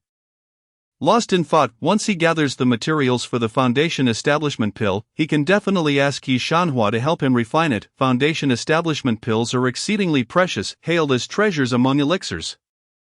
It is unwise to entrust them to strangers. It is best to leave such matters to those with whom one shares a close relationship. Yi Shiji, once I gather the materials for the foundation establishment pill, will you help me refine it? Su Changsho said half-jokingly. Just you? Yi Shanhua rolled her eyes at him, disdainfully replying, Su Shidi, do you think the materials for the foundation establishment pill are so easy to obtain? Let me tell you, don't even think about it. It's simply impossible. Su Changsho scratched his head. Are the materials for refining the foundation establishment pill really that hard to come by? Indeed, Yi Shanhua said seriously, to refine the foundation establishment pill, a total of 13 materials are needed, 4 main ingredients and 9 auxiliary ingredients, due to the rarity of the foundation establishment pill. The price of each material rises significantly. The auxiliary materials are somewhat easier to obtain, as they can be purchased with spirit stones. However, acquiring the main ingredients is quite challenging. There are 4 main ingredients, 4 immortal herbs, linglong fruit, blood cherry blossom, and imperial flowing sap among them. The origins and production of the 4 immortal herbs linglong fruit and blood cherry blossom are strictly controlled by the 5 major sects, making it impossible for low-tier cultivators to obtain them.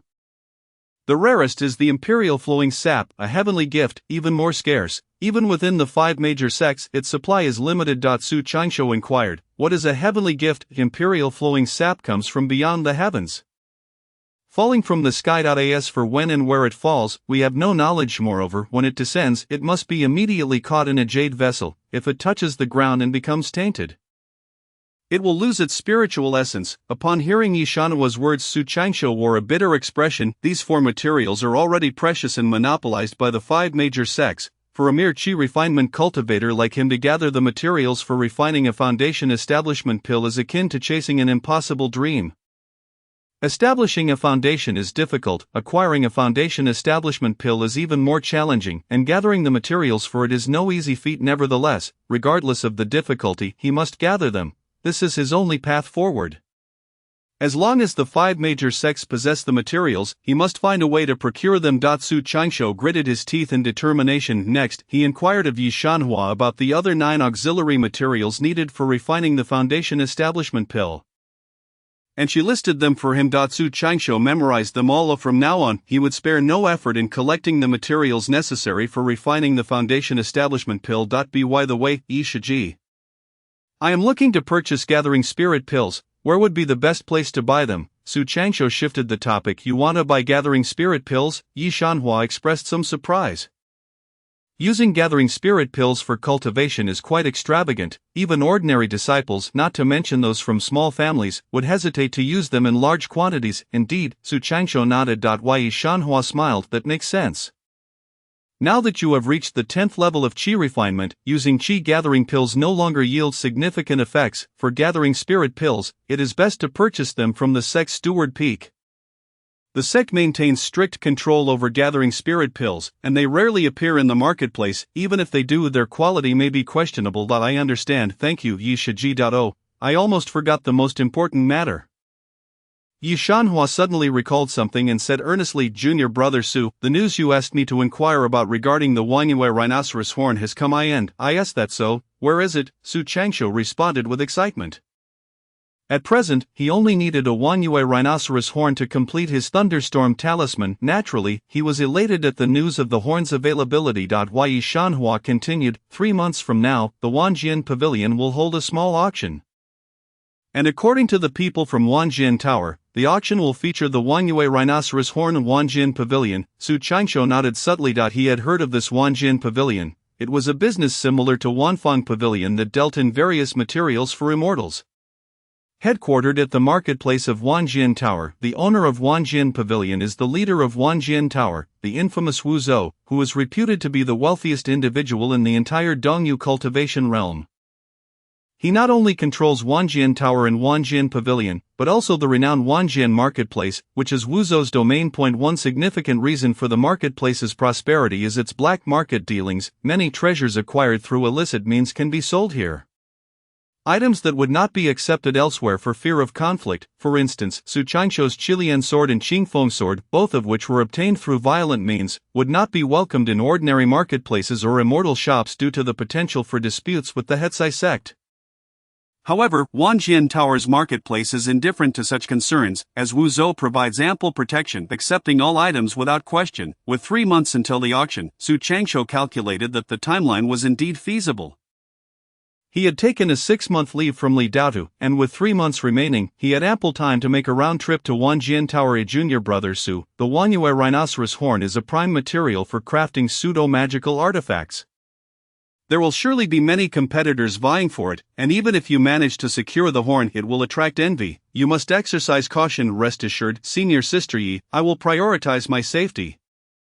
Su Qingshu replied with a slight nod, confident that as long as he did not encounter any Foundation establishment masters, he could escape unscathed. Chapter 57, Li Linger's master. The following morning, on the first day of the month, a day of rest and a time to submit tasks. Initially, it had been agreed with Li Daotu that no tasks needed to be submitted, but to avoid any misunderstandings, Li Daotu had Lin Linger deliver him the task talismans for the past 6 months. Thus, every task submission day, he would merely go through the motions. Junior brother Su, it's time to submit your tasks.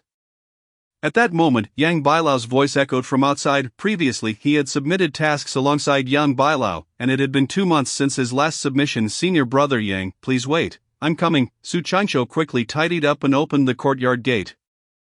Junior brother Su, do not keep Uncle Li waiting. Whoa, Junior brother Su, you've actually broken through to the 10th level of Qi refinement. Upon noticing Su Qingshu's breakthrough, Yang Bailao's eyes widened in astonishment.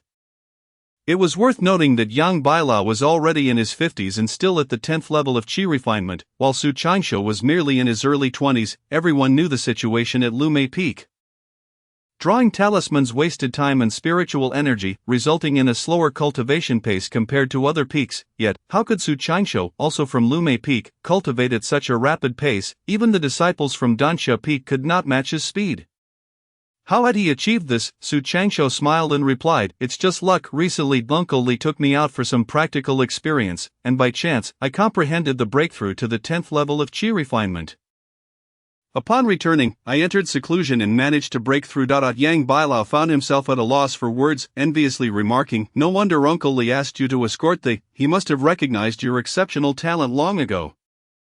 Junior brother Su, you are truly a genius. Senior brother Yang, you flatter me. Su Qingshu chuckled, for this was the first time in his life he had been called a genius. Junior brother Su, Yang Bailao said with a rueful expression. It won't be long before I must call you senior brother. In his view, it was only a matter of time before Su Qingshu surpassed him. Senior brother Yang, let us hurry. We shouldn't keep Uncle Li waiting. Let us go. The two hurried towards Li Daotu's dojo. Before entering, Su Qingshu felt a shift in his spirit, a change in his soul's characteristics. This was a plan Su Qingshu had devised beforehand. To disguise his soul's features to resemble both himself and Li Xiaoming, a half-and-half blend. In the future, whenever he met Li Daotu, he would remove part of Li Xiaoming's signature, ultimately transforming it entirely into his own. This would create an illusion for Li Daotu, leading him to believe that Li Xiaoming was intentionally masquerading as Su Qingshu, and the more he disguised himself, the more convincing it would appear. Indeed, upon seeing Su Qingshu, Li Daotu furrowed his brow, showing a contemplative expression, before his features relaxed as he seemed to reach a conclusion. Disciple Yang Bailao presents his respects to Uncle Li. A disciple Su Qingshu presents his respects to Uncle Li. The two bowed simultaneously. No need for formalities. Brother Qingshu, you've come. I've missed you dearly, Li Linger exclaimed as she rushed over and playfully tugged at Su Qingshu's arm. A hint of affection flickered in Su Qianshou's eyes as he reached out to gently ruffle Li Linger's hair. Looking at her cultivation level, he was taken aback. In just half a month, she had already reached the third level of qi refinement, advancing 2 minor realms in such a short span. Li Dao observed the scene with a smile. He had no objections to Li Linger's affection for Su Qianshou. In fact, the more affectionate they were, the more normal it seemed to him, as they were, after all, blood relatives. After completing their task submissions, Li Dao announced, "In 2 months, it will be Li Linger's apprenticeship ceremony. The ceremony will take place here, so make sure to arrive early to help." Understood. The news that Li Linger would take a master surprised Su Qianshou immensely. With Li Linger's talent, she was bound to be accepted by a formidable teacher. He pondered who it could be. A brother Qianshou. "Let us go play." "Alright, where shall we go today?" "Today, I'll take you to the Steward Peak." "Steward Peak? Excellent, let us hurry." Leaving Li Dao's dojo, Su Qianshou led Li Linger to Steward Peak.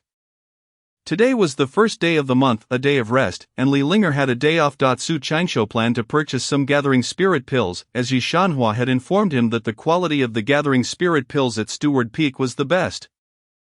Hence their destination. The gentle breeze blew, and the clouds drifted lazily. The flying boat glided smoothly through the clouds. Su Qianshou stood on the boat, gazing into the distance, while Li Linger cheered with delight at the view.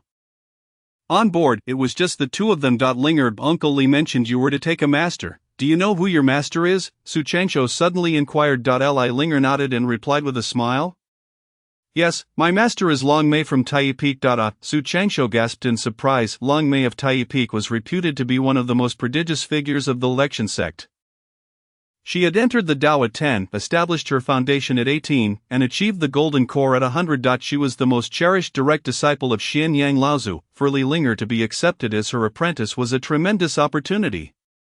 And the entire Lumei Peak would benefit from her association. The realization of how remarkable Li Linger's talent truly was hit Su Qianshou. "Linger, you must not indulge in frivolity, focus your efforts on cultivation," he advised earnestly, fearing she might squander her potential through distractions. "I got it." Li Linger nodded obediently. Soon, the flying boat arrived at Steward Peak. As they disembarked, several dull-looking, listless, and haggard servant disciples boarded the boat. Su Qianshou took Li Linger by the hand and led her down to the transaction hall of Steward Peak, where the counters for selling pills were located. The one in charge of the counter was still Lu Ruxi. From a distance, Su Qianshou glanced at Lu Ruxi, and at that moment, she appeared utterly ordinary in his eyes. Lacking the extraordinary allure he had once perceived in his youth, with age and experience, Su Qianshou's perspective had matured significantly. "Sister Lu." "Hello." Su Qianshou approached her with a smile. "Young master, you recognize me?" Lu Ruxi asked, surprised, as she had not seen this young man before. Generally, once one became a qi refinement cultivator, their memory improved, and they would not easily forget those they had met. However, Su Qianshou had been a child during their previous encounters, and it was only natural that she would not recognize him now. "Sister Lu, you may not recall, but I am Su Qianshou. I attended your lectures 9 years ago, so it's Su Shitty. I remember you now. You bought 5 gathering qi pills 9 years ago." Upon hearing this, Lu Ruxi suddenly recalled. "Wait, that's not right. I remember you were only at the 3rd level of qi refinement 9 years ago. How have you cultivated so quickly?" She scrutinized Su Qianshou with astonishment. "Just some fortunate opportunities," Su Qianshou replied with a smile, somewhat evasively. "What pills do you need?" "Shitty." Chapter 58. Lu Ruxi's shock. "What pills do you need?" "Shitty, gathering spirit pills. You actually cultivate using gathering spirit pills. Truly, you hail from an extraordinary lineage," Lu Ruxi remarked with envy. Su Qianshou's rapid cultivation suggested he was a member of a prestigious family. "A second-generation immortal." Sister Lu is joking. "I'm merely a servant disciple," Su Qianshou responded with a nonchalant smile. "How many gathering spirit pills do you require?" "Shitty." Lu Ruxi inquired. "How much are the gathering spirit pills?" Su Qianshou asked. "A bottle contains 10 pills and 10 spirit stones. They can also be purchased one by one." "I'll take 10 bottles," Su Qianshou casually remarked, having just ascended to the 10th layer of qi refinement. He needed to use spirit-gathering pills for cultivation before establishing his foundation. Buying in bulk seemed prudent, especially since he currently possessed spirit stones, unlike when he first entered the sect, when he had to carefully divide a single stone into 2 halves to spend. "What, 10 bottles?" Lu Ruxi's eyes widened in disbelief, seemingly unable to fathom what she had just heard. Who among them could afford to be so extravagant as to purchase 10 bottles of spirit-gathering pills? That totaled 100 spirit stones, enough to cover her salary for 20 years. Su Shitty, are you certain you want 10 bottles? Lu Rushi's tone became cautious. Indeed, I want 10 bottles, Su Changsho nodded indifferently. Oh my, Su Shitty, you truly are a great benefactor to your elder sister. I was wondering why the magpies were chattering so joyfully today. It turns out it is because of a noble encounter. Lu Rushi's expression transformed instantly, her smile blooming brighter than flowers, resembling a seasoned matron of a brothel. Lu Rushi's business involved selling pills, and the quantities sold directly impacted her profits, as she earned a commission. Witnessing Su Changsho's substantial purchase of pills, she couldn't help but feel elated. From a transaction of 100 spirit stones, she would earn a stone as her commission. This is spirit stones, Lu Shiji. Please assist me in retrieving the pills. Su Changsho produced a storage bag and casually tossed it onto the counter. Lu Rushi counted the spirit stones within, her delight palpable as she tucked them away. Please hold on, Shitty, I shall fetch your pills at once. Lu Rushi swayed her delicate waist and quickly placed the pills on the counter, sweetly suggesting, Su Shitty, please inspect them for any issues. Su Changsho opened each jade vial to examine the contents. Finding no faults, everything is fine. The pills are excellent. Su Shitty, allow me to package them for you. Lu Rushi took out Su Changsho's storage bag, diligently packing all the pills before respectfully presenting it to him.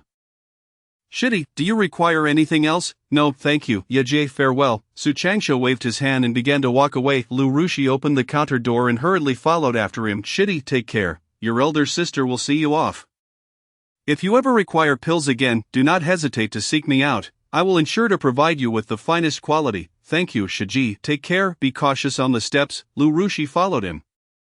Escorting Su Changsho to the pavilion where the public flying boat awaited, Lu Shiji, you may return to your duties. I shall take my leave. Su Shitty. Lu Rushi stepped forward, grasping Su Changsho's hand, her demeanor suddenly shifting to one of flirtation. Exuding an inviting air. Shitty, should you ever feel lonely or cold, do not hesitate to come seek your elder sister. That's not necessary. Farewell, Lu Shiji. Su Changsho extricated his hand from Lu Rushi's grasp and boarded the flying boat with Li Linger. Observing Lu Rushi's reluctant departure, Su Changsho couldn't help but marvel at the allure of spirit stones. As long as one possessed spirit stones, even the aloof elder sister would transform into a docile little lamb before them. Upon returning to his small courtyard, Su Changsho found himself with nothing to occupy his time and decided to practice talisman drawing. While he drew talismans, Li Linger quietly watched from the side. She relied on Su Changsho, content to accompany him, indifferent to what they engaged in together. When Li Linger departed, the night had already fallen. Su Changsho activated the courtyard's formation, preparing to enter seclusion for cultivation. Eager to test the effects of the spirit-gathering pills, Su Changsho took one spirit-gathering pill and tossed it into his mouth. A subtle fragrance enveloped him as it dissolved instantly, unleashing a torrent of spiritual energy that coursed through his body. As the pill was refined, Su Changsho felt a gradual increase in his cultivation level, with the aid of the spirit-gathering pills. He finally regained his previous pace of advancement. Otherwise, it would indeed be unrealistic to aim for a breakthrough to the 11th layer of Qi refinement within 2 to 3 years. 6 days later, Su Changsho opened his eyes, having completely absorbed a single pill. He calculated that it took him 6 days to refine one pill, which meant he could manage 5 pills in a month, costing him 5 spirit stones. This realization struck him. Such an expense was not something an ordinary person could bear. Even disciples from smaller families would find it utterly unsustainable. Unbeknownst to him, Su Changsho had already surpassed many disciples from lesser clans through his efforts. A month later, Su Changsho emerged from seclusion to report on his tasks. This time, when he encountered Li Daotu, he endeavored to maintain 70% of his soul features, while Li Xiaoming's remained at 30%. Li Daotu, as expected, harbored no suspicions, looking at him with appreciation. Another month passed, and it was the first day of the month, once more a day for rest and the submission of tasks, as well as the day for Li Linger to take her master. As dawn broke, Su Changsho and Yang Bailao arrived at Li Daotu's dojo. By this time, a few senior brothers had already arrived ahead of them.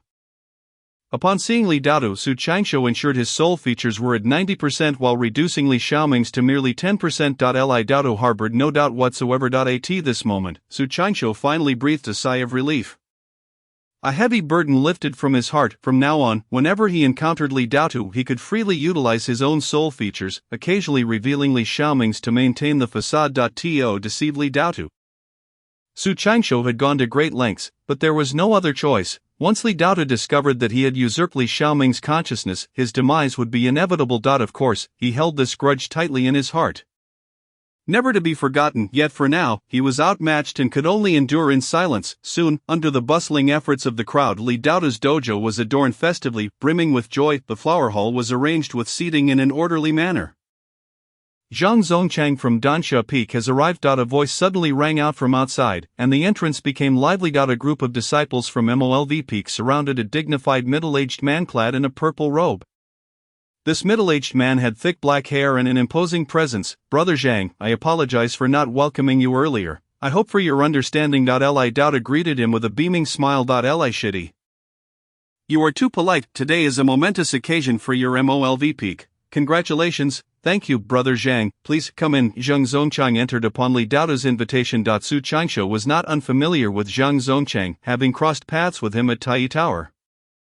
In the flower hall, there were a total of 8 seats arranged, with 1 being the main seat. Below the main seat, 3 on the left and 4 on the right, making for a total of 7 seats. After entering, Zhang Zongchang glanced at the seating arrangement and promptly sat down in the second position on the left. Su Changsho observed this and couldn't help but nod in approval. The world of cultivation places great emphasis on seniority and status. And seating arrangements are no exception. The position one occupies reflects one's strength. There are indeed certain rules governing this. Zhang Zongchang's placement in the second seat on the left signifies his considerable prowess. In the realm of cultivation, the left is regarded as superior, and being in the second position on the left indicates that he ranks second among the 7 seats, exiting the flower hall. Su Changsho sought out Niu Kunlun and, lowering his voice, inquired, Brother Niu, who else is attending today? Niu Kunlun chuckled. Apart from Li Shimi's master, all the foundational leaders from the various peaks are present. Understood. Su Changsho nodded slightly. Aside from LVMO Peak, no other mountain peak had fewer than 1 foundational cultivator. Those who could attain the position of foundational leader had to surpass all foundational cultivators of their respective peaks in strength. Naturally, there was a ranking among the foundational leaders across the 7 peaks. The stronger one's cultivation, the higher their rank. Once one reaches the foundational realm, it is not merely a matter of level. Strength must also be taken into account. For instance, among 2 individuals at the same level, the one with greater strength is considered the senior. The cultivation world adheres to the jungle law of survival of the fittest, simple and brutally direct. Those attending today are the most formidable foundational cultivators from each peak. Zhang Zongchang, as the leader of Dansha Peak, occupying the second chair, indicates that his strength is among the top in the entire sect. Glancing at Niu Kunlun, Su Changsho curiously asked, are only foundational cultivators present? What about golden core experts? Su Shitty, you spend all your time in seclusion and are unaware of the inner workings. Niu Kunlun chuckled. Many golden core experts can remain in seclusion for 10 or even several decades. They hardly have the time to attend a Chi refinement disciples apprenticeship ceremony. That foundational leaders from each peak are present already bestows great honor upon our MOLV peak. That makes sense. Su Changsho contemplated before asking, Brother Niu, I have another question. Since Li Shimi's master is from Tai Peak, why is the ceremony not held at Tai Peak but rather at our MOLV peak? That was Li Shimi's request, Niu Kunlun explained with a smile. I see. Su Changsho's smile widened. Given Li Linger's young age, she could not have made such a request on her own. It was undoubtedly Li Daota who suggested it to her. All along, MOLV Peak had been relatively weak, and Li Daota's actions were merely a way of flaunting their association with Li Linger's esteemed master, showcasing the importance he placed on her. By climbing this mountain of Li Linger's mastery, life at MOLV Peak would surely improve swiftly. 4 beams of sword light flashed, and 4 figures landed at Li Daota's dojo entrance. Jihua Peak. Bai Tongyuan has arrived. Tianji Peak. Miaoku has arrived. Bagua Peak. Shi Wenlu has arrived to Fengdu Peak. Xian Yuanming has arrived. The 4 foundational experts arrived together. Li Shitty, congratulations, Li Shitty, your Li family has received a tremendous opportunity. Indeed, Li Shitty, the pure ice spirit root is truly 1 in a million. Hehe, congratulations to you, Li Shitty. Bai Tongyuan, Miaoko, Shi Wenlu, and Qian Yuanming, the 4 formidable foundation-building cultivators, each wore brilliant smiles. In the past, Li Daota was regarded as beneath their notice. But now the tides have turned. His descendant has entered the sect of Uncle Lengmei, which naturally elevates his status. Li Daota welcomed them with a beaming smile. Welcome, esteemed brothers and sister Miaoku. Please come into the foundation building. Cultivators followed into the flower hall, and once seated, Su Changsho cast a meaningful glance. Seated in the third position was the cultivator from Chihuahua Peak, the fourth was Qianyuanming from Fengdu Peak. The fifth was Shi Wenlu from Bagua Peak, and the sixth was Miaoko from Tianji Peak. Li Daota took his seat as well, and as expected, he occupied the seventh position among all the foundation building leaders. He was the weakest, not to mention being a foundation leader. It was likely that any random foundation cultivator from other peaks would surpass him in strength. If he were not so weak, he would not have been dispatched to Lumei Peak. Taiyi Peak. Master Huang Tianlang has arrived. We pay our respects to Master Huang. A tall, middle-aged man clad in a golden Dao robe, with sword-like brows and starry eyes, entered, prompting Su Changsho and the others to bow in respect. Li Daotu and the other foundation cultivators also stood up and hurried out to greet him. This man was the foundation leader of Taiyi Peak. Although he was at the foundation building level, his rank surpassed that of other foundation cultivators because he was a direct disciple of the Xianyang Patriarch. He was not yet at the golden core stage, yet wore a golden robe, which was enough to signify his noble status. We pay our respects to Uncle Huang Uzhang Zongchang, Bai Tongyuan Qianyuanming, Shi Wenlu, Miaoko, and Li Daotu all bowed respectfully. No need for formalities. Huang Tianlang waved his hand grandly and stepped into the hall, followed closely by Zhang Zongchang and the others. In front of Huang Tianlang, Zhang Zongchang and the others displayed extraordinary reverence. It should be noted that within the Lection sect, once one reached the alchemy stage, they generally did not concern themselves with sect affairs. Each peak's matters were managed by its respective leader, who also answered to Huang Tianlang. Thus, Huang Tianlang essentially held the position of the sect's leader, wielding significant power. Once everyone was seated, Li Daotu pulled Li Linger to bow to the assembly. Linger, this is Uncle Huang, and the others are your senior brothers and sisters. I pay my respects to Uncle Huang, and to all senior brothers and sisters, and Sister Miao Ke. Li Linger bowed to each in turn. Although Li Linger was only at the fourth layer of Qi refinement, her master was a golden core powerhouse, allowing her to share the same rank as the foundation cultivators. Indeed, she had ascended to the fourth layer of Qi refinement. No need for formalities, my dear niece Linger. Huang Tianlang smiled warmly. He recognized Li Linger's talent, which surpassed even his own. Had it not been for the fact that the Xianyang Patriarch vowed not to take any more disciples after accepting him, he would undoubtedly have taken Li Linger under his wing. Since the Patriarch did not take disciples, Li Linger settled for being a disciple of Langmei Dai. In any case, they all belong to the same lineage. Niece Linger, it is a pleasure to meet you for the first time. I have a small gift for you. I heard you enjoy riding flying boats. How about this? Huang Tianlang tapped his waist storage bag and produced a white jade flying boat measuring 3 to 4 zhang in length and 2 zhang in width. A white jade flying boat. Su Changsho's eyes widened in astonishment, secretly marveling at the generosity. Wei Shanhua possessed a similar white jade flying boat, rumored to be worth 500 spirit stones. At present, he did not even possess that amount in total. Su Changsho felt a twinge of envy for Li Linger. A genius was indeed a genius, standing at heights he could scarcely imagine right from the outset. A small token of my regard, Sister Linger. Sisterly, it is a pleasure to meet you. Please do not take offense, Sister Linger. Please accept this. The foundation building cultivators all presented gifts to Li Linger. Some directly bestowed spirit stones, others gifted pseudo-magical artifacts, and some offered medicinal pills. Li Linger was overwhelmed with gifts, while Yang Bailao and the other miscellaneous disciples looked on with envy, drooling at the sight. The gifts from foundation building cultivators were exceptional. Even at the pinnacle of Qi refinement, they held immense value. The generosity of these foundation cultivators was a reflection of the respect for Li Linger's master, Langmei, rather than for Li Daotu, who did not possess such influence. Lang Shizhu is here. Suddenly someone shouted from outside, Uncle Lang has arrived. Quick, go welcome her, hurry to greet her. With a clamor, all the foundation cultivators rose and hurried outside. At that moment, a young woman clad in a golden Dao robe, appearing to be in her 20s, stepped into Li Daotu's hall. This woman exuded an ethereal grace akin to a snow fairy. We pay our respects to Shizhu Lang. The miscellaneous disciples of Lumei Peak bowed deeply to Langmei. So young, Su Changsho, following the crowd, also bowed, feeling somewhat odd as he observed a group of elderly disciples bowing to someone in her 20s. He understood that while Langmei appeared youthful, she was actually over 100 years old. At her level of cultivation, aging occurred slowly. Golden core practitioners could live up to 500 years, and typically those under 300 years old did not show signs of aging. Some female cultivators, even at 300, retained the appearance of youthful maidens if female cultivators placed a greater emphasis on maintenance, utilizing various nourishing substances and beauty-enhancing elixirs to further delay aging. We pay our respects to Shi Zhulang.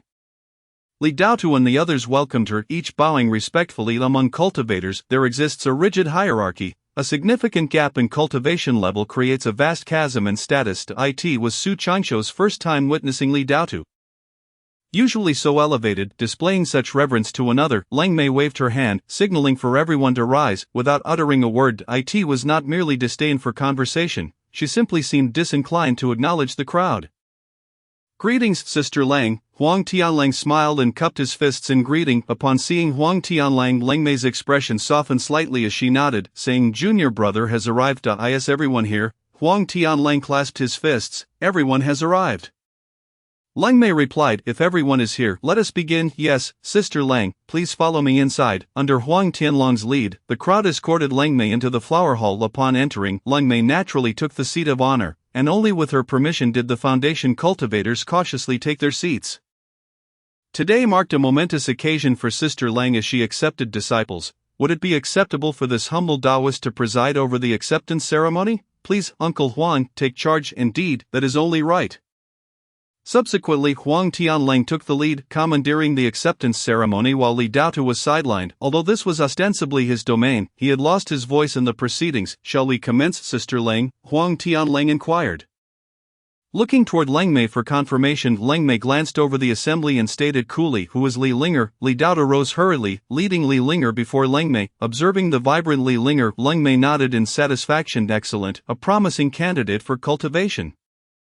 "Linger, do you wish to become my disciple?" Leng Mei spoke in a gentle tone, her previously frosty demeanor now graced with a hint of a smile. She had never smiled at anyone before, not even Huang Tianlang. But her attitude towards Li Linger was distinctly different. "I am willing." Li Linger nodded shyly, responding softly, "Splendid, let us begin," Leng Mei exclaimed, her joy evident as she waved her sleeve, signaling Huang Tianlang to commence. Huang Tianlang stood, solemnly declaring, "This humble Taoist announces that the acceptance ceremony for Sister Lang officially begins. Let the cannon sound and the music play." Outside, the sounds of firecrackers erupted, following that musical instruments began to play. Leading to a series of ceremonial rites, there were dragon and lion dances, rituals conducted by priests, and recitations of the sanctity of the master-disciple relationship. Almost all the miscellaneous disciples of Lumei Peak were busily engaged. The acceptance ceremony in the cultivation world was far more elaborate than that of the mundane realm. After a lengthy period of festivities, they had yet to enter the actual acceptance segment. Leaving Su Qianshou feeling rather disinterested, the formal acceptance ceremony was about to commence. Finally, at Huang Tianlong's command, the ceremony began in earnest. With Huang Tianlong's guidance, Li Linger performed various bows, gestures of respect, and expressions of gratitude. "Present the tea," Huang Tianlang proclaimed. Presenting tea was the final step of the acceptance ceremony. Once the tea was served, the master-disciple relationship would be firmly established. It is time to present the tea. "Su Shidi, your turn is approaching." Quickly, in the crowd, Yang Bailao hurriedly tugged at Su Qianshou's Dao robe. During the tea presentation, the task of serving tea fell to Su Qianshou, as he was the lowest in both cultivation and age among the Lumei disciples. Su Qianshou lifted the prepared tea and, step by step, made his way through the crowd to stand before Leng Mei. For the first time in his life, he stood so close to a golden core powerhouse, and his heart raced as he dared not raise his gaze. He could vaguely sense a vast and terrifying energy emanating from Leng Mei, one that could obliterate him with even the slightest touch. Although Su Qianshou was exceedingly nervous, Leng Mei did not even glance in his direction. In her eyes, only Li Linger mattered. "Thank you, Brother Qianshou." Li Linger smiled playfully at Su Qianshou as she took the teacup. Su Qianshou broke into a cold sweat but did not dare to speak. At that moment, Leng Mei's expression turned icy, and she cast a glance at Su Qianshou, seemingly displeased with Li Linger's address. Now that Li Linger had become her disciple, she shared the same rank as any ordinary foundation cultivator, and a mere miscellaneous disciple had no right to call her brother. Linger, from now on, you are my disciple. You must maintain your dignity and understand your position. Do you comprehend? Leng Mei admonished. Li Linger nodded. "I understand, but Brother Qianshou is different." As soon as these words were uttered, a chill swept across Leng Mei's countenance as she turned her gaze towards Su Qianshou, who felt as though he had plunged into an icy abyss. What difference could a mere servant disciple possibly possess? Faced with the disdain of a formidable golden core master, Su Changsho remained unperturbed. Not daring to harbor even a hint of discontent, for this individual held the power to determine his life or death with a mere thought. The hierarchy within the realm of cultivation was indeed as rigid as it was merciless. Changsho Ji was simply unlike anyone else. Li Linger pouted, her expression tinged with displeasure, seemingly incensed by Lang Mei's disdain for Su Changsho. Upon hearing her words, a glint of frost flashed in Lang Mei's eyes, sending a shiver down Su Changsho's spine as he inwardly lamented the situation. Li Linger, in her youth, spoke without regard for the weight of her words. Uttering such a statement could only exacerbate Lang Mei's unfavorable opinion of him. Chapter 61, Pingyang Market. Lang Mei regarded Su Changsho with an impassive gaze, exuding an overwhelming aura of pressure. I shall see what sets him apart, she commanded. You, lift your head, master, please, do not blame Changsho Ji. Li Linger interjected in a flurry, as though only now realizing her words had cast a shadow upon Su Changsho and Lang Mei's eyes. Su Changsho slowly raised his head, yet still dared not meet Lang Mei's gaze directly. Speaking softly in response to the esteemed ancestor, this disciple possesses no notable distinction. Prior to entering the sect, I had sheltered Li Shishu for a period, and it was I who brought her into the fold. Li Shishu harbors gratitude towards me for this. Having said this, Su Changsho refrained from further elaboration. His words were artfully crafted, emphasizing his role as Li Linger's guide into the realm of immortals. Ensuring that she held him in esteem. Once he finished speaking, he felt the pressure lift somewhat. Lang Mei turned her attention to Li Daoda, inquiring, Li Shizhi, is what this person claims true? Li Daoda clasped his fists and replied earnestly. In response to Aunt Lang, this matter is indeed verifiable. Changsho was indeed the guide for Linger. I see. Lang Mei's expression shifted to one of understanding. Li Linger, being young and inexperienced in the ways of cultivation, viewed her guide, Su Changsho, as someone of considerable importance, oblivious to the vast chasm separating their statuses. Had it not been for his role as her guide, their paths would have never crossed in this lifetime. Linger, come, Lang Mei beckoned, pulling Li Linger closer, her demeanor softening as she spoke. Once you enter Tai Peak, you will meet new friends. You may forget this person, he is merely a servant disciple, and you are not of the same world. No, Li Linger shook her head resolutely. Master, I shall never forget Changsho Ji, he has treated me with utmost kindness. Lang Mei frowned. Nonsense, you are now under my tutelage. He shall address you as Shishu from this point onward. You must not refer to him as brother, but he is Changsho Ji. Linger, do not speak back. Li Linger was about to protest further when Li Daoda hastily intervened. With a pout, she retorted, Great-grandfather, why can't I call him Changsho Ji? Li Daoda replied sternly, every nation has its laws, and every family its rules. By entering Aunt Lang's sect, you are now a Shishu, and you must not confuse the hierarchy. Li Linger huffed, turning her little head aside in a show of defiance.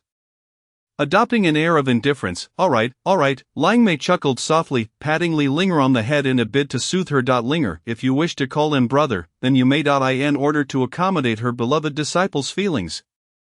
Lang Mei found herself compelled to yield. She understood that, at this moment, Li Linger might regard her as inferior to this servant disciple. It was crucial to appease Li Linger, should she become genuinely upset.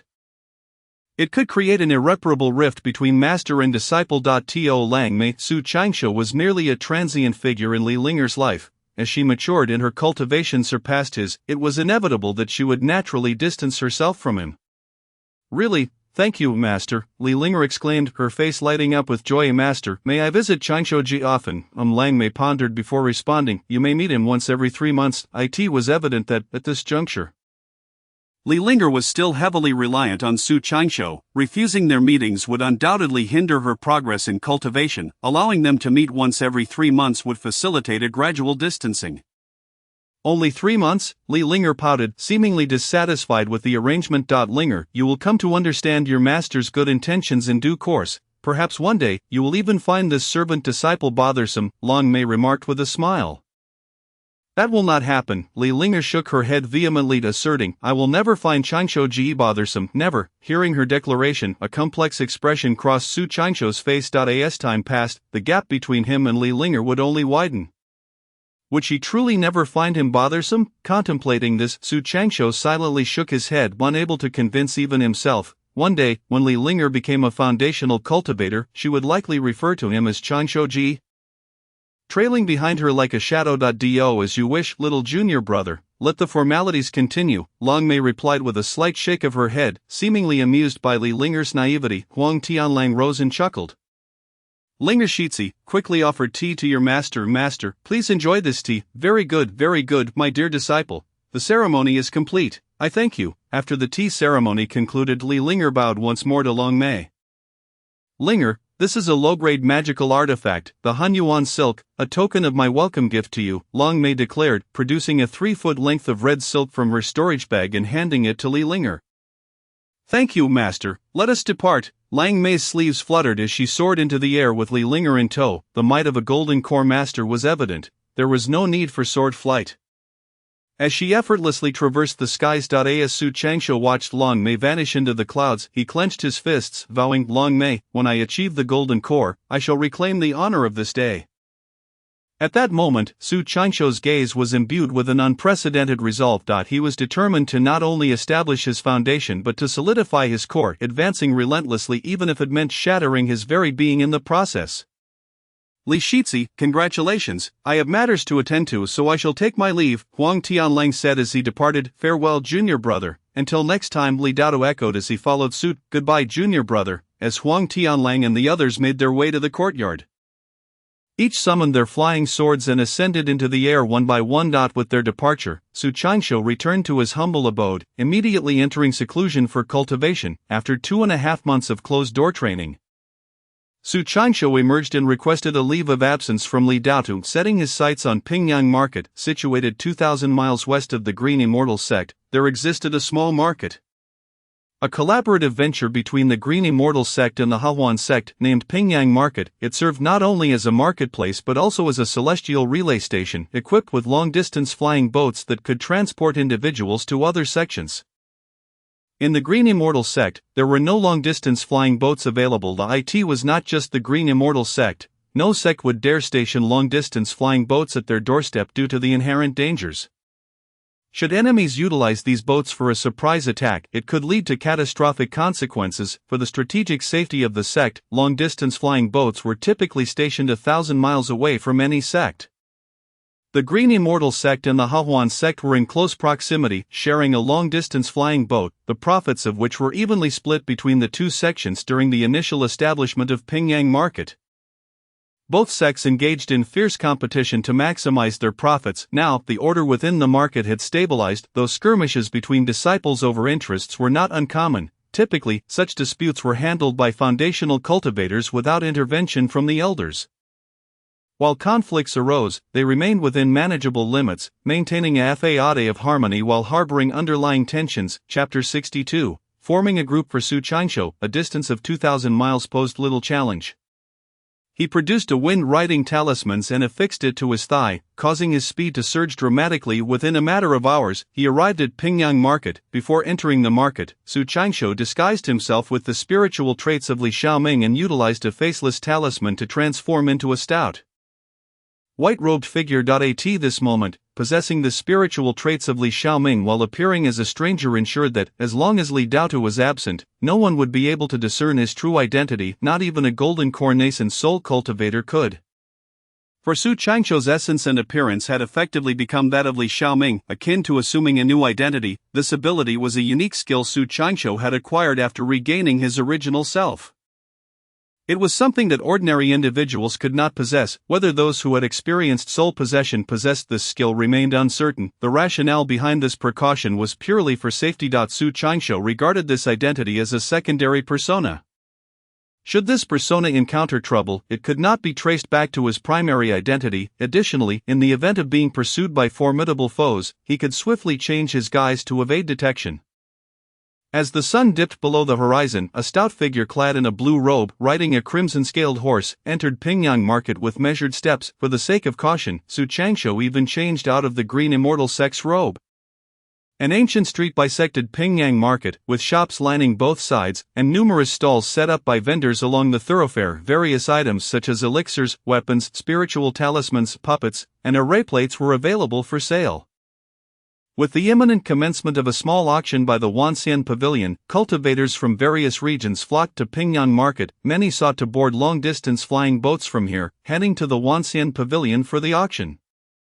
Consequently, the market was particularly bustling these days. At the far end of Pingyang Market lay the docking station for long-distance flying boats. Here, boats arrived almost daily. However, those heading to Wanxian Market only did so once every 3 days. Su Changshou inquired and soon discovered that he had arrived at an inopportune time. The flying boat had just departed that morning, and the next one would not be available for another 3 days. Waiting was acceptable, but it hardly warranted a return to the sect. Adjacent to the flying boat station stood an inn named Pingyang Station. Su Changshou rented a room at Pingyang Station, the cost being rather steep at 30 spirit stones per day. For an ordinary disciple performing menial tasks, staying here for 3 or 4 days would consume an entire month's stipend. After ordering some food, Su Changshou dined and then meditated until dawn, not be noon the following day. Hunger compelled Su Changshou to venture into the common area for sustenance. At that moment, 3 Qi refinement practitioners entered Pingyang Station, capturing Su Changshou's attention. Among them was a familiar face, Li Linhao, who at that moment donned a blue Taoist robe, exuding an air of tranquility. His cultivation level was at the 11th layer of Qi refinement, perhaps due to being out and about. Li Linhao wore the blue robe of a sect's menial disciple rather than the purple robe of an inner disciple. Maintaining a low profile, the other 2 companions of Li Linhao were strangers to Su Changshou. One was a male, similarly clad in the blue robe of the Green Immortal sect, occasionally displaying a hint of arrogance. The last was a young woman, around 18 or 19, with a charming appearance and fair skin, partially concealed by her green dress. Their cultivation levels were comparable. Both Li Linhao and the woman were at the 11th layer of Qi refinement, while the male in the Green Immortal sect robe was at the 10th layer. Upon entering the inn, the trio surveyed the other patrons before their gazes ultimately settled on Su Changshou, who sat alone at a table. Lin Daoyu, how is that junior brother of yours? After glancing at Su Changshou, Li Linhao slightly nodded. The 3 then approached him. Hey, fellow Taoist, are you looking to form a group? The somewhat arrogant male looked down at Su Changshou with a condescending gaze, his tone haughty. Apologies, but I am not interested, Su Changshou replied with a frown. The girl in the green dress suddenly laughed heartily. Yang junior brother, speaking like that, who would want to team up with you? Yang Daoyu, when we are out, it's best to speak politely, Li Linhao admonished, shooting a glare at the man, who recoiled slightly and fell silent. Though he still regarded Su Changshou with disdain. Li Linhao then spoke, clasping his hands in greeting. This fellow Taoist, I am Li Linhao from the Green Immortal sect. This is my junior brother Yang Jiayuan. And this Taoist is Su Miaomiao from the Hahuan sect. Hahuan sect. Su Changshou glanced in surprise at Su Miaomiao, not expecting her to be from that sect. He initially assumed she was also from the Green Immortal sect. Fellow Taoists, what brings you to me? Su Changshou inquired, discreetly gripping a talisman beneath the table. That he remained cautious, wary of Li Linhao and the others harboring ill intentions. Su Miaomiao smiled and explained, we are heading to Wanxianfang City and are looking to form a group. But we are currently short 1 person. If you are willing, we can travel together, forming a group. Su Changshou appeared thoughtful. The journey to Wanxianfang City was long, and it was customary for cultivators to seek companions for such distant travels. Regardless of familiarity, forming a group allowed for mutual support in the face of danger. However, temporary alliances were often unreliable. When true peril arose, individuals would likely abandon one another. It was not uncommon for one to exploit the guise of group travel to betray their companions. Rest assured, we and Su Taoist are from reputable sects and would not engage in misconduct, Li Linhao assured. Su Changshou fell silent, recalling that the couple who attempted to assassinate him and Lui's were also from the Hahuan sect.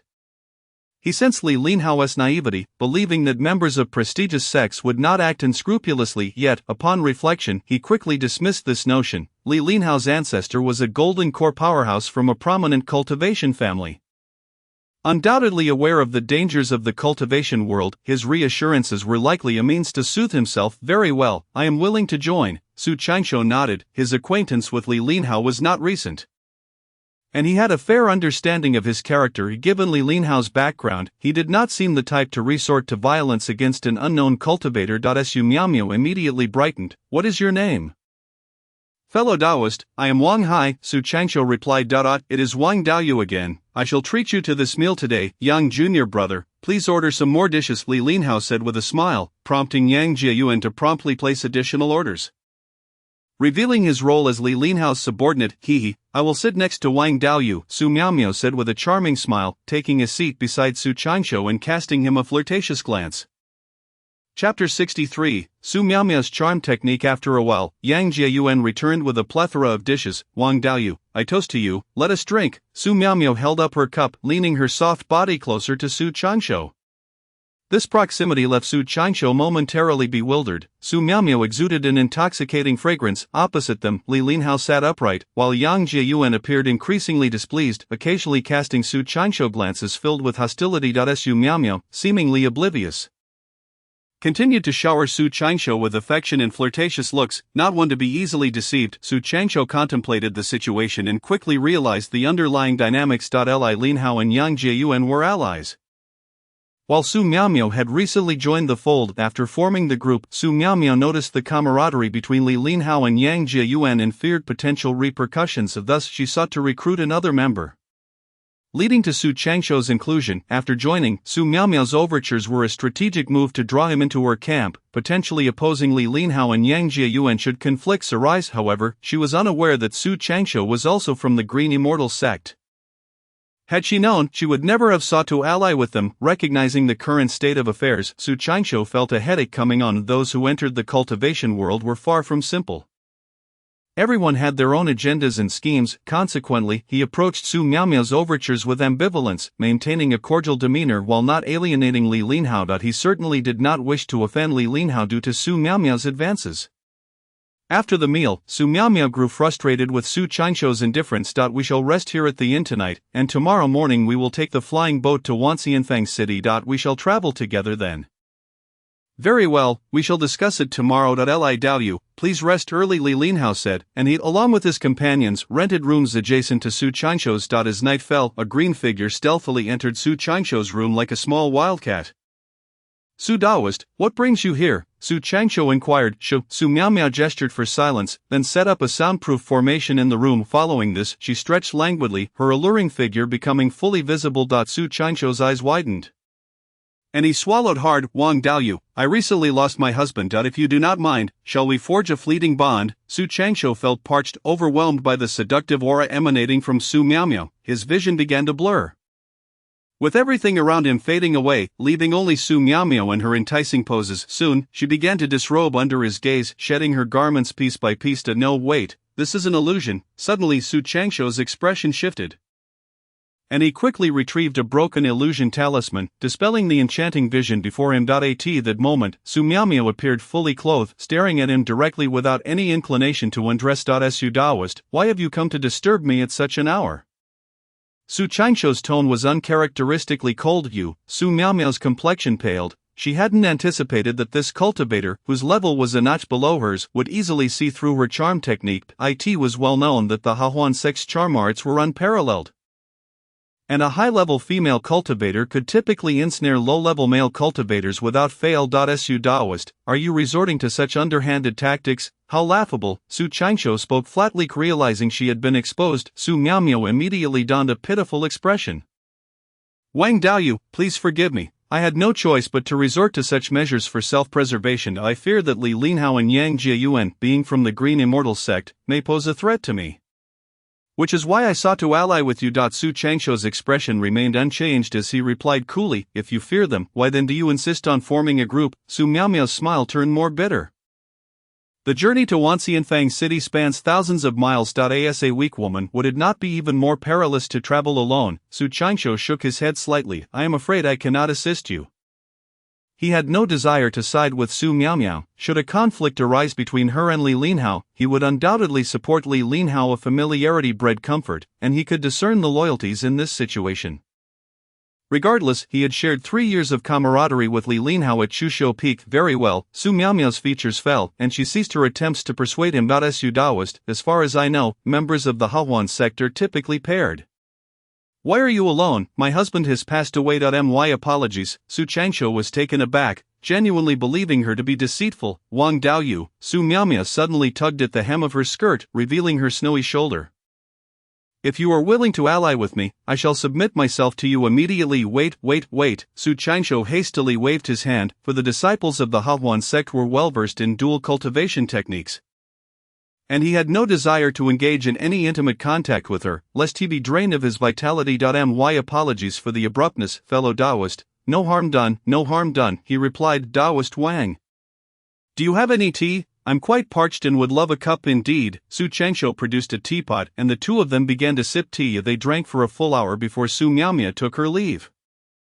Watching her retreating figure, Su Changsho could not help but smile wryly, remarking to himself how desperate lower-tier cultivators could be in their quest for survival, often resorting to unscrupulous methods. Her lingering presence was clearly a performance for the benefit of Li Linhao and the others.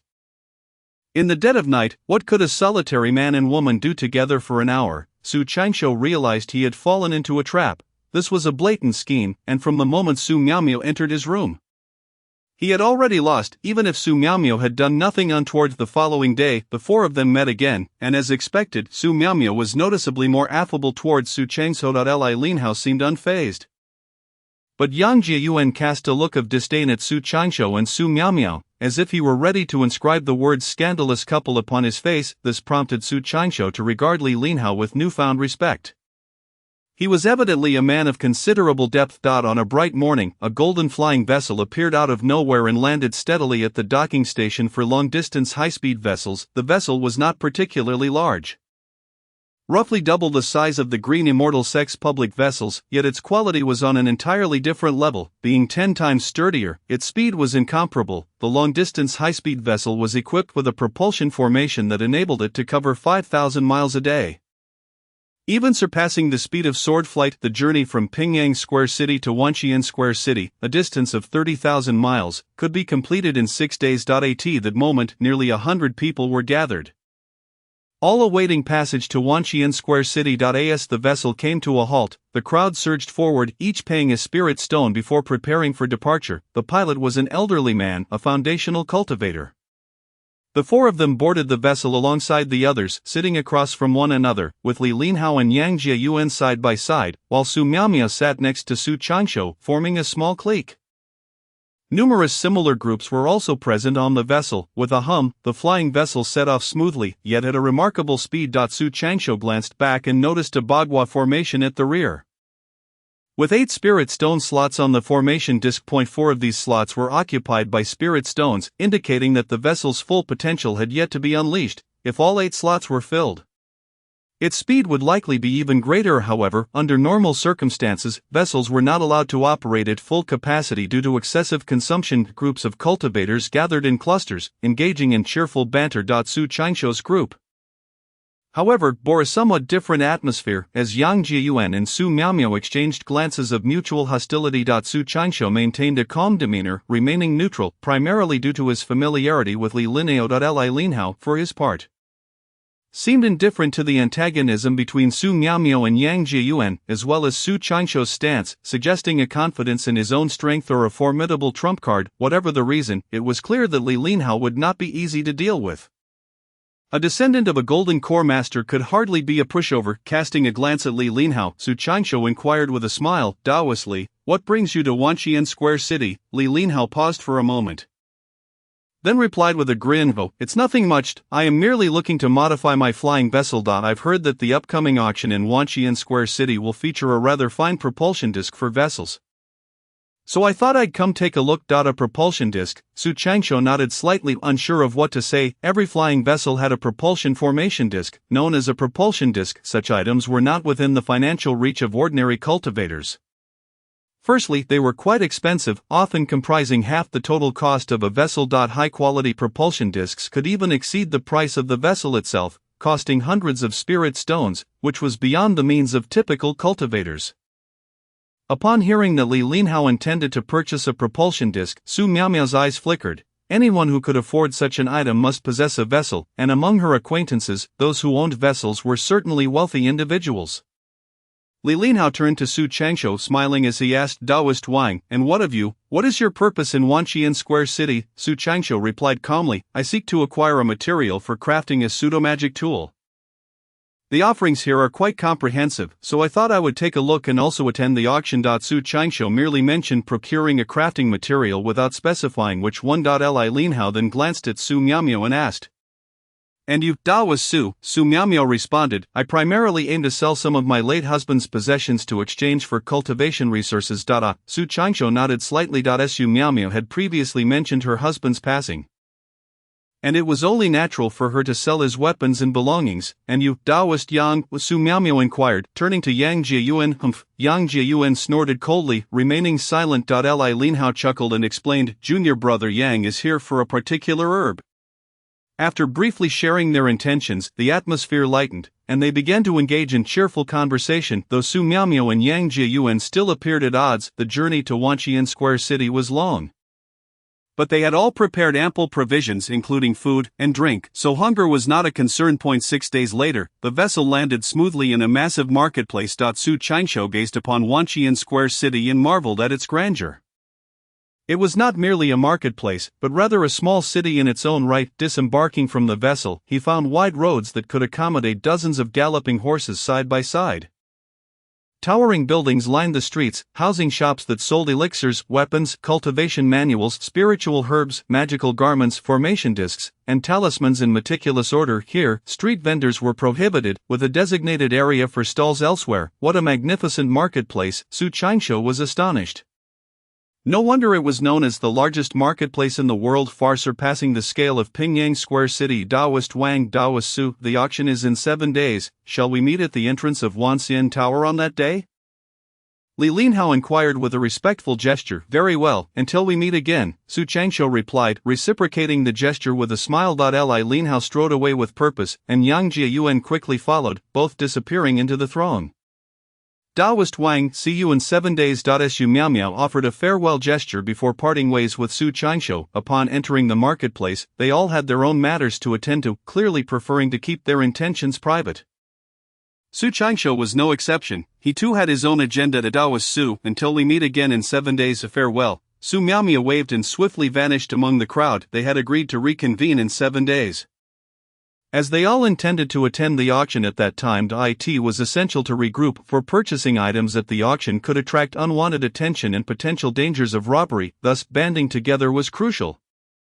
As solitary cultivators were more vulnerable to being targeted, left alone, Su Qianqiu began to meander aimlessly through the streets. Whenever he encountered a shop selling crafting materials or a comprehensive store, he would step inside to browse. Unfortunately, after visiting many establishments, he had yet to find the rare Wangyue rhinoceros horn, confirming that Yi Shanhua had not misled him. Indeed, the horn was quite elusive. Suddenly, in a shop that specialized in acquiring magical tools, he spotted a familiar figure. Su Miaomio. At that moment, she was pulling a dark, hefty spear from her storage bag. The spear was of exceptional quality, a heavy pseudo-magic tool clearly designed for men. Su Qianqiu's mind raced as he transformed his appearance using a disguised talisman.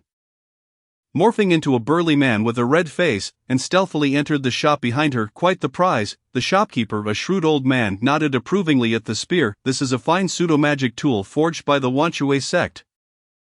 Priced at 70 spirit stones. Fellow Taoist, take a look at this. Su Miaomio beamed, producing a golden wooden puppet horse from her storage bag. The golden steed from the Mo clan of Fulong Ridge can travel 1,500 miles a day.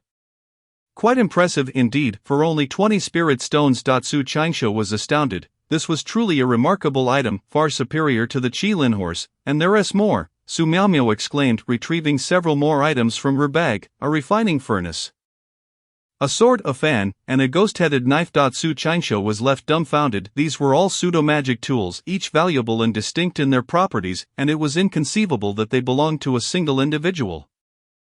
Could Su Miaomio's late husband truly possess so many pseudo-magic tools? It dawned on Su Qianqiu that Su Miaomio must have been lying about selling her husband's possessions. Her claims were utterly preposterous. The true owners of these magical tools had likely met their demise at her hands. This thought sent a shiver down his spine, recalling the day Su Miaomio had tried to charm him. Thankfully she had failed that day, otherwise he might have found his own wuxia sword in her possession today. This teammate was not to be underestimated. He was fortunate to have encountered her here, otherwise he would remain oblivious to her hidden depths. Yet, on further reflection, Su Qianqiu found it understandable. One could hardly expect a seemingly fragile woman like Su Miaomio to venture out alone without a few tricks up her sleeve. She had first teamed up with Li Linhao and then with him. Undoubtedly with her own agenda. Could it be that both he and Li Linhao were merely targets in her grand scheme? Upon reaching this point, Su Qianqiu found himself utterly unsettled. Su Miaomio's acting was truly remarkable. Her previous display of vulnerability was likely a facade. This esteemed guest, the total is 290 spirit stones. should there be future business, I hope you will kindly attend to my humble shop. Very well, esteemed guest, do take care. The shopkeeper beamed as he bid farewell to Su Miao before shifting his gaze to Su Changsho. Esteemed Taoist, what do you wish to sell? I have 2 pieces of counterfeit magical artifacts. Please take a look, the shopkeeper replied. Su Changsho spoke, producing 2 swords from his storage bag, the Qilian sword and the Qingfeng sword, both counterfeit magical artifacts from the Hawan sect, possessing average power. Esteemed Taoist, if you are willing to sell, I can offer you a total of 100 spirit stones for these 2 pieces, 50 spirit stones each. Agreed, sold. Su Changsho nodded. Initially Yi Shanhua had mentioned that one of these swords was valued at approximately 60 spirit stones.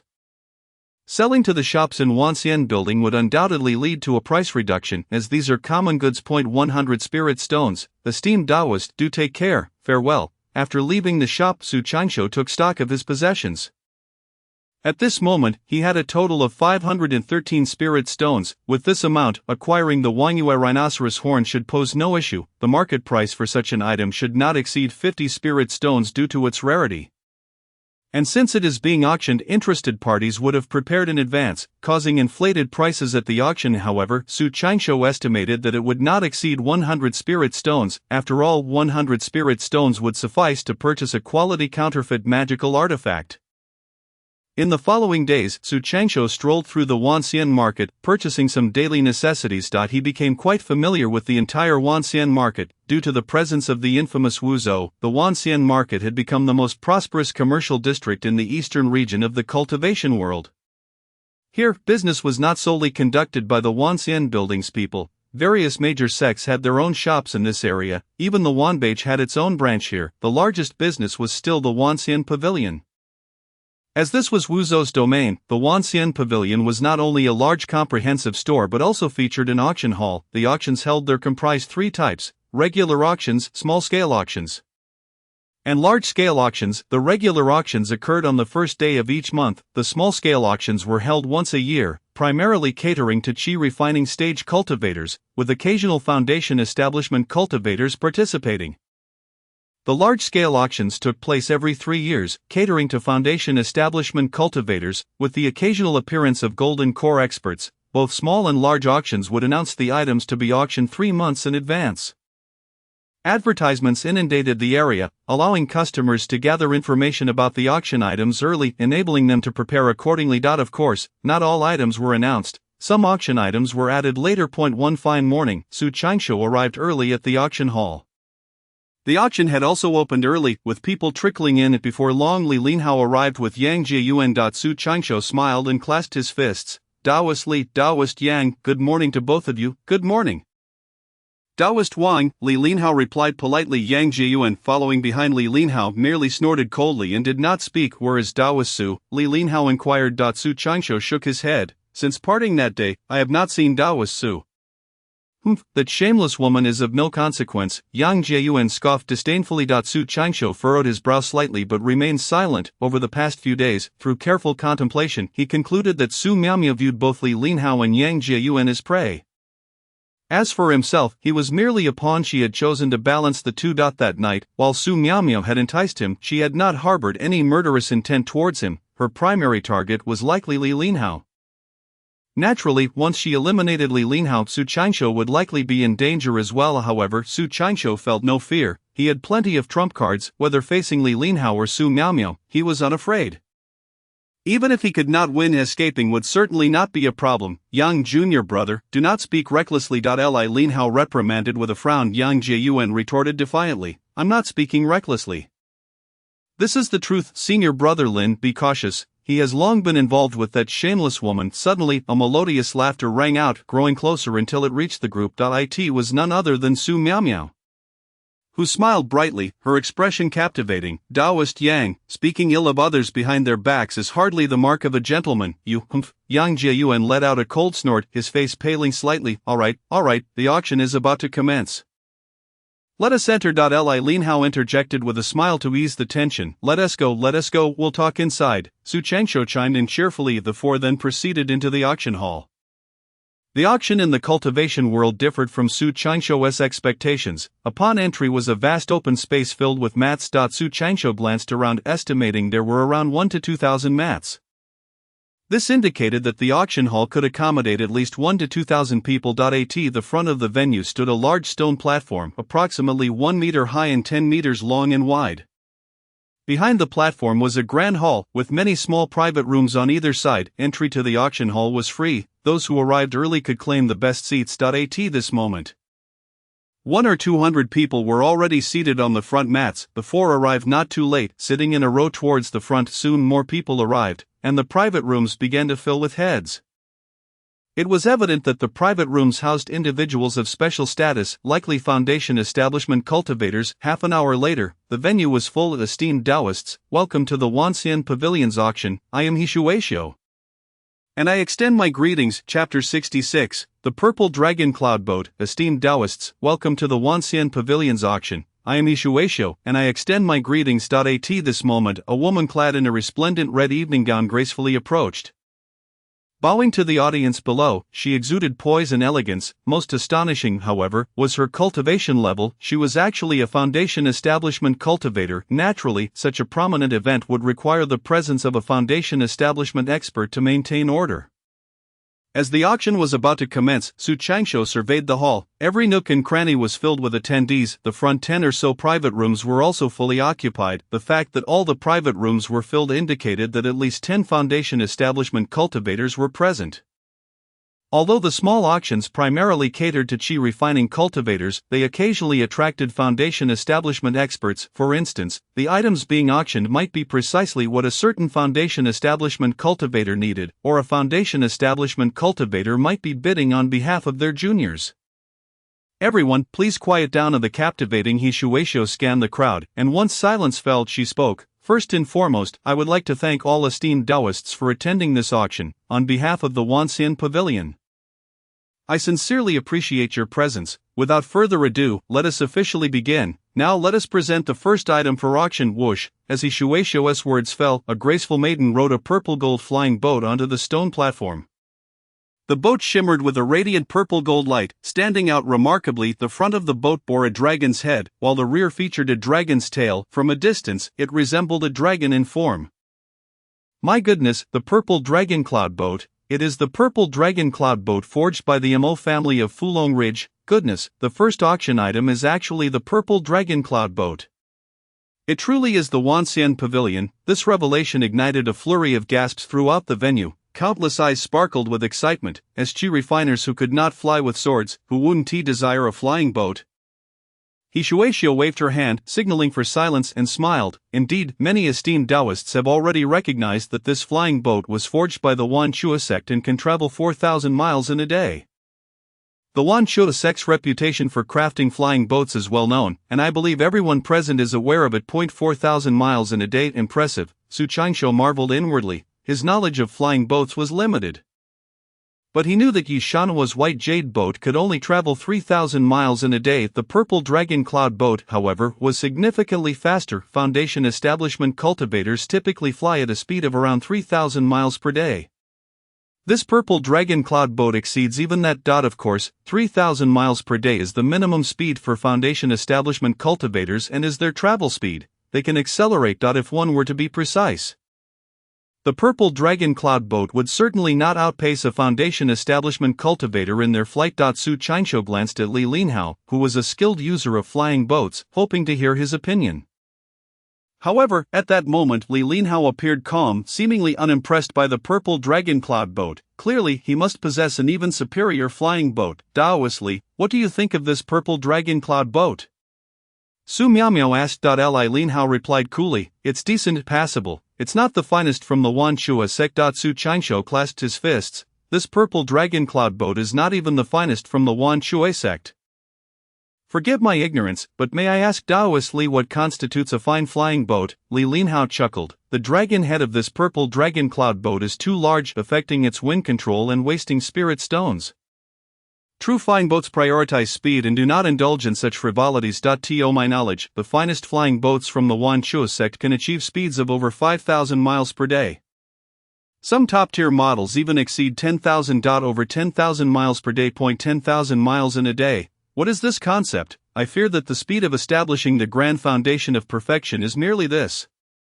Su Qingshuo was taken aback. A glimmer of light flashed in Su Miaomiao's eyes as she inquired, Li Daoyu, what is the value of that exquisite flying vessel? Yang Jiayuan cast her a scornful glance. Disdainfully retorting, any flying vessel that can be labeled as exquisite is priced above 1,000 spirit stones. Such an exorbitant price. Su Qingshuo was secretly astonished, with over 500 spirit stones to his name.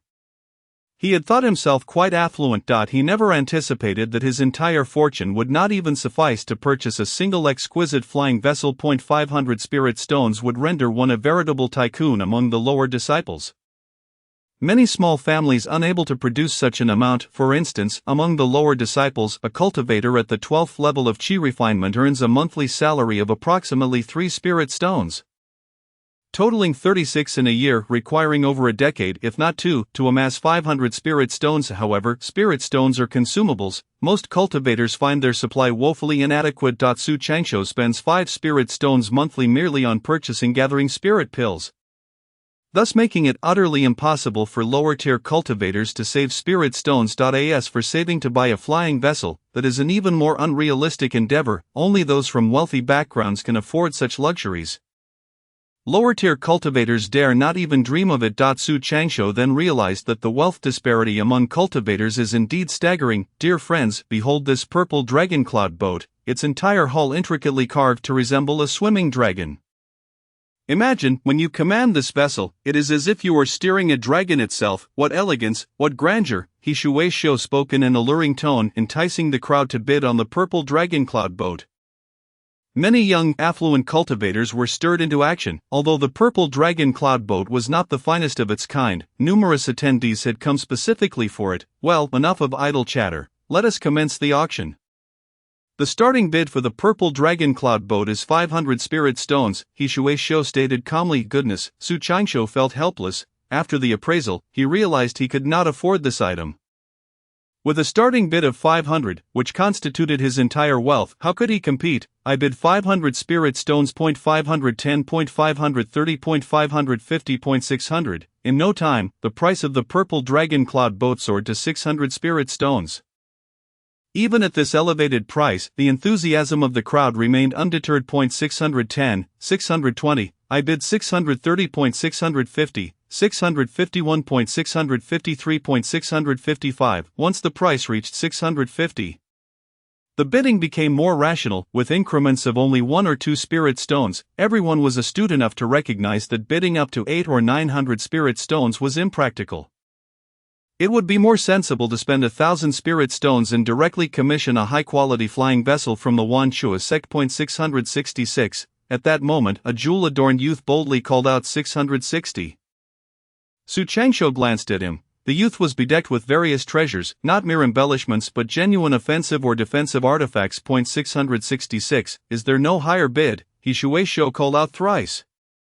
Yet no one else responded. The price of 666 spirit stones was already inflated, but not excessively. The true value of the vessel was approximately 650. With no further bids, congratulations were in order for this esteemed friend. As the purple dragon cloud boat now belonged to him, the crowd cast countless greedy gazes toward the jewel-adorned youth. Next, the auctioneer announced the second item. This is the Yuan Yang grass. Its effects need not be elaborated upon. Those who understand. The bidding commenced at a starting price of 1 spirit stone. The second item was considerably less impressive. Yuan Yang grass is an exceedingly rare herb known for its potency and rejuvenation. Even an octogenarian consuming it could regain youthful vigor. Additionally, it is invaluable for cultivators practicing certain unique techniques. This herb was fiercely contested, ultimately secured by a pale-faced cultivator with weak vitality. The following auction items were of little worth. Su Qingshuo, Su Miaomiao, and Li Linhao abstained from bidding, while Yang Jiayuan made a single acquisition, purchasing a herb to replenish vitality. Now, please turn your attention to the 10th item up for auction. This item is likely unfamiliar to all present.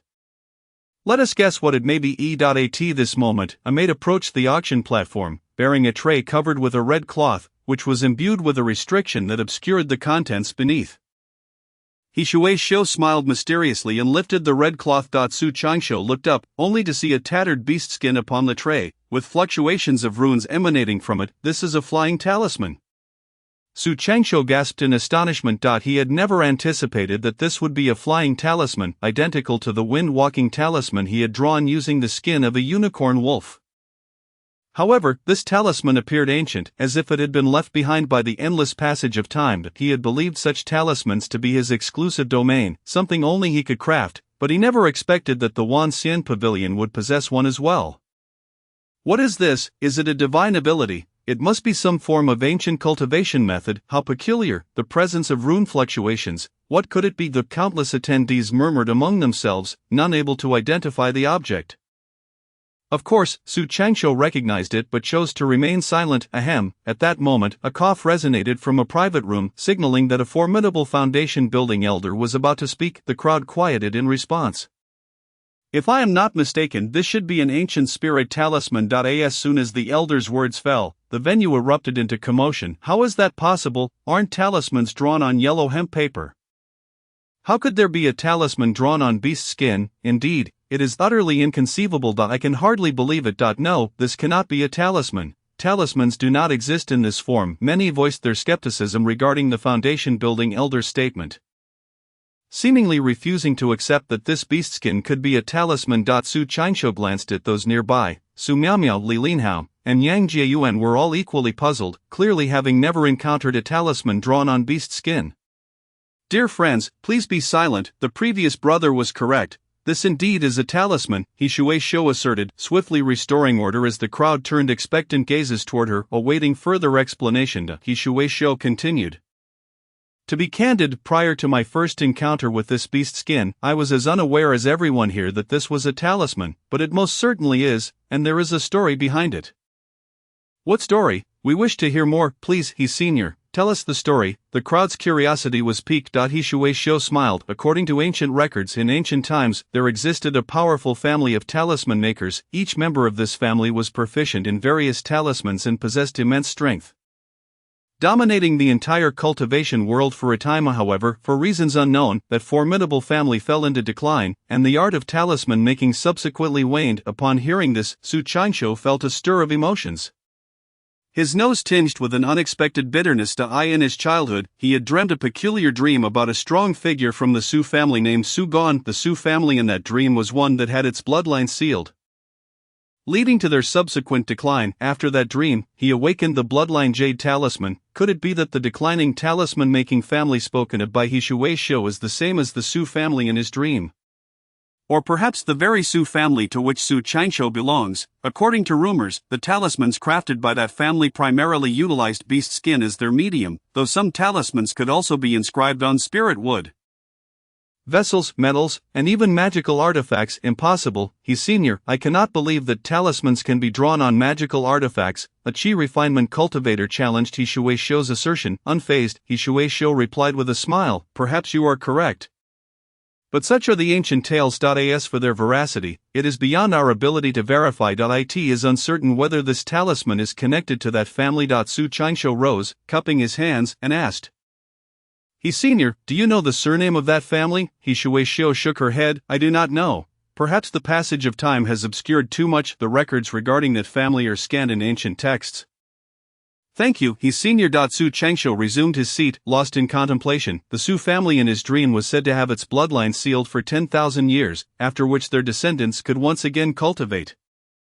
If he truly is a descendant of that family, it is likely that the time separating him from Su Gon's era far exceeds 10,000 years, perhaps spanning several tens of thousands, hundreds of thousands, or even longer. 10,000 years is but a fleeting moment in the grand tapestry of the cultivation world. It would not suffice for the memory of a powerful family to fade entirely.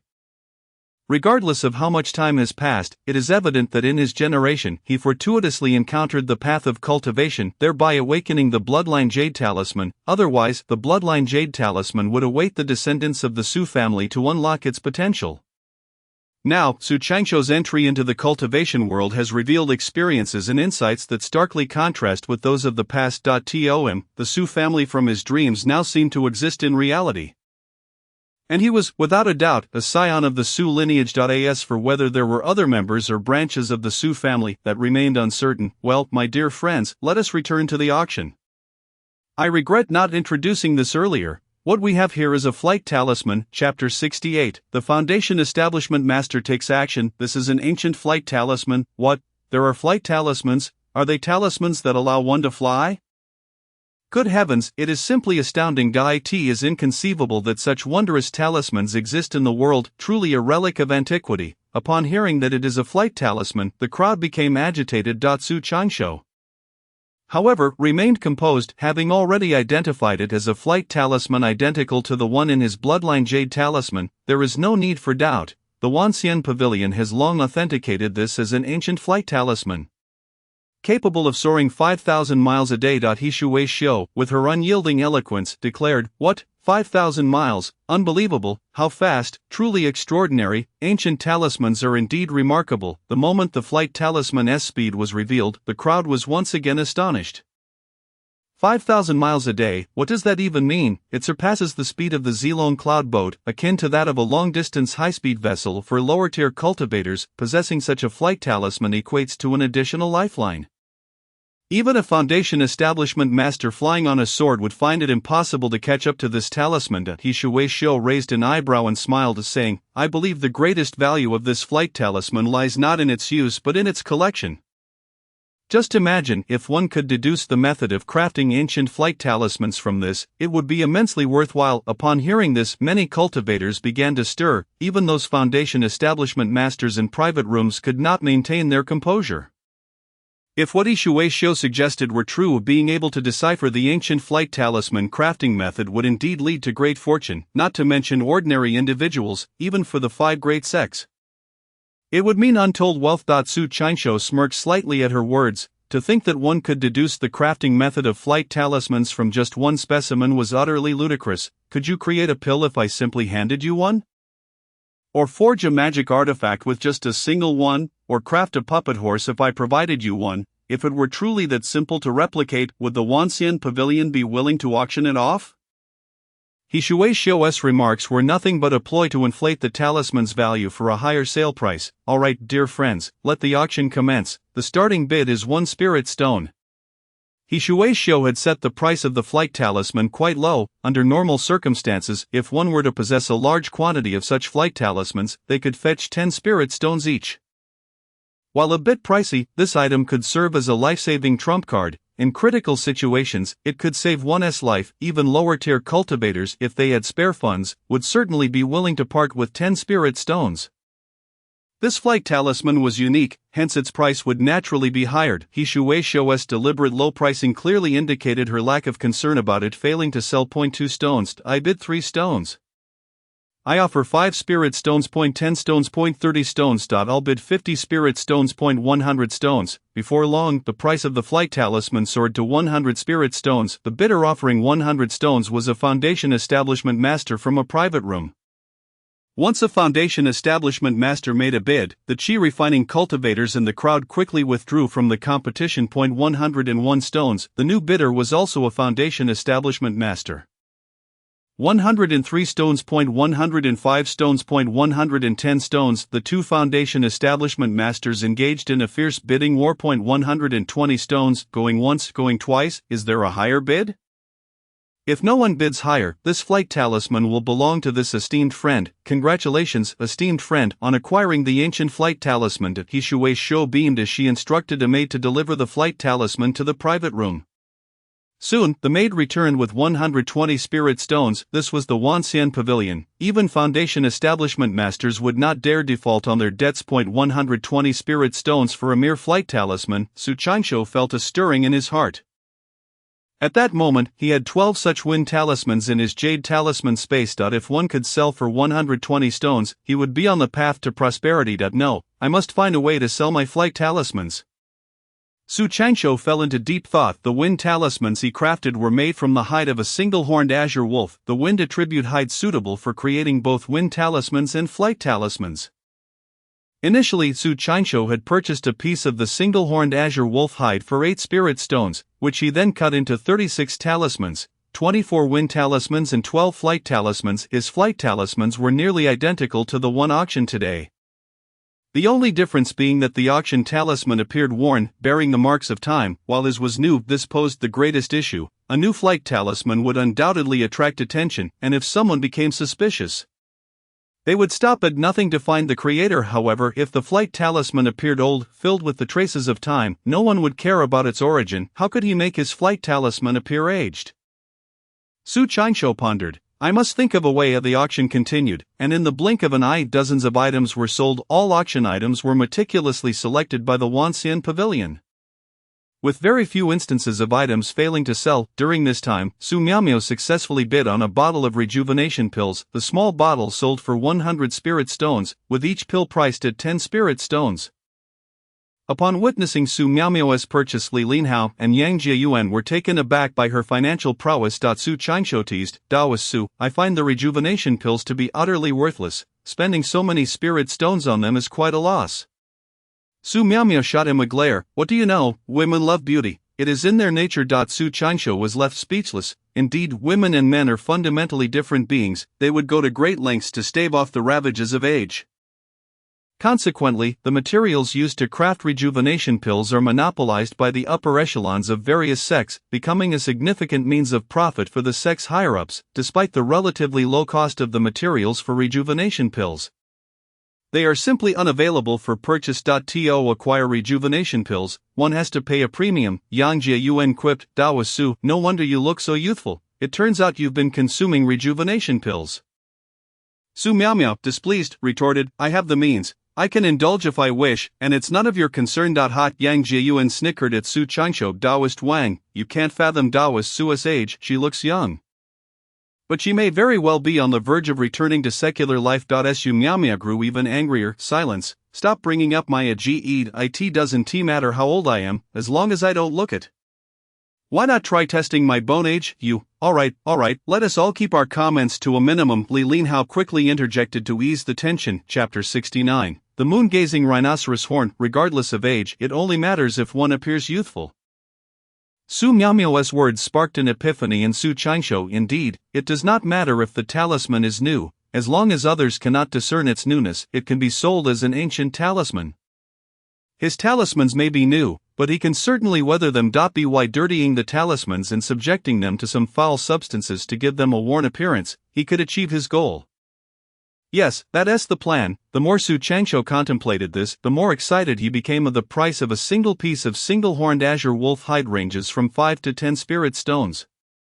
A single piece can yield dozens of talismans. Even selling one for 20 or 30 spirit stones would be a significant profit. Esteemed friends, next, we present our 60th auction item, the moon-gazing rhinoceros horn. Upon hearing this announcement, Su Qianqiu felt a surge of exhilaration. Finally, it had arrived. He looked up to see a maid holding a tray aloft, upon which rested a pure white rhinoceros horn, flawless and immaculate, shining like the moon-gazing rhinoceros horn, a splendid material for crafting light attribute chi refining items. I must have it, this shall be mine. Among the assemblage of cultivators, many began to stir. The moon-gazing rhinoceros horn, being a rare material for light attribute refining, was sought after by many, making it a competitive auction. Seeing this, Su Qianqiu furrowed his brow. He had many competitors. Regardless, he was determined to secure the moon-gazing rhinoceros horn, for he carried 500 spirit stones on his person, confident he would not miss out. This horn is of the light attribute, and its hardness makes it ideal for crafting high-quality light attribute pseudo-artifacts. I need not elaborate on its efficacy. Let us commence the bidding. With a starting price of 35 spirit stones. 36 spirit stones. I bid 37. 38.40. The competition was fierce, quickly escalating to 50 spirit stones. And Su Qianqiu remained silent. I bid 55. A sharp-eyed middle-aged man spoke up. As he did, the crowd fell silent. The moon-gazing rhinoceros horn was merely a crafting material for pseudo-artifacts, and even the finest pseudo-artifacts would only fetch around 100 spirit stones. 55 spirit stones was already inflated beyond reason. 56. Another bid has been placed. 60 pieces. A middle-aged man, with a piercing gaze, has directly raised the price to 60.60 for the first time. 60 for the second time. Is there anyone else willing to bid? If not, the moon-watching rhinoceros horn shall belong to this esteemed friend. Hishueisho spoke, casting a casual glance over the crowd. 65. Su Changsho raised his hand and announced loudly. Su Miaomiao, Li Linhao, and Yang Jiayuan were momentarily taken aback, not expecting Su Changsho to suddenly make a move. However, upon reflection, the three soon understood. Previously, Su Changsho had mentioned that he came to Wanxian Pavilion to acquire a certain refining material. It now appeared that the material he referred to was indeed the moon-watching rhinoceros horn. The sharp-eyed middle-aged man shot a somewhat sinister look at Su Changsho and continued to bid. 68 spirit stones. 70. Su Changsho immediately followed suit. The middle-aged man's expression darkened. After announcing his bid, he hesitated for a long moment before speaking again. 71.75. Su Changsho did not pause and countered directly. At this moment, the middle-aged man's gaze towards Su Changsho was filled with malice as he gritted his teeth and declared. 78. Su Changsho replied coolly, 80. You. The middle-aged man's face turned pale, and he was forced to concede. 80-1. 80-2. Is there anyone else willing to bid? If not, the moon-watching rhinoceros horn shall belong to this esteemed friend. Hishueisho smiled warmly at Su Changsho. Su Changsho returned the smile. In terms of wealth, apart from those extraordinarily wealthy second-generation immortals, he regarded the disciples of ordinary families with indifference. As long as someone like Li Linhao did not enter the fray, he was confident he could secure the moon-watching rhinoceros horn. Su Miaomiao smiled faintly. I never would have guessed, fellow Taoist Wang, that you are of considerable means as well. Yang Jiayuan nodded. Indeed, fellow Taoist Wang is truly unfathomable. Li Linhao chuckled. This moon-watching rhinoceros horn is now Su Taoist for the taking. It is a pity that person earlier disrupted the bidding, otherwise it could have been acquired at a lower price. 83. Wait a moment, suddenly a deep voice resonated from a private box. I bid 85.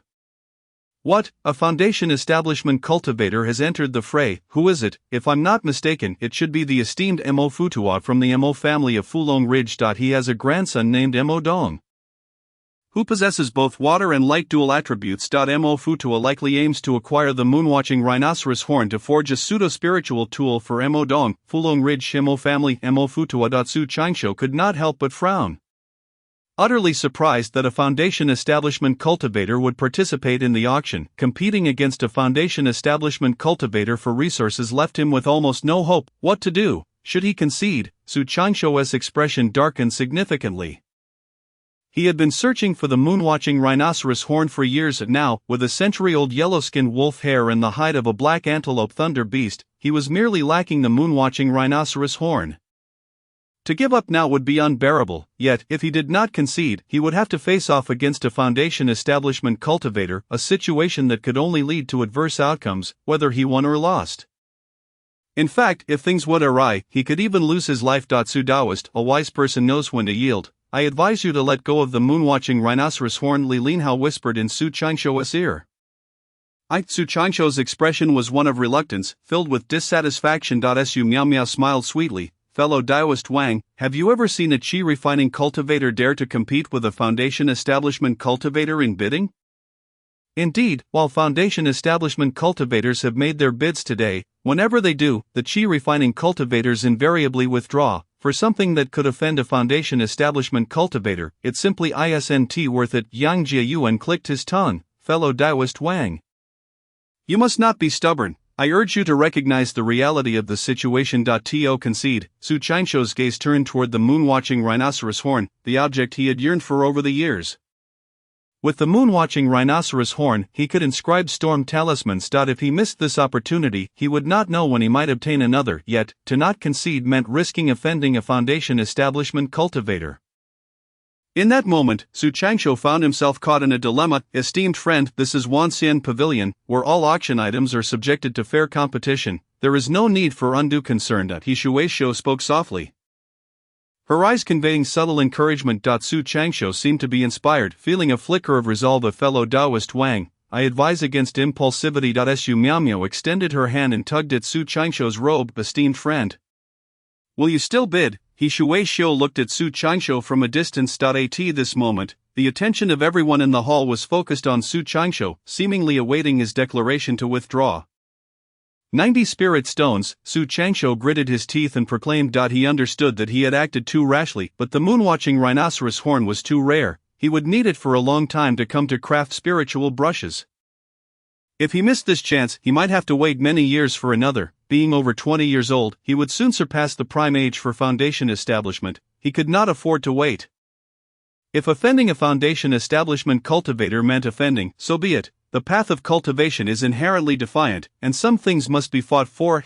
This young man has gone mad. He dares to bid against a foundation establishment cultivator. He must be courting death. It's over. He is doomed. Gasps filled the hall as everyone drew in a breath. Since the young friend is so persistent, I cannot bear to compete with you. Thus, I shall yield the moon-watching rhinoceros horn to you. The deep voice resonated, imbued with a friendly tone. Su Qianqiu let out a quiet sigh of relief. He had gambled correctly. This foundation establishment cultivator surprisingly did not hold a grudge against him. Suddenly Su Qianqiu felt his nerves tighten, sensing a powerful aura locking onto him. Su Qianqiu was alarmed. He had ultimately underestimated the treachery of the cultivation world. It seemed that the foundation establishment cultivator had no intention of letting him go. His words of conceding were merely for show. Congratulations, young friend, the moon-watching rhinoceros horn is now yours. Please come up to the stage. As Shui Shou's voice fell, Su Qianqiu stepped onto the stage. Feeling that overwhelming aura continue to fixate upon him, instilling a sense of boundless terror. In this public space, the Emofutua would not dare to act against him, but once he left the auction, the other party would undoubtedly take action against him. This was beyond question. Upon reaching the stage, Su Qianqiu produced 90 spirit stones and successfully acquired the moon-watching rhinoceros horn. Esteemed friend, your courage is commendable. Shui Shou observed him, a faint smile gracing her lips. It was unclear whether this remark was a compliment or a mockery. At that moment, Su Qianqiu's mind was in disarray. He muttered a quick thank you and hurriedly descended from the stage. Returning to his original seat, Su Qianqiu discovered that Li Linhao, Su Miaomiao, and Yang Jiayuan had already moved their mats away. Su Qianqiu glanced at them from afar. Li Linhao and Su Miaomiao bore expressions of apology, while Yang Jiayuan looked decidedly displeased. Li Linhao, carrying the mat, intended to approach them, but Yang Jiayuan waved his hand. Fellow Taoist Wang, our collaboration ends here. You take your path, and I shall take mine. Very well. Su Qianqiu had no choice but to return to his original seat. The people in the cultivation world truly are pragmatic. Just moments ago, they were laughing and chatting, and now, because he competed with a foundation establishment cultivator for an item, they turned their backs on him in an instant. It is human nature to seek profit and avoid harm. Su Qianqiu could understand. Had he found himself in such a situation, he too would have terminated the collaboration. There was no need to confront a foundation establishment cultivator for the sake of an acquaintance. After sitting in his seat for a quarter of an hour, Su Qianqiu became increasingly uneasy. The oppressive aura still locked onto him, indicating that Emofutua had set his sights on him. This wouldn't do. He needed to think of a way to swiftly shake him off. Su Qianqiu picked up his mat and moved to a corner near the wall. Although he had seated himself in the corner, that aura continued to track him. At that moment, Su Qianqiu flipped his hand, producing several spirit talismans, flight talismans, wall-passing talismans, and invisibility talismans. He then quietly crouched down, patiently awaiting the moment the auction would conclude. During that time, the chaotic crowd would provide the best opportunity to escape Emofutua's gaze. The auction continued, drawing closer to its conclusion. The remaining 10 or so items up for auction were all quite valuable. During this interval, Li Linhao made a bid, spending over 700 spirit stones to acquire a propelling disc. Su Qianqiu endured through the tense wait, finally reaching the last auction item. Esteemed friends, let us unveil our grand finale item. This is a spiritual tool, the Yuan Yang sword. Indeed, the final auction item is a spiritual tool, a highlight of this auction. In his lifetime, Su Qianqiu had only seen a spiritual tool once, the Hong Yuan silk gifted to Li Linger by Long Mei. As Shui Shou spoke, she retrieved a golden sword from the tray. Even from a distance, its chilling radiance could be felt. Esteemed friends, allow me to introduce the Yuan Yang sword. While it may seem merely a low-grade spiritual tool, it is a premium among low-grade spiritual tools, personally forged by Master Lu of the Wan Shu sect. Surely everyone is aware of Master Lu's renowned refining skills. Now, we shall begin the bidding, with a starting price of 1,000 spirit stones. 1,010 spirit stones. 1,030 spirit stones. 1,050 spirit stones. 1,100 spirit stones. The auction was fiercely competitive. Naturally, no chi refinement cultivators dared to participate. As only those foundational cultivators in the private rooms were involved, even Mo Futua joined the bidding. At this moment, Su Changsho finally comprehended why Mo Futua had relinquished his bid when competing with him. It was not due to an inability to afford the price, but rather because there were more pressing matters to attend to for Mo Futua. Should he expend too many spirit stones? He might find himself short of funds to bid for the Yuanyang sword, rendering the effort fruitless. Thus, he willingly conceded to Su Changsho. After all, a mere chi refinement cultivator could hardly escape his grasp. With insight into Mo Futua's intentions, Su Changsho became increasingly certain that Mo Futua would not let him slip away. 1200. 1500. I bid 1800. The competition for the Yuanyang sword intensified, quickly escalating the price to 18 million. 1810. A voice, reminiscent of a duck's quack, emerged from an elderly man. 1850. This robust voice belonged to Mo Futua, the foundational cultivator from the Mo clan. I bid 1880. 1900. At this juncture, only two individuals remained in contention, the quacking elderly man and Mo Futua. The bid of 1900 was made by Mo Futua, and after his offer, the elderly man hesitated momentarily before declaring 1900 ten. Mo Futua promptly countered 1950. Su Changsho had initially intended to escape while Mo Futua was occupied with the bidding, yet at that moment an aura remained steadfastly locked onto him, akin to a persistent curse. Enough, I withdraw, conceding to you. Mo Daoyu, congratulations Mo Daoyu for acquiring the Yuanyang sword. This auction is now concluded. He Shueisho took the tray from the maid's hands and personally delivered it to Mo Daoyu. Please behold the sword. Excellent. Mo Futua rose, extending his hand to grasp the Yuanyang sword. His heart brimming with joy. At that instant, all of Mo Futua's thoughts were consumed by the sword. Simultaneously, chaos erupted in the venue as people stood and began to exit. Su Changsho sensed the tightening grip of Mo Futua's focus on him, and he seized the fleeting moment of respite. Now is the time. Chapter 71. The tactics of Su Miaomiao. In that very instant, Su Changsho produced a wall-piercing talisman, struck it against himself, and directly passed through the wall, escaping the auction venue. In the brief moment of Mo Futua's distraction, he attempted to redirect his attention to Su Changsho, only to discover that his target had vanished. Where has that brat gone? Mo Futua released his consciousness, scanning the venue repeatedly, only to sorrowfully ascertain that Su Changsho had indeed disappeared. Mo Daoyu, what is the matter? He Shueisho inquired with a smile. Nothing, Mo Futua replied, shaking his head in frustration. He Shueisho pondered for a moment, a smile blossoming on her face as she realized that Su Changsho had slipped away right beneath Mo Futua's nose. A glint of intrigue flickered in Shueisho's eyes. That young man possesses some skill. Managing to escape under the watchful gaze of a foundational cultivator. As the saying goes, two flowers bloom, each on its own branch. After passing through the wall, Su Changsho found himself on the street and subsequently utilized an invisibility talisman.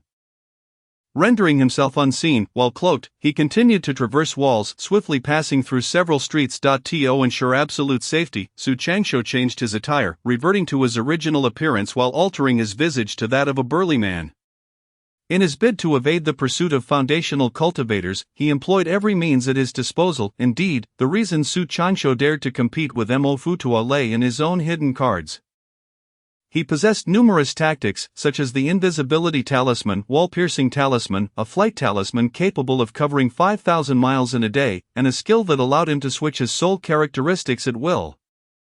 Without these, Su Changsho would never have dared to confront a foundational cultivator directly. Once he departed the auction venue, Su Changsho did not linger. He immediately activated a wind talisman that enabled him to travel 3,000 miles in a day. Heading towards Pingyangfang City. He refrained from taking public transport, fearing the crowds might lead to recognition. In truth, Su Changsho was overly cautious, with his soul characteristics altered, even if a foundational cultivator or an old Yuanyang practitioner were to arrive. They would be unable to identify him. 10 days later, Pingyangfang City came into view. Su Changsho felt utterly exhausted and planned to rest briefly within the city after 10 continuous days of travel.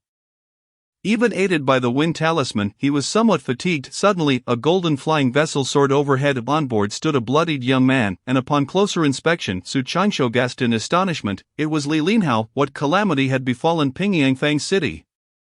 Prompting Li Linhao's flight, What of Yang Jiayuan, who had been with him? A flurry of thoughts raced through Su Qingshuo's mind, a foreboding sense that something dreadful had transpired in Pingyangfang City. Should he investigate? Ultimately, he decided to take a detour. Su Qingshuo felt a pang of fear as he gazed at Pingyangfang City, opting for an alternate route. Behind the city lay a grand mountain, and beyond it, a valley with a narrow path leading to the Green Immortal sect. Albeit a longer journey, safety took precedence, so he chose the smaller road. Turning towards the mountain, Su Qingshuo affixed the wind talisman to his leg, hastening his pace with remarkable speed through the valley. Wang Daoyu, why the haste? A beguiling voice echoed from behind, sending shivers down Su Qingshuo's spine. The owner of that voice was none other than Su Miaomiao. Su Qingshuo halted, slowly turning his face to see Su Miaomiao, her enchanting figure enveloped in a pristine white gown, her bare feet poised upon a leaf-green flying vessel. At that moment, Su Miaomiao wore a radiant smile as she regarded Su Qingshuo. It cannot be. This is impossible. Su Qingshuo felt a surge of dread. In this situation, he could scarcely fathom how Su Miaomiao had managed to track him down. He had altered both his soul characteristics and appearance. Under normal circumstances, even if they had brushed past one another, she would have certainly failed to recognize him. The fact that she had caught up implied one thing: Su Miaomiao had employed some method to lock onto him long before.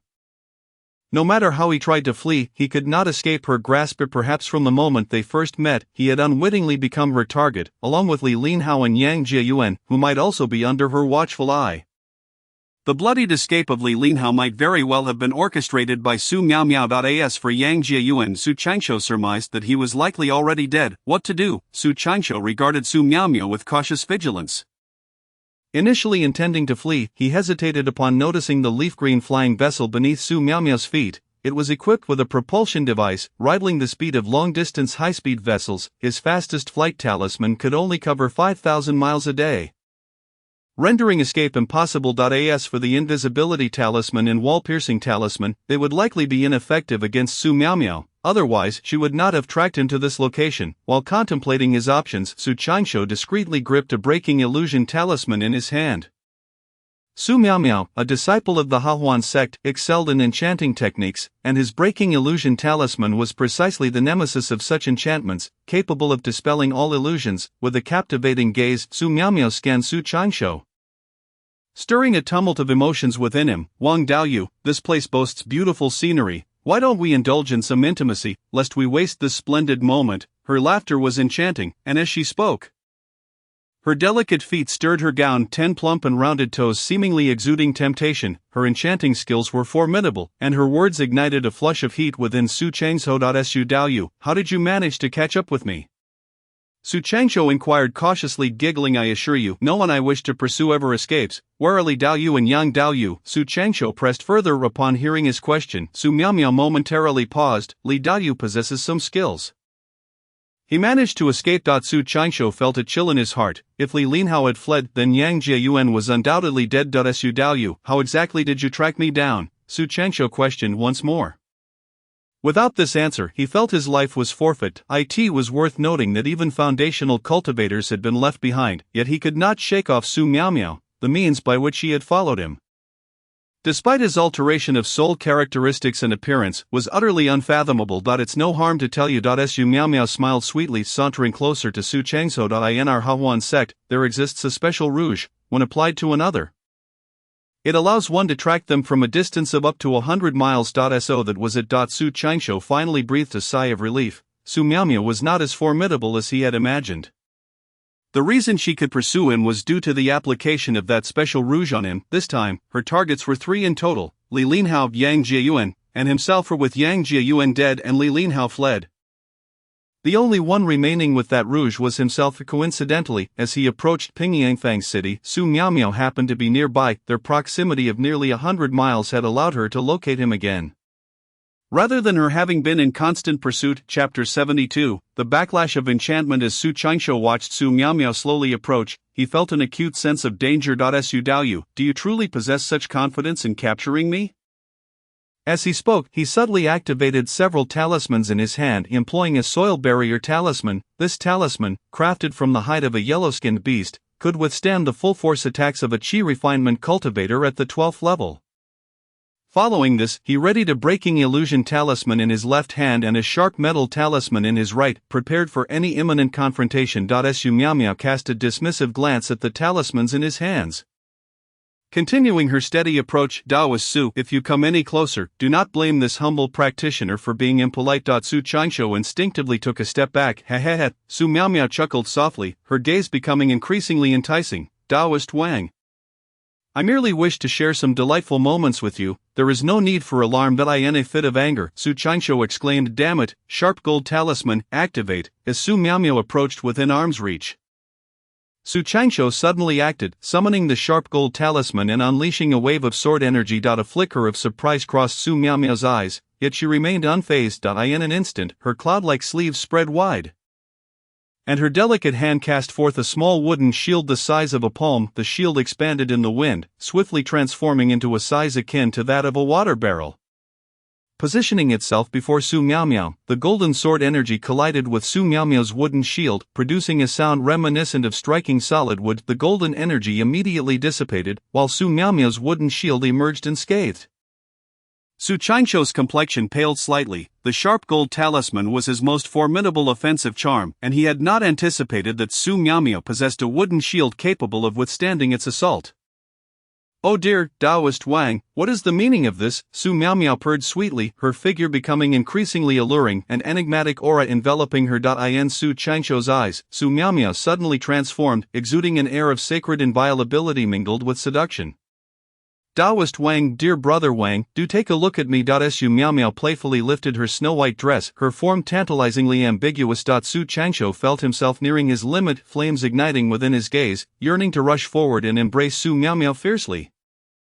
Suddenly Su Qianqiu bit the tip of his tongue, hastily employing the Dispel Illusion Talisman. At that very moment, Su Miao Miao lunged towards him. The two found themselves locked in a tight embrace. Oh no, the charm is rebounding. In an instant, Su Miao Miao shuddered, her delicate face undergoing a drastic change. Boom! Su Qianqiu's mind was abruptly engulfed in a void, plunging him into an illusionary realm. It was a paradise, replete with caves, pools and waterfalls. Within the cave beneath the waterfall lived a family of three, an attractive couple, both practitioners of the mystical arts, and their clever, endearing daughter aged 4 or 5. One fateful day, the tranquility of this paradise was shattered by the arrival of an unsightly one-eyed cultivator. Junior sister, why have you betrayed me? The grotesque cultivator glared at the female protagonist with a venomous gaze. Senior brother, I beg you, please stop pursuing me. I have someone I cherish, you vile wretch, daring to betray me. I shall see you dead. What shall we do, husband? We shall fight him. A fierce battle erupted between the hideous one-eyed cultivator and the couple. In no time, the ugly one-eyed cultivator killed the husband and subdued the wife. Before the eyes of the little girl, he violated her mother. Following that, the mother and daughter fled, hiding until the girl awakened her spiritual roots at the age of 10. The mother sent her daughter to the Hahuan sect, then took her own life in despair. The girl grew up slowly within the Hahuan sect, blossoming into a beautiful cultivator with rapid progress, garnering the affection of many senior brothers and junior brothers. Yet, when it came time to choose a partner, she selected an ugly one-eyed elder cultivator, devoting herself entirely to his service, and he in turn cherished her deeply, until one day, upon reaching the 9th level of Qi refinement. During a dual cultivation session, she used a pseudo-artifact gifted by the one-eyed elder to pierce his throat. At the foot of a desolate mountain, in the gentle rain, she knelt before a solitary grave. Drenched to father, mother, your daughter has finally avenged you, yet I feel such bitterness. Seeds of hatred took root within her heart. She despised the one-eyed elder, loathed men, even resented her own parents and the world itself. She began devising ways to kill, starting with her fellow disciples, eventually venturing beyond the Hahuan sect into the wider realm of cultivation. Her enchanting arts became exquisite, rendering her irresistible to any man. Each time she would send them to their end at the peak of their ecstasy, scarcely ever failing. After each act of murder, she would be engulfed in profound anguish, her dissatisfaction driving her towards more killings. A vicious cycle of grief and bloodshed. Suddenly, the sound of a blade piercing flesh echoed. Su Miao Miao's eyelashes fluttered as she opened her eyes, only to find a brilliantly colored sword embedded in her dantian. Su Qianqiu effortlessly withdrew the long sword, and in that moment, Su Miao Miao seized Su Qianqiu in an embrace. With her dantian shattered, she posed no threat to him, prompting Su Qianqiu to refrain from pushing her away. Feeling a twinge of sympathy for this tragically fated woman. Su Miao Miao coughed up blood, yet her eyes shone with a liberated smile. Daoist Wang, I feel so cold, might you hold me? Very well, Su Changshu replied. His silence giving way to action as he wrapped his arms around Su Miao Miao. She curled into his embrace, a smile gracing her lips. Thank you, Daoist Wang. Thank you for ending my life. If there is a next life, I shall forego it. The world of cultivation is too harsh, and I shall not return. Su Changshu, holding the frail Su Miao Miao, found himself overwhelmed with emotions, while Su Miao Miao had indeed committed heinous acts. She also evoked a sense of pity. Had it not been for her tragic experiences, had it not been for that grotesque one-eyed elder, she would surely not have become a ruthless killer. Daoist Wang, I am weary. Could you grant me a favor? Su Miao Miao gazed at Su Changshu with hopeful eyes. He nodded. Speak, and if it is within my power, I shall assist you. Please take my body to the Great Gorge waterfall and bury me before my parents' grave. Very well, I shall honor your request. Also, until you reach the Great Gorge waterfall, do not touch my storage bag. Only after you have laid me to rest may you open it. Everything within shall then belong to you. Agreed. Daoist Wang, hold me tightly. I feel so cold. Remember, you must pay respects to my parents. Su Miao Miao nestled in Su Changshu's arms, gradually closing her eyes. A single crystalline tear slipped from the corner of her eye, landing softly on the grass, shattering upon impact. Su Changshu severed a millennia-old tree with his sword, crafting a coffin to encase Su Miao Miao's body, which he then placed into his storage bag. He also stowed away Su Miao Miao's storage bag, her small wooden shield, and the pale green flying vessel. He upheld his promise, refraining from opening Su Miao Miao's storage bag. The Great Gorge waterfall, as mentioned by Su Miao Miao, lay 3,000 miles south of Pingyang Square City. With the aid of a common wind travel talisman, one could reach it in a day. Chapter 73. A great harvest. After a day and night of travel, Su Changshu arrived at the Great Gorge waterfall as Su Miao Miao had described. He also located the cave where Su Miao Miao had lived during her childhood. Upon entering the cave, he found it impeccably clean, furnished with all the necessary items, indicating that Su Miao Miao had frequently used this place. The graves of Su Miao Miao's parents were situated not far from the cave. Su Changshu dug a grave beside her parents' resting place and laid Su Miao Miao's body to rest. After burying her, he noticed that the graves of her parents were overgrown with weeds. Irresolutely, he decided to extend his kindness by clearing the weeds from their resting place as well. While clearing the weeds, Su Changshu discovered several medicinal herbs. Among them, recognizing the herbs as snake immortal grass, he understood that while they were not particularly precious, they possessed remarkable efficacy in treating the venom of the bamboo leaf green snake. Su Changshu paid little mind to it, casually placing the snake immortal grass into his storage bag. Once he finished clearing the weeds, he returned to the cave and set up an illusion array using an array plate. He intended to rest there for the night before continuing his journey to avoid any wild beasts wandering into his lair. Then, Su Changshu took out Su Miao Miao's storage bag. He had promised her that he would only open it after laying her to rest. Now that he had fulfilled his vow, it was time to unveil its contents. He first examined the storage bag, noting that it bore a resemblance to his own, a relatively advanced storage bag. Devoid of any restrictions, easily accessible by anyone. Open, Su Changshu channeled his spiritual energy into his palm and gently tapped the storage bag. Whoosh! Suddenly, a vibrant green bamboo leaf green venomous snake slithered out from the storage bag, biting down on Su Changshu's palm. Su Changshu reacted swiftly, his fingers deftly forming a seal as he unleashed a palm lightning strike at the venomous snake. The palm lightning, a fundamental spell from the spell compendium, while generally considered mediocre, was more than sufficient to deal with a mere bamboo leaf green snake. Bang! A bolt of lightning struck the snake's head, causing it to explode upon impact, although the bamboo leaf green was slain. It left 2 deep puncture marks on Su Changshu's palm. He felt a sharp pain as dark brown blood began to flow from the wounds. Soon, his hand lost sensation, and his palm began to turn black. Despite the bamboo leaf green being a lowly creature, it was exceedingly venomous. Anyone below the foundation establishment stage would perish from its poison. Under normal circumstances, storage bags were not meant to contain living creatures.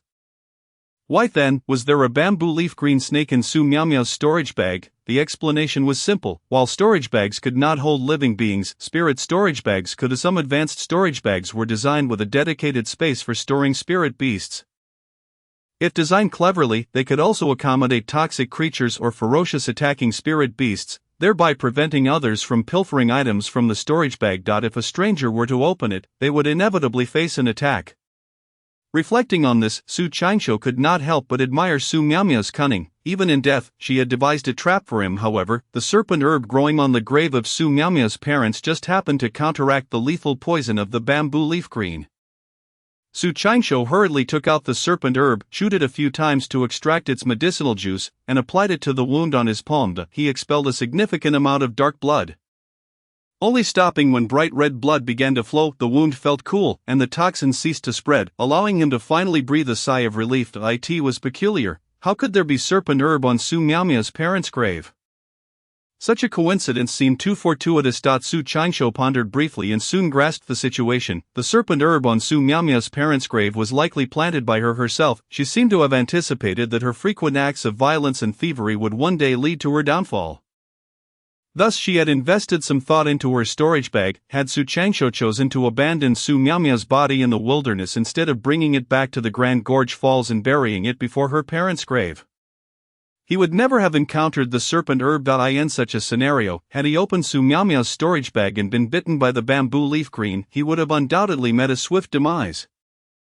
Although Su Changshou felt a strong urge to condemn Su Miaomiao for her cold-heartedness, upon deeper reflection, he realized her tragic background left her little choice but to become a remorseless killer.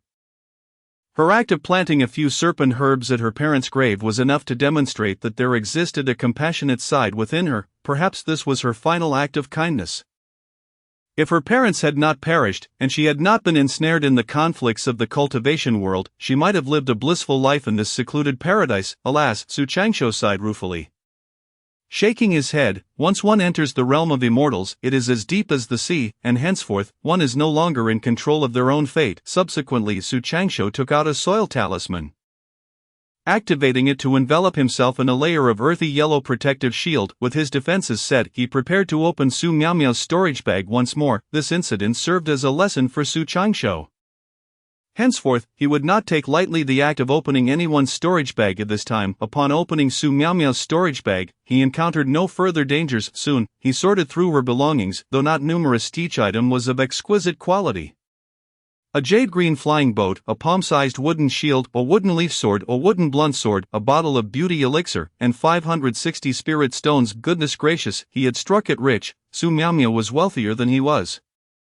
Su Miaomiao's flying boat, named Qing Yun Boat, was remarkably swift, reaching a top speed of 6,000 miles per day, twice that of Yi Shanhuo's white jade boat. The mere price of this flying boat alone surpassed 1,000 spirit stones. The small wooden shield served as Su Miaomiao's defensive artifact, crafted from rare agarwood, and was a fine pseudo-artifact. The wooden leaf sword was her weapon of choice and also a commendable pseudo-artifact. As for the blunt sword, it did not belong to Su Miaomiao but was rather Yang Jieyuan's pseudo-artifact, which Su Changshou had seen him wield. Thus, it could be confirmed that Yang Jieyuan had already fallen at Su Miaomiao's hands. After taking stock of Su Miaomiao's assets, Su Changshou counted his own spirit stones. He had 423 spirit stones remaining, and with Su Miaomiao's 560, his total soared to 983. He had indeed struck gold. His wealth had suddenly surged, nearing the 1,000 mark. This outing had yielded tremendous gains. Not only had he procured the Moonwatch rhinoceros horn, but he had also acquired a substantial windfall. Calculating the time, Su Changshou realized he had spent less than a month on this journey, leaving him with over 2 months before he needed to complete his tasks. Perfectly, Su Changshou had some matters to attend to and decided to remain in this cave for 2 months. After a night of rest, Su Changshou rose the next morning invigorated, and sat at the stone table, lost in thought. On the table lay 4 talismans, a soil talisman illustrated with the hide of a yellow fox, a wind talisman depicted with the fur of a one-horned blue wolf, a flying talisman also drawn with one-horned blue wolf skin, and a sharp metal talisman illustrated with the hide of a fierce bull. His next task was to artificially age these 4 talismans, attempting to make them resemble ancient talismans. The auction of the wind talisman at Wanxian Pavilion had greatly inspired Su Changshou. That flying talisman had sold for 120 spirit stones, identical to his own. If he could age his flying talisman, he could sell it as an ancient talisman. Even selling it for just 10 spirit stones each would guarantee a profit. The pressing question was how to achieve this aging effect on the talismans. Let us get to work. Su Changshou stood up, talismans in hand, and exited the cave. Action speaks louder than words. Lacking experience in this regard, he could only proceed through trial and error. Initially, he vigorously washed the 4 talismans with water. crumpling them in the process. However, upon drying, the results were unsatisfactory. Next, he employed mud, grease, fire, and medicinal juices, exhausting nearly all conceivable methods. The 4 talismans indeed appeared somewhat wrinkled and dirty, yet they lacked the essence of time-worn erosion. It seemed he had only one method left. Gritting his teeth, Su Qianxiu gathered some animal dung and fashioned a dung pit. He then tossed all 4 talismans into the pit. After 3 days, he retrieved them with a stick and washed them by the water's edge. Upon cleaning, he found that the 4 talismans had aged slightly but still lacked the feel of time's erosion. This wouldn't do. He needed to devise another strategy. Observing the 4 talismans, he lifted them with a stick and placed them on a large stone to air off the strong odor. If he didn't air them out, placing them directly in his storage bag would undoubtedly saturate it with the stench of dung. After positioning the talismans, Su Qianxiu returned to the cave, where he need not worry about theft since it was seldom frequented. He meditated in the cave for an entire afternoon, but when evening came and he went to retrieve the talismans, he discovered they were missing. At the cave's entrance, a stinking deer was foraging. This particular deer had been around for several days, and Su Qianxiu had not chased it away. The stinking deer reeked from head to tail. Its flesh, fur, and saliva all emitted a foul odor. Its flatulence was even worse. Despite being a low-level spirit beast, it had virtually no natural enemies. Any carnivorous animal that encountered a stinking deer would lose all appetite. Even ferocious predators avoided confrontation with the stinking deer, as it would instantly release a noxious fart upon sensing hostility. The foul odor it emitted could make one question their existence. Thus, large predators tended to steer clear of stinking deer. Su Qianxiu refrained from chasing the deer away for this very reason, fearing he might be overwhelmed by its noxious fumes, especially since he had placed a formation at the entrance to the cave, preventing the deer from entering. Moreover, the stinking deer had another trait: it consumed anything. When hungry, it would even eat stones, possessing an exceptional digestive capability that allowed it to digest bricks and rocks. How strange! Where had my talismans gone? When glancing at the stinking deer, Su Qianxiu shook his head slightly and returned to the cave. In the following days, he continued experimenting with aging the talismans. He discovered that the most effective method for aging talismans was indeed the use of dung. He resolved to construct a larger dung pit and test the talismans for a month. Over the next few days, Su Qianxiu busied himself collecting animal dung. One morning, as he approached the cave, he noticed several piles of dung at the entrance, seemingly from the stinking deer. Fetching a shovel from the cave, he began to clear the dung. Suddenly, he noticed that the piles were hard and seemed to contain something familiar. Digging a little, he realized these were the talismans he had discarded a few days prior. Su Qianxiu then understood that the stinking deer had eaten his talismans, which it could not digest, and had expelled them. After a thorough wash, they should still be usable. Furrowing his brow, Su Qianxiu shoveled the talismans to the water's edge and scrubbed them clean. He then returned to the cave to hang them up, this time cautious not to leave them outside, fearing the stinking deer might eat them again. The next day, Su Qianxiu resumed his dung collecting routine. After a busy day, he returned only to realize he had forgotten to retrieve the 4 talismans. When he went back to get them, he was astonished to find all 4 talismans were now imbued with the marks of time's erosion. This it looks like it resembles. Ha ha ha. What a stroke of luck! What was sought after with great difficulty was obtained effortlessly. Su Qianxiu rejoiced, never having imagined that the stinking deer, through a fortunate mishap, had aged his talismans for him. This was easily explained. The stinking deer's potent digestive abilities and strong gastric acid had corroded the talismans, imparting them with the marks of age. Excellent! Su Qianxiu was overjoyed and ceased his dung collection, hurrying out to find the stinking deer, for it had become a veritable treasure tree. Before long, Su Qianxiu located the stinking deer, which was foraging on the mountain. He chose not to disturb it, knowing that it had a fondness for hazelnuts, and there happened to be several hazelnut trees near the entrance of his cave. Occasionally, when hazelnuts fell, the deer would scavenge for them. The stinking deer typically did not forage for too long before returning to the cave. Sure enough, by evening, the stinking deer had returned to the vicinity of the cave. Su Qianxiu resolved to tame this stinking deer, but he dared not act hastily, fearing that startling it might prevent its future visits.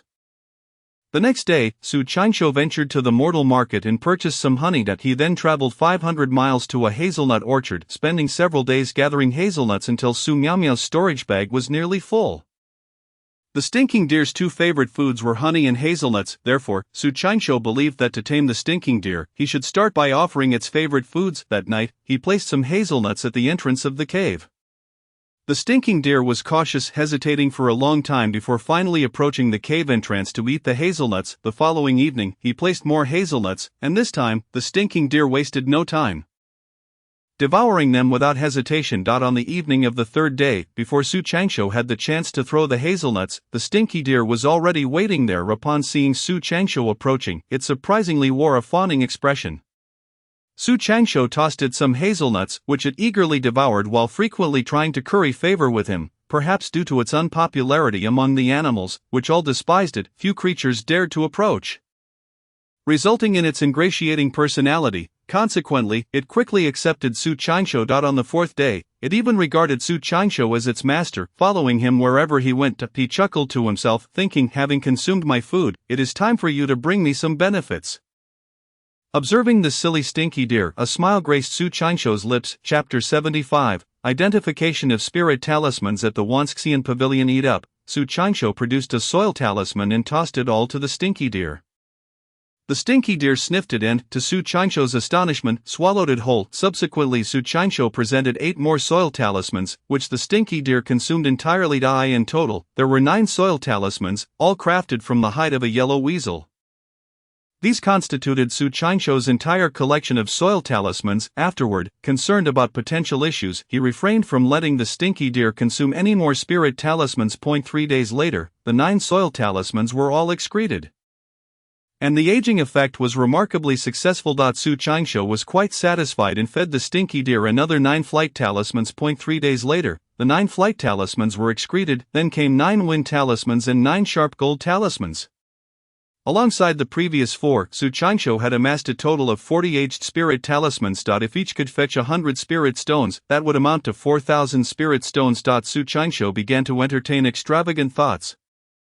Yet he understood that his talismans lacked such immense value and could not be sold for such a sum. Firstly, he did not possess his own auction house and could only consign his items to others' auction houses, which would undoubtedly take a cut. Secondly, the reason the flight talisman sold for such a high price at the Wanxian Pavilion was due to its uniqueness. If he attempted to sell too many at once, the price would certainly drop.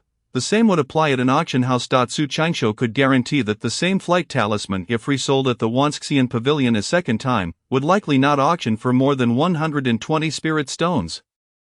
If he could sell each talisman for 30 or 40 spirit stones, Su Changsho would be more than content. Selling one for 30 would yield over 1,000 spirit stones, surpassing the total of all his wealth combined. Who should he sell these to? Su Changsho fell into deep contemplation. After much deliberation, he resolved to sell them to the most powerful Wanxian Pavilion. Thus, he set off for the Wanxian market once more. Without delay, Su Changsho packed his belongings and, casting a final glance at the stinky deer, directly stored it within Su Miaomiao's storage pouch. Within Su Miaomiao's pouch lay a spirit storage space of 2 to 3 meters, perfectly accommodating the stinky deer. A day later, Su Changsho arrived at Pingyang Market, boarded a long-distance high-speed flying boat, and journeyed to Wanxian Market. Upon arriving, he made a beeline for the Wanxian Pavilion. This time, Su Changsho again employed Li Mingxiao's soul characteristics, albeit with a transformed appearance resembling a dapper young gentleman with rosy lips and white teeth. Indeed, when selling talismans, Su Changsho had no intention of using his own soul characteristics. Even if complications arose, they would not implicate him. Of course, Su Changsho was not apprehensive about encountering Mo Futua again. Although Mo Futua had memorized his soul characteristics, he had already altered his visage. A cultivator at the foundation establishment level would not be able to discern another's soul merely with their eyes. They would need to employ their divine sense, even if he crossed paths with Mo Futua. There was no concern of being recognized, as Mo Futua would not utilize his divine sense on a stranger's face. Before long, Su Changsho arrived at the comprehensive trading hall of the Wanxian Pavilion. Though it was not during auction season, the trading hall was bustling with people, an unceasing stream of buyers. The comprehensive trading hall was vast, even larger than that of the Green Immortal sect. Numerous sales counters lined the hall, with dozens of salespeople diligently attending to customers. Su Changsho observed that the sales staff were all young and beautiful women, each possessing cultivation levels of at least the 9th layer of qi refinement. He approached the counter dedicated to selling spirit talismans and noticed that the business there was rather bleak. The talismans for sale were quite similar to those at the Green Immortal sect. Primarily consisting of basic talismans such as fireball talismans, earth shield talismans, and wind talismans, the tall woman manning the counter smiled and addressed Su Qianxiu, esteemed friend, are you here to purchase talismans? No, I am here to find someone. Find someone? Who are you looking for? Su Qianxiu replied with a smile, I have something important to sell to your Wanxian pavilion, and I would like the manager to come out. That might be difficult.